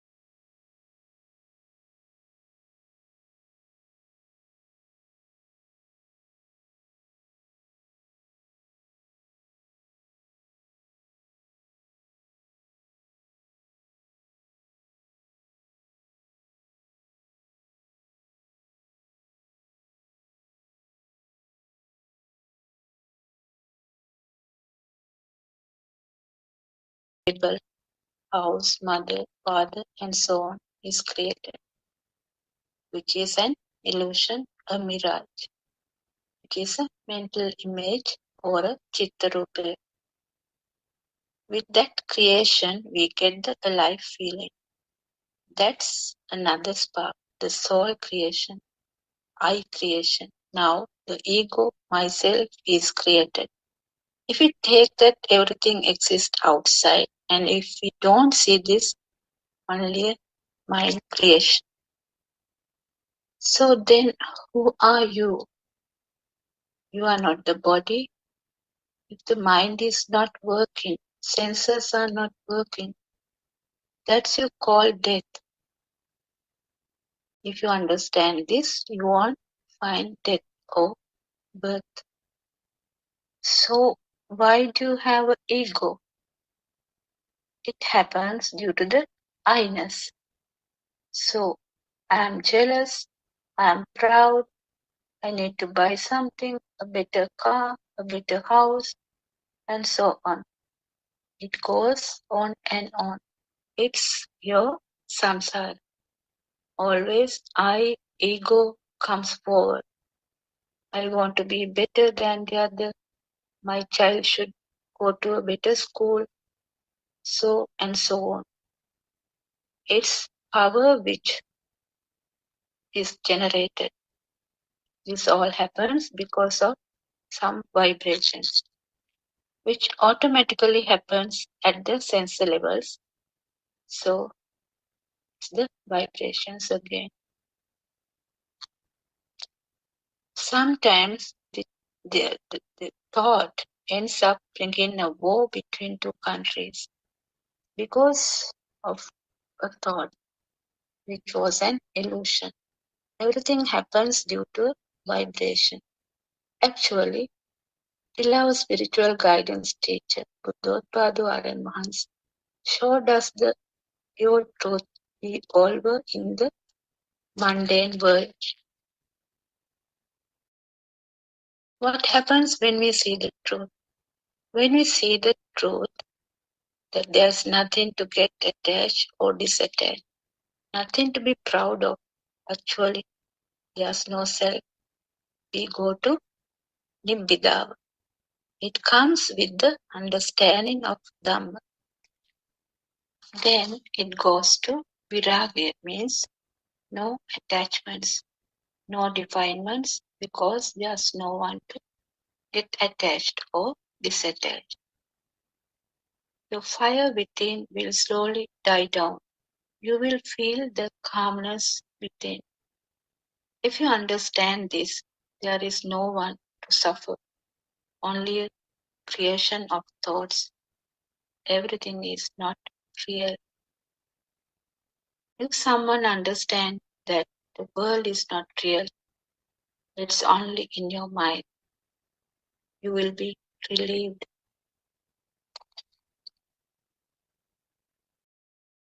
As I said earlier, we have to see only one thought. Let us say the importance of studying just one thought. For example, if you have a mango tree that has 5,000 leaves on it, and you pick one leaf from the tree and study the structure of that leaf, you will learn a lot about that leaf.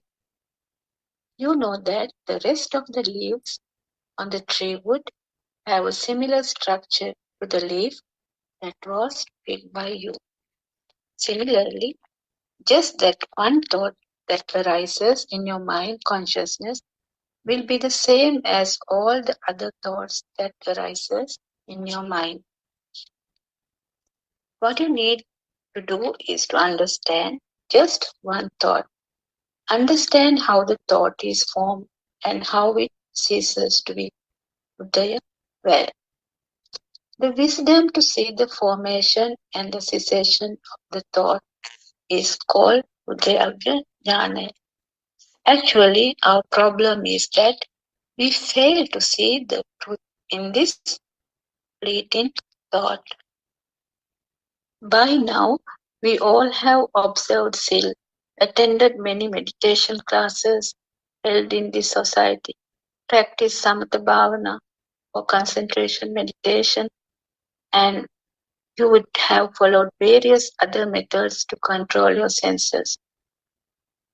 What you need to know now is to rearrange all this knowledge that you acquired so far and use it in a beneficial way to release yourself from this illusional thought.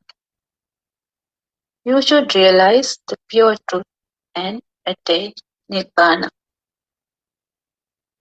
Now we have a presentation to do for all those people who have arrived at this point after learning various methods on how to control your senses. What do we have to understand now?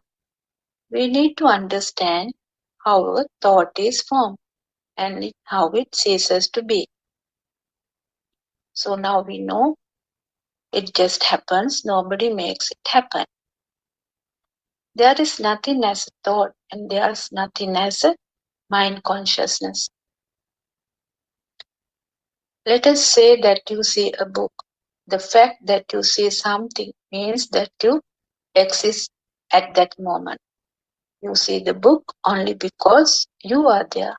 So you cannot say that you are different to the book. Therefore, the book is you. According to the Buddha Darshana or the philosophy of Buddha, you are the same as or equal to the book. In fact, that you see a book means that you are the book. So all these years we have always created a cause or a hetu to give rise to a thought. This time we will remove the cause that gives rise to any thought and we will awaken to the supreme moment of truth. Awakening to the moment of truth is an auspicious moment. It will be an end to the illusion that you exist. When you realize that you never existed, it is like experiencing your end or your death.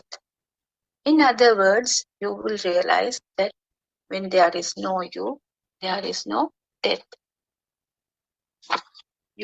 Your realization that you never existed to face death is a very pleasant feeling. When you become one with the nature, you feel like a bird that left the cage to fly away into freedom.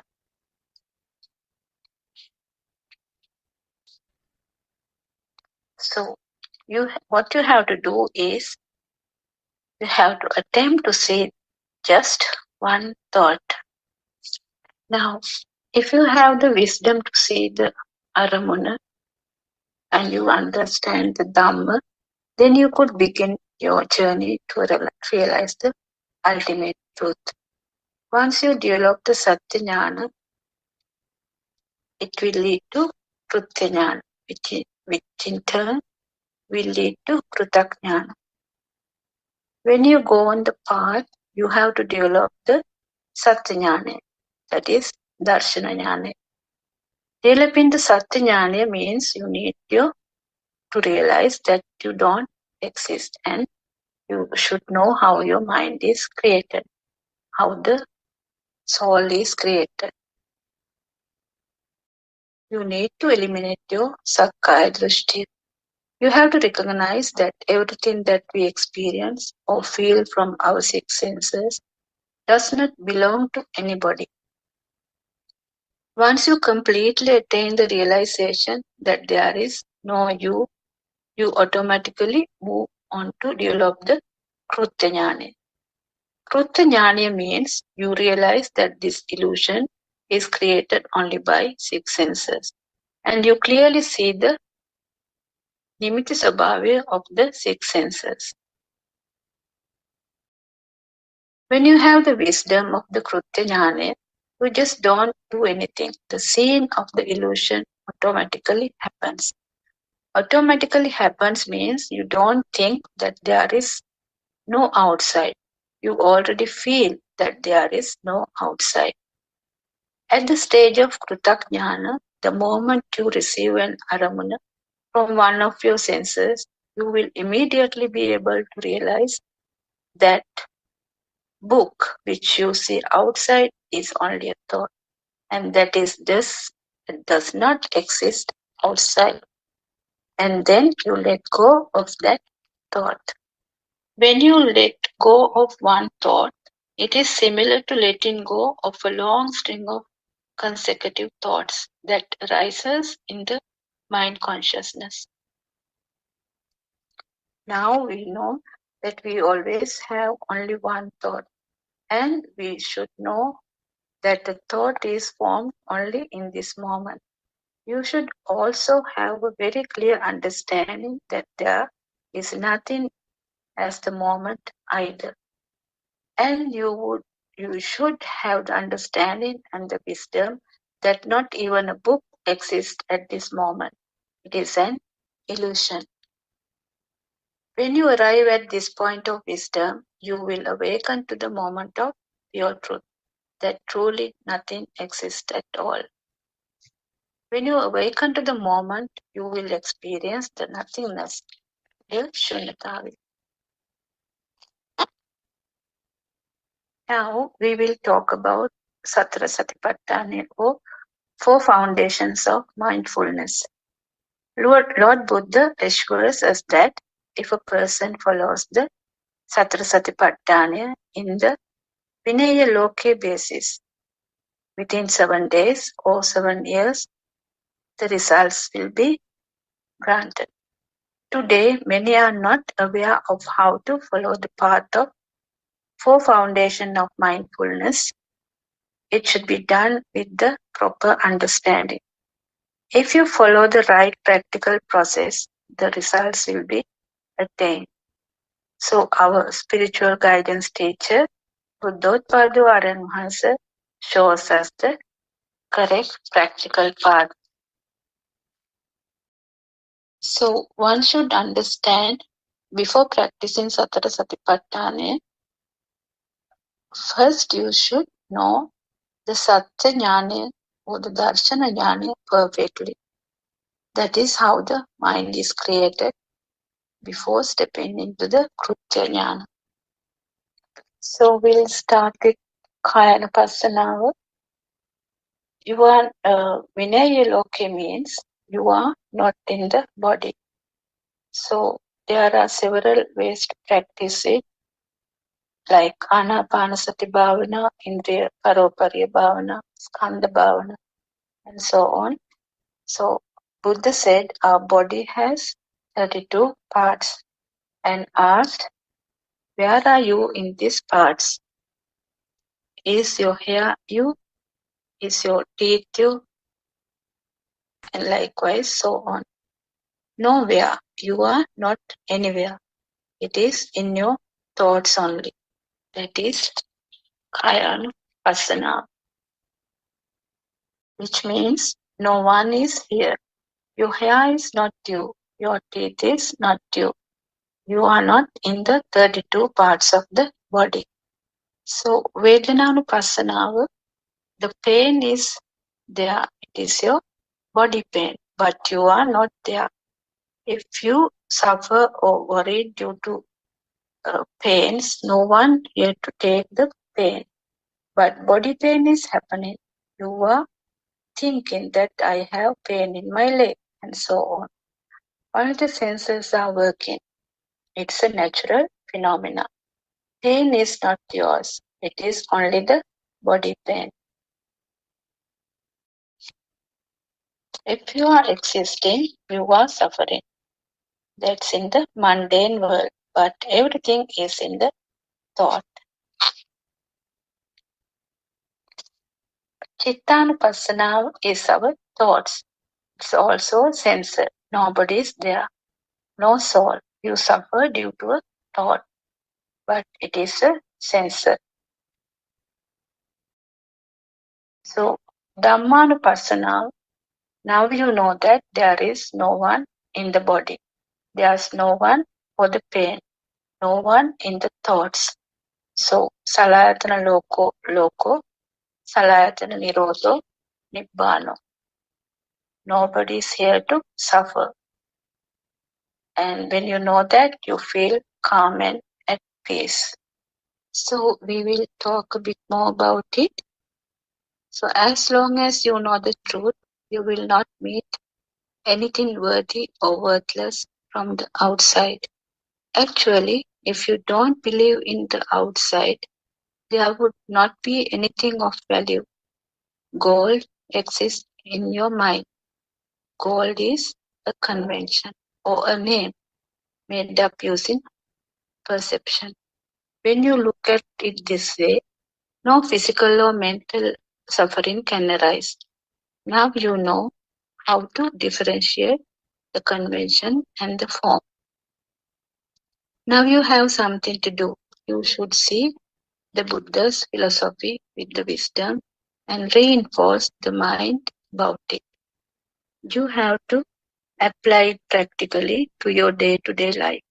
You have to live your life according to this philosophy.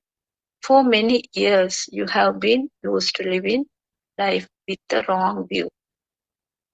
You have always been used to living in an illusion that there is a person or things that exist outside. If you have lived having a false view without knowing the philosophy of Buddha, you have to be free yourself from this false view. So, therefore, you should look at your mind. Take 10 thoughts that comes to your mind and apply this philosophy. The next day, take 15 thoughts that comes from your senses. The day after, look at 20 thoughts that comes to your mind. Day by day, you can increase the number of thoughts you see and improve your practice on seeing your thoughts. At first, you might feel that is difficult. When you analyze one thought according to the philosophy, you might realize that you have missed 10 others. So, your progress on the path depends on your practice of seeing the Dhamma in everything. Atapi sampajana satima. Atapi means the determination of effort applied to analyze thoughts by seeing the truth that there is nobody outside. Satima, the wisdom of seeing the non-existence of a person outside. Sampajano, a steady awareness has to be maintained in order to show each thought the truth. When the mind is shown the truth, the 5 spiritual faculties, Pancha Indriya Dharma, begins to grow. So, a mind that lets go of all receiving thoughts by seeing that there is nothing outside will escape from attachment and suffering. The faith that arises through this escape operates as a special force of faith or Shraddha Indriya. The same way, the determination and effort used to analyze each thought becomes another force of Virya Indriya. The seeing of truth becomes easier when you continue seeing the thoughts according to the philosophy of Dhamma. What seems to be difficult earlier becomes much easier. So all thoughts will be easily analyzed with mindfulness and wisdom. At this point, another force of mindfulness called Sati Indriya will be in operation. When someone knows this pure truth, there's nothing to attach to or detach from. For the one who is freed from the illusionary world, when suffering is seen clearly, the cause of suffering declines or diminishes. When the cause of suffering diminishes, one achieves freedom from the mind. Understanding how suffering arises means you show the truth to the mind with effort, determination, wisdom, and with awareness. If one shows the truth to the mind, it is called the Marga Jnana, or the path to the truth. If you clearly understand how to practice Kayanupassanawa, you would let go of your body attachments. So we'll talk a bit about Vedananupassanava. So we meet or receive feelings within the world. Feelings comes from a specific person, a specific place, a specific taste, a specific smell, or from specific images. We feel that we receive feelings from external. If we feel some kind of suffering or any feeling, we feel that it comes from somewhere. We feel like we can stroke some place with our palm of the hand and say that the feeling can be felt. We will be able to say that the feeling can be felt at this specific point. So this shows that we associate the form, rupa, to a thing. We connect the feeling to the body, and wherever there is a feeling, it is followed by thoughts, volitions, or mental formation, sankhara. It means that there will be bodily volitions, kaya sankhara, verbal, mental formations, vachi sankhara, and mental formations, mano sankhara. Bodily, verbal, and mental mind formations built on ignorance or avidya. Now, during this mindfulness of feelings or Vedananupassanava, one should let go of these three formations. For that, one should let go of the world first. The mind rises into action in the form of the mind, the body, and words due to grasping of the stimuli from the world. A stimulus occurs in the mind. Taking that stimulus as a target, we get up and go from here, good and bad, coming and going. All these build up because we grasp that stimulus due to our ignorance. When you get a feeling, it is not felt just alone by itself. You get a feeling of where it comes from too. You can touch it, you can say it, you can think of it, as that is where the feeling came from. What is that place? What is grasped as a thing is the form or rupa, and that is your body. Really, the form cannot be grasped. The thing you feel is your body. The feeling that you can grasp your body is an illusion. Now you even meet a body that has a feeling. Now we also find a spine which can be feel the pain. You can find a leg that feels the pain. We find a knee that feels the pain too. We also find a stomach that feels the pain. So now we have really found the world. The feeling, the sensation belong to the world. You may find the world externally. You may find the world mentally. We have a false belief, a misconception regarding the feeling. We believe that we suffer due to other people or things. We get attached to the world, or we oppose the world, or we confront the world. We think that this feeling of pleasure comes from the world outside, and we try to own the world outside. Also, we think that this pleasure and suffering comes because of that person, this person, because of that place or this place. If we believe in an external world, we tend to get attached to it, thinking that feeling comes from external world. We either tend to get attached to the world or oppose the world because we think that the sensation came from the world outside. The external world means the image to the eye, the sound to the ear, the smell to the nose, the taste to the tongue, and the touch feeling on the skin. Not only that, the feeling that we believe as the inside is also the external. So whose eyes are these? They are mine. The nose, the ears, the tongue are all mine. Hair is mine. When you say that these hair follicles on my body are mine, it means you think you own it. It is an external thing, but you think you own it. It is not me. You are not the owner. My eyes, my hair, my nose, my tongue, my mind, my thoughts. This so-called mind is not me. If it does not belong to me, it is something external. Even if you say that the feeling is mine, it means it belongs to the external. So, if the pain is in the knee, and if the knee is mine, then the pain is also mine.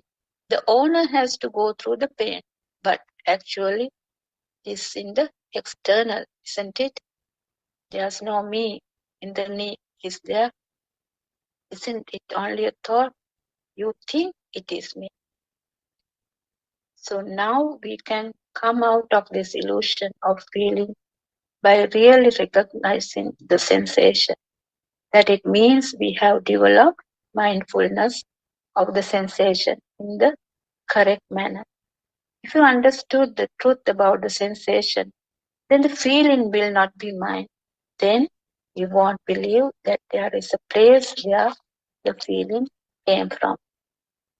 A feeling is only a feeling. It cannot be anywhere. If there is a place where the feelings come from, that means there is a world. It means that you have grasped the world. The feeling has been accepted as something that has to come from the world outside. If we are in this order or the shasana or in this field of study, then we have to find the true meaning of the feeling. Otherwise, it would not be the correct practice of the Vedananupassana. When you practice the correct mindfulness of the sensation Vedananupassana, a body cannot exist. Let us see how we can go wrong and believe that there is a body. So, when we meditate, we shut our eyes. For example, let us say that we want to practice the breathing meditation, Anapanasati, while being seated cross-legged in the lotus position. You tend to feel pain in some place of the body, and you point at the place where the pain is felt. While keeping your eyes closed, you tend to move your hand to the area where the pain is coming from, and you tend to shift to a different position in order to prevent feeling the pain.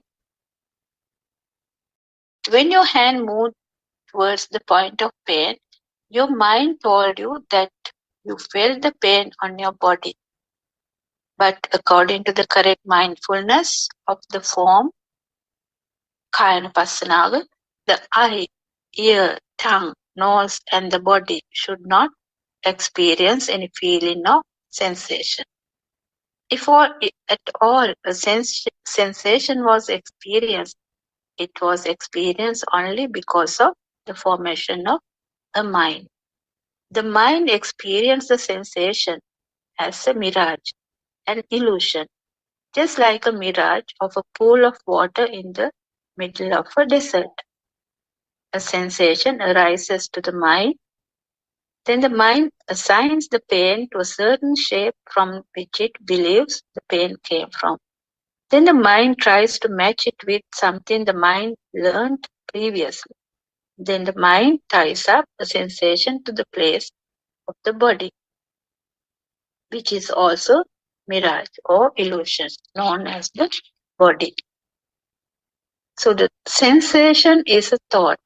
The thought does not belong to the body. It arises in the mind, but we tie it to the form or the body. Then we identify that the pain or sensation arose from the body.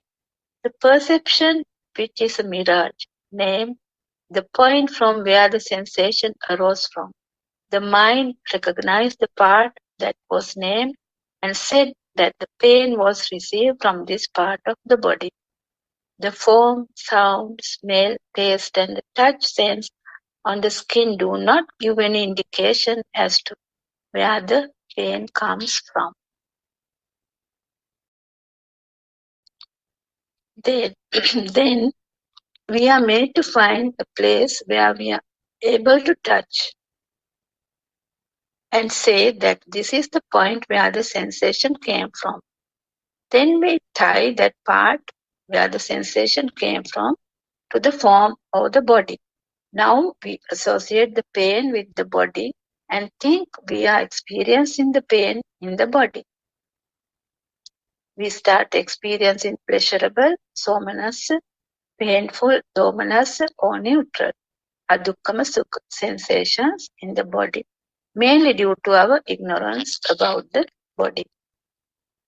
So when you keep standing, you change posture and sit down, saying that there's a feeling of pain in the leg. You have assigned the pain to an external form, body, to a leg. When you are seated, you feel pain on your spine, and you change your posture again. You think the pain is felt in your body. You start walking. Then you think that you feel the pain in your legs, and you lie down. Likewise, you keep changing your posture, projecting the pain to an external body. At the same time, you also create volitions, thoughts, sankhara, such as bodily action, kaya sankhara, words, vachi sankhara, and mental formations, thoughts, mano sankhara, trying to escape from the sensation of pain. But as long as you are ignorant, avidya, and believe that the external world is true and the painful feelings is coming from the external world, you will not overcome your ignorance. Let us see how the world is created and how to let go of the notion of world.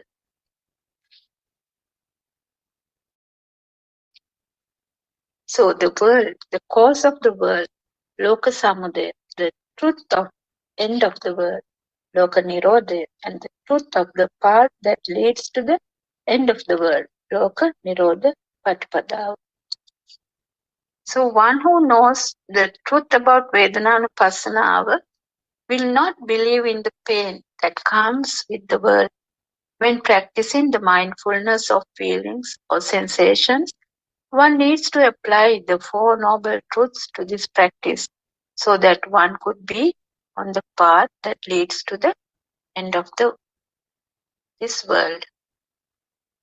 All beings born in sensual worlds enjoy pleasure due to their ignorance and their delusion.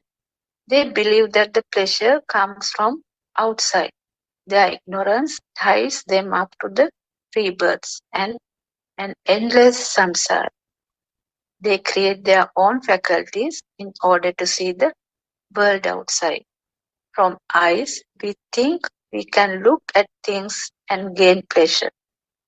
From ears, we think we can listen to things and be happy. From the tongue, we think that we can taste and gain happiness. From the nose, we think we can smell pleasant smells and be happy. From the body, we think we can feel pleasant sensations on our body and be happy. As long as we think that pleasure comes from outside, we will never be able to stop our mind from going outside. So we have to maintain our wisdom and awareness that each sensation comes only from one of the faculties. In that case, we would not find a thing outside.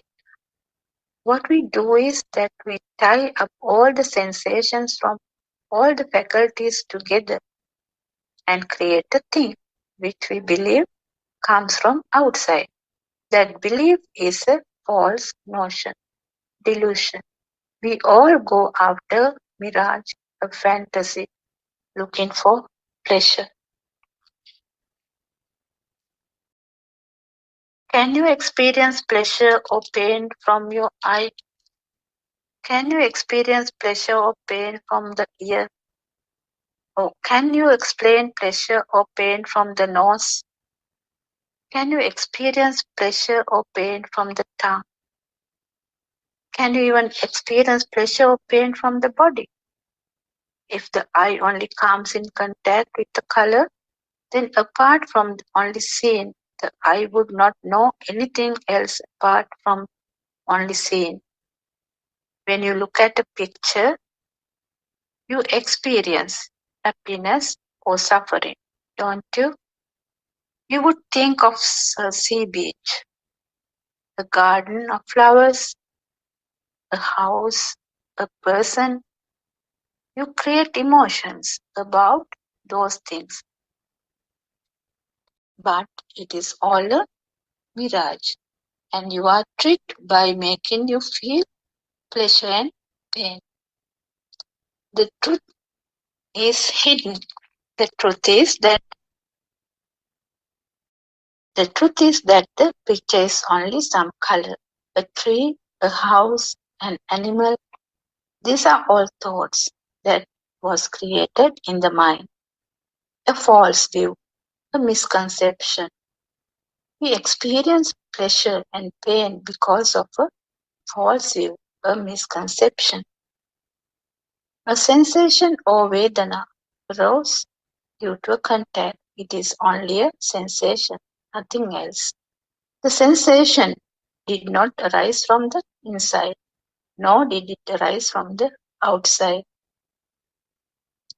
The contact takes place when the eye and the form or rupa give rise to a result, phalaya, called eye consciousness.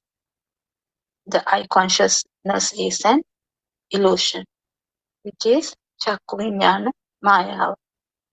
The tree, the light, and the ground creates a shadow. The shadow is an illusion. Same way, an illusion called eye consciousness is created. The eye consciousness does not exist on the outside. Therefore, the sensation created due to the contact does not come from the outside either. One should have a spiritual mind, awaken to the moment, to understand the truth about the sensation and that nothing exists. Atapi sampajano satima. One has to apply effort not to create impurities in the mind by seeing the pure truth all the times. This is the correct path to Nibbana. The ones who sees how the world is created will also know how to escape from the world. For that, it is essential to understand the four foundations of mindfulness or Satara Satipatthana very well. So, Nibbana path is based on contemplating and through wisdom, not in thinking. With thoughts, you can't attain Nibbana. It will just be another thought. I think it's enough for today, Aran Mahansa, and I invite Buddothpado Aran Mahansa to add anything. Thiruvan Saranai.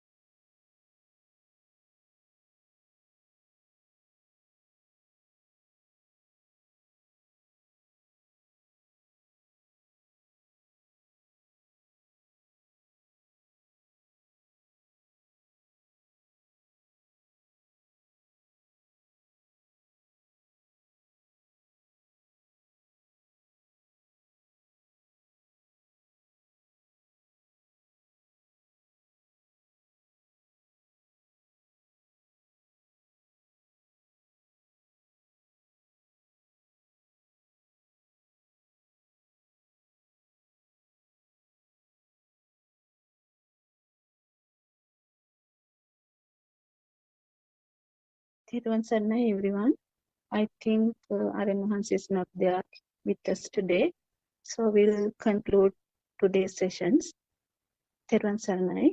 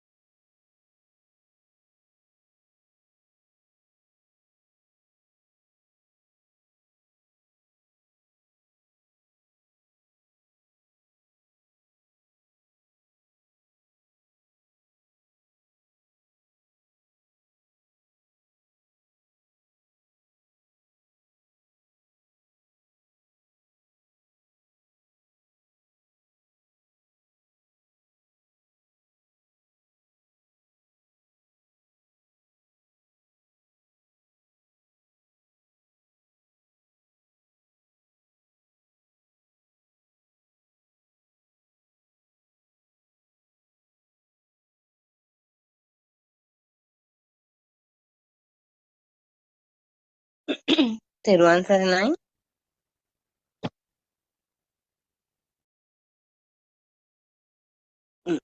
තෙරුවන් සරණයි. Dear friends of Dhamma, welcome to our English home talk.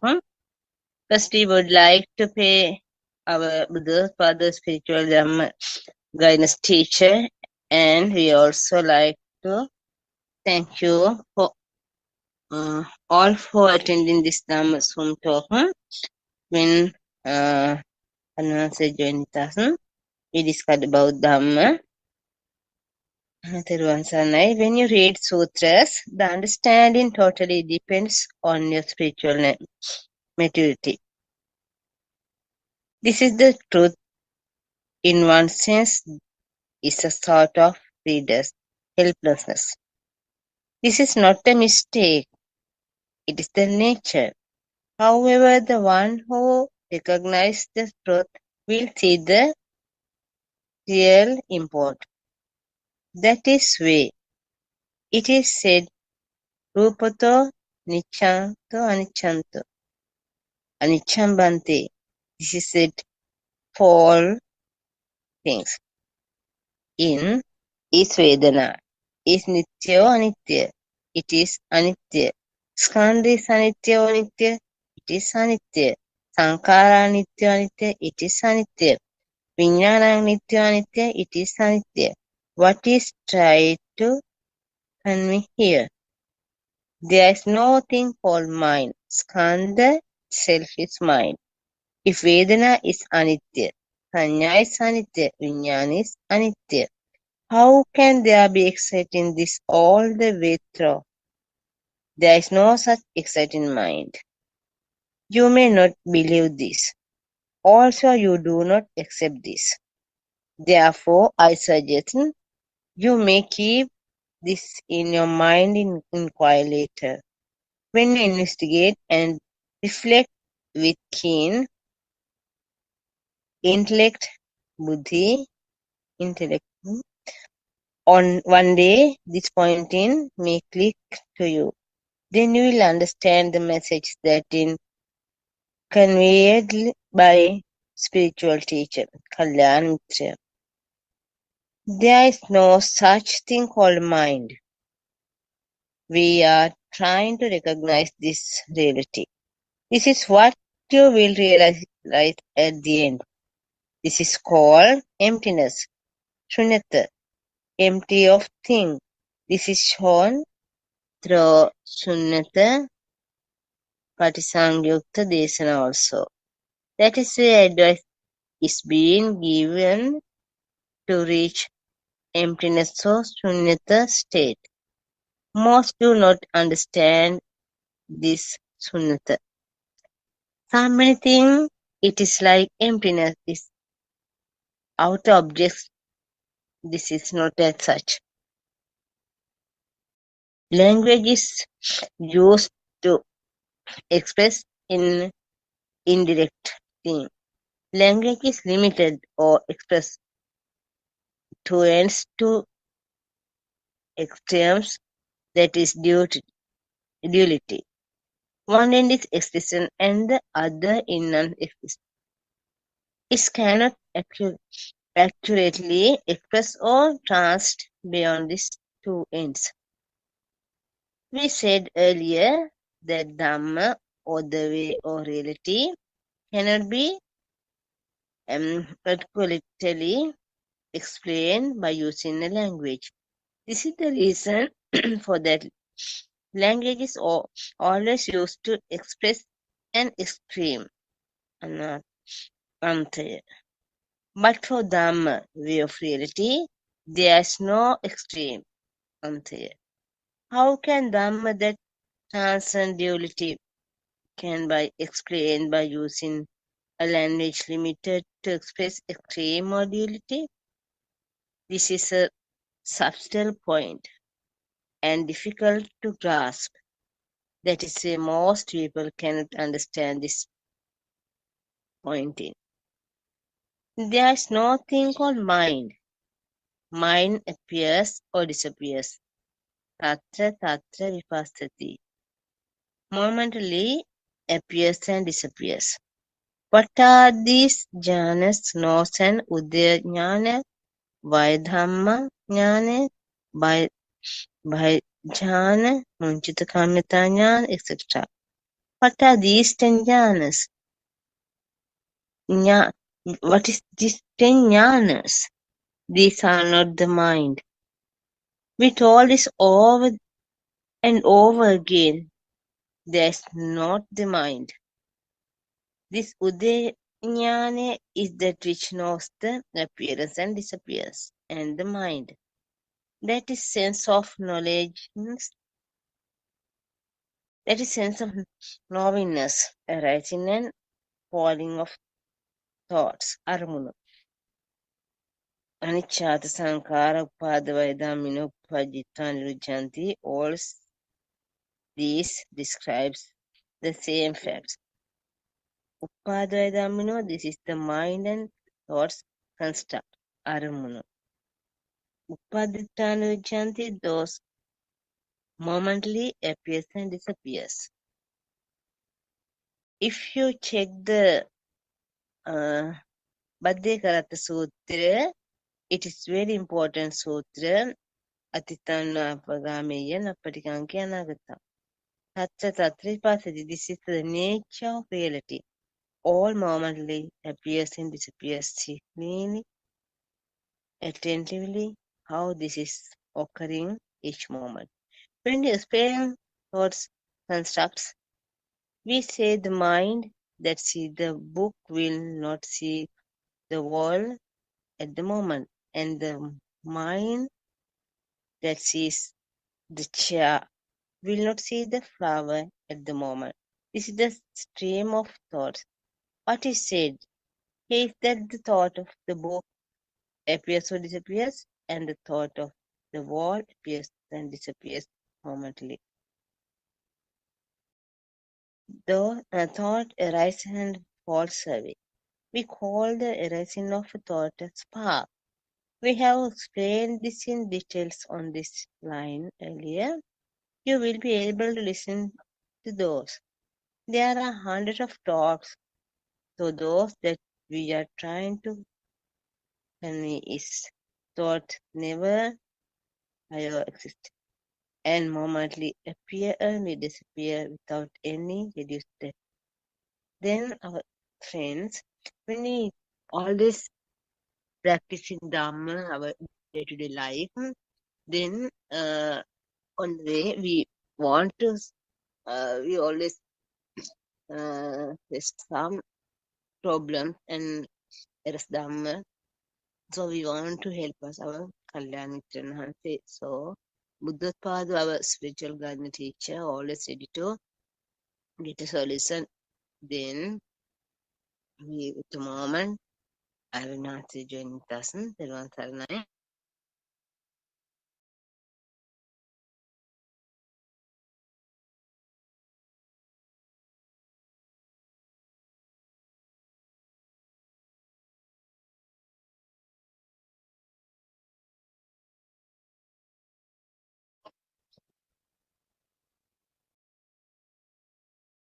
Thiruvan Saranai, Venerable Mario. Thiruvan Saranai. Thiruvan Saranai.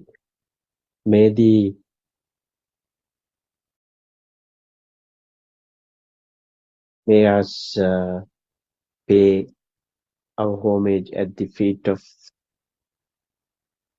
our spiritual guide, Kalyana Mitta, noble friend, Buddothpado Aryan Wahanse. May us pay our homage to the noble triple gem.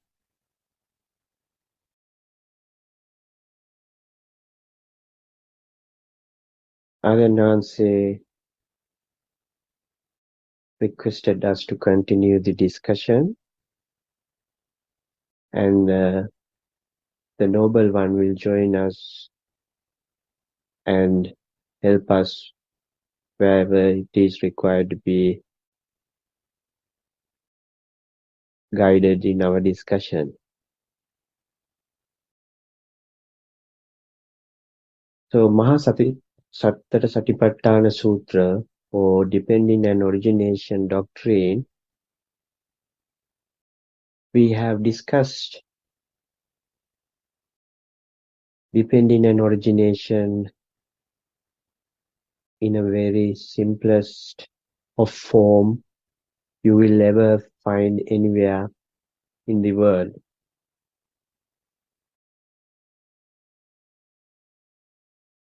Dependent and origination, by now everybody would be understanding all the matters have causes and effect. This is the new Dhamma 2500 years ago. Gautama Buddha discovered and guided us to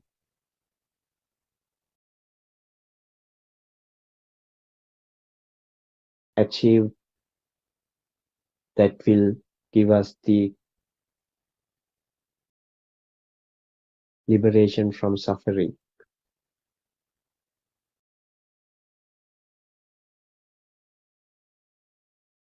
So when you understand in the cause and effect or the dependent and origination, you understand the six entities or the six senses works on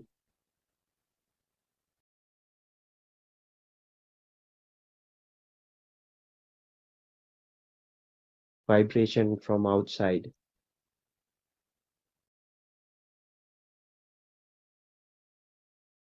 Correction, not outside, the vibration which is taken place, which will be in an equal length, in a wavelength that will operate inside the operate in the six senses and manufacture the feel, vision, and sound. Feel will be in body sensation and taste and the smell.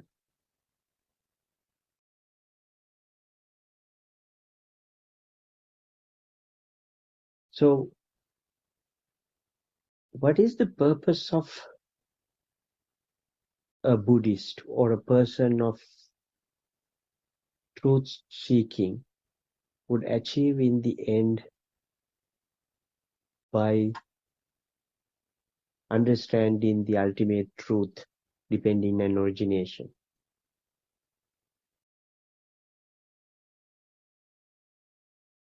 When you know the truth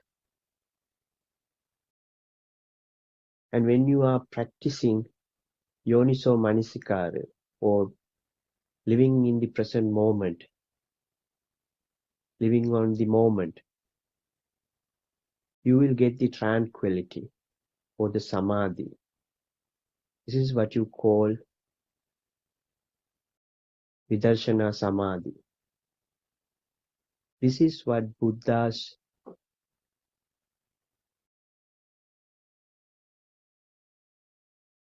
newfound Dhamma, what we are practicing as the other meditation systems were in existence before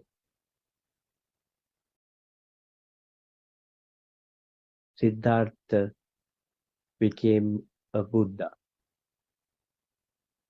So we have to understand this important aspect of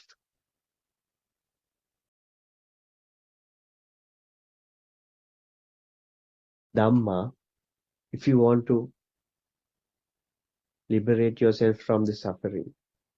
Because most of us are misguided or doing a wrong practice, which yourself would have experienced is not giving you this result you are looking for.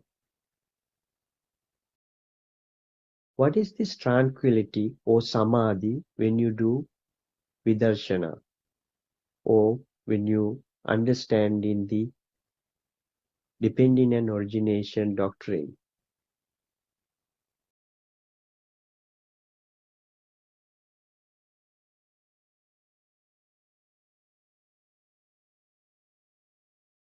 If you look at the normal reading in English or the online materials or even AI systems, if you type tranquility, you will see the explanation given for it is living in a beach without any agitation or without any depressive thoughts, or living in a peaceful mind. It's a good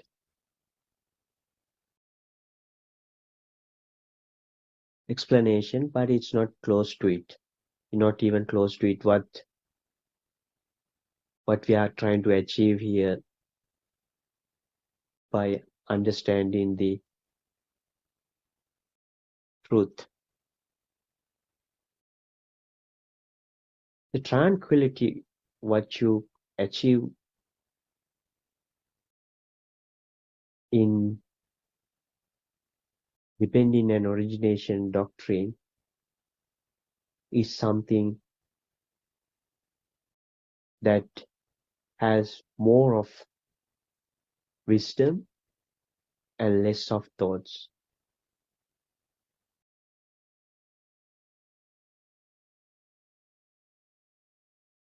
And in other words, it's more or less feels and less of imaginations and thoughts.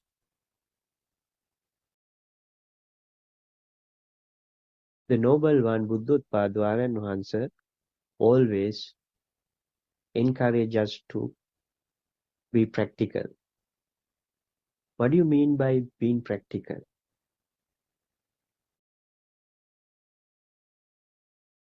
Our understanding and the best gift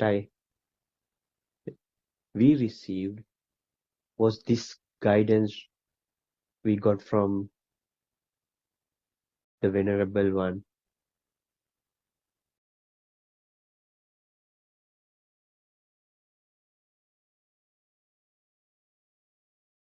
To explain this,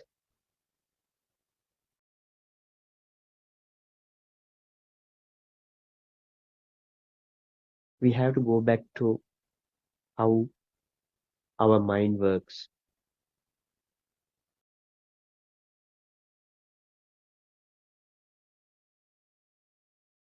Now, we all are understanding the six entities are a process, a system, a speedy process,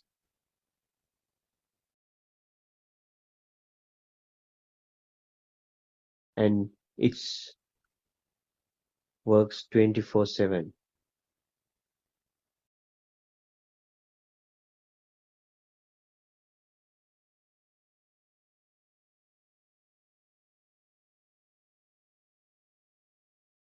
By having this insightful wisdom or insightful penetrating understanding of how this process works or how this system runs with the six entities, you are getting more and more control over your thoughts.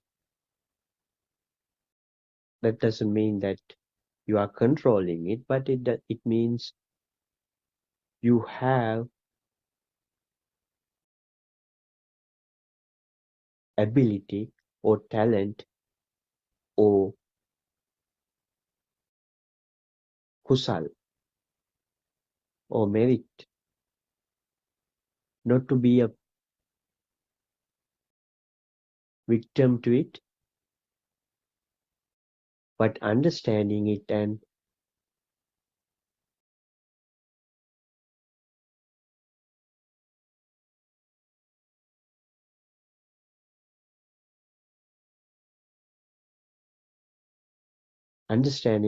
become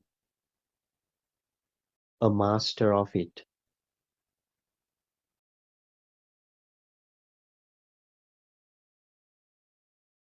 So these abilities are explained in different types of wisdoms in Buddhist texture, but without going into much theory of it, as mentioned by the Venerable Manu in her introduction, these wisdoms are the key to overcome the suffering, rebirth, and liberation.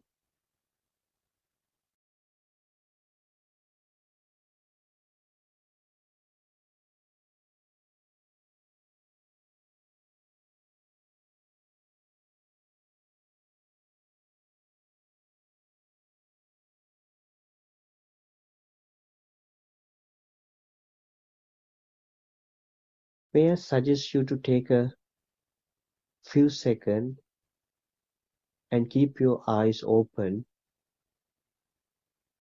and see how your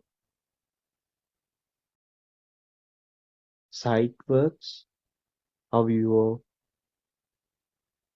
hearing works, and sensations, feels, taste, smell, and body sensation, and most importantly, how your mind works.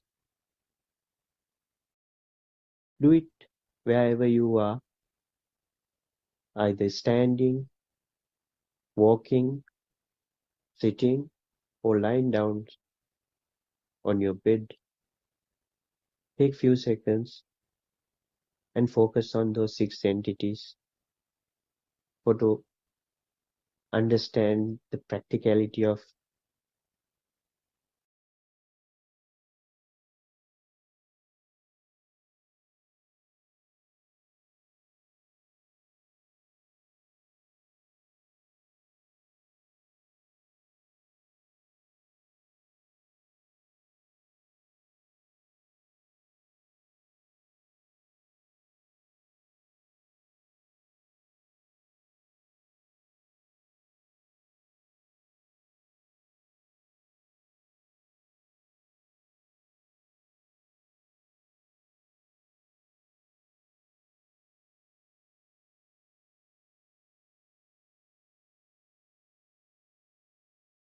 you must see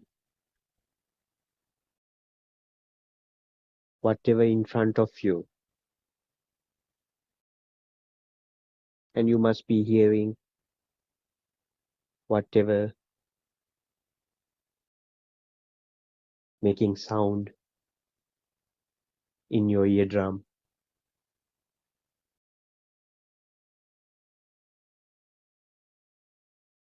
and your body must be feeling the warmth or heat,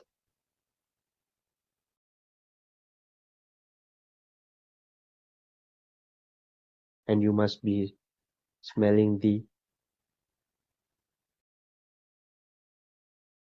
whatever surrounded by you, or maybe it doesn't have any smell. You might not feel any smell, same like the taste you are getting.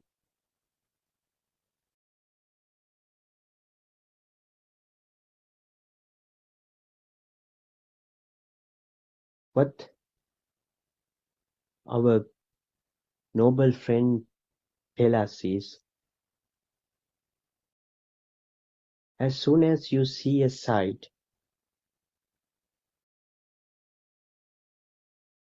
if you see it as what is seen, instead of taking it me, mine, myself, and characterize it, or personalize it, or feed your soul,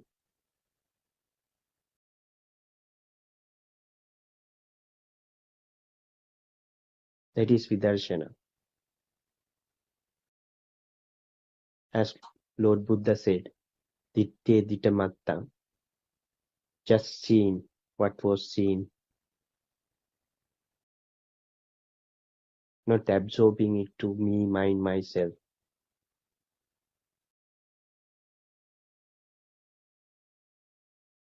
When you practice this, the tranquility or the samadhi you are getting, you wouldn't have experience with any other meditation or any other worldly experience you had. I guarantee you, you wouldn't have experienced it anywhere else, and you will be living in the present moment. That is what is yoniso manasikara, mindfulness.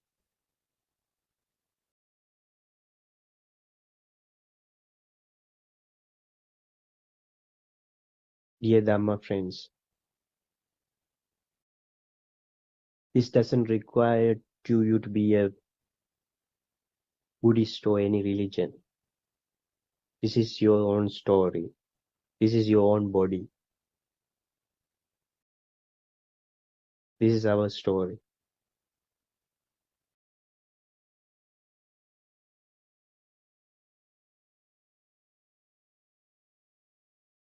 And when you advance yourself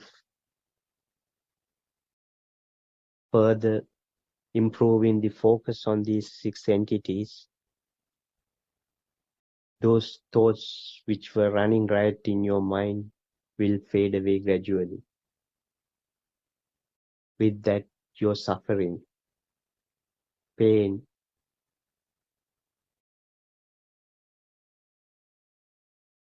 and all those problems you had. This is the beauty of what our Lord Buddha and our Kalyana Mitra, noble friend Buddothpado Aryan Mahansa brought to the table.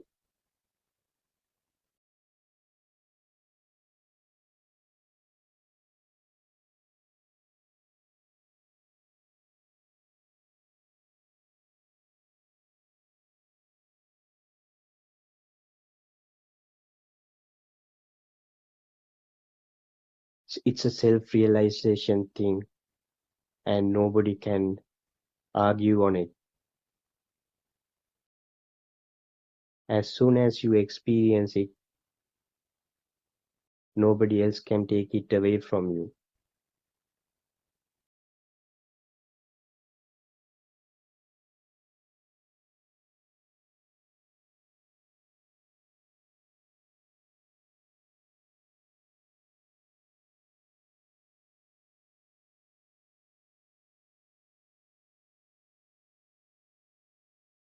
And the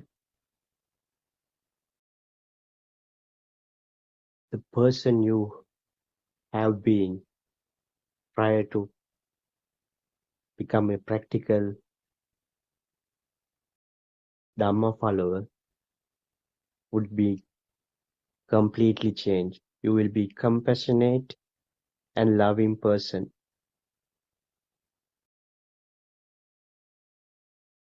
And this is the greatest gift anyone can give to the world, not in millions of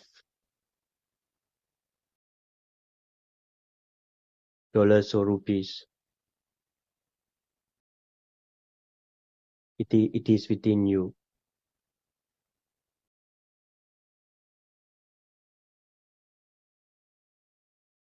And it will cleanse you and in all the defilements, attachments, hate, everything will be purified.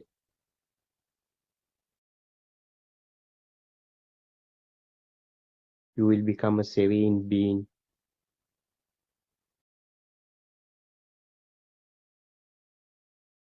And you are not feeding the six senses with all these defilements or dirt.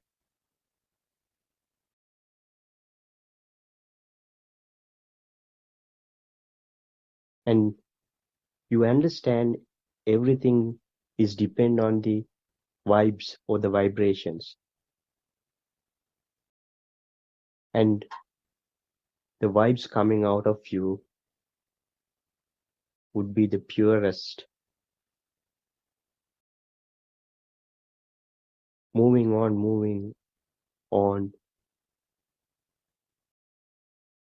you will become zero defilements being. That the ultimate being, Mahapurisho, in Pali, Buddha explained.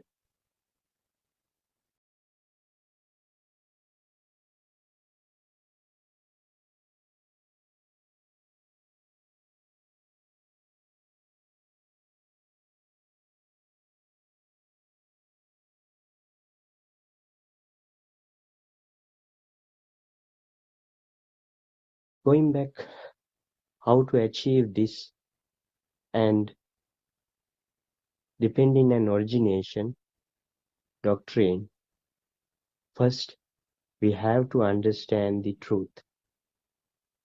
Again, understanding the truth is how the six senses are working, how they are working and how they operate as a system and a process and how it manipulates you.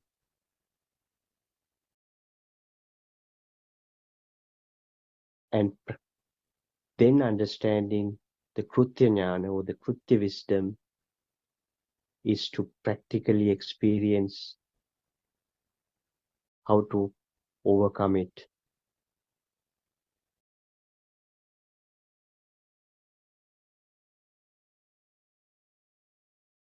And the Krutajnana is the wisdom you get when you have the complete tranquility. And a person who has the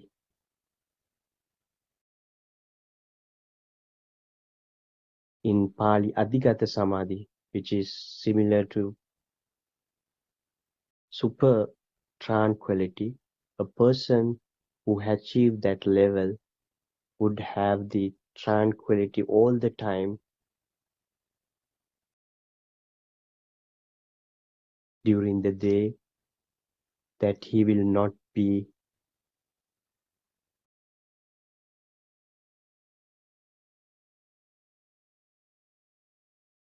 misguided, or he will not fall into trap of the system.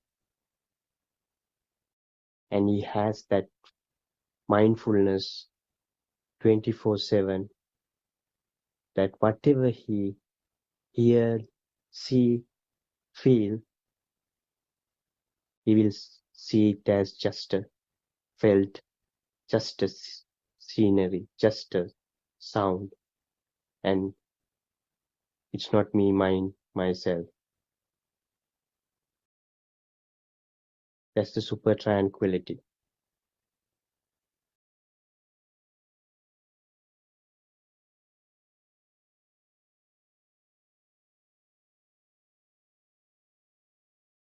Isn't it a little bit easy to understand? Imagine that if you don't fall into any kind of, I'm trying to explain how is this super tranquility will completely eradicate your suffering. To my best of my understanding, maybe Buddothpado and Vansi would be able to correct it. Now, if you don't fall into any urge of these six senses, Imagine the life you would have. You are not a slave of your eyes. You don't want to entertain your eyes and fall into trouble.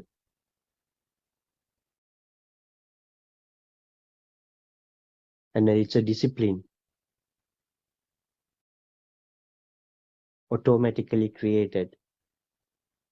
And we mostly, even if we are well disciplined people, still our six senses trick us to do certain things to put us in trouble.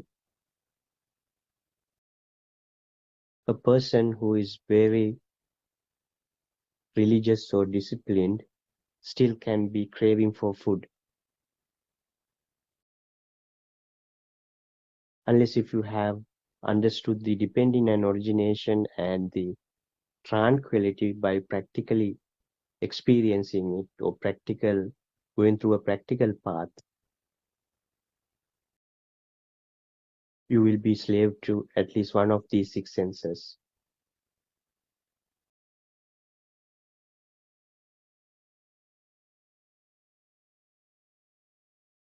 In our own experience, throughout our life, we have been well-disciplined character.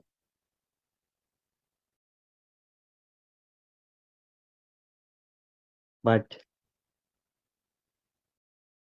the weakness we have is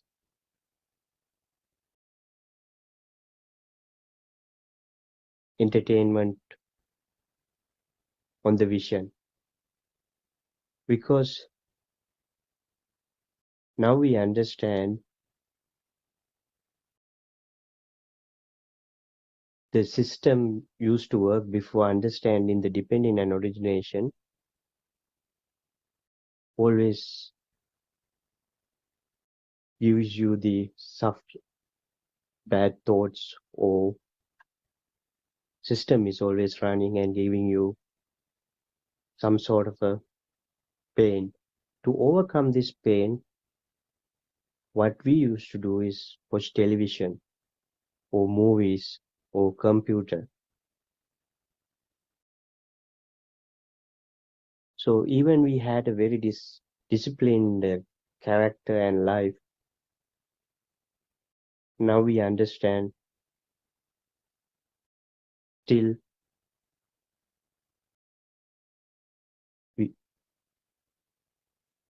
we were poor and collecting akusal because couldn't overcome being a slave of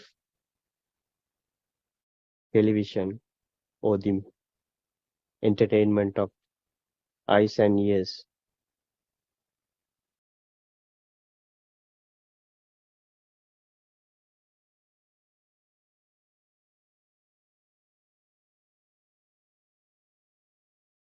So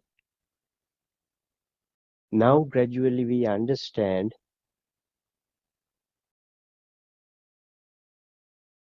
when you are not a slave of any of these entities, you are very well talented or accumulating kusal activities, meritorious deeds, and suffering coming out of entertaining these senses are fading or reducing.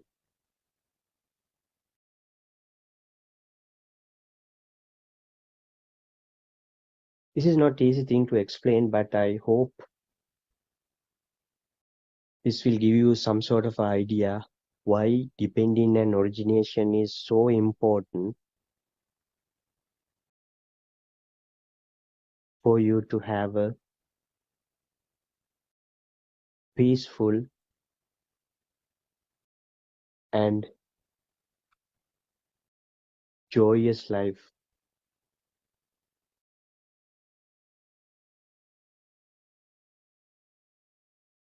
Even forget about rebirth and next life. This will give you the most happiest moments as soon as you really understood the depending and origination and start to be practical and achieve some sort of a tranquility with the insightful meditation vidarsana.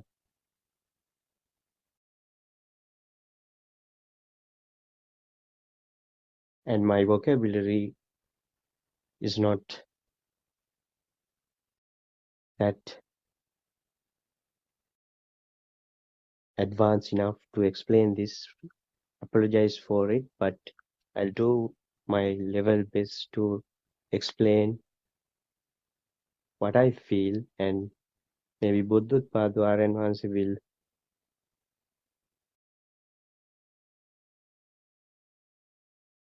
add some more guidance to us to follow this.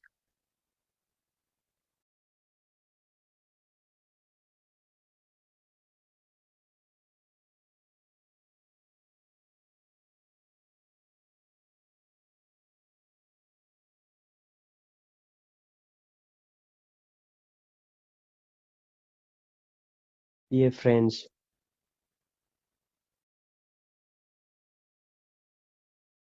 we all are having some sort of anxiety, depression, or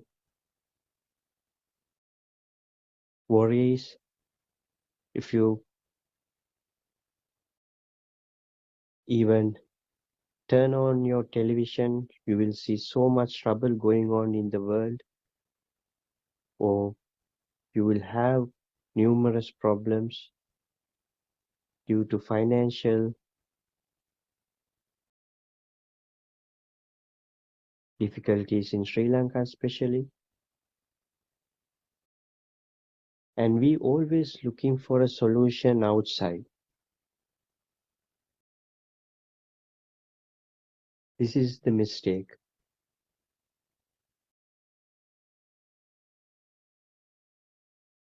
Because when you look for something outside, as soon as you do that, you are trying to satisfy your six senses. How do I say that?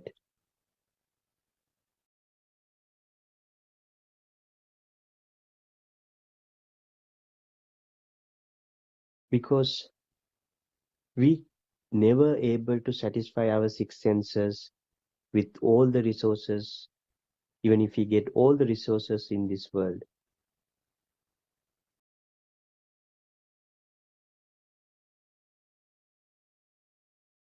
Only way out of this is not to look for solution outside, but to look the solution within you.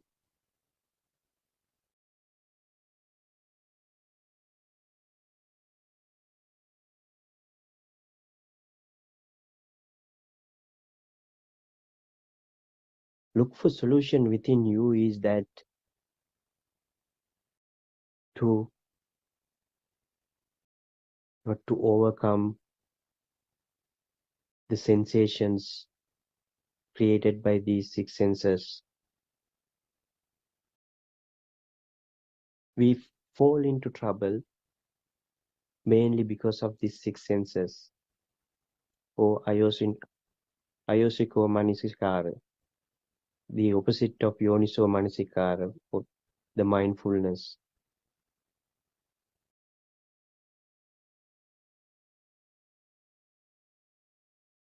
Even if you entertain a sensor for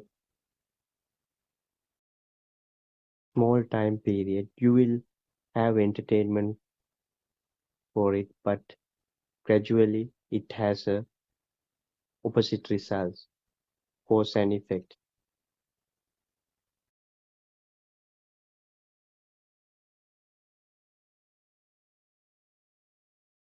In our case,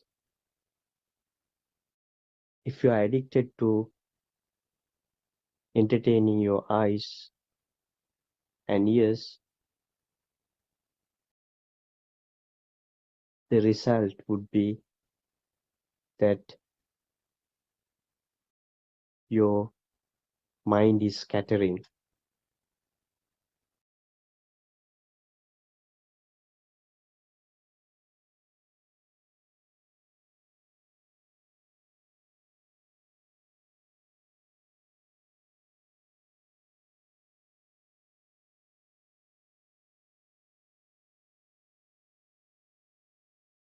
Similarly, in an extreme situation, people are doing criminal activities to entertain your senses. What would be the results? You will be imprisoned, or you can get injured or lose your life.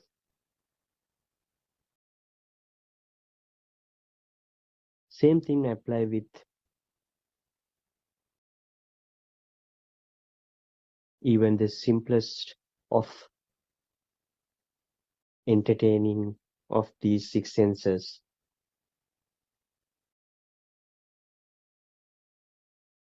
However, this doesn't mean when you become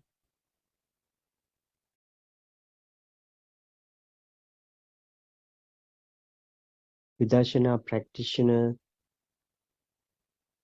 that you will not be able to live your life anymore. You will do all the things much more better way, and you will have the wisdom and knowledge even without knowing how you gathered it, and you will be resolving your problems much more effective way, and people and everyone who are surrounded you will see the difference in you.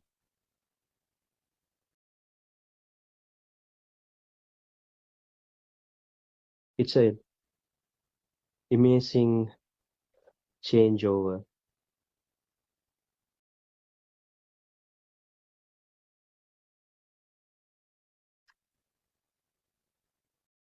And most important experience we had was you will do the things without much suffering or pain or kind of burning sensation inside you.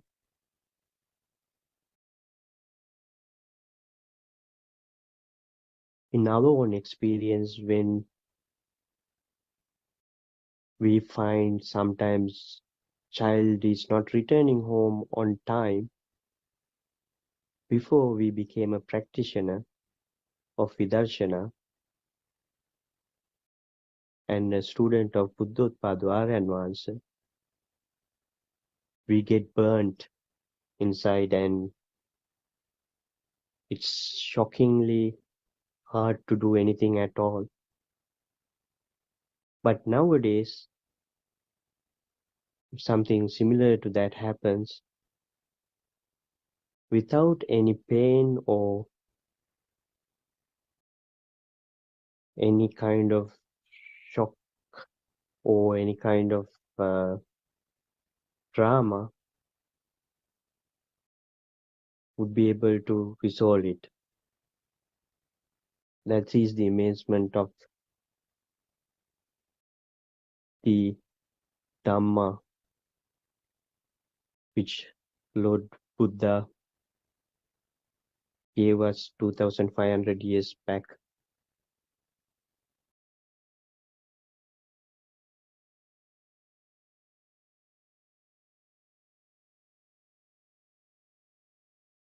Even if you lose anything which is valuable to you,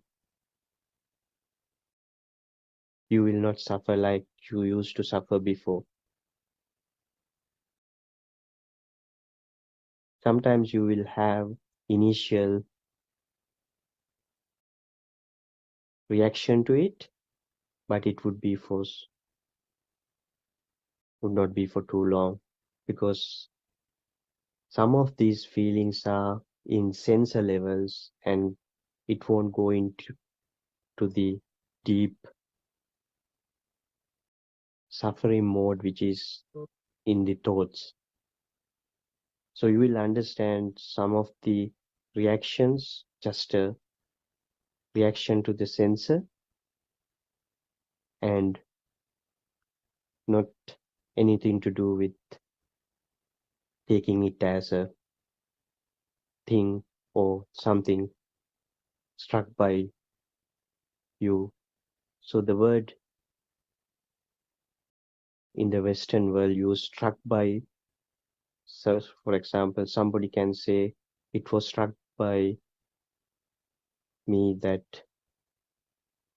this happened, but the word struck by will be completely eradicated from your vocabulary. You will not get struck by anything. Nothing will become a thing to you.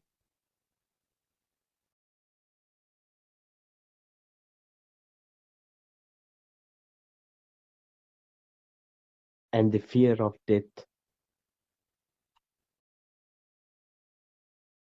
or things you used to get scared of will gradually fade away.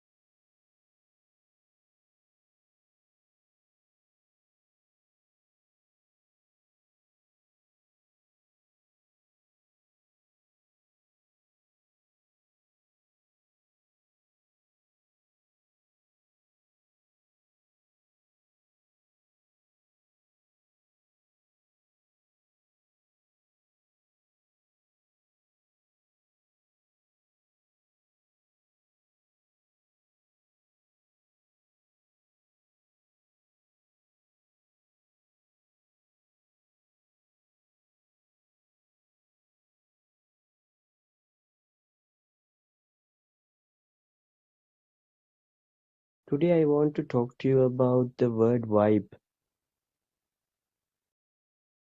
I believe most of you have heard people say it doesn't give you a vibe, or it can say it gives you the vibe that make them happy or something.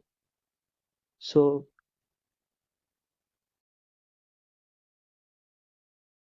the word vibe, even though they don't understand anything about the Dhamma, the word vibe is the vibration, isn't it?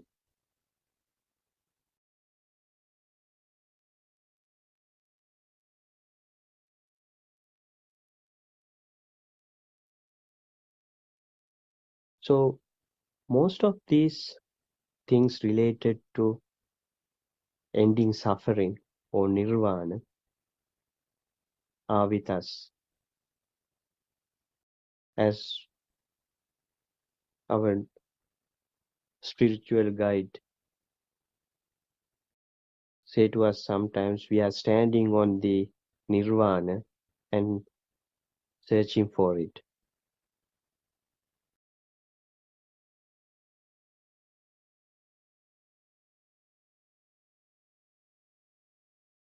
So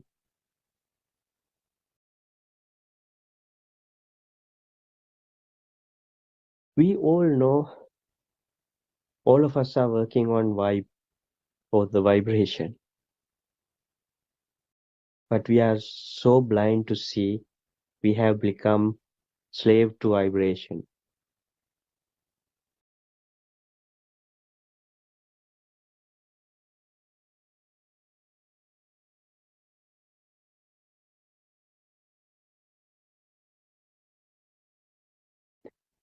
Because I use the word vibe to give you another way of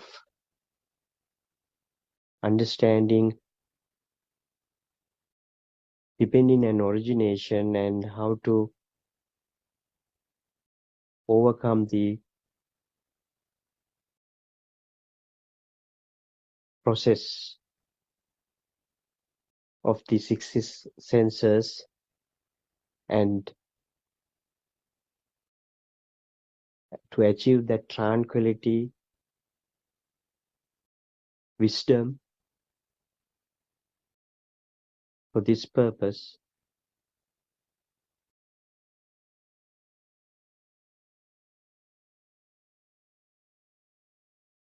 we have to understand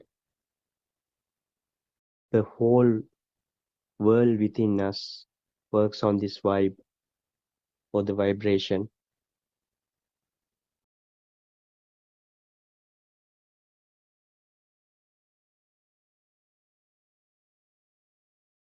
But it is so difficult to understand it since you can't see what is the vibe. We only see the results of coming out of the vibe as six senses: sight, sound, and feelings,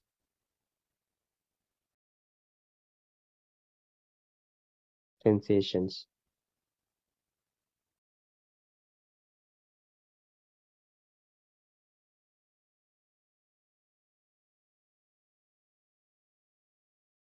Only one we understood as even children, there was some of our senses are working due to vibration is the ears. The vibration take place created the eardrum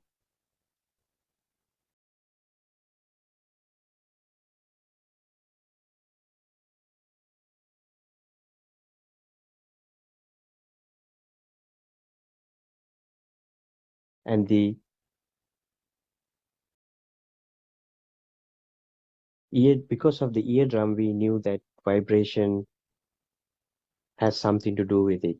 But the other vibrations, till we heard the Buddothpado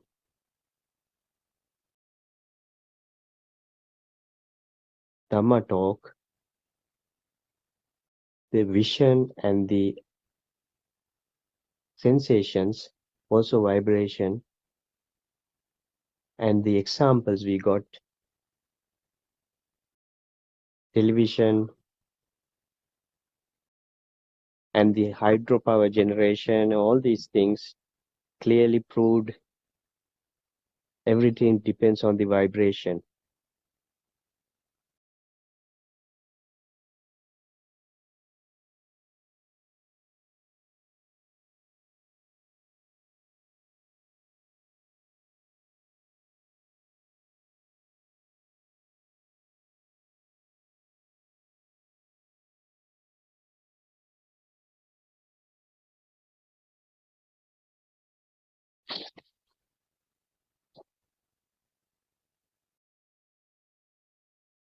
So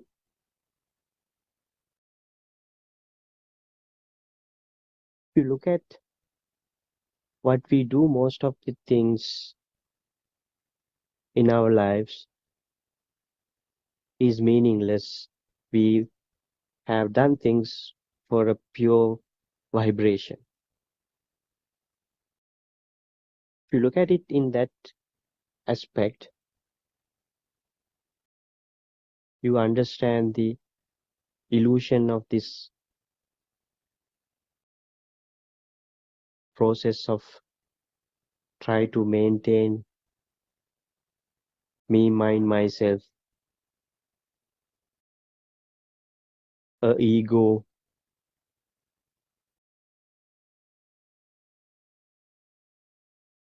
soul, all these things.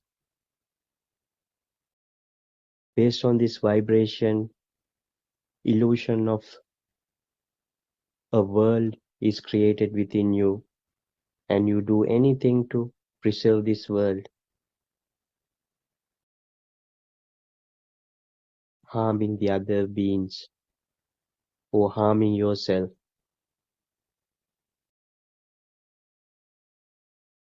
and ultimately ensuring continuations of samsara.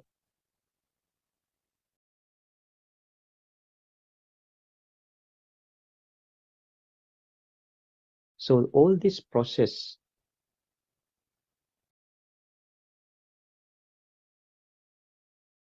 to unwind, or the opposite of the vibration, is the solution to this suffering.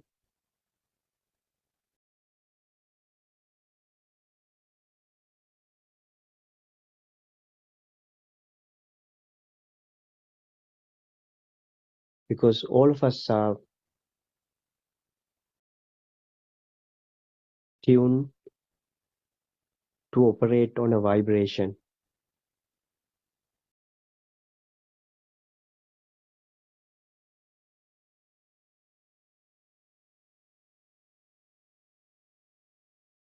When you go in the practical pathway with the tranquility, your vibrations started to get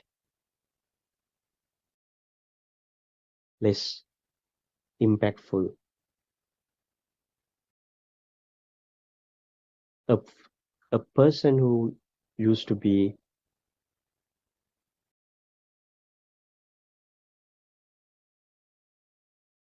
unhappy with will not be the same feeling you get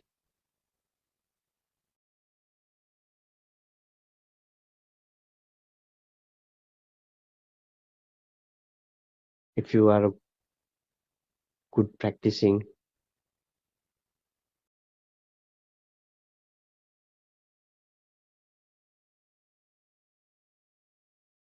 Buddhist.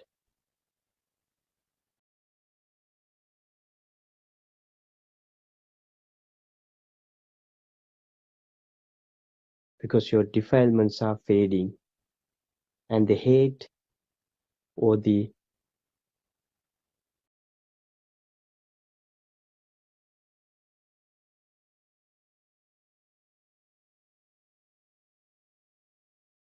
uncleansed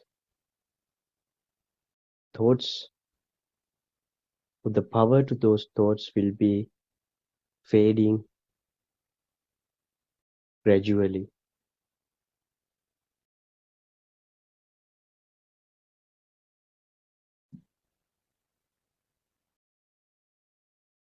This is the beauty of Buddhism.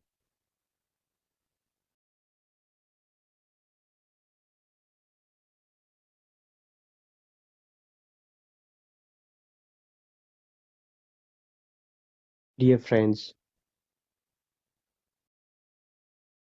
please don't believe even if I say something. Don't believe even